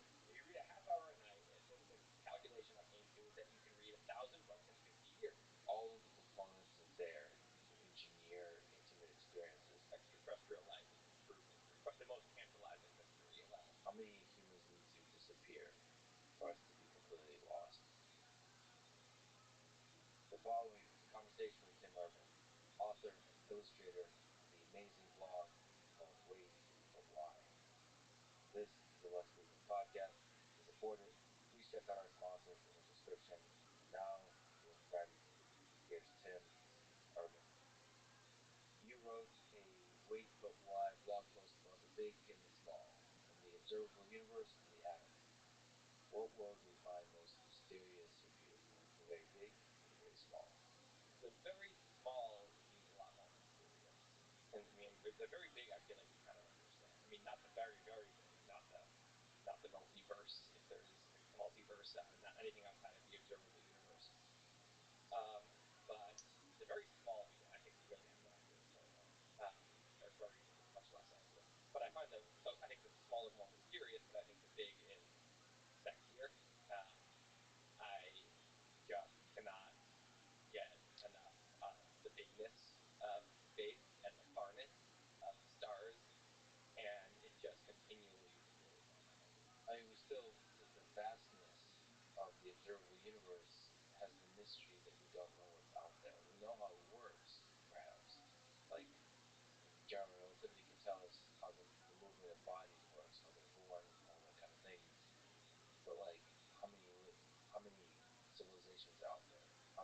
What are the weird things that are out Oh there? yeah, life. Well, extraterrestrial life is proven, but the most tantalizing mystery of all. that maybe it's that the actual the big and the small are really cool, but it's actually the things that are potentially our size that we want to tantalize them. Potentially our size is probably the key word. Yeah, I mean, I wonder how small intelligent items are. Probably not that small. And I assume that there's a limit that you're not gonna. I mean, you might have like a whale, blue whale size intelligent being. That would be kind of cool. But I feel like we're in the range of order of magnitude smaller and bigger than us for life. But maybe not. Maybe you could have some giant life form. Just seems like I don't know. There's got to be some reason that anything intelligent between kind of like a little tiny rodent or finger monkey to a blue whale on this planet. I don't know. Maybe we've changed the gravity and other things. Well, you could think of life as a thing of self-assembling organisms, and they just get bigger and bigger and bigger. Like there's no such thing as a human being. A human being is made up of a bunch of tiny organisms working together, and we somehow envision that as one entity because it has consciousness. But maybe it's just organisms on top of organisms all the way down, turtles all the way down. So like Earth could be seen as an organism, but for alien species is very different. Like why is the human the fundamental entity that is living, and then everything else is just either a collection of humans or components of humans? I think of it kind of as you think about. I think of like an emergent elevator, and so you've got an ant is on one floor, and then the ant colony is a floor above, or maybe there's even units within the colony that's one floor above, and the full colony is two floors above. And to me, I think that it's the colony that is closest to being the animal. It's like the individual things that compete with others, while the individual ants are like cells in the animal's body. We are more like a colony in that regard. But the humans are weird because we kind of I think of it if emergence happens in an emergence tower, where you've got kind of the cells and then humans and communities and society. Ants are very specific. The individual ants are always cooperating with each other for the sake of the colony. So the colony is the unit that is the competitive unit.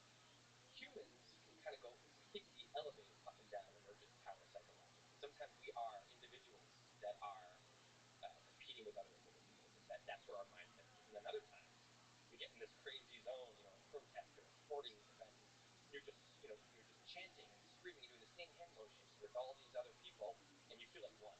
You feel like one, and you sacrifice yourself, and now that's soldiers, and so our brains can kind of psychologically go up and down this elevator in an interesting way.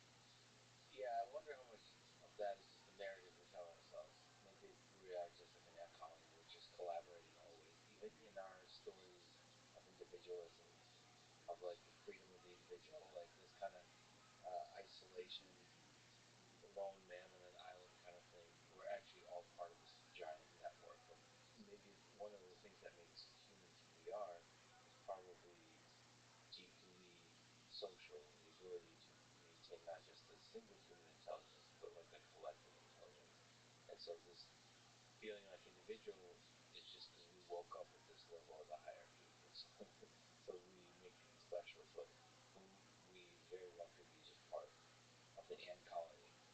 This whole conversation, I'm either going to be doing a Shakespearean analysis of your Twitter, your writing, or a very specific statement that you made. So you've written answers to a mailbag of questions. The questions were amazing, the ones you chosen, and your answers were amazing. So on this topic of the big and the small, somebody asked, are we bigger than we are small? Or smaller than we're big? Who's asking these questions? This is really good. You have amazing fans. Okay, so where do we sit at this level of the very small to the very big? So are we bigger or are we small? Are we bigger than we are small? I think it depends on what we're asking. So if we're talking about the biggest thing that we kind of can talk about without just imagining is the observable universe, the Hubble sphere. And that's about 10 to the 26th meters in diameter. The smallest thing we talk about is a Planck lamp. But you could argue that that's kind of an imaginary thing. But that's 10 to the negative 35. Now, we're about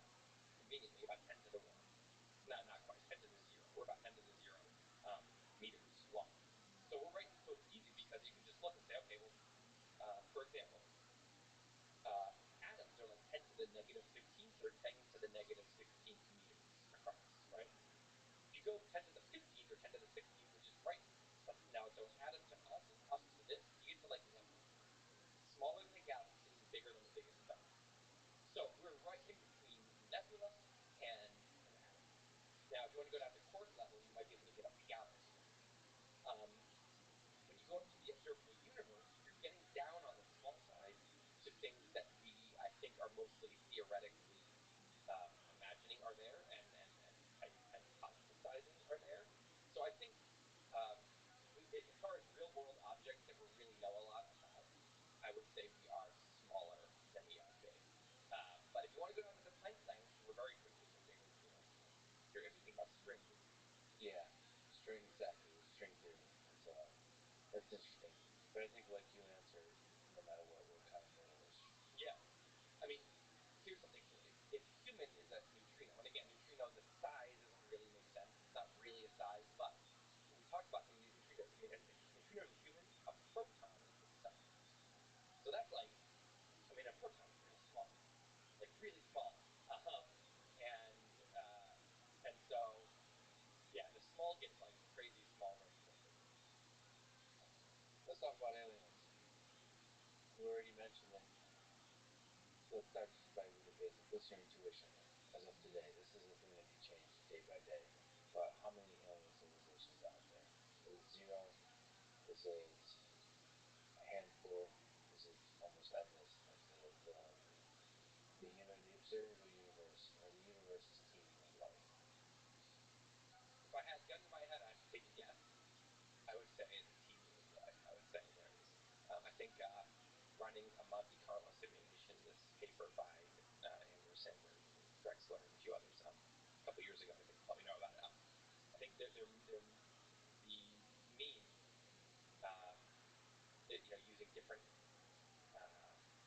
using different, running through randomized rate equations, multiplication, you ended up with 27 million as the mean in intelligent civilizations in the galaxy, in the Milky Way alone. So then if you go outside the Milky Way, that would turn into trillions. That's the mean. Now what's interesting is that there's a long tail, because they believe some of the multipliers in the Drake equation. So for example, the probability that life starts in the first place, they think that the kind of range that we use is for that variable is way too small, and that's constraining our possibilities. And if you actually extend it to from some crazy number of orders of magnitude, like 200, they think that variable should be you get this long tail where I forget the exact number, but it's like a third or a quarter of the total outcomes have us alone. Like I think it's a sizable percentage has us as the only intelligent life in the galaxy. But you can keep going, and I think there's a non-zero, like legitimate amount of outcomes there that have us as the only life in the observable universe at all is on Earth. I mean, it seems incredibly counterintuitive. It seems like when you mention that, people think you must be an idiot because if you picked up one grain of sand on the beach and examined it and you found all these little things on it, it's like saying, well, maybe this is the only one that has that, and it's like probably not. They're probably most of the sand probably, or a lot of the sand, right? So, and then the other hand, we don't see anything. We don't see any evidence. Which of course people would say that the people who scoff at the concept that we're potentially alone, they say, well, of course, there's lots of reasons we wouldn't see anything, and they can go list them, and they're very compelling. But we don't know. And the truth is, if this were a free thing, I mean, we don't. If this were a completely free thing that happened here, whether it's life at all or just getting to this level of intelligence, that species, whoever it was, would think there must be lots of us out there. They'd be wrong. So, just using the same intuition that most people would use, I'd say we probably wouldn't think that we're thinking like that. Yeah, you wrote a great blog post about it. But to me, the two interesting reasons that we haven't been in contact, I too have an intuition that the universe is teeming with life. So one interesting is around the great filter. So we either the great filter is either behind us or in front of us. So the reason that's interesting is you get to think about what kind of things can ensure ensure the survival of an intelligent civilization or lead to the destruction of intelligent civilization? So it's a very pragmatic, very important question to always be asking. And we'll talk about some of those. And then the other one is, I'm saddened by the possibility that there could be aliens communicating with us all the time. In fact, they may have visited, and we're just too dumb to hear it, to see it. It's like the idea that the kind of life that can evolve is just the range of life that can evolve is so large that our narrow view of what is life and what is intelligent life is preventing us from having communication with them.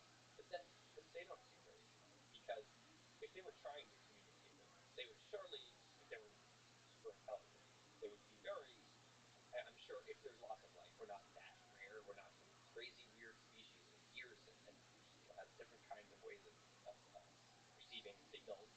So they would probably be able to, if you really wanted to communicate with an Earth-like species, with a human-like species, you would send out all kinds of things. You'd send out radio waves, and send out gravity waves, and lots of things. So if they're communicating in a way, they're trying to communicate with us, and it's just we're too dumb to receive the signals. It's like, well, they're not doing a great job of considering the primitive species we might be. So I don't know. I think if a super intelligent species wanted to get in touch with us,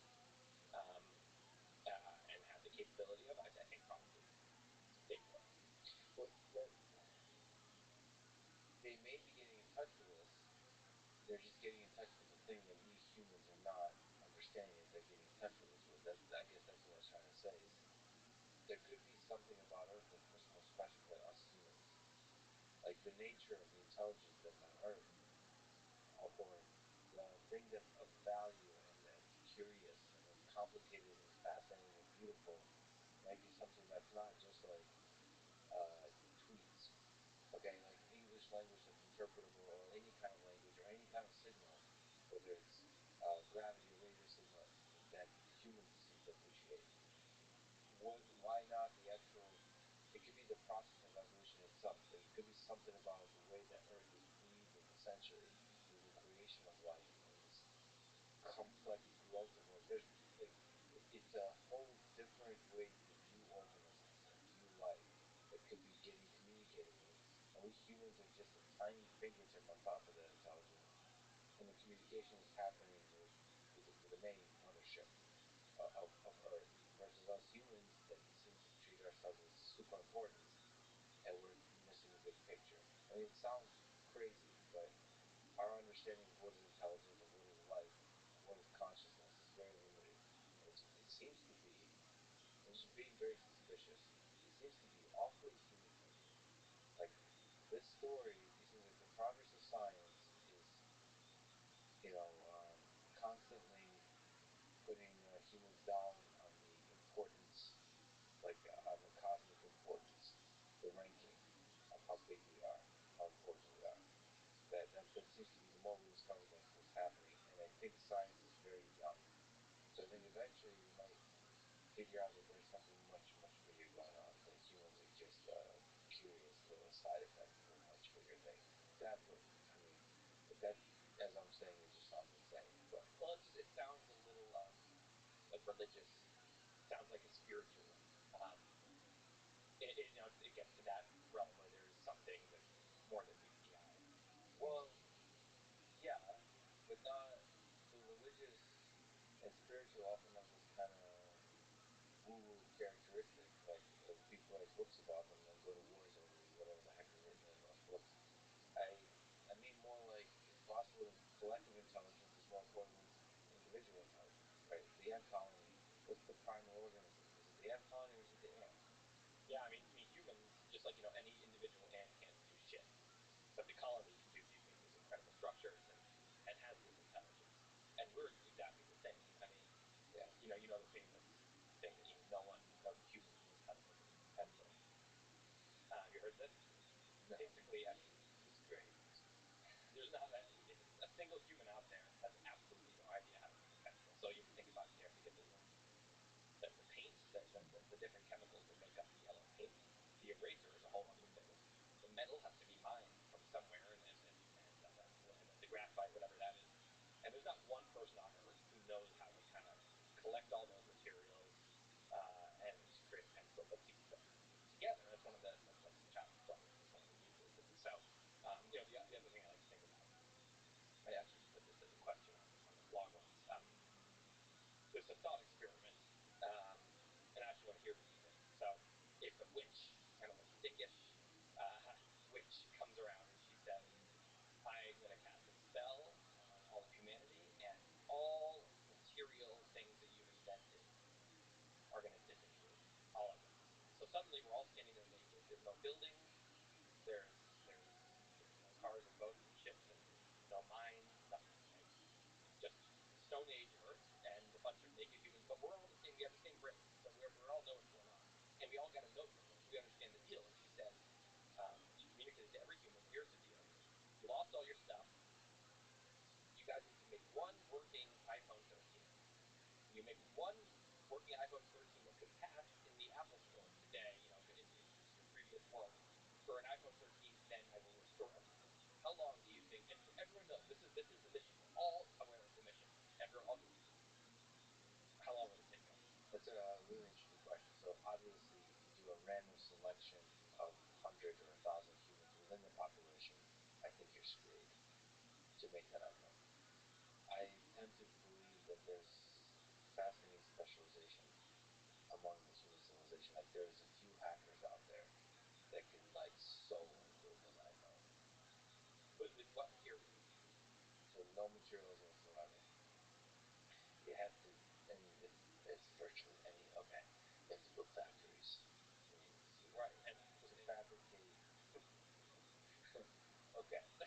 And how are you going to mine them? You got to mine the materials where you don't have any cranes. You don't have Okay, you 100% have to have everybody's naked.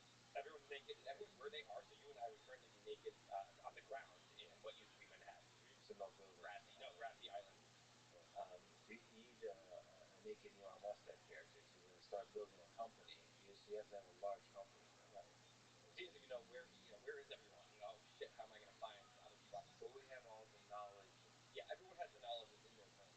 Yeah. I've met some legit engineers, crazy polymath people. Yeah, but the actual because you said it's like the original Mac, like the Apple II, that could be built, but even that, even that's very nice. Well, I think part of it is a communication problem. If you could suddenly have, someone, if everyone had a walkie-talkie and there was, a couple, 10 really smart people who are designated the leaders, they could say, okay, I want, everyone who can do this to walk west, so you get to this little hub. Everyone else, they could actually coordinate, but we don't have that. So it's like people just, and then what I think about is, so you've got some people that are like trying to organize, and you'll have a little community where a couple hundred people come together, and maybe a couple thousand and organize and designated one person, as a leader, and then you'll have sub leaders, and okay, we have a start here. We have some organization. You're also going to have some people that say, good, humans were a scourge upon the earth, and this is good, and they're going to try to sabotage. They're going to try to murder the people and who know what they're talking about.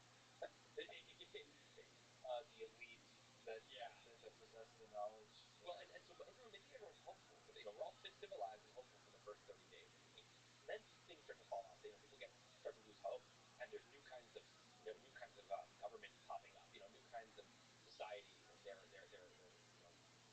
they don't play nicely with the other ones. And I think very quickly, a lot of people will give up and say, you know what, this is it. We're back in the Stone Age. Let's just create, agrarian. We also don't know how to farm. No one knows how to farm. There's even the farmers, a lot of them are relying on their machines.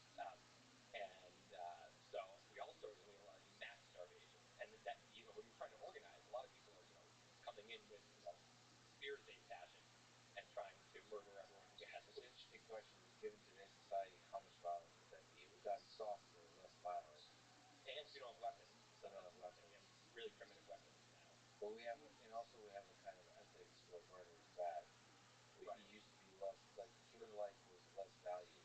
Yeah. That's what murder was more okay, like ethically. But in the past, they also were really good at figuring out how to have sustenance. They knew how to get food and water because they so we have no idea. Like the ancient hunter-gatherers kind of even laugh at what's going on here. They say, you don't know none of you know what you're doing.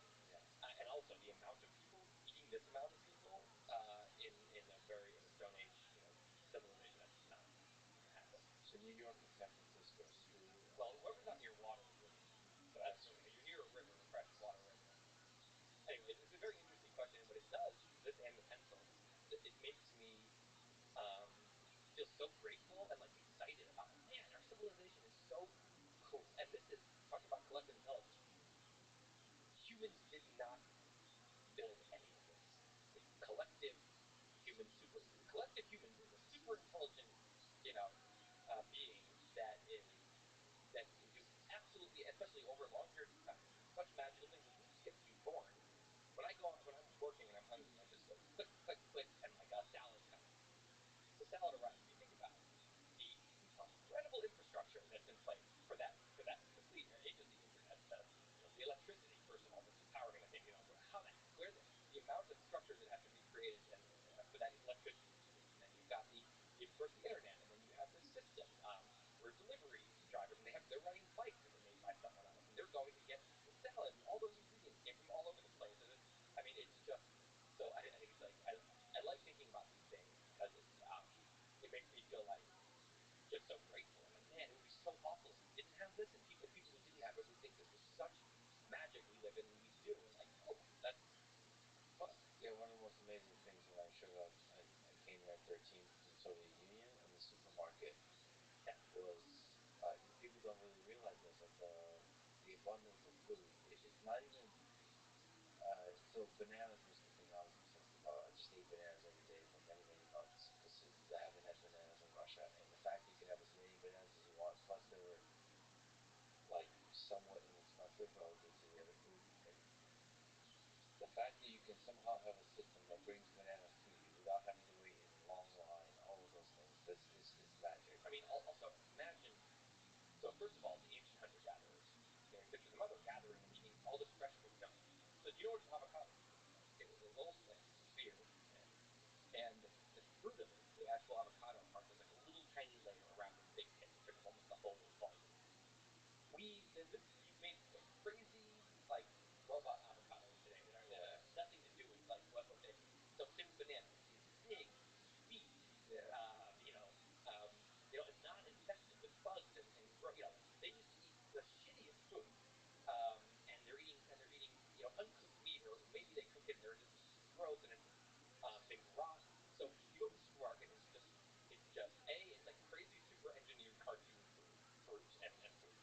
And then it's all this processed food, which we complain about in our society. We complain about we're eating this processed. This is a good problem. I mean, imagine what they would think.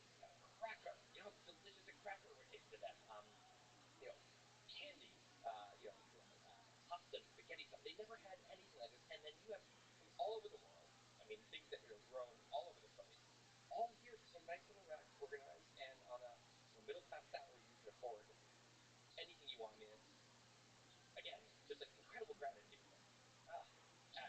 And the question is, how resilient is this whole thing? I mean, this is another darker version of your question. Is if we keep all the material possessions we have, but we start knocking out 10% of the population, how resilient is this system that we built up, where we rely on other humans and the knowledge that built up on the past and the distributed nature of knowledge? How much does it take? How many humans need to disappear for us to be completely lost? Well, I'm trying to go off one thing, which is Elon Musk said that he has this number 1,000,000 in mind, and the rough order of magnitude of people you need to be on Mars to truly be multiplanetary. Multiplanetary doesn't mean like when Neil Armstrong goes to the moon. They call it a great leap for mankind. It's not a great leap for anything. It is a great achievement for mankind.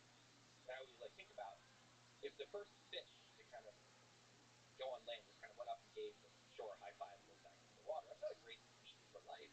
That's a great achievement for that fish. There should be a little statue of that fish in the water, and everyone celebrate the fish. But when we talk about a great leap for life, it's permanent. It's something that from now on, this is how things are. So, and this is part of why I get so excited about Mars, by the way, is because you can count on one hand the number of great leaps that we've had. No life to life, and single cell or simple cell to complex cell, single cell organisms to animals, to multi-celled animals, and then ocean to land, and then one planet to two planets. Anyway, diversion. But the point is that we are officially, at least for all of life, has happened once the ships could stop coming from Earth because there's some horrible catastrophic World War III and everyone dies on Earth and they're fine and they can turn that certain X number of people into 7 billion, population that's thriving just like Earth. They can build ships that can come back and recolonize Earth because now we are officially multiplanetary, where it's a self-sustaining. He says 1 million people is about what he thinks. Now that might be a specialized group. That's true. That's a very specifically, selected million that has very, very skilled million people, not just maybe the average million on Earth. But I think it depends what you're talking about. But I don't think, so 1 million is 1/7,000th, 1/8,000th of the current population. I think you need a very, very, very small fraction of humans on Earth to get by. Obviously, you're not going to have the same thriving civilization if you get to a too small a number, but it depends who you're killing off, I guess, is part of the question. Yeah. If you killed off half of the people just randomly right now, I think it would be fine. It would be obviously a great, awful tragedy. I think if you killed off 3/4 of all people randomly, just 3 out of every 4 people dropped dead, I think we'd have the stock market would crash.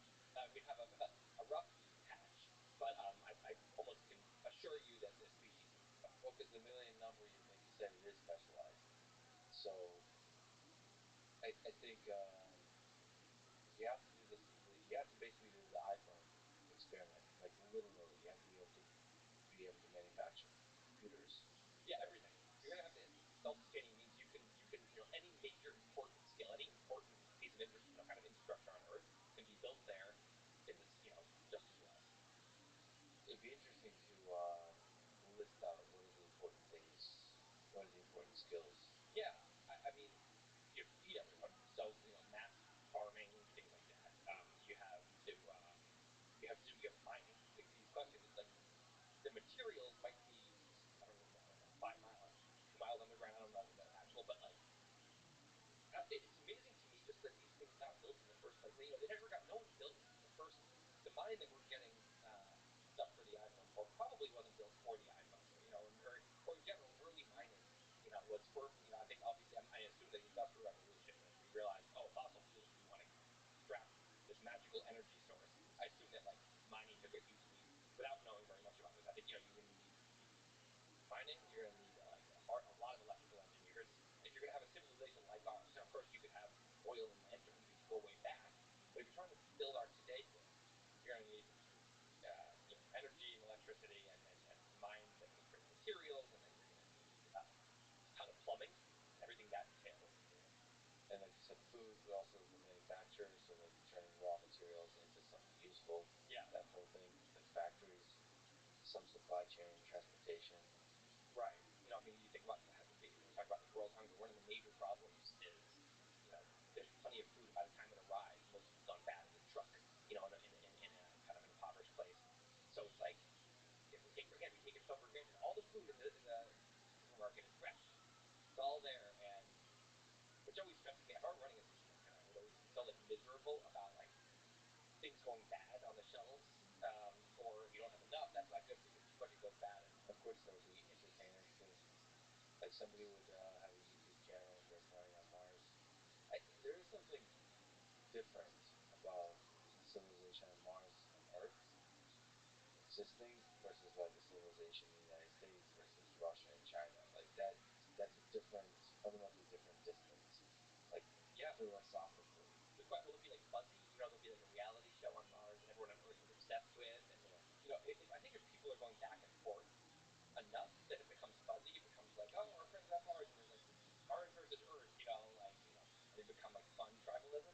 I think if people don't rarely go back and forth, and it really they're there for, I think we get kind of like, we hate, a lot of like us versus them stuff going on. There could be also war in space for territory. As first colony happens, China, Russia, whoever, different European nations, Switzerland finally gets their act together and starts wars. This is supposed to staying out Yeah, following. all kinds of crazy geopolitical things that like we have not even, no one's really even thought about too much yet. That could get weird. Think about the 1500s when it was suddenly like a race to like colonize or capture land or discover new land that hasn't been, so it was like this new there's not really, the land is not, think about Crimea. It was like this huge thing, this tiny peninsula switched. That's how like optimized everything has become. Everything is just like really stuck. Mars is a whole new world of like territory, naming things, and and the chance for new kind of governments, maybe, or maybe it's just the colonies have used government, so we don't get that opportunity. I think it would be cool if there's new countries, totally new experiments. That's fascinating because Elon talks exactly about that, and I believe that very much. Like that should be like from the start, they should determine their own sovereignty. Like they should determine their own thing. There was one modern democracy in the late 1700s, the U.S. I mean, it was the only modern democracy, and now, of course, there's hundreds, dozens, many dozens. But I think part of the reason that was able to start, I mean, it's not that people didn't have the idea. People had the idea. It was they had a clean slate, a new place, and they suddenly were, So I think it would be a great opportunity to have. There's a lot of people who've done that. Oh, I had my own government on an island, my own country. What would I do? And the U.S.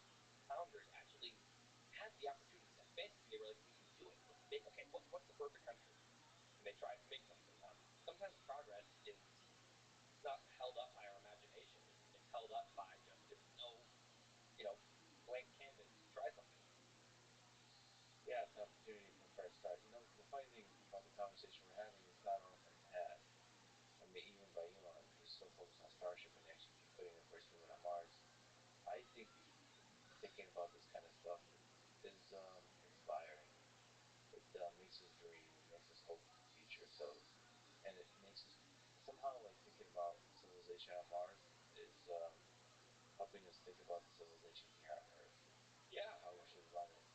But what do you think are like in our lifetime? Are we gonna? I think any effort that goes to Mars, the goal is in this decade. Do you think that's actually going to be achieved? I have a big bet, $10,000 with a friend when I was drunk in an argument. This is that, great. that the Neil Armstrong of Mars, wherever he or she may be, will step foot by the end of 2030.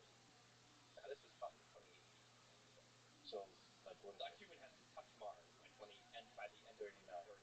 Oh, by the year 30. Yeah, by January 1st, 2030. Yeah. So, did you agree on the time zone or? No. Yeah, it's coming on that exact day. That's going to be really stressful.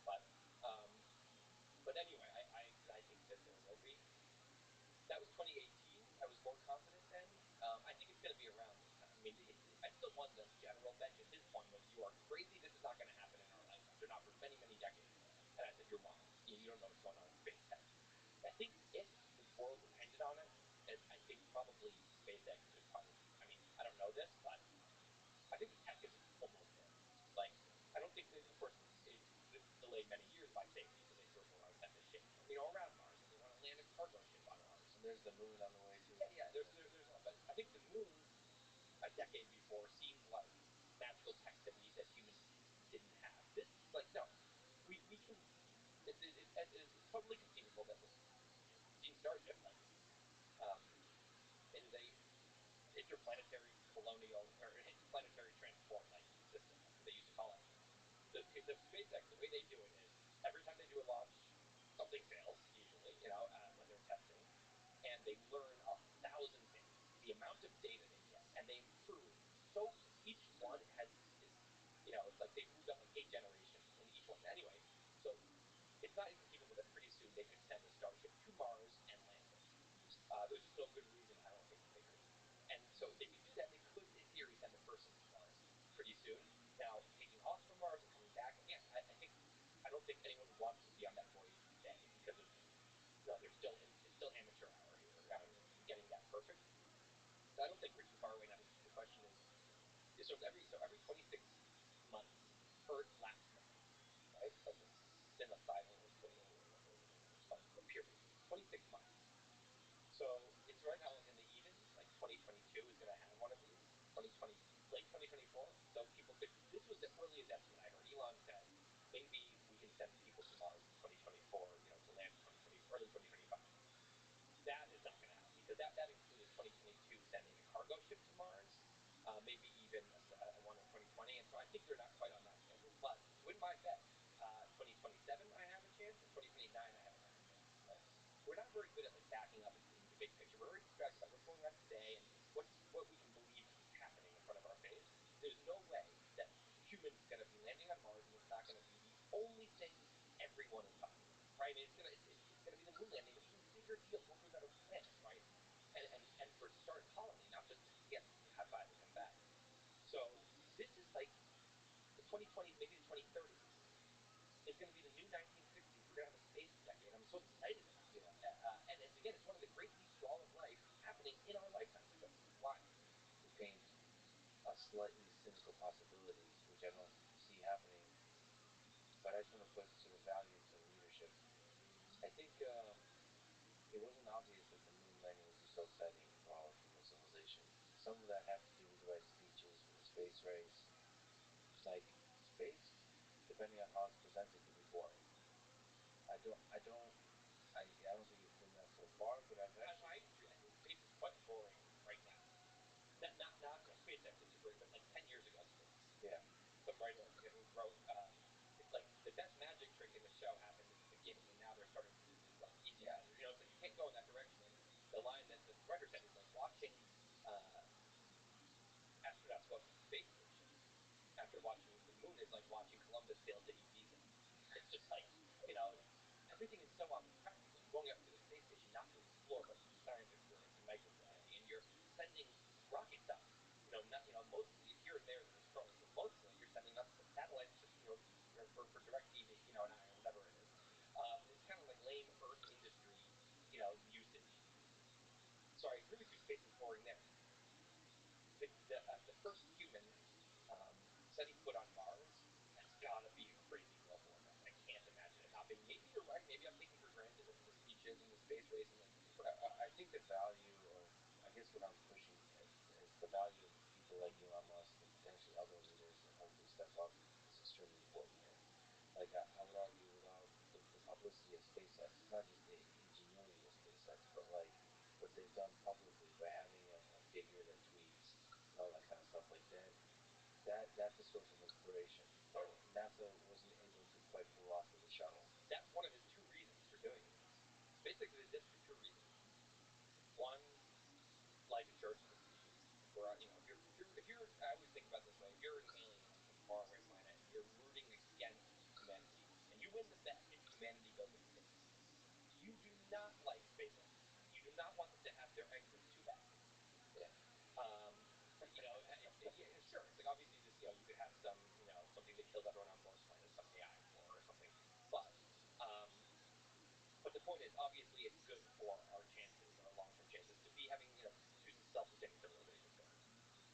The second reason he values this, I think, just as high is it's the greatest adventure in history.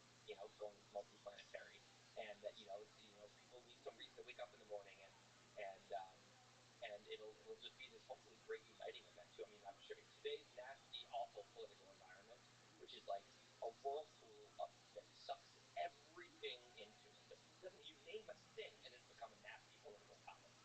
So I hope that Mars can just bring everyone together.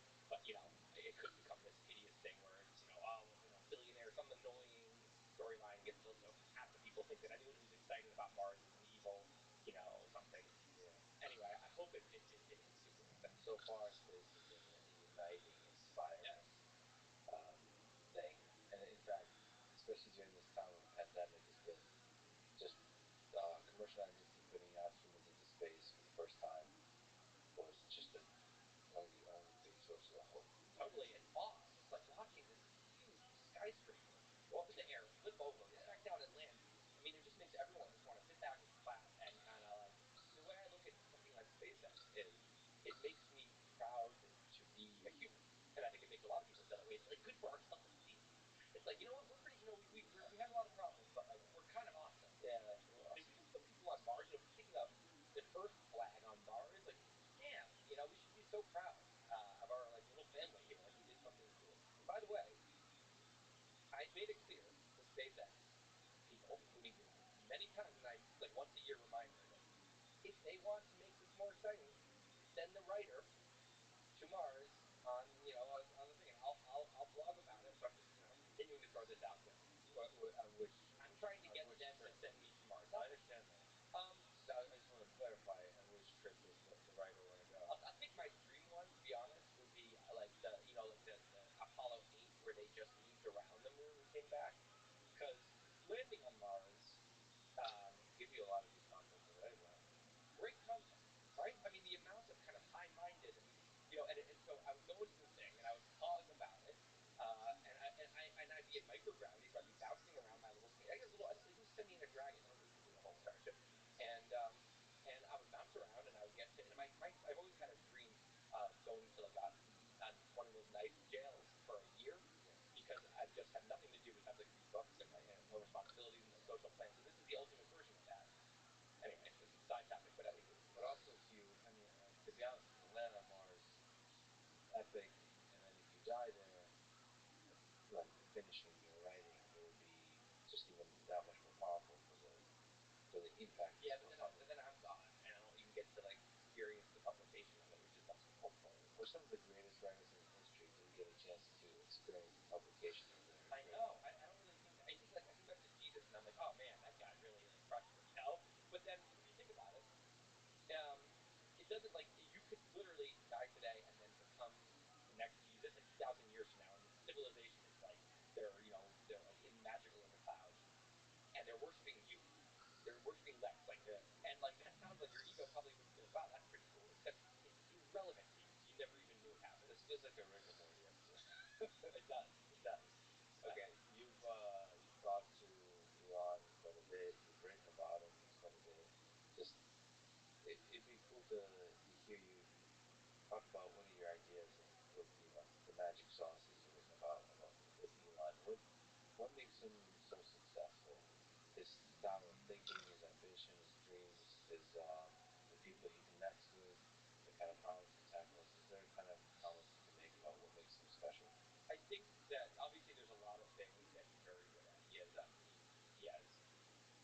obviously super intelligent. His heart is very much in like I think the right place. Like I really really believe that, and I think people can sense that. He just doesn't seem like a grifter of any kind. He's truly trying to do these big things for the right reasons. And he's obviously crazy ambitious and hardworking. Right? Not everyone is. Some people are as talented and have cool visions, but they just don't want to spend their life that way. So, but that none of those alone is what makes Elon. I mean, if it were, there'd be more of them because there's a lot of people that are very smart and smart enough to accumulate a lot of money and influence, and they have great ambition and they have their heart's in the right place. To me, it is the very unusual quality he has is that he's sane in a way that almost every human is crazy. What I mean by that is we are programmed to trust conventional wisdom over our own reasoning for good reason.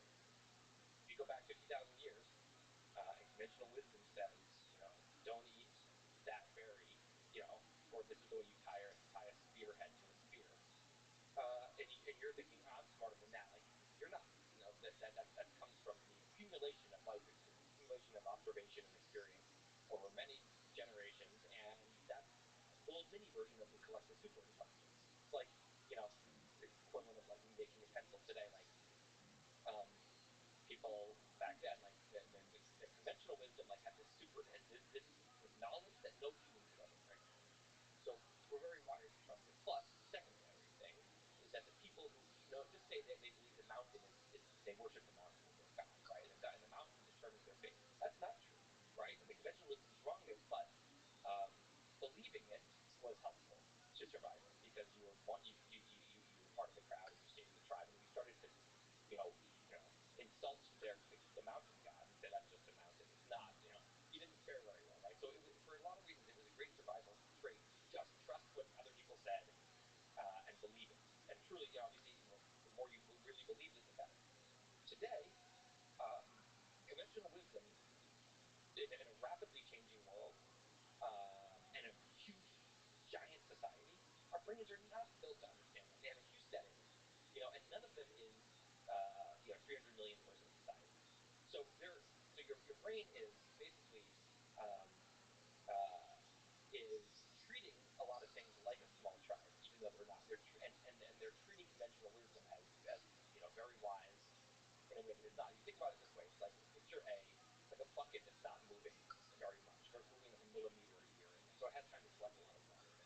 conventional wisdom in the old days, and very few things change. Like your 10, great great great grandmother probably lived a similar life to you, maybe on the same piece of land. And so old people really knew what they were talking about. Today, the bucket's moving really quickly. And so, the wisdom doesn't accumulate, but we think it does because our brain settings doesn't have the, quickly moving bucket setting on it. So my grandmother gives me advice all the time. And I just thought, is this, so there's certain things that are not changing, like relationships and love and, loyalty, things like this. Her advice on those things, I listen to it all day. She's one of the people who said, you've got to live near the people you love, live near your family, right? I think that is like tremendous wisdom, right? That is wisdom. That happens to be something that doesn't change from generation to generation. For now. Right. Right. For now. But she's also right. So I'll be telling my grandkids that they'll actually be in the metaverse like you. And Exactly. it doesn't matter. And I'm like, you have to. It's not like a scene when you're not in person. They're going to say it is exactly the same. Okay, fine. And they'll also be thinking to me with their Neuralink, and I'll be like, slow down. I don't understand what you're saying. But talk like a normal person. Anyway, so my grandmother but then she says, you're I don't know about this writing you're doing. You should go to law school, and you want to be secure. And that's not good advice for me. In the world I'm in and what I like to do and what I'm good at, that's not the right advice. But because the world is totally in a different world. She became wise for a world we're no longer in, right? Now, if you think about that, so then when we think about conventional wisdom, it's a little like my grandmother, and there's a lot of it's not maybe 60 years outdated like her software. It's maybe 10 years outdated conventional wisdom, sometimes 20. So anyway, I think that we all continually don't have the confidence in our own reasoning when it conflicts with what everyone else thinks, with what seems right. We don't have the guts to act on that reasoning for that reason, right? And so somebody said, just from the beginning, building this too, the first company, and it was internet advertising at the time when people said, this internet was brand new, kind of thinking like the metaverse, VR metaverse today. People would be like, oh, we facilitate internet advertising. People were saying, yeah, people are going to advertise on the internet. Yeah, right. And actually, it wasn't that he magically saw the future; that he looked at the present, looked at what the internet was, thought about the obvious advertising opportunity this was going to be. It wasn't rocket science. It wasn't genius. I don't believe. I think it was just seeing the truth.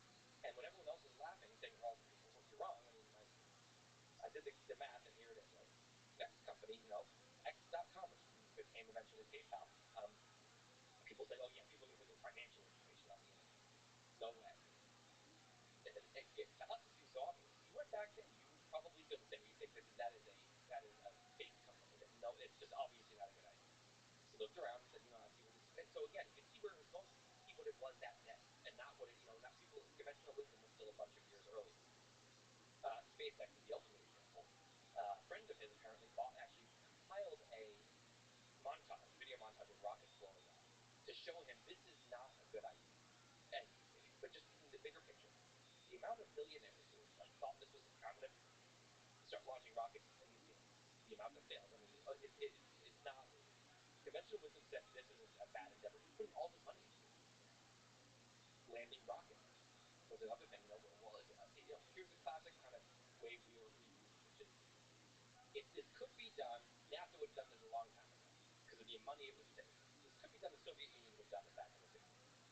It's obviously something that can't be done, and the math on his envelope said, well, this can be done, so he just did it.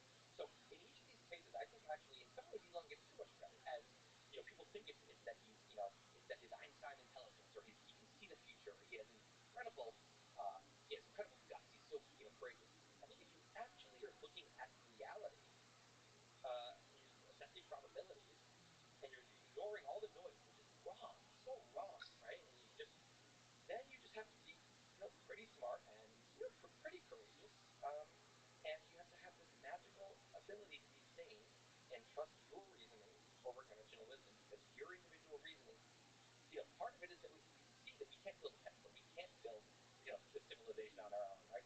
So we kind of count to the collective for good reason, but this is different when it comes to kind of what's possible. The Beatles were doing their kind of Motown-y chord patterns in the early 60s, and they were doing what was normal. They were doing what was clearly this kind of sound is a hit. Then they started getting weird because they were so popular, they had turns out that like if you all these people are in this like one groove together doing music, and it's just like there's a lot of land over there, and it seems like I'm sure the managers would say, and like the all the record execs would say, no, you have to be here. This is what sells, and it's just not true.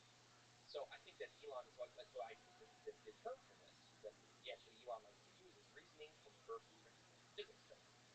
First principles are your axioms, and physicists they don't say, well, what you know what do people think? No, they say, what are the axioms? Those are the puzzle pieces. Let's use those to build a conclusion. That's our hypothesis. Now let's test it, right? And they come up with all kinds of new things constantly by doing that. If Einstein was assuming conventional wisdom was right, he never would have even tried to create something that really disproved Newton's laws.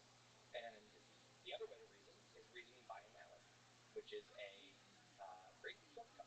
It's when we look at other people's reasoning and we kind of photocopy it shorthand, we steal it.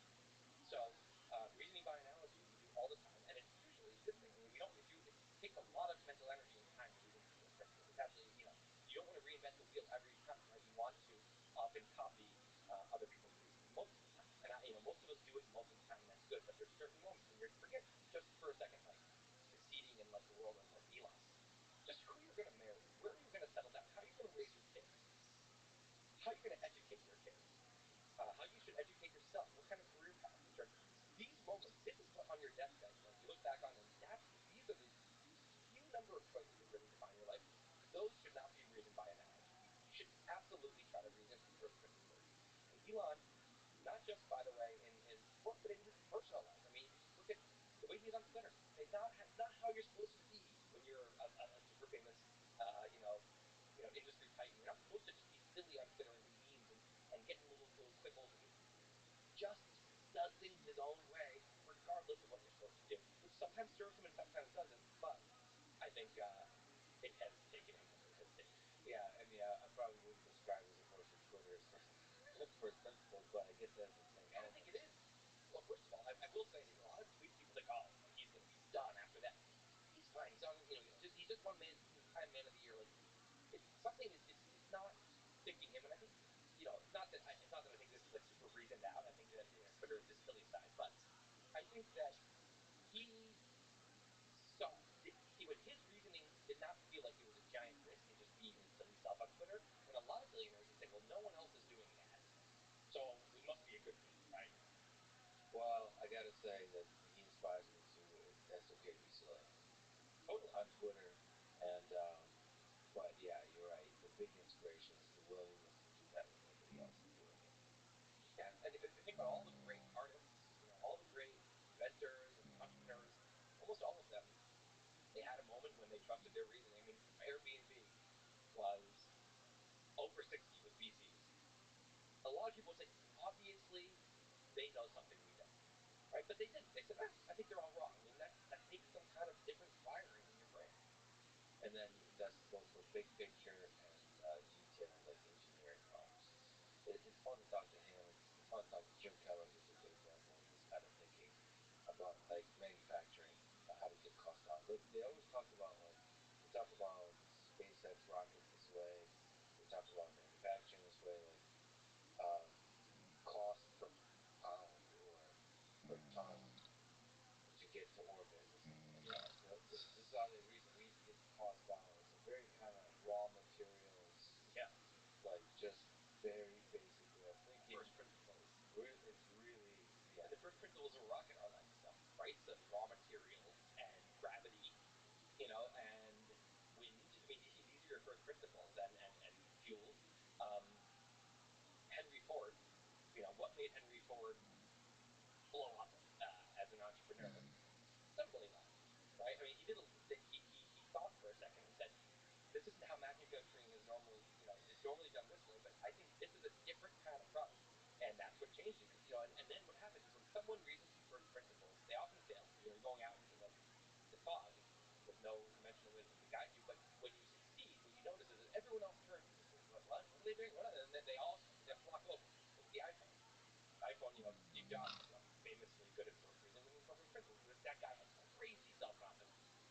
He just said, if I think this is right, like everyone, and that, I mean, I don't know how he does that, and I don't think Apple can do that anymore. I mean, they lost that. That one brain's ability to do that made that a totally different company, even though there's tens said, he didn't say, and I was giving a lot of credit to Steve Jobs, but of course it was a team at Apple who said they didn't look at the flip phones and say, okay, what kind of, let's make a keyboard that's like clicky and really cool Apple keyboard. They said, what should a mobile device be?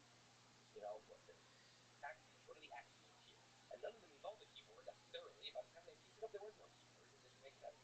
Everyone's suddenly going, wait, what? What are they doing? What are they? Now every phone looks like the iPhone, and that's how it goes.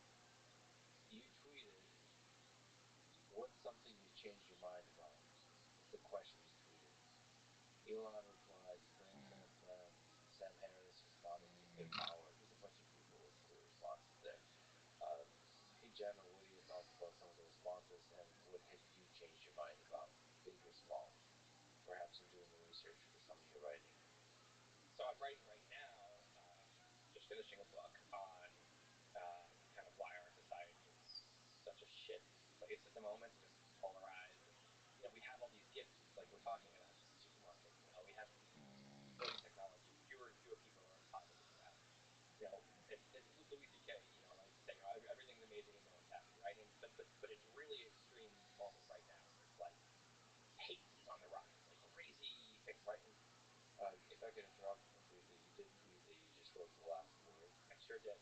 And then there was some hilarious asshole who said, now you just have to work on all the ones in the middle. Yeah, I earned that. I mean, when you earn a reputation as a tried and true procrastinator, you're just going to get shit forever, and that's fine. I accept that. So, do you mind sharing a little bit more about the details of what you were writing to your? Yeah. How do you approach this question about the state of society? I wanted to figure out what was going on because what I noticed was a bad trend. It's not that things are bad; it's that things are getting worse in certain ways. Not in every way. If you look at Max Roser's stuff, he comes up with all these amazing graphs. And this is what's weird: is that things are getting better in almost every important metric you can think of, except the amount of people who hate other people in their own country, and the amount of people that hate their own country, the amount of Americans that hate America is on the rise, right? The amount of Americans that hate other Americans is on the rise. The amount of Americans that hate the president is on the rise. All these things, like on a very steep rise. So what the hell? What's going on? Like there's something causing that. It's not that a bunch of new people were born who were just dicks. It's that something is going on. So I think of it as a very simple, oversimplified equation, human behavior, and it's the output. That I think the two inputs are human nature and environment, right? This is basic, super kindergarten level, like, animal behavior, but I think it's worth thinking about. You've got human nature, which is not changing very much, right? And then you've got, throw that nature into a certain environment, and it reacts to the environment, right? It's shaped by the environment, and then eventually what comes out is behavior, right? Human nature is not changing very much, but suddenly we're behaving differently, right? We are, again, look at the polls. Like, it used to be that the president, was liked by, I don't remember the exact numbers, but 80% or 70% of their own party, and 50% of the other party. And now it's like 40% of their own party and 10% of the other party. And it's not that the presidents are getting worse. Maybe some people would argue that they are, but more so. There's a lot of idiot presidents. What's going on is something in the environment is changing, and that you're seeing is a change in behavior. Like an easy example here is that by a lot of metrics, racism is becoming less and less of a crime. It's hard to measure, but there are metrics like how upset would you be if your kid married someone of another race, and that number is plummeting. The racial grievance is skyrocketing, right? There's a lot of examples like this. So I wanted to look around and say, and the reason I took it on, the reason I don't think this is just an unfortunate trend, unpleasant trend that hopefully will come out of it, is that all this other stuff I like to write about, all this future stuff, right? This magical, I think of this, like, I'm very optimistic in a lot of ways, and I think that our world would be a utopia, would feel like actual heaven. Like whatever Thomas Jefferson was picturing as heaven, other than maybe the eternal life aspect, I think that if you came to 2021 US, it would be better. It's cooler than heaven. Well, we live in a place that's cooler than 1700 heaven. Yeah. Again, other than the fact that we still die. Now, I think the future world actually probably would have quote eternal life. I don't think anyone wants eternal life. Actually, people think they do. Eternal is a long time, but I think it's true. The choice to die, if we're up there refresh our bodies. I don't know what it is, but the point is, I think about that utopia, and I do believe that like if we don't botch this, we'd be heading towards somewhere that would seem like heaven, maybe in our lifetimes. Of course, if things go wrong, now think about the trends here. Just like the 20th century would seem like some magical utopia to someone from the 16th century, um, the bad things in the 20th century were kind of the worst things ever in terms of just absolute magnitude. World War II, the biggest genocide ever. You've got, maybe climate change, if it is the existential threat that many people think it is. I mean, we never had an existential threat on that level before. I mean, so the good is getting better and the bad is getting worse. And so when I think about the future, I think about doing some kind of big, long canoe as a species, 5 million mile long canoe. Each of us sitting in a row. We each have one oar. We can paddle on the left side or the right side. And what we know is there's a fork up there somewhere, and the river forks, and there's a utopia on one side and a dystopia on the other side. And I really believe that that's the way it works. So it's probably not headed for just an okay future. It's just the way tech is exploding, like it's probably going to be really good or really bad. The question is, which side should we be rowing on? We can't see it, right? But it really matters. So I'm writing about all this future stuff, and I'm saying none of this matters if we're squabbling our way into kind of like a civil war right now. So what's the point? So it's a really important problem to solve. What are your sources of hope in this? So like, how do you steer the canoe? One of my big sources of hope, and this is I think my answer to what I change my mind on, is I think I always knew this, but it's easy to forget it. Our primitive brain does not want to believe that. That I don't think there are very many bad people. Now, you say bad, are there selfish people? Most of us, I think, I think that if you think of people, there's digital language is ones and zeros. And our primitive brain very quickly can get into the language. Everyone's a one or a zero. Our tribe, we're all ones. We're perfect. I'm perfect. My family has had other families, had other tribes. There are zeros. Like it's dehumanizing, right? These people are awful. So zero is obviously human, but no one's a zero and no one's a one. You're dehumanizing yourself. So when we get to this land, I call it political Disney World. It's Disney movies. Good guys and Scar, totally bad, and Mufasa, totally good, right? You don't see Mufasa's character flaw. You don't see Scar's upbringing him like that, dehumanize him. No, lionizes him, whatever. You are Well done. yeah. Mufasa's a one, Scar's a zero. Very simple. So political Disney World is a place, a psychological place that all of us have been in. And it could be religious Disney World, it could be national Disney World, and war, whatever it is. But it's a place where we fall into this delusion that there are protagonists and antagonists, and that's it, right? That is not true. We are all 0.5s, maybe 0.6s, 0.4s in that.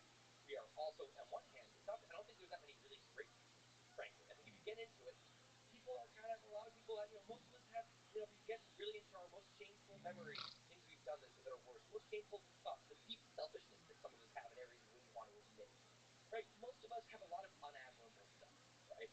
On the other hand, if you actually really got into someone else's brain, and you looked at their upbringing, you looked at the trauma that they've experienced, and then you looked at the insecurities they have, and look at all their, if you assemble the highlight reel of your worst moments, the meanest things you've ever done, the worst things, the most selfish, the time you stole something, whatever, and you just feel like, wow, that's an awful person. If you highlighted if you did a montage of your best moments, people would say, oh, he's a dumb, right? But of course, we all have both of them. So I've started to really try to remind myself that everyone's a 0.5, right? And 0.5s are all worthy of criticism, and we're all worthy of compassion. And the thing that makes me hopeful is that I really think that there's a bunch of 0.5s, and 0.5s are good enough that we should be able to create a good society together. There's a lot of love in every human, and I think there's more love in humans than hate. I always remember this moment. This weird anecdote, but I'm a Red Sox fan, Boston Red Sox baseball, and Derek Jeter is who we hate the most. So he's on the Yankees, and hate, right? Jeter, right? It was his last game as best he was retired. And he got this rousing standing ovation, and I almost cried. And it was like, what is going on? We hate this guy, but actually, there's so much love in all of this. It felt so good to just give a huge cheer to this guy we hate because it's like this moment of like a little fist pound, being like, of course we all actually love each other. And I think there's so much of that. And so the thing that I think I've come around on is I think that we are in an environment that's bringing out really bad stuff. I don't think if I thought it was the people, I would be more hopeful. Like if I thought it was human nature, I'd be people upset. It's the two independent variables here, or there's a fixed variable, a constant, which is human nature, and there's the independent variable, environment, and the behavior is a dependent variable. I like that the thing that I think is bad is the independent variable, the environment, which means I think the environment can get better. There's a lot of things I can go into about why the environment I think is bad, but I have hope that I think the thing that's bad for us is something that we can change. The first principles idea here is that most people have a capacity to be a 0.7 to a 0.9 if the environment is properly calibrated. Yeah, I think that. Well, I think maybe if we're all 0.5s. I think that environment can bring out our good side. Yes, and maybe we're all in some kind of good distribution, and the right environment can bring out our higher sides. And I think in a lot of ways we say it has. I mean, the U.S. environment, we take for granted how the liberal laws and liberal environment that we live in. I mean, like in New York City, right? If you walk down the street and you like assault someone, if anyone sees you, they're probably going to yell at you. You might get your ass kicked by someone for doing that. You also might end up in jail. There's security cameras, and they're just norms. We're all trained. That's what awful people do, right? So it's not that human nature doesn't have it in it to be like that. It's that this environment we're in has made that a much, much, much smaller experience for people. There's so many examples like that where it's like, man, you don't realize how much the worst human nature is contained by our environment. But I think this, rapidly changing environment, which is what we have right now, social media stars. I mean, what a seismic change in the environment. There's a lot of examples like that. Rapidly changing environment creates rapidly changing behavior, and wisdom sometimes can't keep up. And so we can really kind of lose our grip on some of the good behavior. Were you surprised by Elon's answer about brain transplants, or Sam's about nuclear power? Was anything else just Sam's, I think, is. I have a friend, Isabel Bolameke, who who's a nuclear power influencer. I've become very convinced, and not that my deep dive on this for him, but here's because in this case, this is reasoning by analogy. The amount of really smart people I respect, who have dug in, who all say nuclear power is clearly a good option. It's obviously emission free, but the concerns about meltdowns and waste is completely overblown. So, judging from those people, secondary knowledge here, I will say I'm a strong advocate. I haven't done my own deep dive yet, but it does seem like a little bit odd that you've got people who are so concerned about climate change, who have, it seems like it's kind of an ideology where nuclear power doesn't fit, rather than rational, fear of climate change that somehow is anti-nuclear power. It just, yeah. I personally am uncomfortably reasoning by analogy with climate change. I actually have not done a deep dive myself. Me neither, because it's so, man, it seems like a deep dive. And my reasoning by analogy there currently has me thinking it's a truly existential thing, but feeling hopeful. So this is me speaking, and this is speaking from a person who's not done a deep dive. I'm a little suspicious of the amount of fear mongering going on. Especially over the past couple of years, I've gotten uncomfortable with fear mongering in all walks of life. There's way too many people interested in manipulating the populace with fear. And so I don't like it. I should probably do a deep dive, because to me, the big problem with the opposition to climate change, or whatever the fear mongering, is that it also grows the skepticism of science broadly. It's like that. So I need to make sure I do that deep dive. I have listened to a few folks kind of criticize the fear mongering and all those kinds of things, but they're few and far between. And so it's like, all right, what is the truth here? It feels lazy, but it also feels like it's hard to get to there's a lot of kind of activists talking about ideas versus like sources of objective, like calm, first principles type reasoning. Like one of the things I know it's supposed to be a very big problem, but when people talk about catastrophic effects of climate change, I haven't been able to see really great deep analysis of what that looks like in 10, 20, 30 years. Rising sea levels. What are the models of how that changes human behavior, society? What are the things that happen? going to be constraints on resources and people are going to have to move around. This is happening gradually.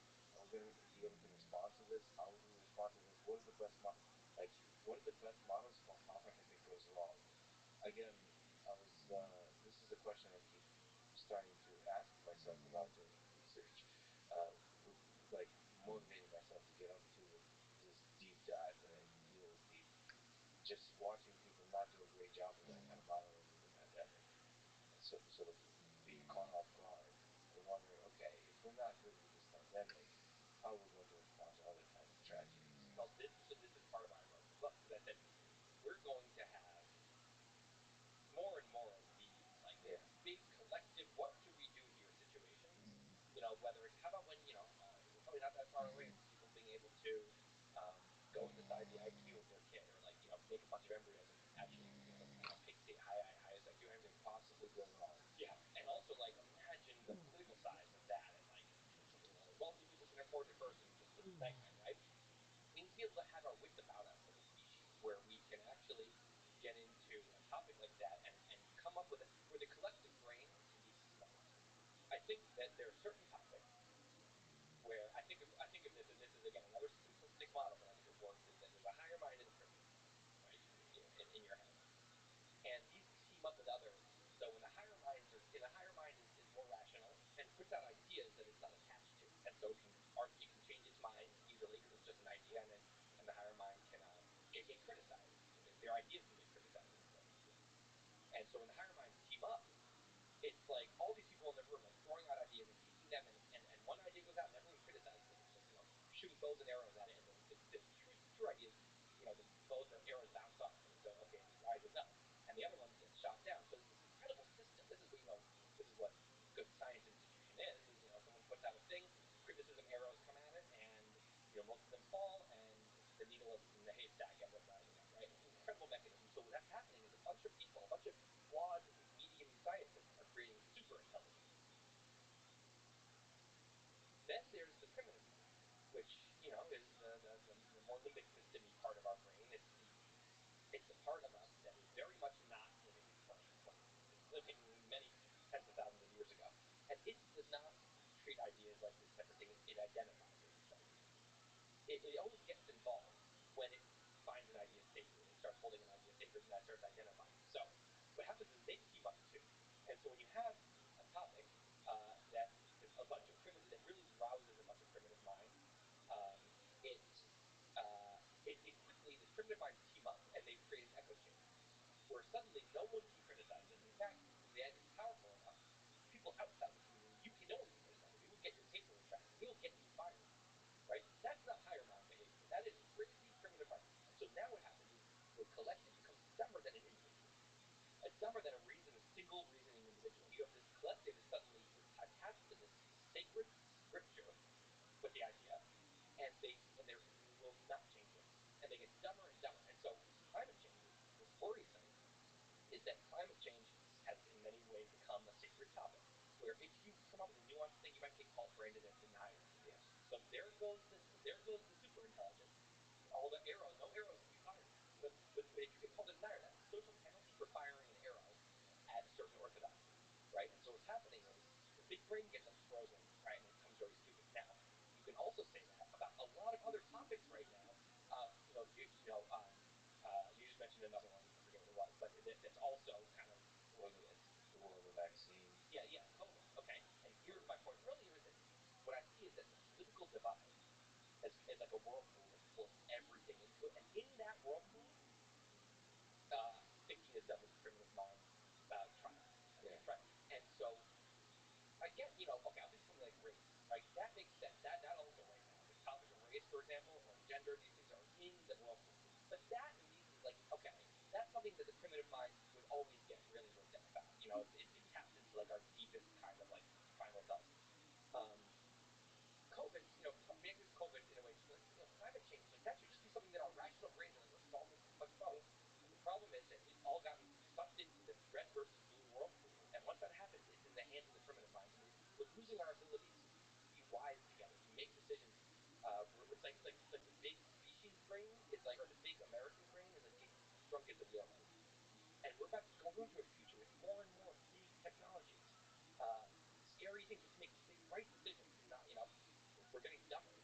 reflective, and that's part of this environmental problem. So within the space of technologists, within the space of scientists, you should allow the arrows. That's one of the saddest things to me about is like the scientists. Like I've seen arrogant. There's a lot of mechanisms that maintain the tribe. It's the arrogance. It's how you built up this mechanism that defends this wall to defend against the arrows. It's arrogance, credentialism, like just ego, really. And it protects you from actually challenging your own ideas. This ideal of science that makes science beautiful in a time of fear and in a time of division created by perhaps politicians that leverage the fear. Like you said, it makes the whole system dumber. The science system dumber, the tech developer system dumber if they don't allow the challenging of ideas. And what's really bad is that, like, in a normal environment, you're always going to have echo chambers. So what's the opposite of an echo chamber? I created a term for it, and I think we need it, which is called an idea lab.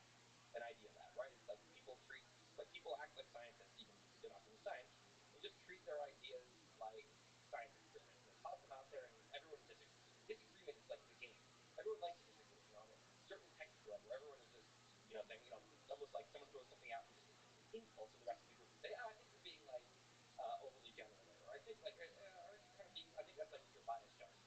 And it's like no one's getting offended because it's like we're all just. I think we all, of course, respect each other. Obviously, we're just you know trashing each other's ideas, and that the whole group becomes smarter. You're always going to have idea labs and echo chambers, right? In different communities, and most of us participate in both of them.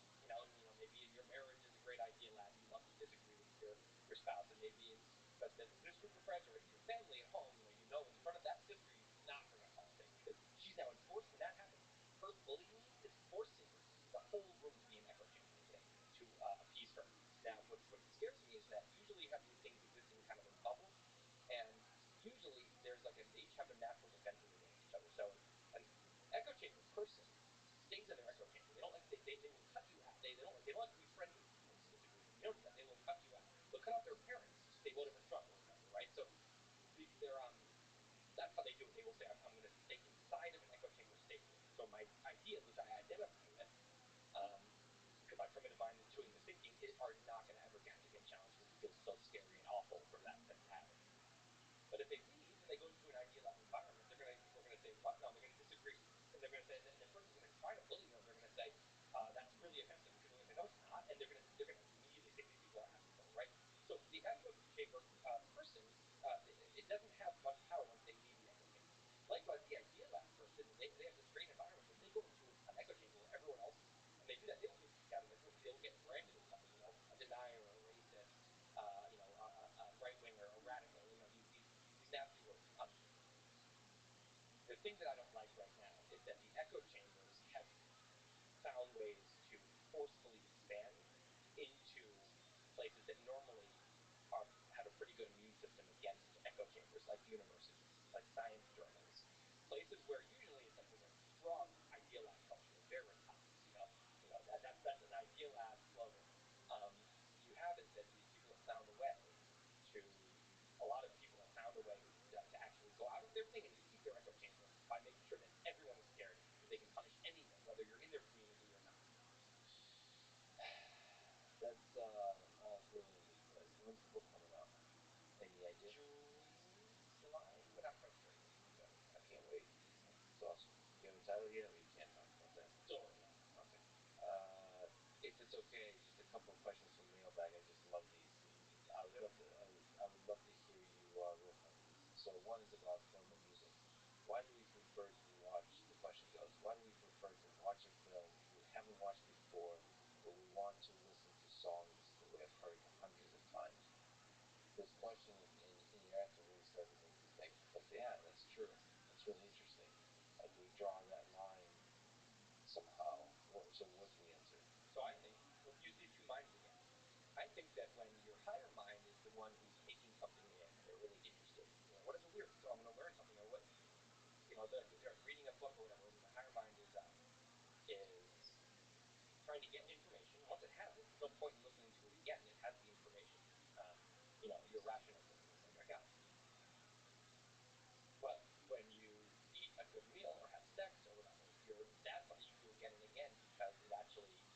primitive brain loves it, right? And it never gets bored of the things that it loves. So I think music is a very primal thing. I think music goes right into our primitive brain a lot. I think of course as powerful collaboration. Your rational brain is absorbing the actual message, but I think it's all about emotions, and even more than emotions, it's literally like music taps into like some very very deep, um, you know, primal part of us. And so when you hear a song once, even some of your favorite songs, the first time you heard it, you were like, I guess that's kind of catchy.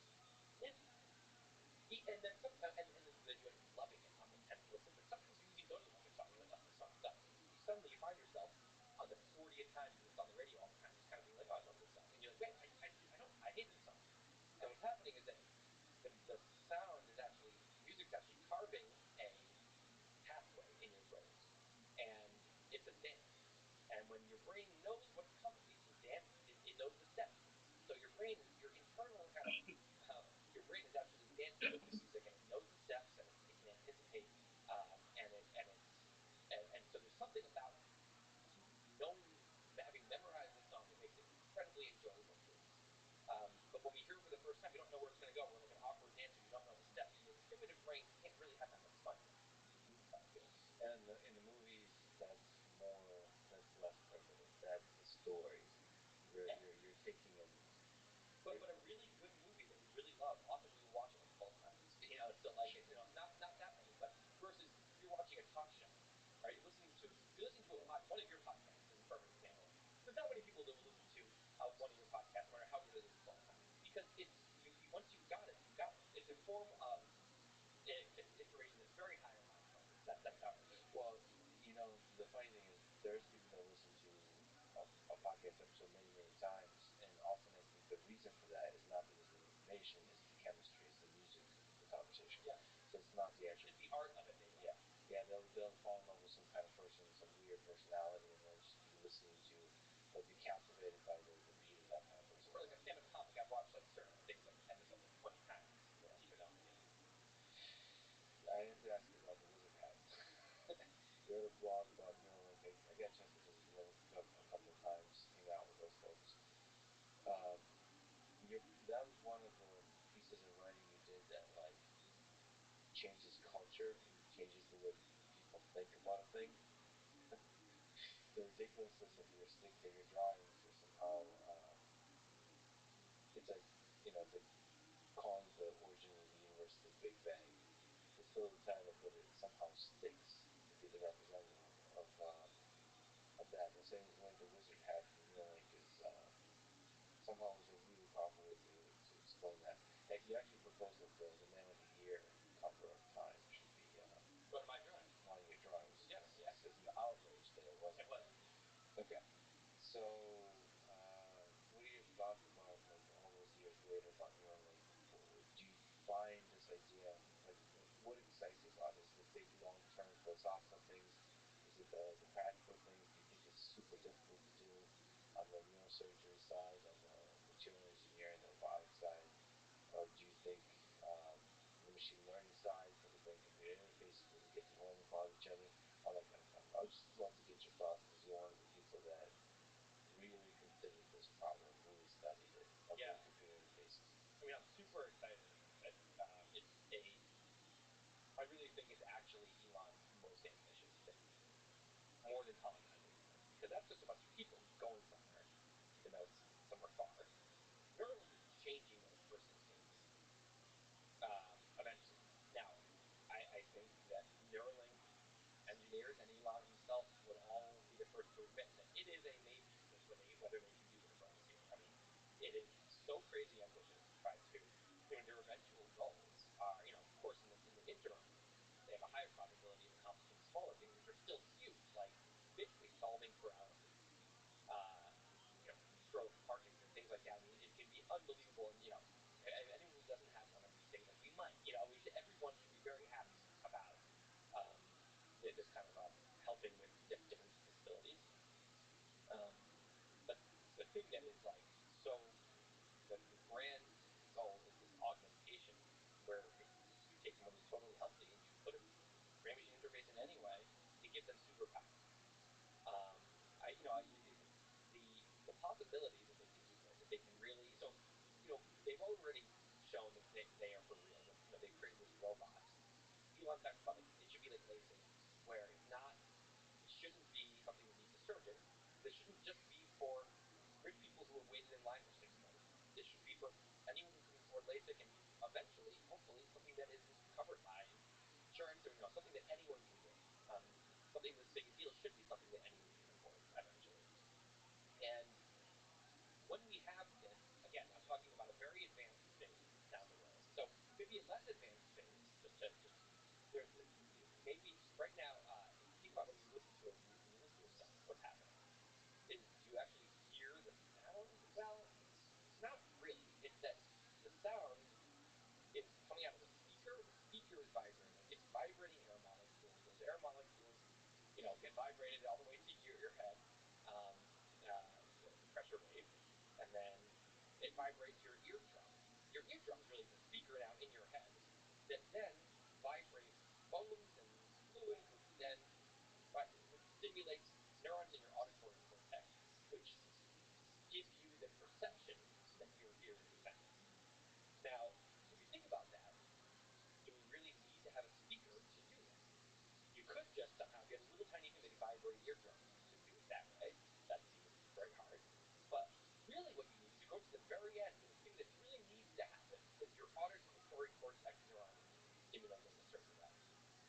If you have a ton of Neuralink things in there, Neuralink electrodes, and they're getting really good at stimulating things, you can play a song in your head that you hear that is not playing anywhere. There's no sound in the room that you can hear, and no one else could. It's not like they can get close to your head to hear it. There's no sound. They could not hear anything, but you hear the sound. You can turn up. You open your phone. You have the Neuralink app. You open the Neuralink app, or just Neuralink. So basically, you can open your Spotify and you can play to, you know, you can play to your speaker. You can play to your computer. You can play right out of your phone to your headphones, or you now have a new one. You can play into your brain. And this is one of the earlier things. This is something that seems like really doable. So no more headphones. I always think it's so annoying because I can leave the house with just my phone, and nothing else. Or even just an Apple Watch. There's always this one thing like and headphones. You do need your headphones, right? So and I feel like that'll be it. But there's so many things that you keep going. The ability to sync together. You can talk about like super brains. I mean, one of the examples Elon uses is the low bandwidth of speech. If I go to a movie and I come out of a scary movie and you say, "How was it?" "Oh, it was terrifying." Well, what did I just do? I had 5 buckets I could have given you. One was horrifying, terrifying, scary, eerie, creepy, whatever. That's about it. And I had a much more nuanced experience than that. And all I have is these words, right? So instead I just hand you this bucket. I put the stuff in the bucket and give it to you, but all you have is the bucket. You just have to guess what I put in that bucket. All you can do is look at the label of the bucket and say, when I say terrifying, here's what I mean. So the point is, it's very lossless. I have all this nuanced information of what I thought of the movie, and I'm sending you very low res package that you're going to now guess what the high res thing was. That's language in general. Our thoughts are much more nuanced. We can think to each other. We can do amazing things. We could have a brainstorm that doesn't feel like, we're not talking in each other's heads, not just that I hear your voice. No. We are just thinking. No words are being said internally or externally. The two brains are literally collaborating. It's something. It's a skill. I'm sure we'd have to get good at it. I'm sure young kids will be great at it, and old people will be bad at it. But you think together, and together you have the joint epiphany. Now, how about 8 people in this room, right? So it gets. There's other examples. How about when you're a dress designer or a bridge designer, and you want to show people what your dress looks like? Well, right now you have to sketch it for a long time. Here, beam it onto the screen in your head, where you can picture it. If you can picture a tree in your head, well, you can just suddenly whatever's in your head. So we'll all have to get very good at it, right? It's going to take a skill, right? You're going to have to. But there's possibilities. My God, talk about like. I feel like if that works, if we really do have that as something, I think it'll almost be like a new ADDC mind. It's such a big change that the idea of like anyone living before everyone had brain machine interfaces is living in before the common era. It's that level of like big change if it can work. Yeah, and the replay of memories, just replaying stuff in your head. Oh my God, yeah. And copying, you can hopefully copy memories onto other things, and just rely on your web circuitry. This makes me sad because you're right. The brain is incredibly So it can adjust. It can learn how to do this. I think will be a skill. But probably you and I will be too old for truth. Oh, maybe we can get. There'll be great training. You know, I'm spending the next 3 months in like a, you know, in one of the neuron training. But it'll still be a bit of like grandpa can't. Definitely. This is, you know, I always think, how am I going to be old? I'm like, no, I'm going to be great at the new phone. It's not going to be the phone. It's going to be the kid's going to be picking at me. I'm going to be like, can you just talk, please? And they're going to be like, okay, I'll just talk, and they're going to. So that'll be the equivalent of, you know, yelling at your grandkids today. I really suspect, I don't know what your thoughts are, but I grew up in a time when physical contact and interaction was valuable. I just feel like that's going to go the way, that's going to disappear. Well, why? I mean, is there anything more intimate than kissing each other? I mean, that's, you talk about, you know, once we're all doing that, it might feel like, man, everyone's so isolated from each other. So, yeah, sorry. So I didn't say that intimacy disappears. I just meant having to be in the same, having to touch each other. Is People like that. If it is important, well, won't there be whole waves of people start to say, you know, there's all these articles that come out about how, you know, in our metaverse we've lost something important, and then now there's a huge outburst, and the hippies start doing it, and eventually it becomes this big wave, and how everyone, won't you know, if something truly is lost, won't we recover it? Well, I think from first principles, all of the components is there to engineer intimate experiences in the metaverse or in the cyberspace, and so to me, I don't see anything profoundly unique to the physical experience. Like I don't understand. But then why are you saying there's a loss then? No, exactly, because I won't. Oh, it's a loss for me personally because the So then you do think there's something unique in the physical experience? For me because I was raised with it. Oh. So whatever anything you're raised with, you fall in love with. Like people in this country came up with baseball when I was raised in the Soviet Union. I don't understand baseball. I like it, but I don't love it the way Americans love it. Because a lot of times they went to baseball games with their father, and there's that family connection. There's a young kid dreaming about, I don't know, becoming an MLB player himself. I don't know, something like that. But that what you're raised with obviously is really important. But I mean, fundamentally to the human experience. Listen, we're doing this podcast in person, so clearly I still value it. But it's true. If this were obviously through a screen, we all agree that's not the same. Yeah, but if this were some, you know, we had contact lenses on, and like, yeah, maybe Neuralink, you know, like maybe again, forget contact. Again, this is all the devices. Even if it's as cool as contact lens, that's all old school. Yeah. Once you have the British interface, it'll just be projection of, you know, it'll take over my visual cortex. My visual cortex will get put into a virtual room with no ears, so we will see, we will hear, really hear and see as if we won't have any masks, no VR masks needed. And at that point, it really will feel like you will forget. You'll say, were we together and physically or not? You won't even. It'll be so unimportant. You won't even remember. And you're right. This is one of those shifts in society that changes everything.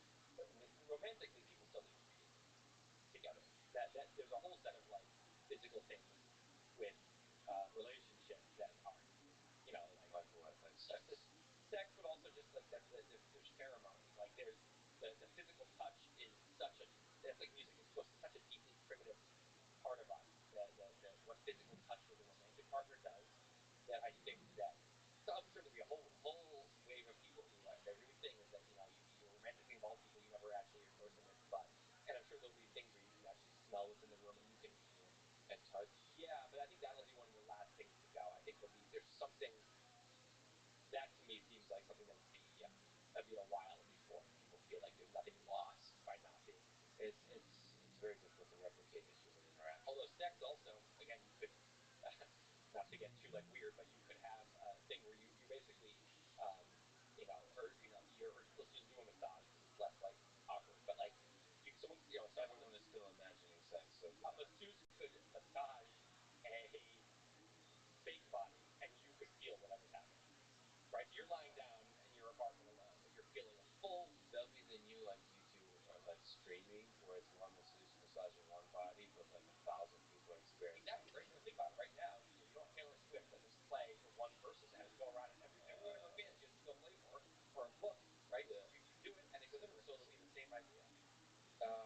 You've written and thought a lot about AI. So AI safety specifically. You've mentioned you're actually starting a podcast, which is awesome. You're so good at talking, so good at thinking, so good at being most beautiful of ways. But you've been thinking about this AI therapy question.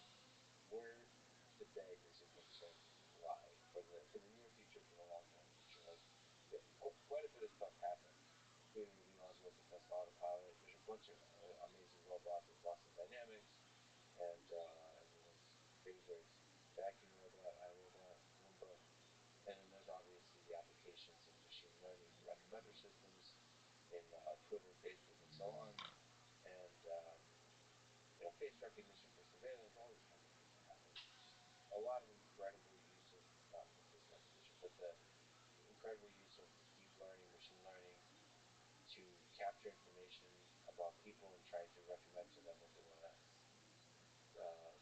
consume next. Some of that to be abused, some of that to be used for good, like on Netflix or something like that. What are your thoughts on all this? Yeah, I mean, I really don't think humans are very smart. All things considered, I think we're like little kids, and we're dumb enough that we're very easily manipulated. Not just like and our emotions, Yeah. our emotions can be controlled like puppets can be. I mean, again, I do look at what's going on in political polarization and see a lot of puppeteer emotions happening. So yeah, there's a lot to be scared of for sure, like very scared of. I get excited about a lot of things, very specific things. Like one of the things I get excited about is I like the future of wearables, right? Again, I think that like the wrist, things that are around my wrist is going to seem is going to seem really hilariously old school in 20 years. Like with Neuralink, or like a face bracelet, right? It's going to turn into little sensors in our blood probably, or even infrared, just things that are going to be collecting 100 times more data than we collect now, more nuanced data, more specific to our body, and it's going to be super reliable. But that's the hardware side, and then the software is going to be. And this is not in my deep dive. This is all speculation, but the software is only going to get really good. And this is the AI component, and so I get excited about specific things like that. Like think about if hardware were able to collect. First of all, the hardware knows your whole genome, and we know a lot more about what a genome sequence means because we can collect your genome now, and we just don't know much. We don't have much to do with that information.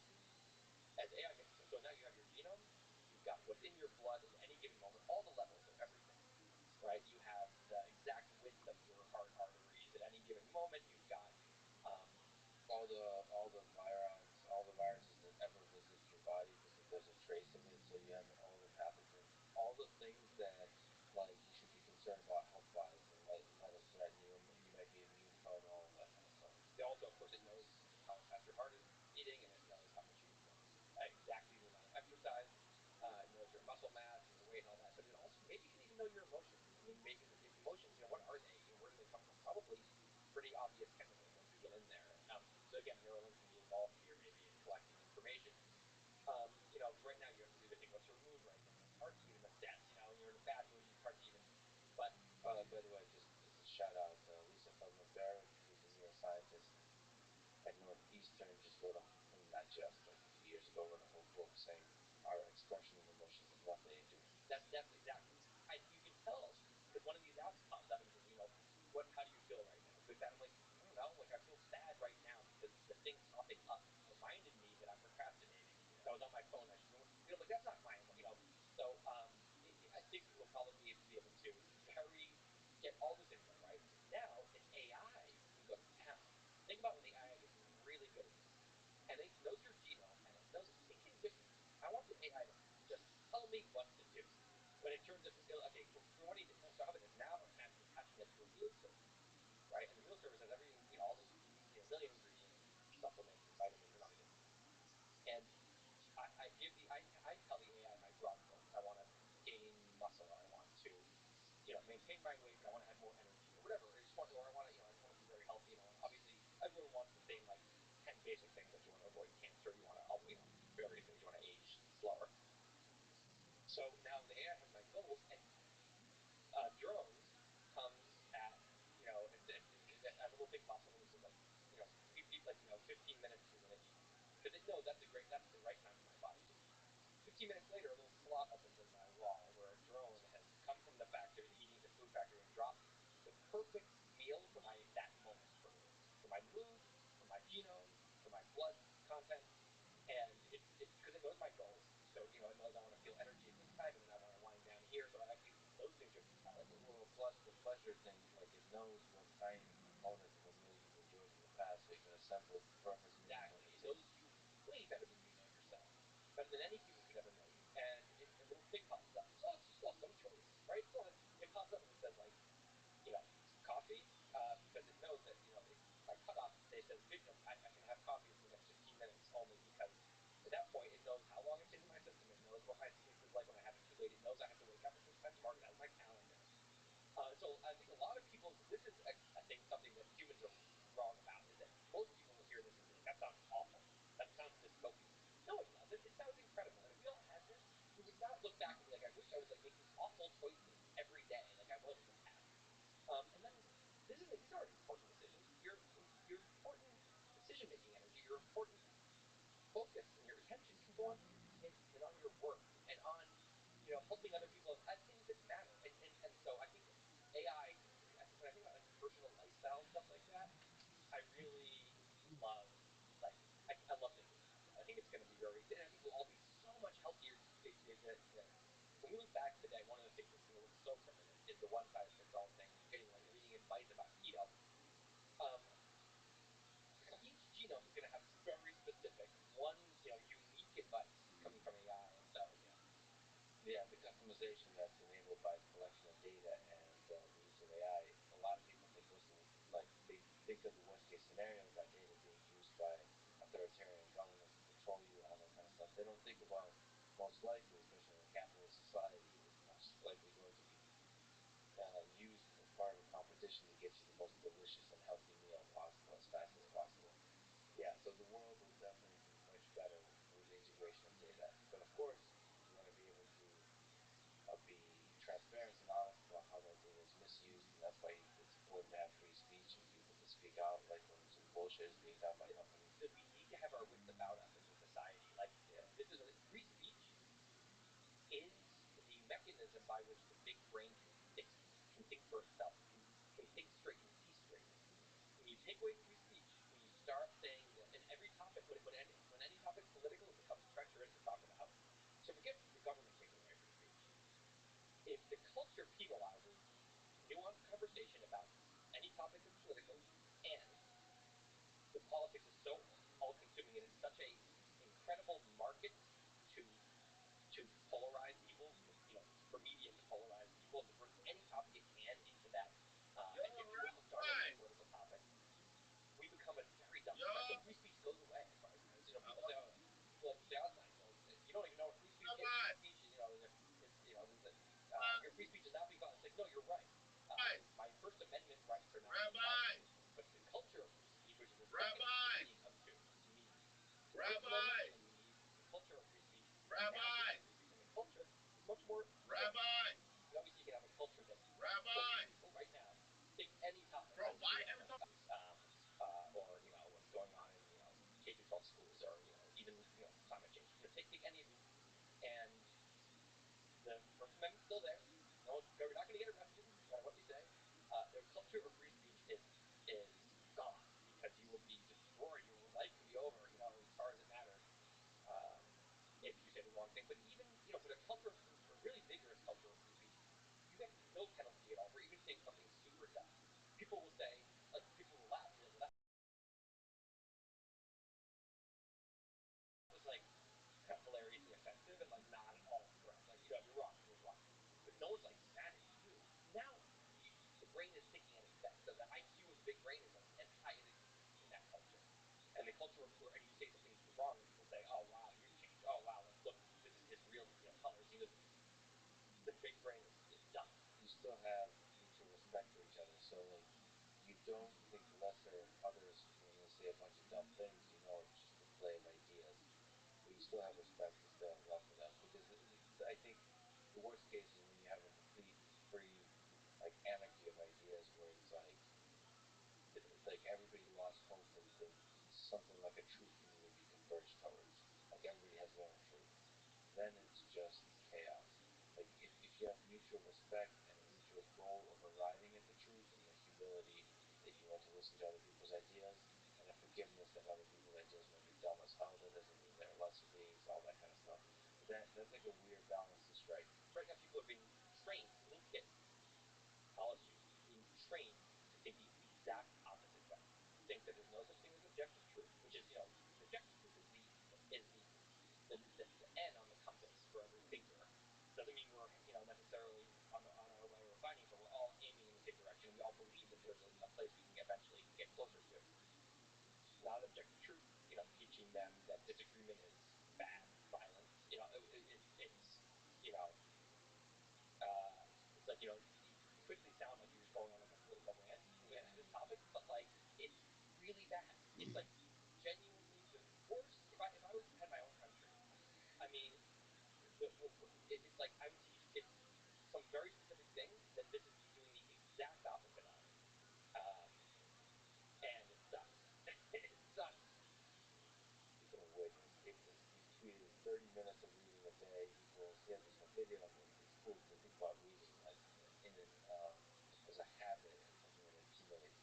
He said 30 minutes of reading a day equals 1,000 books in 50 years. I love like thinking about this, like chipping away at the mountain. Can you expand on that? Sort of the habit of reading. How do you recommend people read? Yeah. I mean, it's incredible. I mean, if you do something something every day, it compiles. It compiles. I always think about like the people who achieve these incredible things in life. These great, like famous, legendary people. They have the same number of days that you do, and it's not like they were doing magical things. They just they got a little done every day, and that adds up to uh, a monument. In one brick in a day, eventually you have this building, this legendary building. So you can take writing. Someone who there's two aspiring writers. One doesn't ever write, doesn't manages to never zero writing, 0 pages a day. The other one manages to do 2 pages a week. Right, not very much. The other one does 0 pages a week, 2 pages a week. 98% of both of their time is reading. The other person is 2% they're doing one other thing. 1 year later, they've written triple digits. This prolific person, in 20 years they've written 40 books. They're one of the most prolific writers of all time. They write 2 pages a week. Sorry, that's not true. That was 2 pages a day. Okay, 2 pages a week. You're still writing about a book every 2 years. So in 20 years, you've still written 10 books. Also prolific writer, right? Huge, massive writing career. Right, 2 pages every Sunday morning. The other person has the same exact routine. They don't get up Sunday morning. They are a wannabe writer. They always said they could write. They talk about how they used to be, and nothing happens, right? So it's inspiring, I think, for a lot of people who feel frustrated and not doing anything. So reading is another example where someone who reads very, doesn't read, and someone who's a prolific reader. I always think about like the Tyler Cowen test. Like, how the hell do you read so much? It's infuriating. Like James Clear puts out his like the 10 favorite books of the year, 20 favorite books of the year. I'm like, your 20 favorites. Like, I'm trying to just read 20 books. Like, that would be an amazing year. So, but the thing is, they're not doing something crazy and magical. They're just reading a half hour a night. If you read a half hour a night, the calculation I came to is that you can read 1,000 books in 50 years. So, if someone who's 80 and they've read 1,000 books, between 30 and 80, they are extremely well read. They can delve deep into many nonfiction areas. They can be, an amazing fiction reader, avid fiction reader. And again, that's a half hour a day. Some people can do an hour, a half hour in the morning audiobook, half hour at night in bed. Now they've written 2,000 books. So I think it's motivating, and you realize that a lot of times you think that the people who are doing amazing things and you're not, you think that there's a bigger gap between you than there really is. On the reading front, I'm a very slow reader, which is just a very frustrating fact about me. But I'm faster with audiobooks. And also it's just hard to get myself to read. But I've started doing audiobooks, and I'll wake up, throw it on, do it in the shower, brushing my teeth, making breakfast, dealing with the dog, things like that, whatever, until I sit down. And that I can read a book every 10 days at that clip. And suddenly I'm this big reader because I'm just, while doing my morning stuff, I have it on. And also it's fun. It makes morning so fun. I mean, great time the whole morning to the phone, so into this book. So I think that, audiobooks is another amazing gift to people who have a hard time reading. I find that's actually an interesting skill. I I do audiobooks quite a bit. Look, it's a skill to maintain, at least for me, and probably the kind of books I read, which is often like history or like there's a lot of content, and if you miss parts of it, you miss out on stuff. And so it's a skill to maintain focus. At least well, the 10-second fact button is very valuable. Oh, so I just if I get lost, sometimes the book is so good, it seems I reverse the steps, and I just get the skill for me is just remembering to pause. Yeah. And if I say no problem, just back, just straight back. So that, of course, it's not that efficient, but that's but I do the same thing when I'm reading. I'll read a whole paragraph and realize I went 2 minutes. Yeah. You know. Yeah, I haven't actually even considered to try that. I've been so hard on myself maintaining focus because you do get lost in thought. Maybe I should try that. Yeah, and when you get lost in thought, by the way, you're processing the book. That's not wasted time. That's your brain really categorizing and cataloging what you just read and like.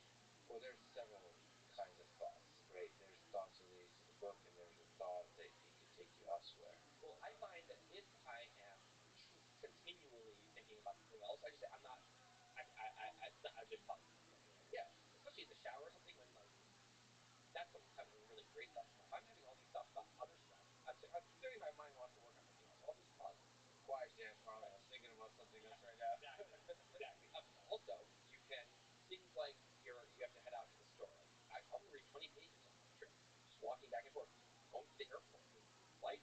You have an Uber, and then you're walking through the airport. You're sitting in security line. I'm reading the whole time. Like I know this is not groundbreaking. People know what audiobooks are, but I think that more people should probably get into them just because I know a lot of people that have this stubborn kind of thing. I don't like. I like to have the paper book. Sure, but like it's pretty fun to be able to read. I still listen. I listen to a huge number of audiobooks and podcasts, but I still the most impactful experiences for me are still reading, and I read very, very slow.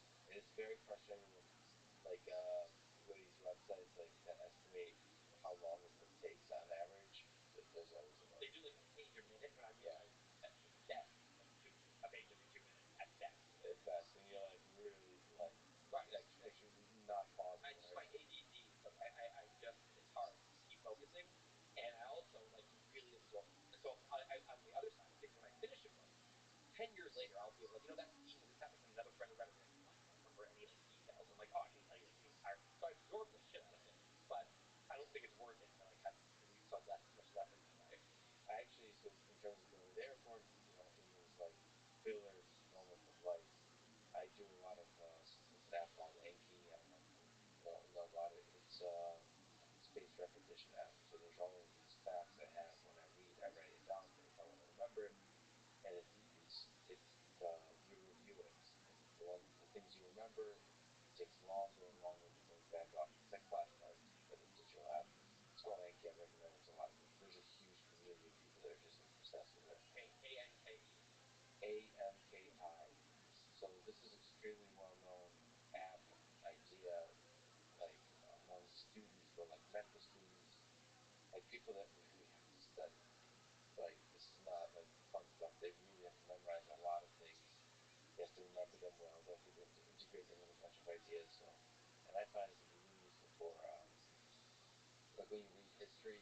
If you think this particular factor, it's probably extremely useful for you because you're that'd be interesting thought because you talked about like opening up a trillion tabs and reading things. You probably want to remember some facts you read along the way. Like you might remember, okay, this thing I can't directly put into writing, but it's a cool little factoid. I want to all the time store that in. Yeah. And that's why I go Enki, drop it in. You can just drop it in. Yeah. You drop in a line of a podcast or like a video. Well, no. I guess I can type it though. So yes, so Anki, there's a bunch of it's called Space Repetition. There's a bunch of apps that are much nicer. Anki's the ghetto like Craigslist version. It has a giant community because people are like, we don't want teachers, we want a text box. Like it's very, very, very strict knowledge. So you can drop in stuff. You can drop in. That sounds really. I can't believe I have not come across this. You actually once you look at it, you realize that how have I not come? You are the person. Yeah. I guarantee you'll probably write a blog about it. I can't believe you actually haven't. Well, it's also just like your people too. And my people say, "What do you write about?" Literally anything I find interesting. And so for me, once you start a blog, like your entire worldview becomes with the speeding of blog posts with the speed. I mean, the lens I see everything through, but I'm constantly coming across something, or or just a tweet, um, something that I'm like, ooh, I need to like share this with my readers. My readers to me are like my my friend, who I'm like, I need to tell them about this. And so I feel like just a place to. I mean, I collect things in a document right now if it's like really good, but it's the little factoids and stuff like that. I think, especially if I'm learning something. So the problem is when you say stuff, when you look at it and tweet and all that kind of stuff, is you also need to couple that with a system to review. Because what Enki does is like literally, it determines for me. I don't even do anything. There's this giant pile of things I saved, and it brings up to me, okay, here's I don't know. When Churchill did something, right? I'm reading from World War II a lot now. Like in a particular event, here's that. Do you remember what year that happened? And you say yes or no, or like you get to pick. You get to see the answer, and you get to self-evaluate how well you remember that fact. And if you remember well, it'll be another month until you see it again. If you don't remember, it'll bring it up again. That's a way to review tweets, to review concepts. Yeah. And it offloads the process of selecting which parts you're supposed to review or not. And you can grow that library. I mean, obviously, that's what students use it like tens of thousands of times. It just gamifies it too. It's like you can passively sit back and just, and then the thing will make sure you eventually learn it all. Whereas, you don't have to be the executive calling the program, the memorization program. Someone else is handling it. I would love to hear about like you trying it out, or spaced repetition is the idea. There's a few other apps from Anki's the big one. I totally want to try it. You've written and spoken quite a bit about procrastination. I, like you, suffer from procrastination, like many other people suffer in quotes. How do we avoid procrastination? I don't think the suffer is in quotes. I think that's a huge part of the problem, is that it's treated like a silly problem. People don't take it seriously as a dire problem, but it can be. It can ruin your life. Um, there's like we talked about the island concept. That if you read a little, if you write 2 pages a week, you write a book every 2 years. You're a prolific writer, right? And the difference between again, it's not that person's working so hard. It's that they have the ability to, when they commit to something, like on Sunday morning, I'm going to write 2 pages. That's it. They respect. They have enough. They respect the part of them that made that decision is a respected character in their brain. And they say, well, I decided it, so I'm going to do it. Procrastinator won't do those 2 pages. That's just exactly the kind of thing the procrastinator will keep on their list and they will not do. But it doesn't mean they're any less talented than the writer who does the 2 pages. It doesn't mean they want it any less. Maybe they want it even more. And it doesn't mean that they wouldn't be just as happy having done it as the writer who doesn't.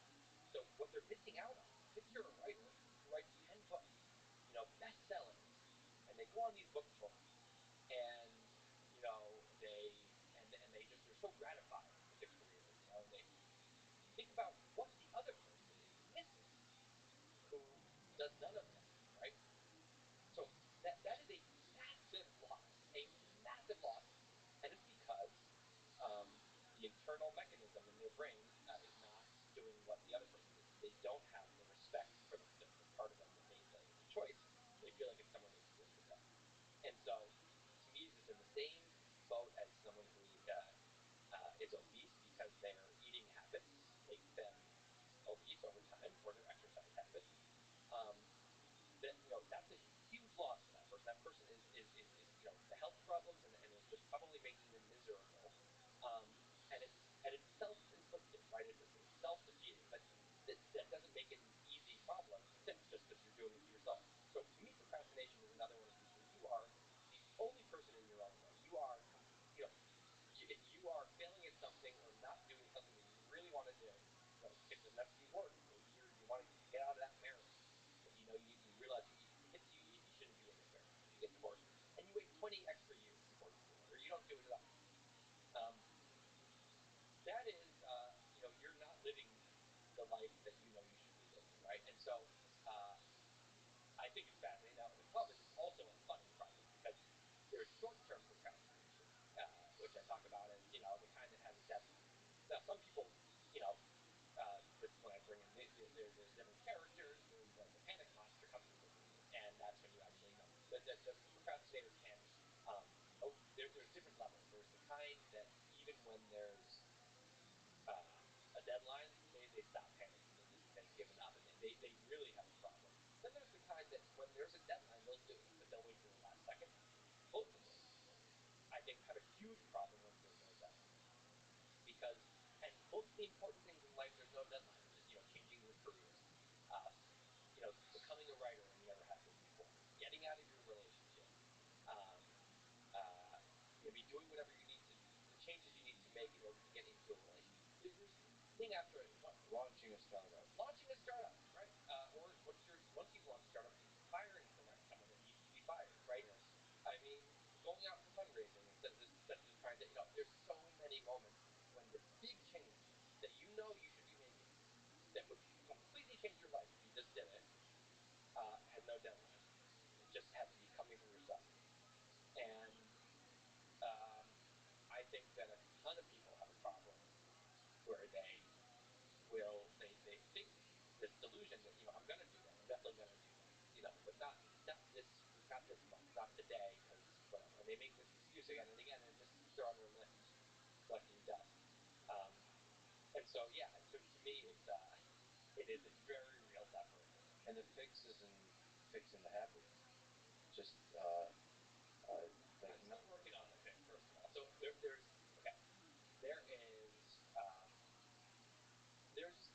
just so you have a boat that sucks and is leaking in a sink. You can fix it with duct tape for a couple of, for a one ride, whatever. That's not really fixing your boat, but it can get you by. So there's duct tape solutions.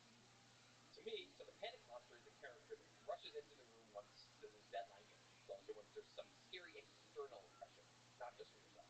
And that's a huge aid to a lot of procrastinators. Again, there's a lot of people who won't, do that thing they write that book they wanted to write, but there's way fewer people who will not show up to the exam. Most people show up to the exam. So that's because the panic monster is gonna freak out if they don't. So you can create a panic monster if you wanna, you really want to write music, you really want to become a singer-songwriter. Well, book a venue, tell 40 people about it, and say, hey, this day 2 months from now, come and see. I'm gonna play you my song. You never have a panic monster. You're gonna write songs. You're gonna have to, right?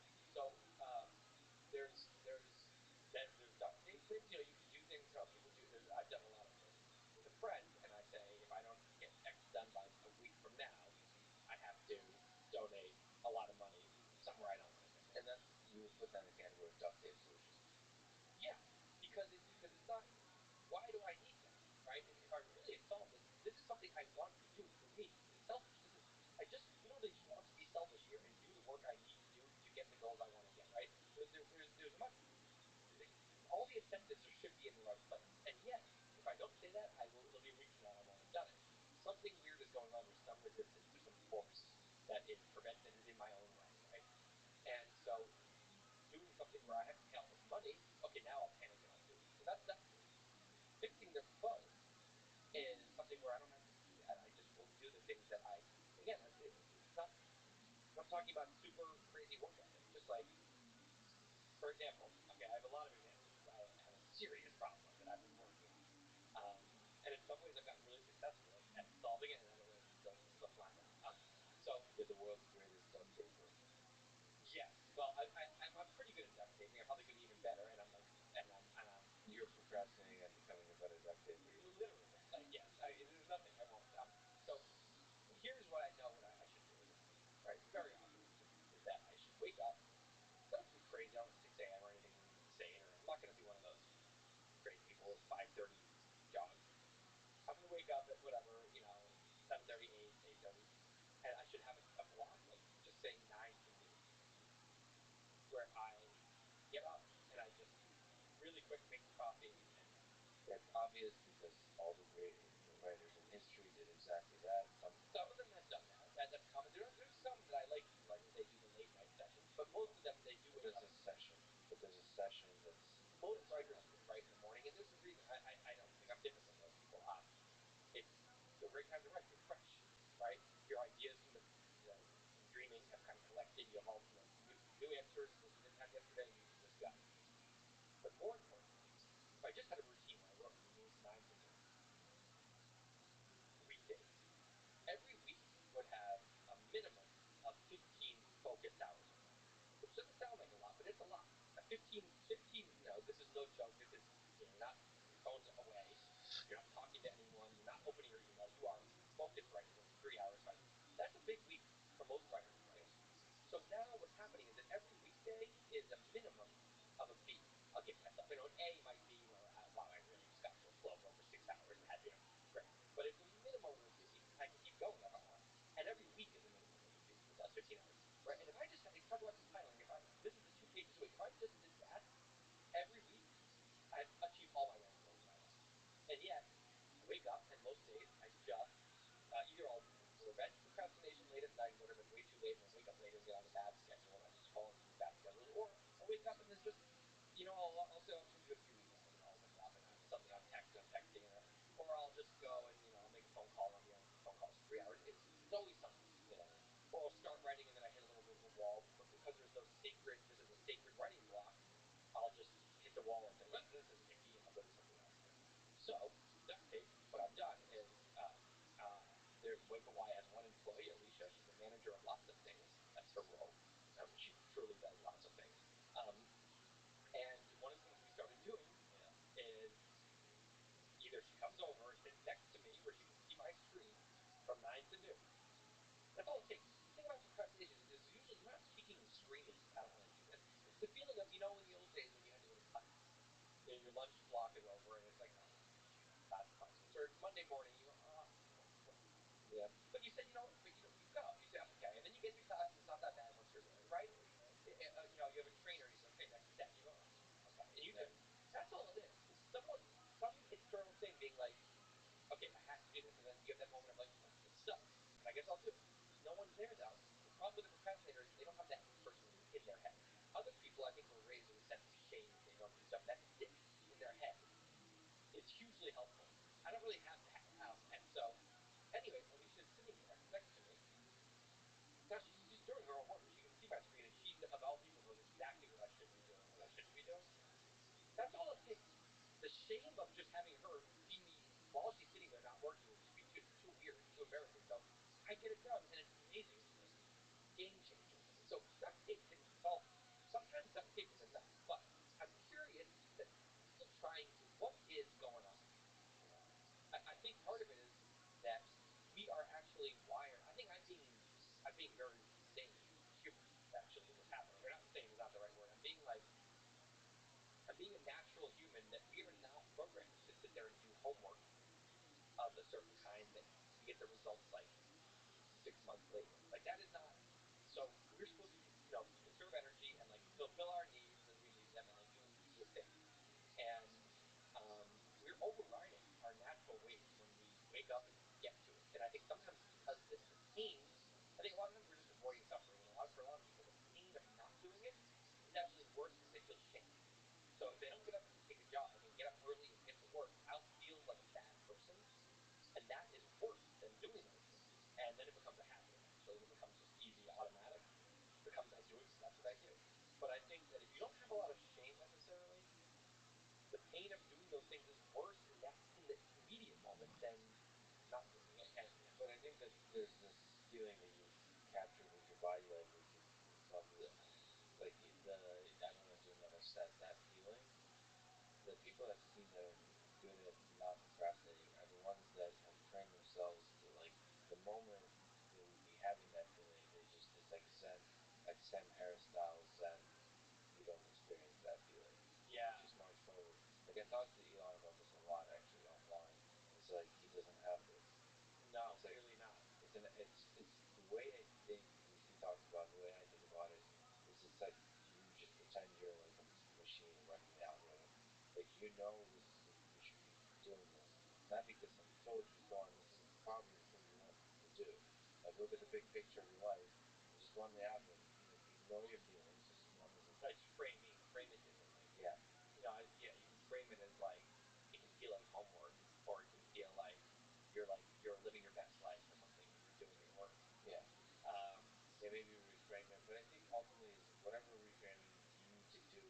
you just need to do it for a few weeks, and that's how the habit is formed, and you stick with it. Like I've I'm now on a kick where I exercise every day. It doesn't matter what that exercise is. It's not serious. It could be 200 push-ups. It's a thing that like I make sure I exercise every day, and it's become way easier because of the habit. And I just and I don't like, at least with exercise, because it's easier to replicate that feeling. I don't allow myself to feel like doing this. Right. Well, I think about that even just like little things, like I brush my teeth before I go to bed, and it's just a habit. Yeah. And it is effort. Like if it were something else, I would be like, man, I gotta go to the bathroom, I should do that. And I'm just gonna lie down right now. But it doesn't even cross my mind. It's just like I just robotically go and do it. Yeah. And it almost has become like a nice routine. It's like, oh, this is part of the day. It's like morning routine for me stuff is like, that stuff is kind of just like automated. It's funny because you don't like go, like I don't think I've skipped many days. I don't think I skipped any days brushing my teeth. Right. Like unless I didn't have a toothbrush, like out in the woods or something. What is that? Is it Well, annoying? to me, so the character that makes me procrastinate is instant gratification. That's what I say in a sense, right? And there's the rational decision maker and the instant gratification. You battle with each other. But for procrastinators, the monkey wins. Yeah. I think the monkey, when you read about this kind of stuff, I think that this kind of more primitive brain is always winning. And in non-procrastinators, that primitive brain is on board for some reason, um, and isn't resistant. So, but when I think about brushing my teeth, it's like the monkey doesn't even think there's an option to not do it, so it doesn't even like there's no hope. The monkey has no hope there, so it doesn't even like get involved. It's just like, yeah, well, no, I have to. It's just like kind of like robotically, just like it's kind of like Stockholm syndrome, just like, oh no, I have to do it. Um, it doesn't even like wake up. It's like, yeah, we're doing it. For other things, the monkey's like, ooh, no, most days I can win this, and so the monkey puts up that like fierce resistance, and it's like it's a lot of it's like the initial transition. So I think of it as like jumping in a cold pool, where it's like I will spend the whole day pacing around the side of the pool in my bathing suit, just being like, I don't want to have that 1 second that when you first jump in and it sucks. And then once I'm in, once I jump in, I'm usually once I start riding, suddenly I'm like, oh, this isn't so bad. Okay, I'm kind of into it. Then as long as you can't tear me away, then I suddenly am like I get into a flow. So it's like once I get in the cold water, I don't mind it. But I will spend hours standing around the side of the pool. And by the way, I do this in a more literal sense. When I go to the gym with a trainer, it's 45 minutes. I do a full ass workout, and it's not because I'm having a good time, but it's because it's that you have to go to class today, right? But when I go to the gym alone, I will literally do a set and then stick around my phone for 10 minutes before the next set, and I'll spend over an hour there easily. So it is the transition. Once I'm actually doing the set, I'm never like I don't want to stop in the middle. Now it's just like I'm going to do this, and I feel happy I just did it. So there's something about transitions that is very. That's why procrastinators are late a lot of places. I will procrastinate getting ready to go to the airport. I know I should leave at 3, so I can not be stressed. I'll leave at 3:36, and I'll be super stressed. One time, I was waiting for you to come when you said that you're like, I can't help it. You know what I'm doing ahead of it? It's not like I don't care about the people. I'm often like, for this concept, I've been preparing more. right? Like it's like I obviously care about the person, but for Yeah, it's misinterpreted as like there are some people that like show up late because they kind of like that quality in themselves. Yeah. And that's a thing, right? There's a lot of those people. But more often it's someone who shows up frazzled and they feel awful and they're furious with themselves. Yeah. So regretful. I mean, that's me. And I mean, all you have to do is look at those people alone running through the airport. Like they're not being disrespectful to anyone there. They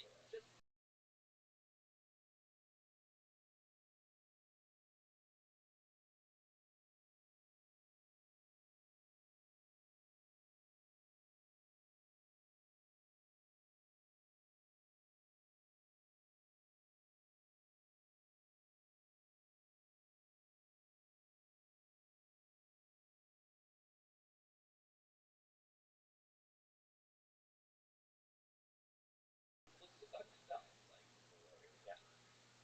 You tweeted a quote by James Baldwin saying, quote, I imagine one of the reasons people cling to their hate so stubbornly is because they sense once hate is gone, they will be forced to deal with the pain.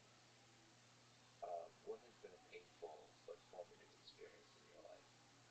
Or what's the flavor, the shape of your pain that heals you? I mean, honestly, the first thing that jumped to mind is my own like battles against myself to get my work done because it affects everything.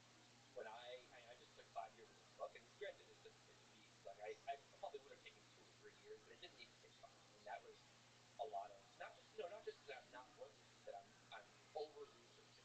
I'm making it. I'm adding in things I shouldn't because I'm a perfectionist. Being a perfectionist about like, oh, well, I learned that, now I want to get it in there. I know I'm going to end up cutting it somewhere. Just or I over outline something until trying to get it perfect when I know that's not possible.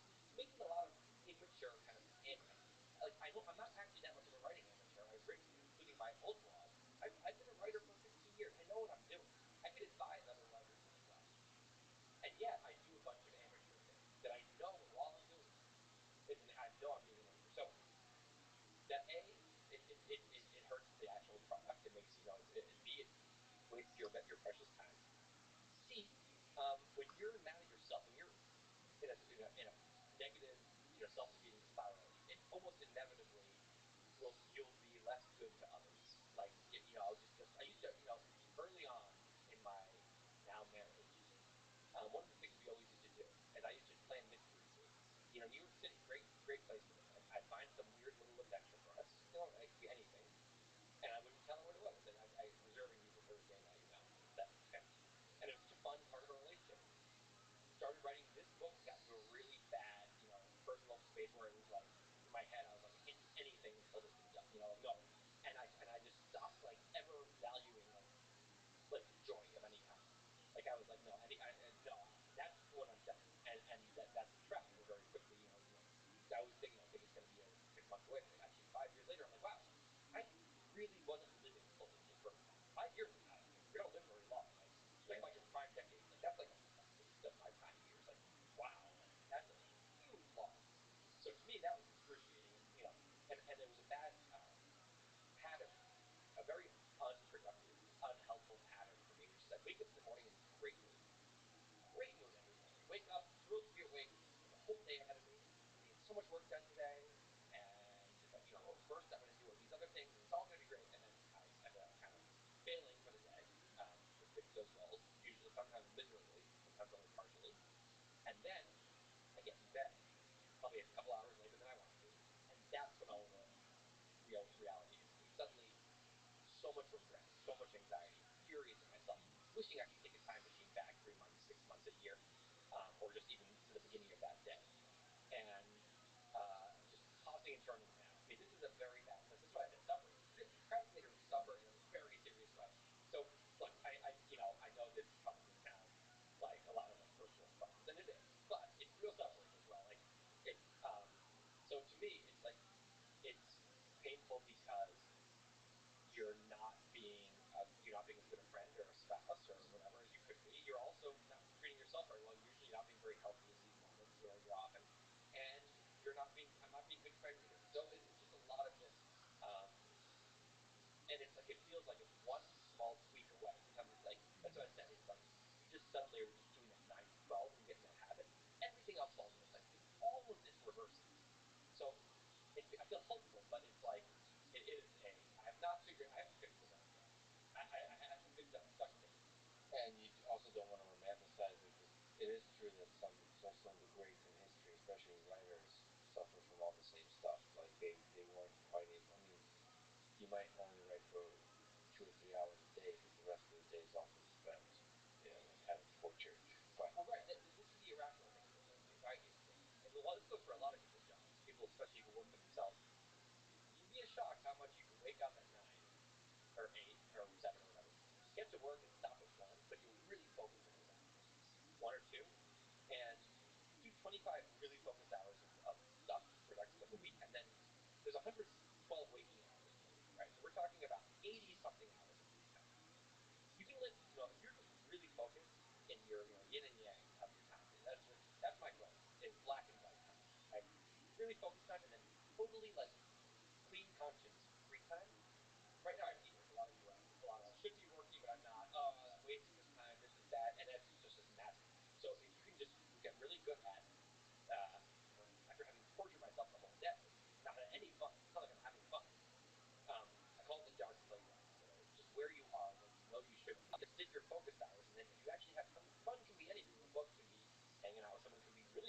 go and do something cool and sit, that is critical. You're recharging some part of your psyche here, and I think it makes it easier to actually work the future. And I say this from the experiences when I have had good stretches. It's like you're what it is. It's like you feel like you're fist pounding one part of your brain, fist pounding the other part. Like you're like we got we treat ourselves well, like in how you refer to it. Say like I treat myself, and it's like yeah no of course it's work time, and then later like now it's playtime. And it's like okay back to work, and here's this very healthy like parent-child relationship in your head versus like just constant conflict and the kid to parent, parent to the kid. You're right. It's just one fix away, so there's hope. I mean, I guess so much of what you said rings so true. I guess I have the same kind of hope.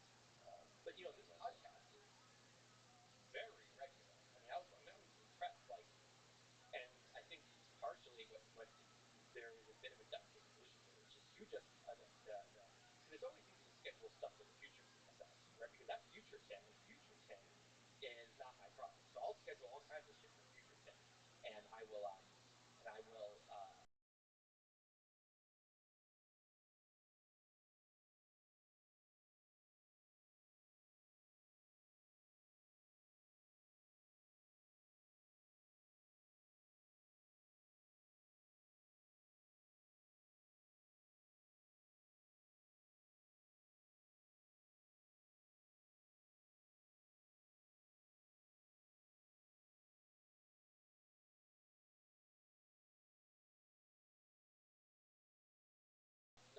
do it. But in this case, you can schedule podcasts and you have to show up.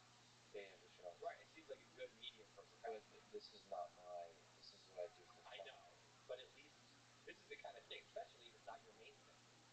Especially if it's not your main thing, it's the kind of thing that you would dream of doing and want to do and never do. And I feel like your regular production here is a sign that something is working in this regard.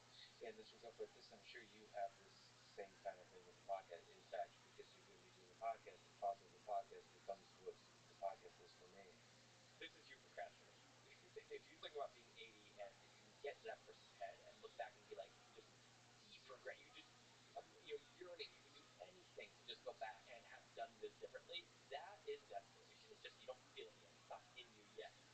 The other thing you could do is if you have a partner, if you want to partner with someone, now you can say we meet these 15 hours every week, and at that point you're going to get it done. So working with someone can help. Yeah, that's why I say like co-founder is really powerful for many reasons, but that's kind of one of them.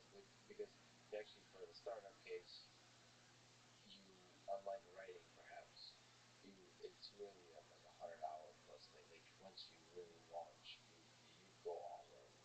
Like everything else just disappears. Like you can't even have a hope in your mouth like for a little bit. So, but there, co-founder really helps. That's the idea. Uh, well, you're one of the most interesting people on the internet. So, as a writer, you look out into the future. Do you dream about certain things you want to still create? Is there projects that you want to write? Is there movies you want to write or direct or Endless. So it's just endlessly. I mean, there's specific lists of things that really excite me, but it's a big list that I know I'll never get to it all, and that's part of why the last 5 years really like when I feel like I'm not moving as quickly as I could, it bothers me because I have so much genuine excitement to try so many different things, and I get so much joy from finishing them. I don't like doing it, but a lot of writers are like that. Publishing something is hugely joyful and makes all the difference. Or just finishing something you're proud of, putting it out there and have people appreciate it. It's like the best thing in the world, right? Every kid makes a little bargain with themselves, like a little a dream or something. And I feel like when I do something, I make something, and for me it's been mostly writing, and I feel proud of it, and I put it out there. I feel like I'm like fist pounding my 7-year-old self. Like there's a little like I owe it to myself to do certain things. And I just did one of the things I owe. I just paid off some debt to myself. I owed it, and I paid it, and it feels great. It feels like very like you feel very a lot of inner peace when you do it. So the more things I can do, and I just have fun doing it, right? So it's for me that includes a lot more writing. I just short blog posts. I write very long blog posts, but basically short writing in the form of long blog posts is a great. I love that medium. I want to do a lot more of that. Books yet to be seen. I'm going to do this. I have another book I'm going to do right after, and we'll see if I like those two. And if I do, I'll do more. Otherwise, I won't. But I also want to try other mediums. I want to make some more videos. I want to. I did a little travel series once. I love doing that. I want to do more of that. It's almost like a vlog, like no, it was I let readers in a survey pick 5 countries they wanted to see. awesome. And they sent me to weird places. They sent me. I went to Siberia. I went to Japan. I went from there to this is all in a row to Nigeria. From there to Iraq, and from there to Greenland, and then I went back to New York. Like 2 weeks in each place. And I got to each one I got to have some weird experiences. I tried to like really dig in and have like some interesting experiences. Then I wrote about it, and I taught readers a little bit about the history of these places, and it was just I love doing that. I love writing. So and I'm like, oh man, like I haven't done one of those in so long. And then I have a big like desire to do fiction and stuff. Like I want to write sci-fi at some point, and I would love to write a musical. That's actually what I was doing before, which is why I was with a partner, Ryan Langer. We were halfway through a musical, and he got tied up with his other musical, and which is why it started taking off. We just haven't gotten back to it, but it's such a fun medium. So it's such a silly medium, but it's so fun. So you think about all of these mediums on which you can be creative and create something, and you like the variety of it. Yeah, it's just that if there's a chance on a new medium, I could do something good. I want to do it. I want to try it. It sounds like so gratifying, so fun. I think it's fun to just watch you actually collaborate with it. So I can't wait for your podcast and be as involved. And I mean that's a cool medium to see like where it goes. The cool thing about podcasting and making videos, especially with a super creative eye like yours, you don't really know what you're gonna make of it until you try it. Yeah, podcasts I'm really excited about, but I'm like, I like going on other people's podcasts. Yeah. And I never try to have my own. So there's with every medium there's the challenges of how the sausage is made. So like the challenge isn't challenge effect. Yeah, but it's also I like to I'll go on like as you know long ass monologue. Yeah. And you can't do that if you're the interviewer. Like you're not supposed to do that as much. So I have to like rein it in, and that might be hard. Well, you could also do solo things though. Yeah, maybe I'll do a little of each. You know what's funny? That's one of my favorite is more like solo but with emphasizing. So you're having a conversation with your like friends, but it's really you ranting, which I think you'd be extremely good That's at. funny, yeah. Or even if it's 50-50, that's fine. Like if it's just a friend who I want to like really riff with, I just don't. I don't like interviewing someone, so I won't. That's not what the podcast will be. But I can't help. I've tried moderating panels before, and I cannot help myself. I have to get involved, and no one likes a moderator who's too involved. It's very unappealing. So interviewing someone, and I'm like, I can't. I don't even. I just it's just not my. I can grill someone. Yeah. That's different. That's my curiosity being like, oh, wait, how about this? And I interrupt them, and I'm trying. I see the way your brain works. It's hilarious. Yeah. It's awesome. It lights up with Yeah. fire and excitement. Yeah, I love listening. I like watching people and listening to people. Yeah. So this is like me right now having just listened to a podcast. This is me listening to your podcast. I like listening to a podcast because then it's not even like once I'm in the room, I suddenly can't help myself. I jump in. Okay. Big last ridiculous question. What is the meaning of life? The meaning of like an individual's life. Your existence here on Earth, or maybe broadly, this whole thing we got going on, descendants of apes, busy creating. Yeah, well, for me, I feel like I want to be around as long as I can. If I can do some kind of crazy life adventure, I'll close myself. I'm gonna because who doesn't want to see how cool the year 3000 is? Imagine You did say mortality was not appealing. no, but it's not appealing at all to me. Now, it's ultimately appealing. As I said, no one wants eternal life. I believe if they understood what eternity really was. I did Graham's number in public, and I was like, okay, no one wants to live that long. Yeah. But I'd like to choose. I'd like to say, I'm truly over it now. I'm going to have, at that point, we'd have our whole society would have we'd have a ceremony. We'd have a whole process of someone signing off, and it would be beautiful, and it wouldn't be. Well, I think you'd be super depressed by that point. Like, who's gonna sign off when they're doing? Maybe, yes, okay, maybe it's dark. But the point is, if I'm happy, I can stay around for. I'm thinking 50 centuries sounds great. Like, I don't know if I want more than that. 50 sounds like the right number. It's okay. You're thinking if you sign up for 50, if you have a choice, one is what I get, then it's bullshit. Like, if you're somebody who wants 50, one is a hideous number, right? Anyway, so for me personally, I want to be around as long as I can, and then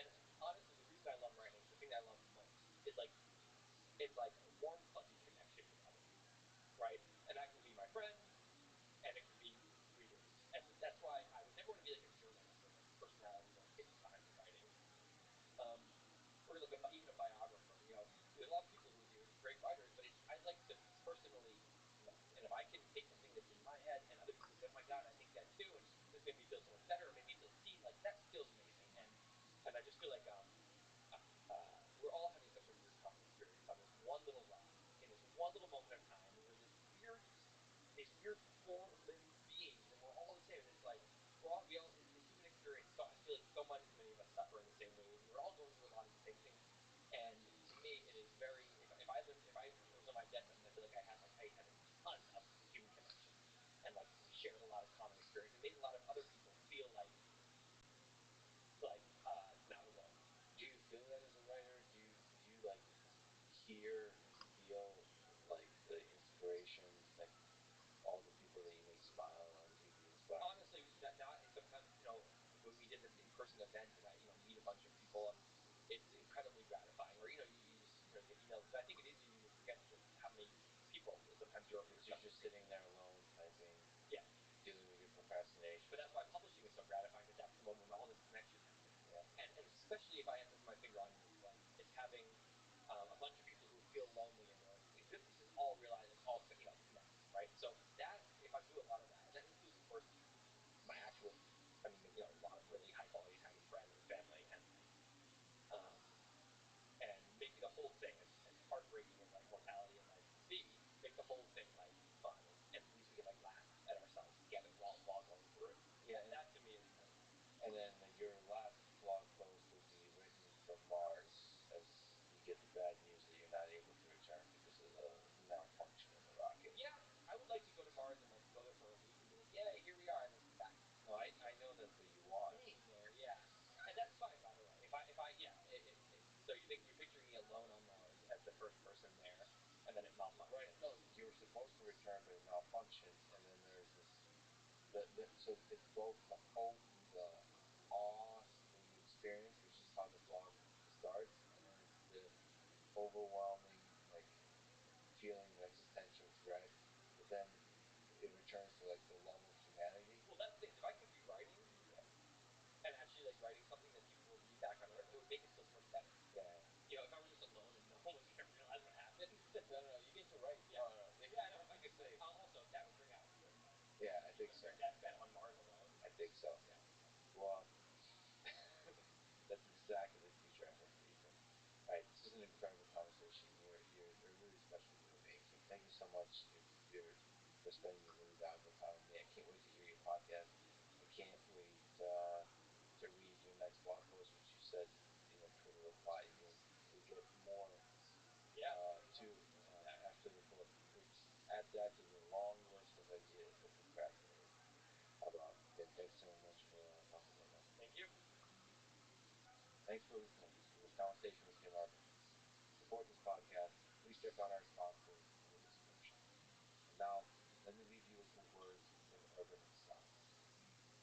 Be humbler about what you know, more confident about what's possible, and less afraid of things that don't matter. Thanks for listening. Hope to see you next time.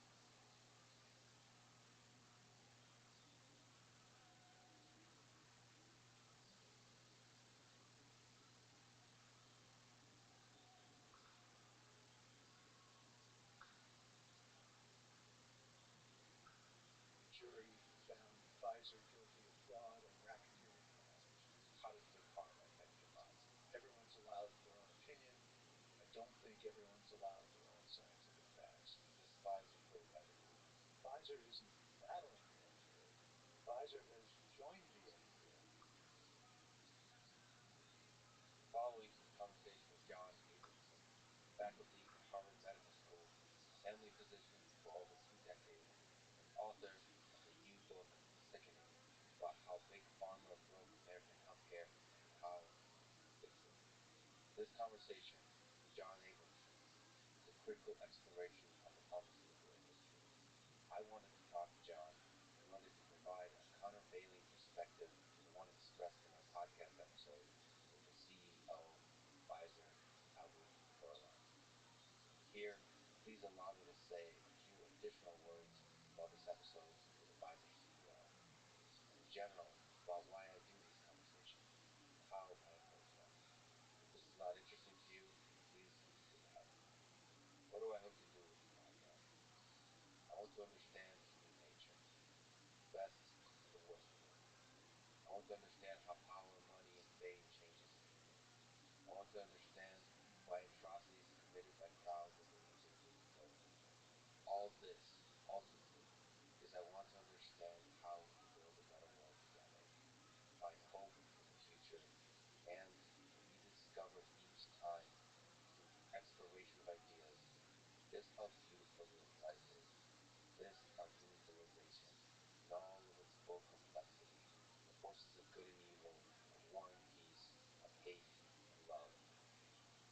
I don't think I can do this with a heart and mind that are now open, fragile, and willing to empathize with all human beings, even those in the darkest corners of our world. To attack is easy. To understand is hard. And I choose the hard path. I have learned over the past few months that this path involves me getting more and more attacked from all sides.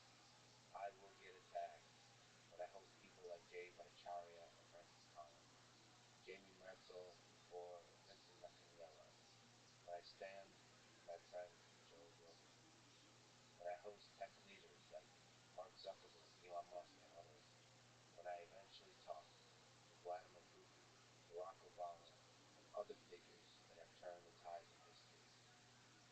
I have and I will get called stupid, naive, weak, and I will take these words with respect, humility, and love, and I will get better. I will listen, think, learn, and improve. One thing I can promise is there's no amount of money or fame that can buy my opinion or make me go against my principles. There's no amount of pressure that can break my integrity. There's nothing in this world I need that I don't already have. Life itself is a fundamental gift. Everything else is just a bonus. That is freedom. That is happiness. If I die today, I will die a happy man. Now, a few comments about my approach and lessons learned with this topic of accountability.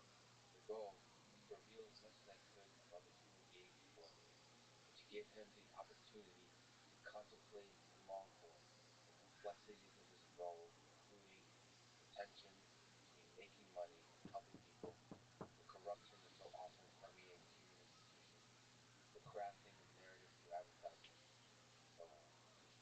I only had 1 hour, so this wasn't the time to address these issues deeply, but to show the athlete struggled with them in the privacy of his own mind, and if he would let down the veil of willing to speak for a time, to let me connect to the man who decades ago chose to become a veterinarian. I wanted to help lessen the amount of suffering. I had no pressure placed on me. There were no rules. The questions I was asking were all mine and not seen by classmates. I had no care whether I ever talked to another CEO again. None of this was part of the calculations in my limited brain computer. I didn't want to grill him, the way politicians grill CEOs in Congress. I thought that this approach was easy, self-serving, dehumanizing, and it reveals nothing. I wanted to reveal the genuine intellectual struggle, vision, and motivation of a human being. If that failed, I trusted the listener to draw their own conclusion and insights from the results, whether it's the words spoken or the words left unspoken or simply the silence. And that's just it. I fundamentally trust the intelligence of people. Period. In fact, if I criticize the person too hard or celebrate the person too much, I feel I fail to give the listener a picture of the human being that is uncontaminated by my opinion or the opinion of the crowd. I trust that you have the fortitude and the courage to use your own mind, to empathize and to think. Two practical lessons I took away. First, I will more strongly push for longer conversations of 3, 4, or more hours versus just 1 hour. 60 minutes is too short for guests to relax and to think slowly and deeply, and for me to ask many follow-up questions or follow interesting tangents. Ultimately, I think it's in the interest of everyone, including the guests, that we talk in true long form for many hours. Second, these conversations with leaders will be aided by further conversations with people who wrote books about those leaders or their industries. Those that can steel man each perspective and attempt to give an objective analysis. I think of Teddy Roosevelt's speech about the man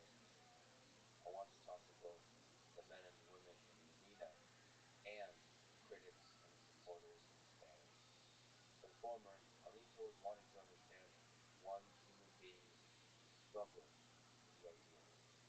For the latter, I lean towards understanding the ideas themselves. That's why I wanted to have this conversation with John Nicholson, who is an outspoken critic of the pharmaceutical industry. I hope it helps add context and depth to the conversation I had 5 weeks ago. In the end, I may do worse than I could have or should have. Always, I will listen to criticisms without ego, and I promise I will work hard to improve. But let me say finally that cynicism is easy. Optimism, true optimism, is hard. It is the belief that we can and we will build a better world, that we can only do it together. This is a fight worth fighting. So here we go. Once more into the breeze here again. I love you all. This is a Let's Reason podcast. To support it, please check out our sponsors in the description. Now, here's my conversation with John Nicholson. Your faculty at Harvard Medical School, your family physician for over 2 decades, rated one of the best family physicians in Massachusetts. You wrote the book Overdose America, a new book coming out now called Sickening, about how big pharma broke American healthcare, including science and research, and how we can fix it. First question, what is the biggest problem with big pharma that is fixed, even though we know that very quickly? Snap your fingers and fix one thing over and over. The biggest problem is the way they determine the content, the accuracy, and the completeness of what doctors believe to be the full range of knowledge that they need to best take care of the patients. So that the knowledge having been taken over by commercial interests, primarily the pharmaceutical industry, the purpose of that knowledge is to maximize the profits that get returned to investors and shareholders, and not to optimize the health of the American people. So rebalancing that equation is the most important thing to do to get our health care back in the right direction. Okay, so there's a tension between helping people and making money. So if we look at particularly the task of helping people in medicine, healthcare, is it possible if money is the primary sort of mechanism by which you achieve that as a motivator, is it possible to get that right? I think it is, Lev, but I think it is not possible without guardrails that maintain the integrity and the balance of the knowledge. Without those guardrails, it's like trying to play a professional basketball game without referees and having players call their own fouls. But the players are paid to win, and you can't count on them to call their own fouls. So you have referees in charge. You don't have those referees in American healthcare. That's the biggest way that American healthcare is distinguished from healthcare in other wealthy nations. Okay, you mentioned Milton Friedman, and you mentioned his book called Capitalism and Freedom. He writes that there are only three legitimate functions of government: to preserve law and order, to enforce private contracts, and to ensure that private markets work. You said that that was a radical idea at the time, but we're failing on all three. How are we failing? And also maybe the bigger picture is what are the strengths and weaknesses of capitalism when it comes to medicine and healthcare? Let me separate those out because those are two huge questions. So how we're failing in all three, and these are the minimal functions that our guru of free market capitalism said the government should perform. So this is the absolute basic. On preserving law and order, the drug companies routinely violate the law in terms of their marketing and in terms of their presentation of the results of their trials. I know this because I was an expert in litigation for about 10 years. I presented some of what I learned in civil litigation to the FBI and the Department of Justice. And that case led to the biggest criminal fine in U.S. history as of 2009. And I testified in a federal trial in 2010, and the jury found Pfizer guilty of fraud and racketeering violations. In terms of violating the law, it's a routine occurrence.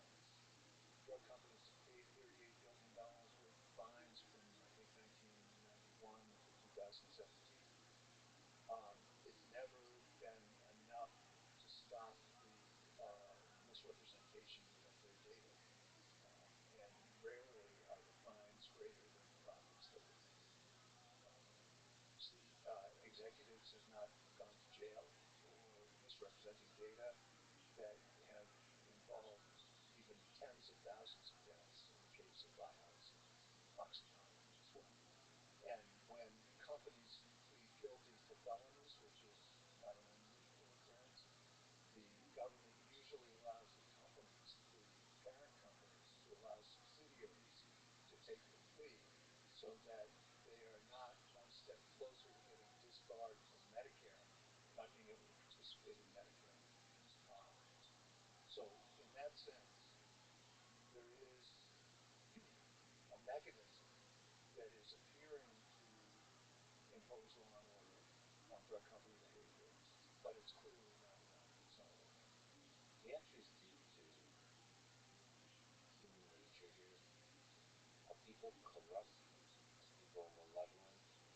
Are people ignorant that work at the low level and at the high level at Pfizer, for example, a big pharma company? How is this possible? So I believe, on a small tangent, I know this is very important, and I actually believe to join big pharma, so a company like Pfizer, your life trajectory often involves dreaming and wanting and enjoying helping people. So, and then we look at the outcomes that you're describing, and it looks, and that's why the narrative takes hold, that Pfizer CEO Albert Bourla, who I talked to, is malevolent. The sense is that these companies are evil. So if the different parts, the people, are good and they want to be good, how are we getting beyond that? I think it has to do with the cultural milieu that this is unfolding in. And we need to look at sociology to understand this, that when the cultural milieu is set up to maximize the returns on investment for shareholders, including other venture capitalists, hedge funds, and so forth, when that defines the culture, then the higher up you are in the corporation, the more you're in on the game of getting rewarded for maximizing the profits of your investors. That's the culture that we live in.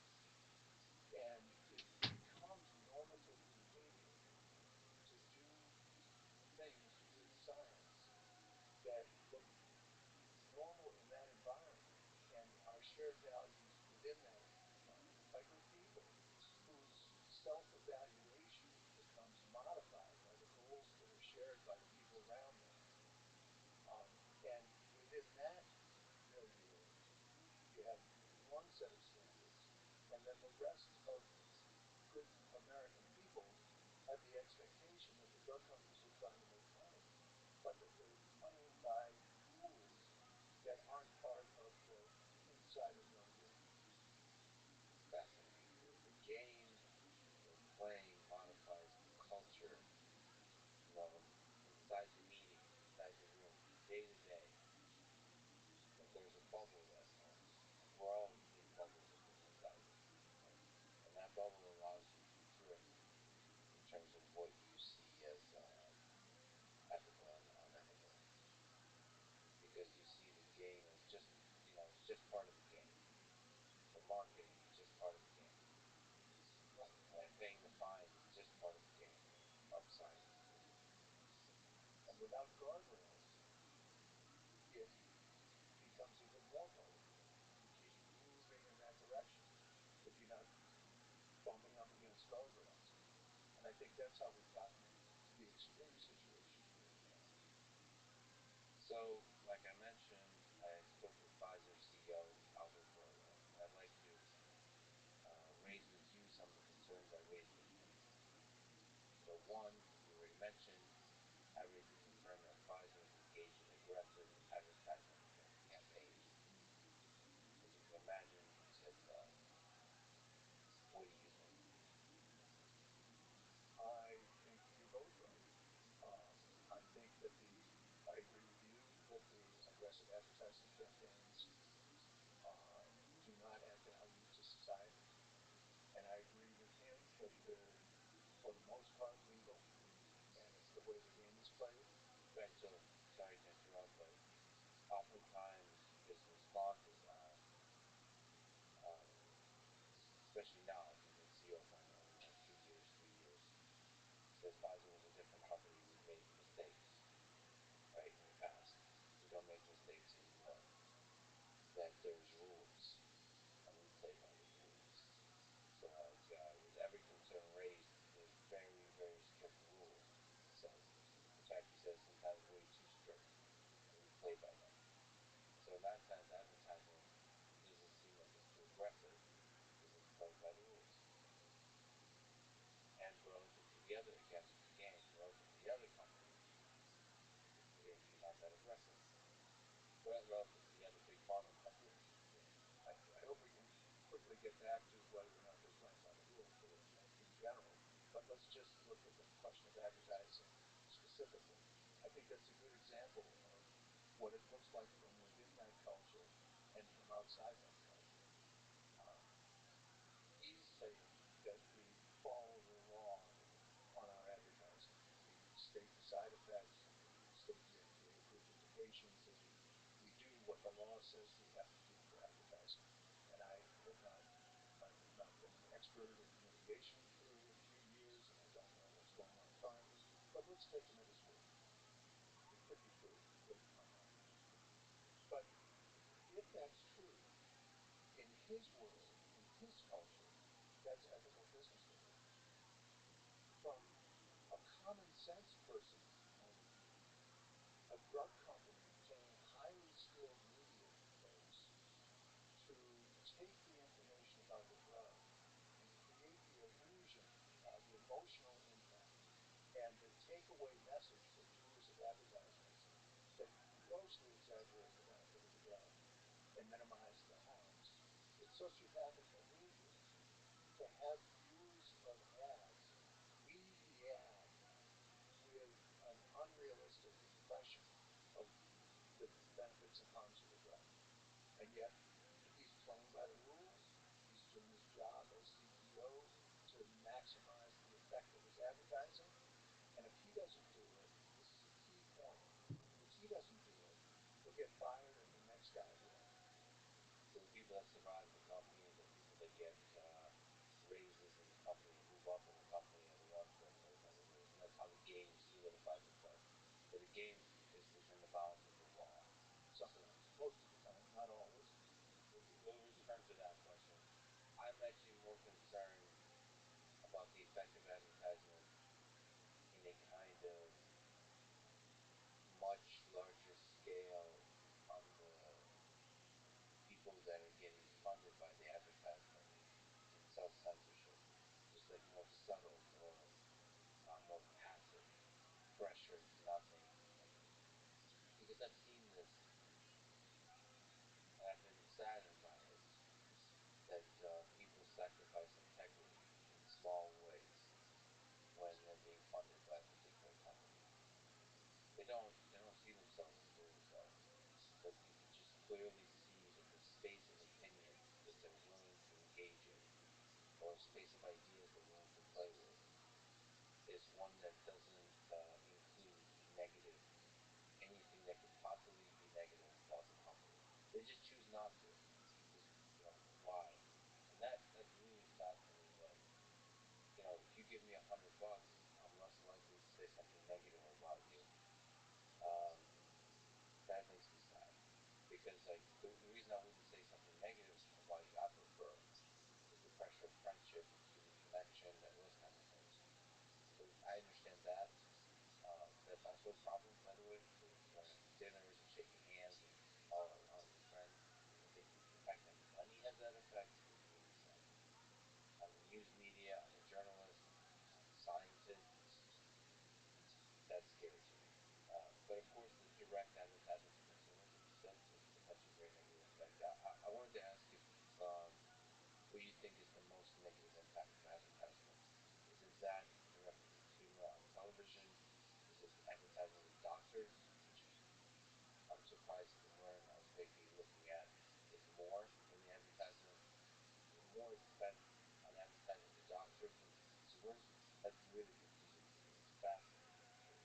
And then also obviously the raw side of things is the lobbying ballots, which I think is less than all of those. But anyway, it's in the ballpark. What concerns you most? Well, it's the whole nexus of influence. There's not one thing, and cast all their, they don't put all their eggs in one basket. There's a whole surround sound um, program here. But in terms of advertisements, let's take the advertisement. Trulicity is a diabetes drug, for type 2 diabetes, an injectable drug. And it lowers blood sugar just about as well as metformin does. Metformin costs about $4 a month. Trulicity costs, I think, $6,200 a year. So $48 a year versus 6,200. Trulicity has distinguished itself because the manufacturer did a study that shows that it significantly reduces the risk of cardiovascular disease in diabetics. And they got approval on the basis of that study, that very large study being statistically significant. So the ads obviously extol the virtues of Trulicity because it reduces the risk of heart disease and stroke, and that's one of the major morbidities risks of type 2 diabetes. What the ad doesn't say is that you have to treat 323 people to prevent one non-fatal event at a cost of $2.7 million.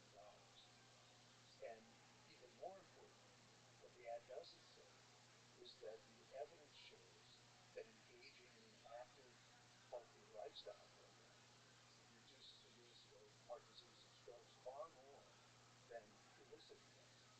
Um, Now, to be fair to the company that sponsored it, there's never been a study that compared Trulicity to lifestyle changes.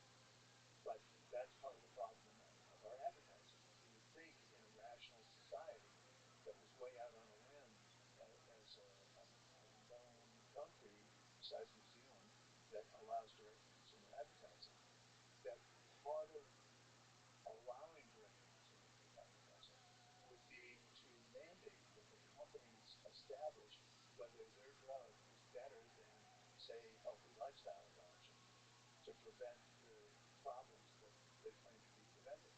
But we don't require that. So the companies can afford to do very large studies so that very small differences become statistically significant. And their studies are asking the question, how can we sell more drug?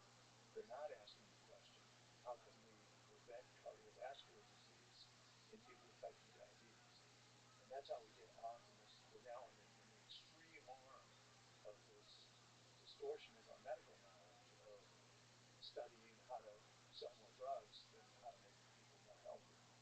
What's a really great thing to compare it to is lifestyle changes. Because that should be the bar.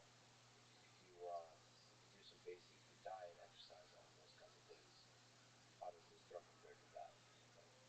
Right, and that study was done actually in the 90s. It's called the Diabetes Prevention Program. It was federally funded by the NIH so that there wasn't this drug company imperative to just try to prove the drug was better than nothing. Um, and it was a very well designed study. It randomized controlled trial in people who were at high risk of diabetes, so-called pre-diabetics, and they were randomized to three different groups: a placebo group, a group that got treated with metformin, and a group that got treated with intensive lifestyle counseling.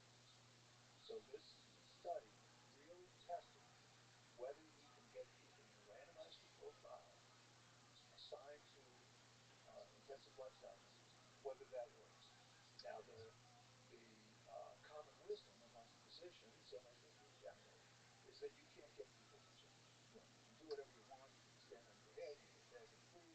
People won't change. They give it up and let's just move on with the drugs and not waste any time. Except this study that was published in the New England Journal, I think in 2002, shows that's wrong. That the people who were in the intensive lifestyle group ended up losing 10 pounds, exercising 5 times a week, maintaining it, and reduced the risk of getting diabetes by 58% compared to the metformin group, which reduced its risk of getting diabetes by 31%. So that exact study was done and it showed that lifestyle intervention was the winner. Who, as a small tangent, is the leader? Who is supposed to fight for the side of lifestyle changes? Where's the big pharma version of lifestyle changes? Who's supposed to have the big glory pulpit, the big money behind lifestyle changes? In your sense, because that seems to be missing in a lot of our discussions about health policy. Right, that's exactly right. And the answer is that we assume that the market has to solve all of these problems. And the market can't solve all of these problems. There needs to be some way of protecting the public interest for things that aren't financially driven. So that the overriding question has to be how best to improve Americans' health, not companies funding studies to try and prove that the new and expensive drug is better and should be used. Well, some of that is also people sort of like yourself. I mean, it's funny. I spoke with Joe Rogan. He constantly espouses lifestyle changes. So some of it is almost like understanding the problems that big pharma is creating in society, and then sort of these influential voices speaking up against it. Whether they're scientists or just regular aviators. Yeah, I think you got to tip your hat to Joe for getting that message out. And he clearly believes it and does his best. But it's not coming out in the legitimate avenues, in the legitimate channels that are evidence-based medicine and from the sources that the docs are trained to listen to and modify their patient care on. Now, it's not 100%. I mean, there are articles in the big journals about the benefits of lifestyle, but they don't carry the same gravitas as the randomized controlled trials that test this drug against placebo or this drug against another drug. So the Joe Rogans of the world keep going. I tip my hat, but it's not going to carry the day for most of the people until it has the legitimacy of the medical establishment. Yeah, like something that the doctors could really pay attention to. Well, there's an entire mechanism established for testing drugs. There's not an entire mechanism established for sort of the scientific rigor of testing lifestyle changes. I mean, it's more difficult. I mean, everything is difficult in science. Science and health, especially. But it's just these studies are very expensive. They're difficult. It's difficult to find conclusions if you control all the variables. So it's very easy to dismiss them unless you really do a huge study that's very well funded. So maybe the doctors just lean towards the simple studies over and over, which is what the drug companies fund. Where you can control more variables. If you can control there, sometimes by hiding things to it, right? So sometimes you can just say that this is a well-controlled study by pretending there's a bunch of other stuff. It's just ignoring the stuff that could be correlated with the real cause and effects you're seeing on them. So money can buy ignorance, basically. It buys kind of blinders that don't look outside the reductionist model. And that's another issue is that we kind of, nobody says to doctors in training, only listen to reductionist studies and conclusions and methods of promoting health. Nobody says that explicitly, but the respectable science has to do with controlling the factors. And I mean, it just doesn't make sense to me. I'm going to pick on Trulicity because it's such an obvious example, but it's not more egregious than many others. It doesn't make sense to me to allow a drug to be advertised as preventing cardiovascular disease when you haven't included lifestyle changes as an arm in the study. It was just so crystal clear that the purpose of that study was to sell Trulicity. It's not to prevent cardiovascular disease. You know, if we were in charge, I would try to convince you that anywhere that study, the results of that study, were presented to physicians, it would be stamped in big red letters. This study did not compare Trulicity to lifestyle changes. They need to know that. And the docs are kind of trained, these blinders get put on, and they're trained to kind of forget that that's not there. Do you think, so first of all, that's a small or big change to advertisement that seems obvious to say, like in force, that it should be compared to lifestyle changes. Do you think advertisement, period, in the United States for pharmaceutical drugs should be banned? I think they can't be banned, so it doesn't matter what I think. Okay. Well, say you were a dictator, and two, why can't they be banned? Okay. You'd answer either one. I believe, I've been told by lawyers who I trust, that the freedom of speech in the U.S. Constitution is such that you can't ban them. You could ban cigarettes and alcohol, which have no therapeutic use, but drugs have a therapeutic use, and advertisements can't be banned. Let's assume that they can't be, because we know they won't be anyway. But let's assume they can't be, and especially our Supreme Court now is unlikely to take that seriously. But that's not the issue. The issue is that if the drug companies want to spend their money advertising, they should have to have independent analysis of the message that the viewers are left with about the drug, so that it's realistic. What's the chance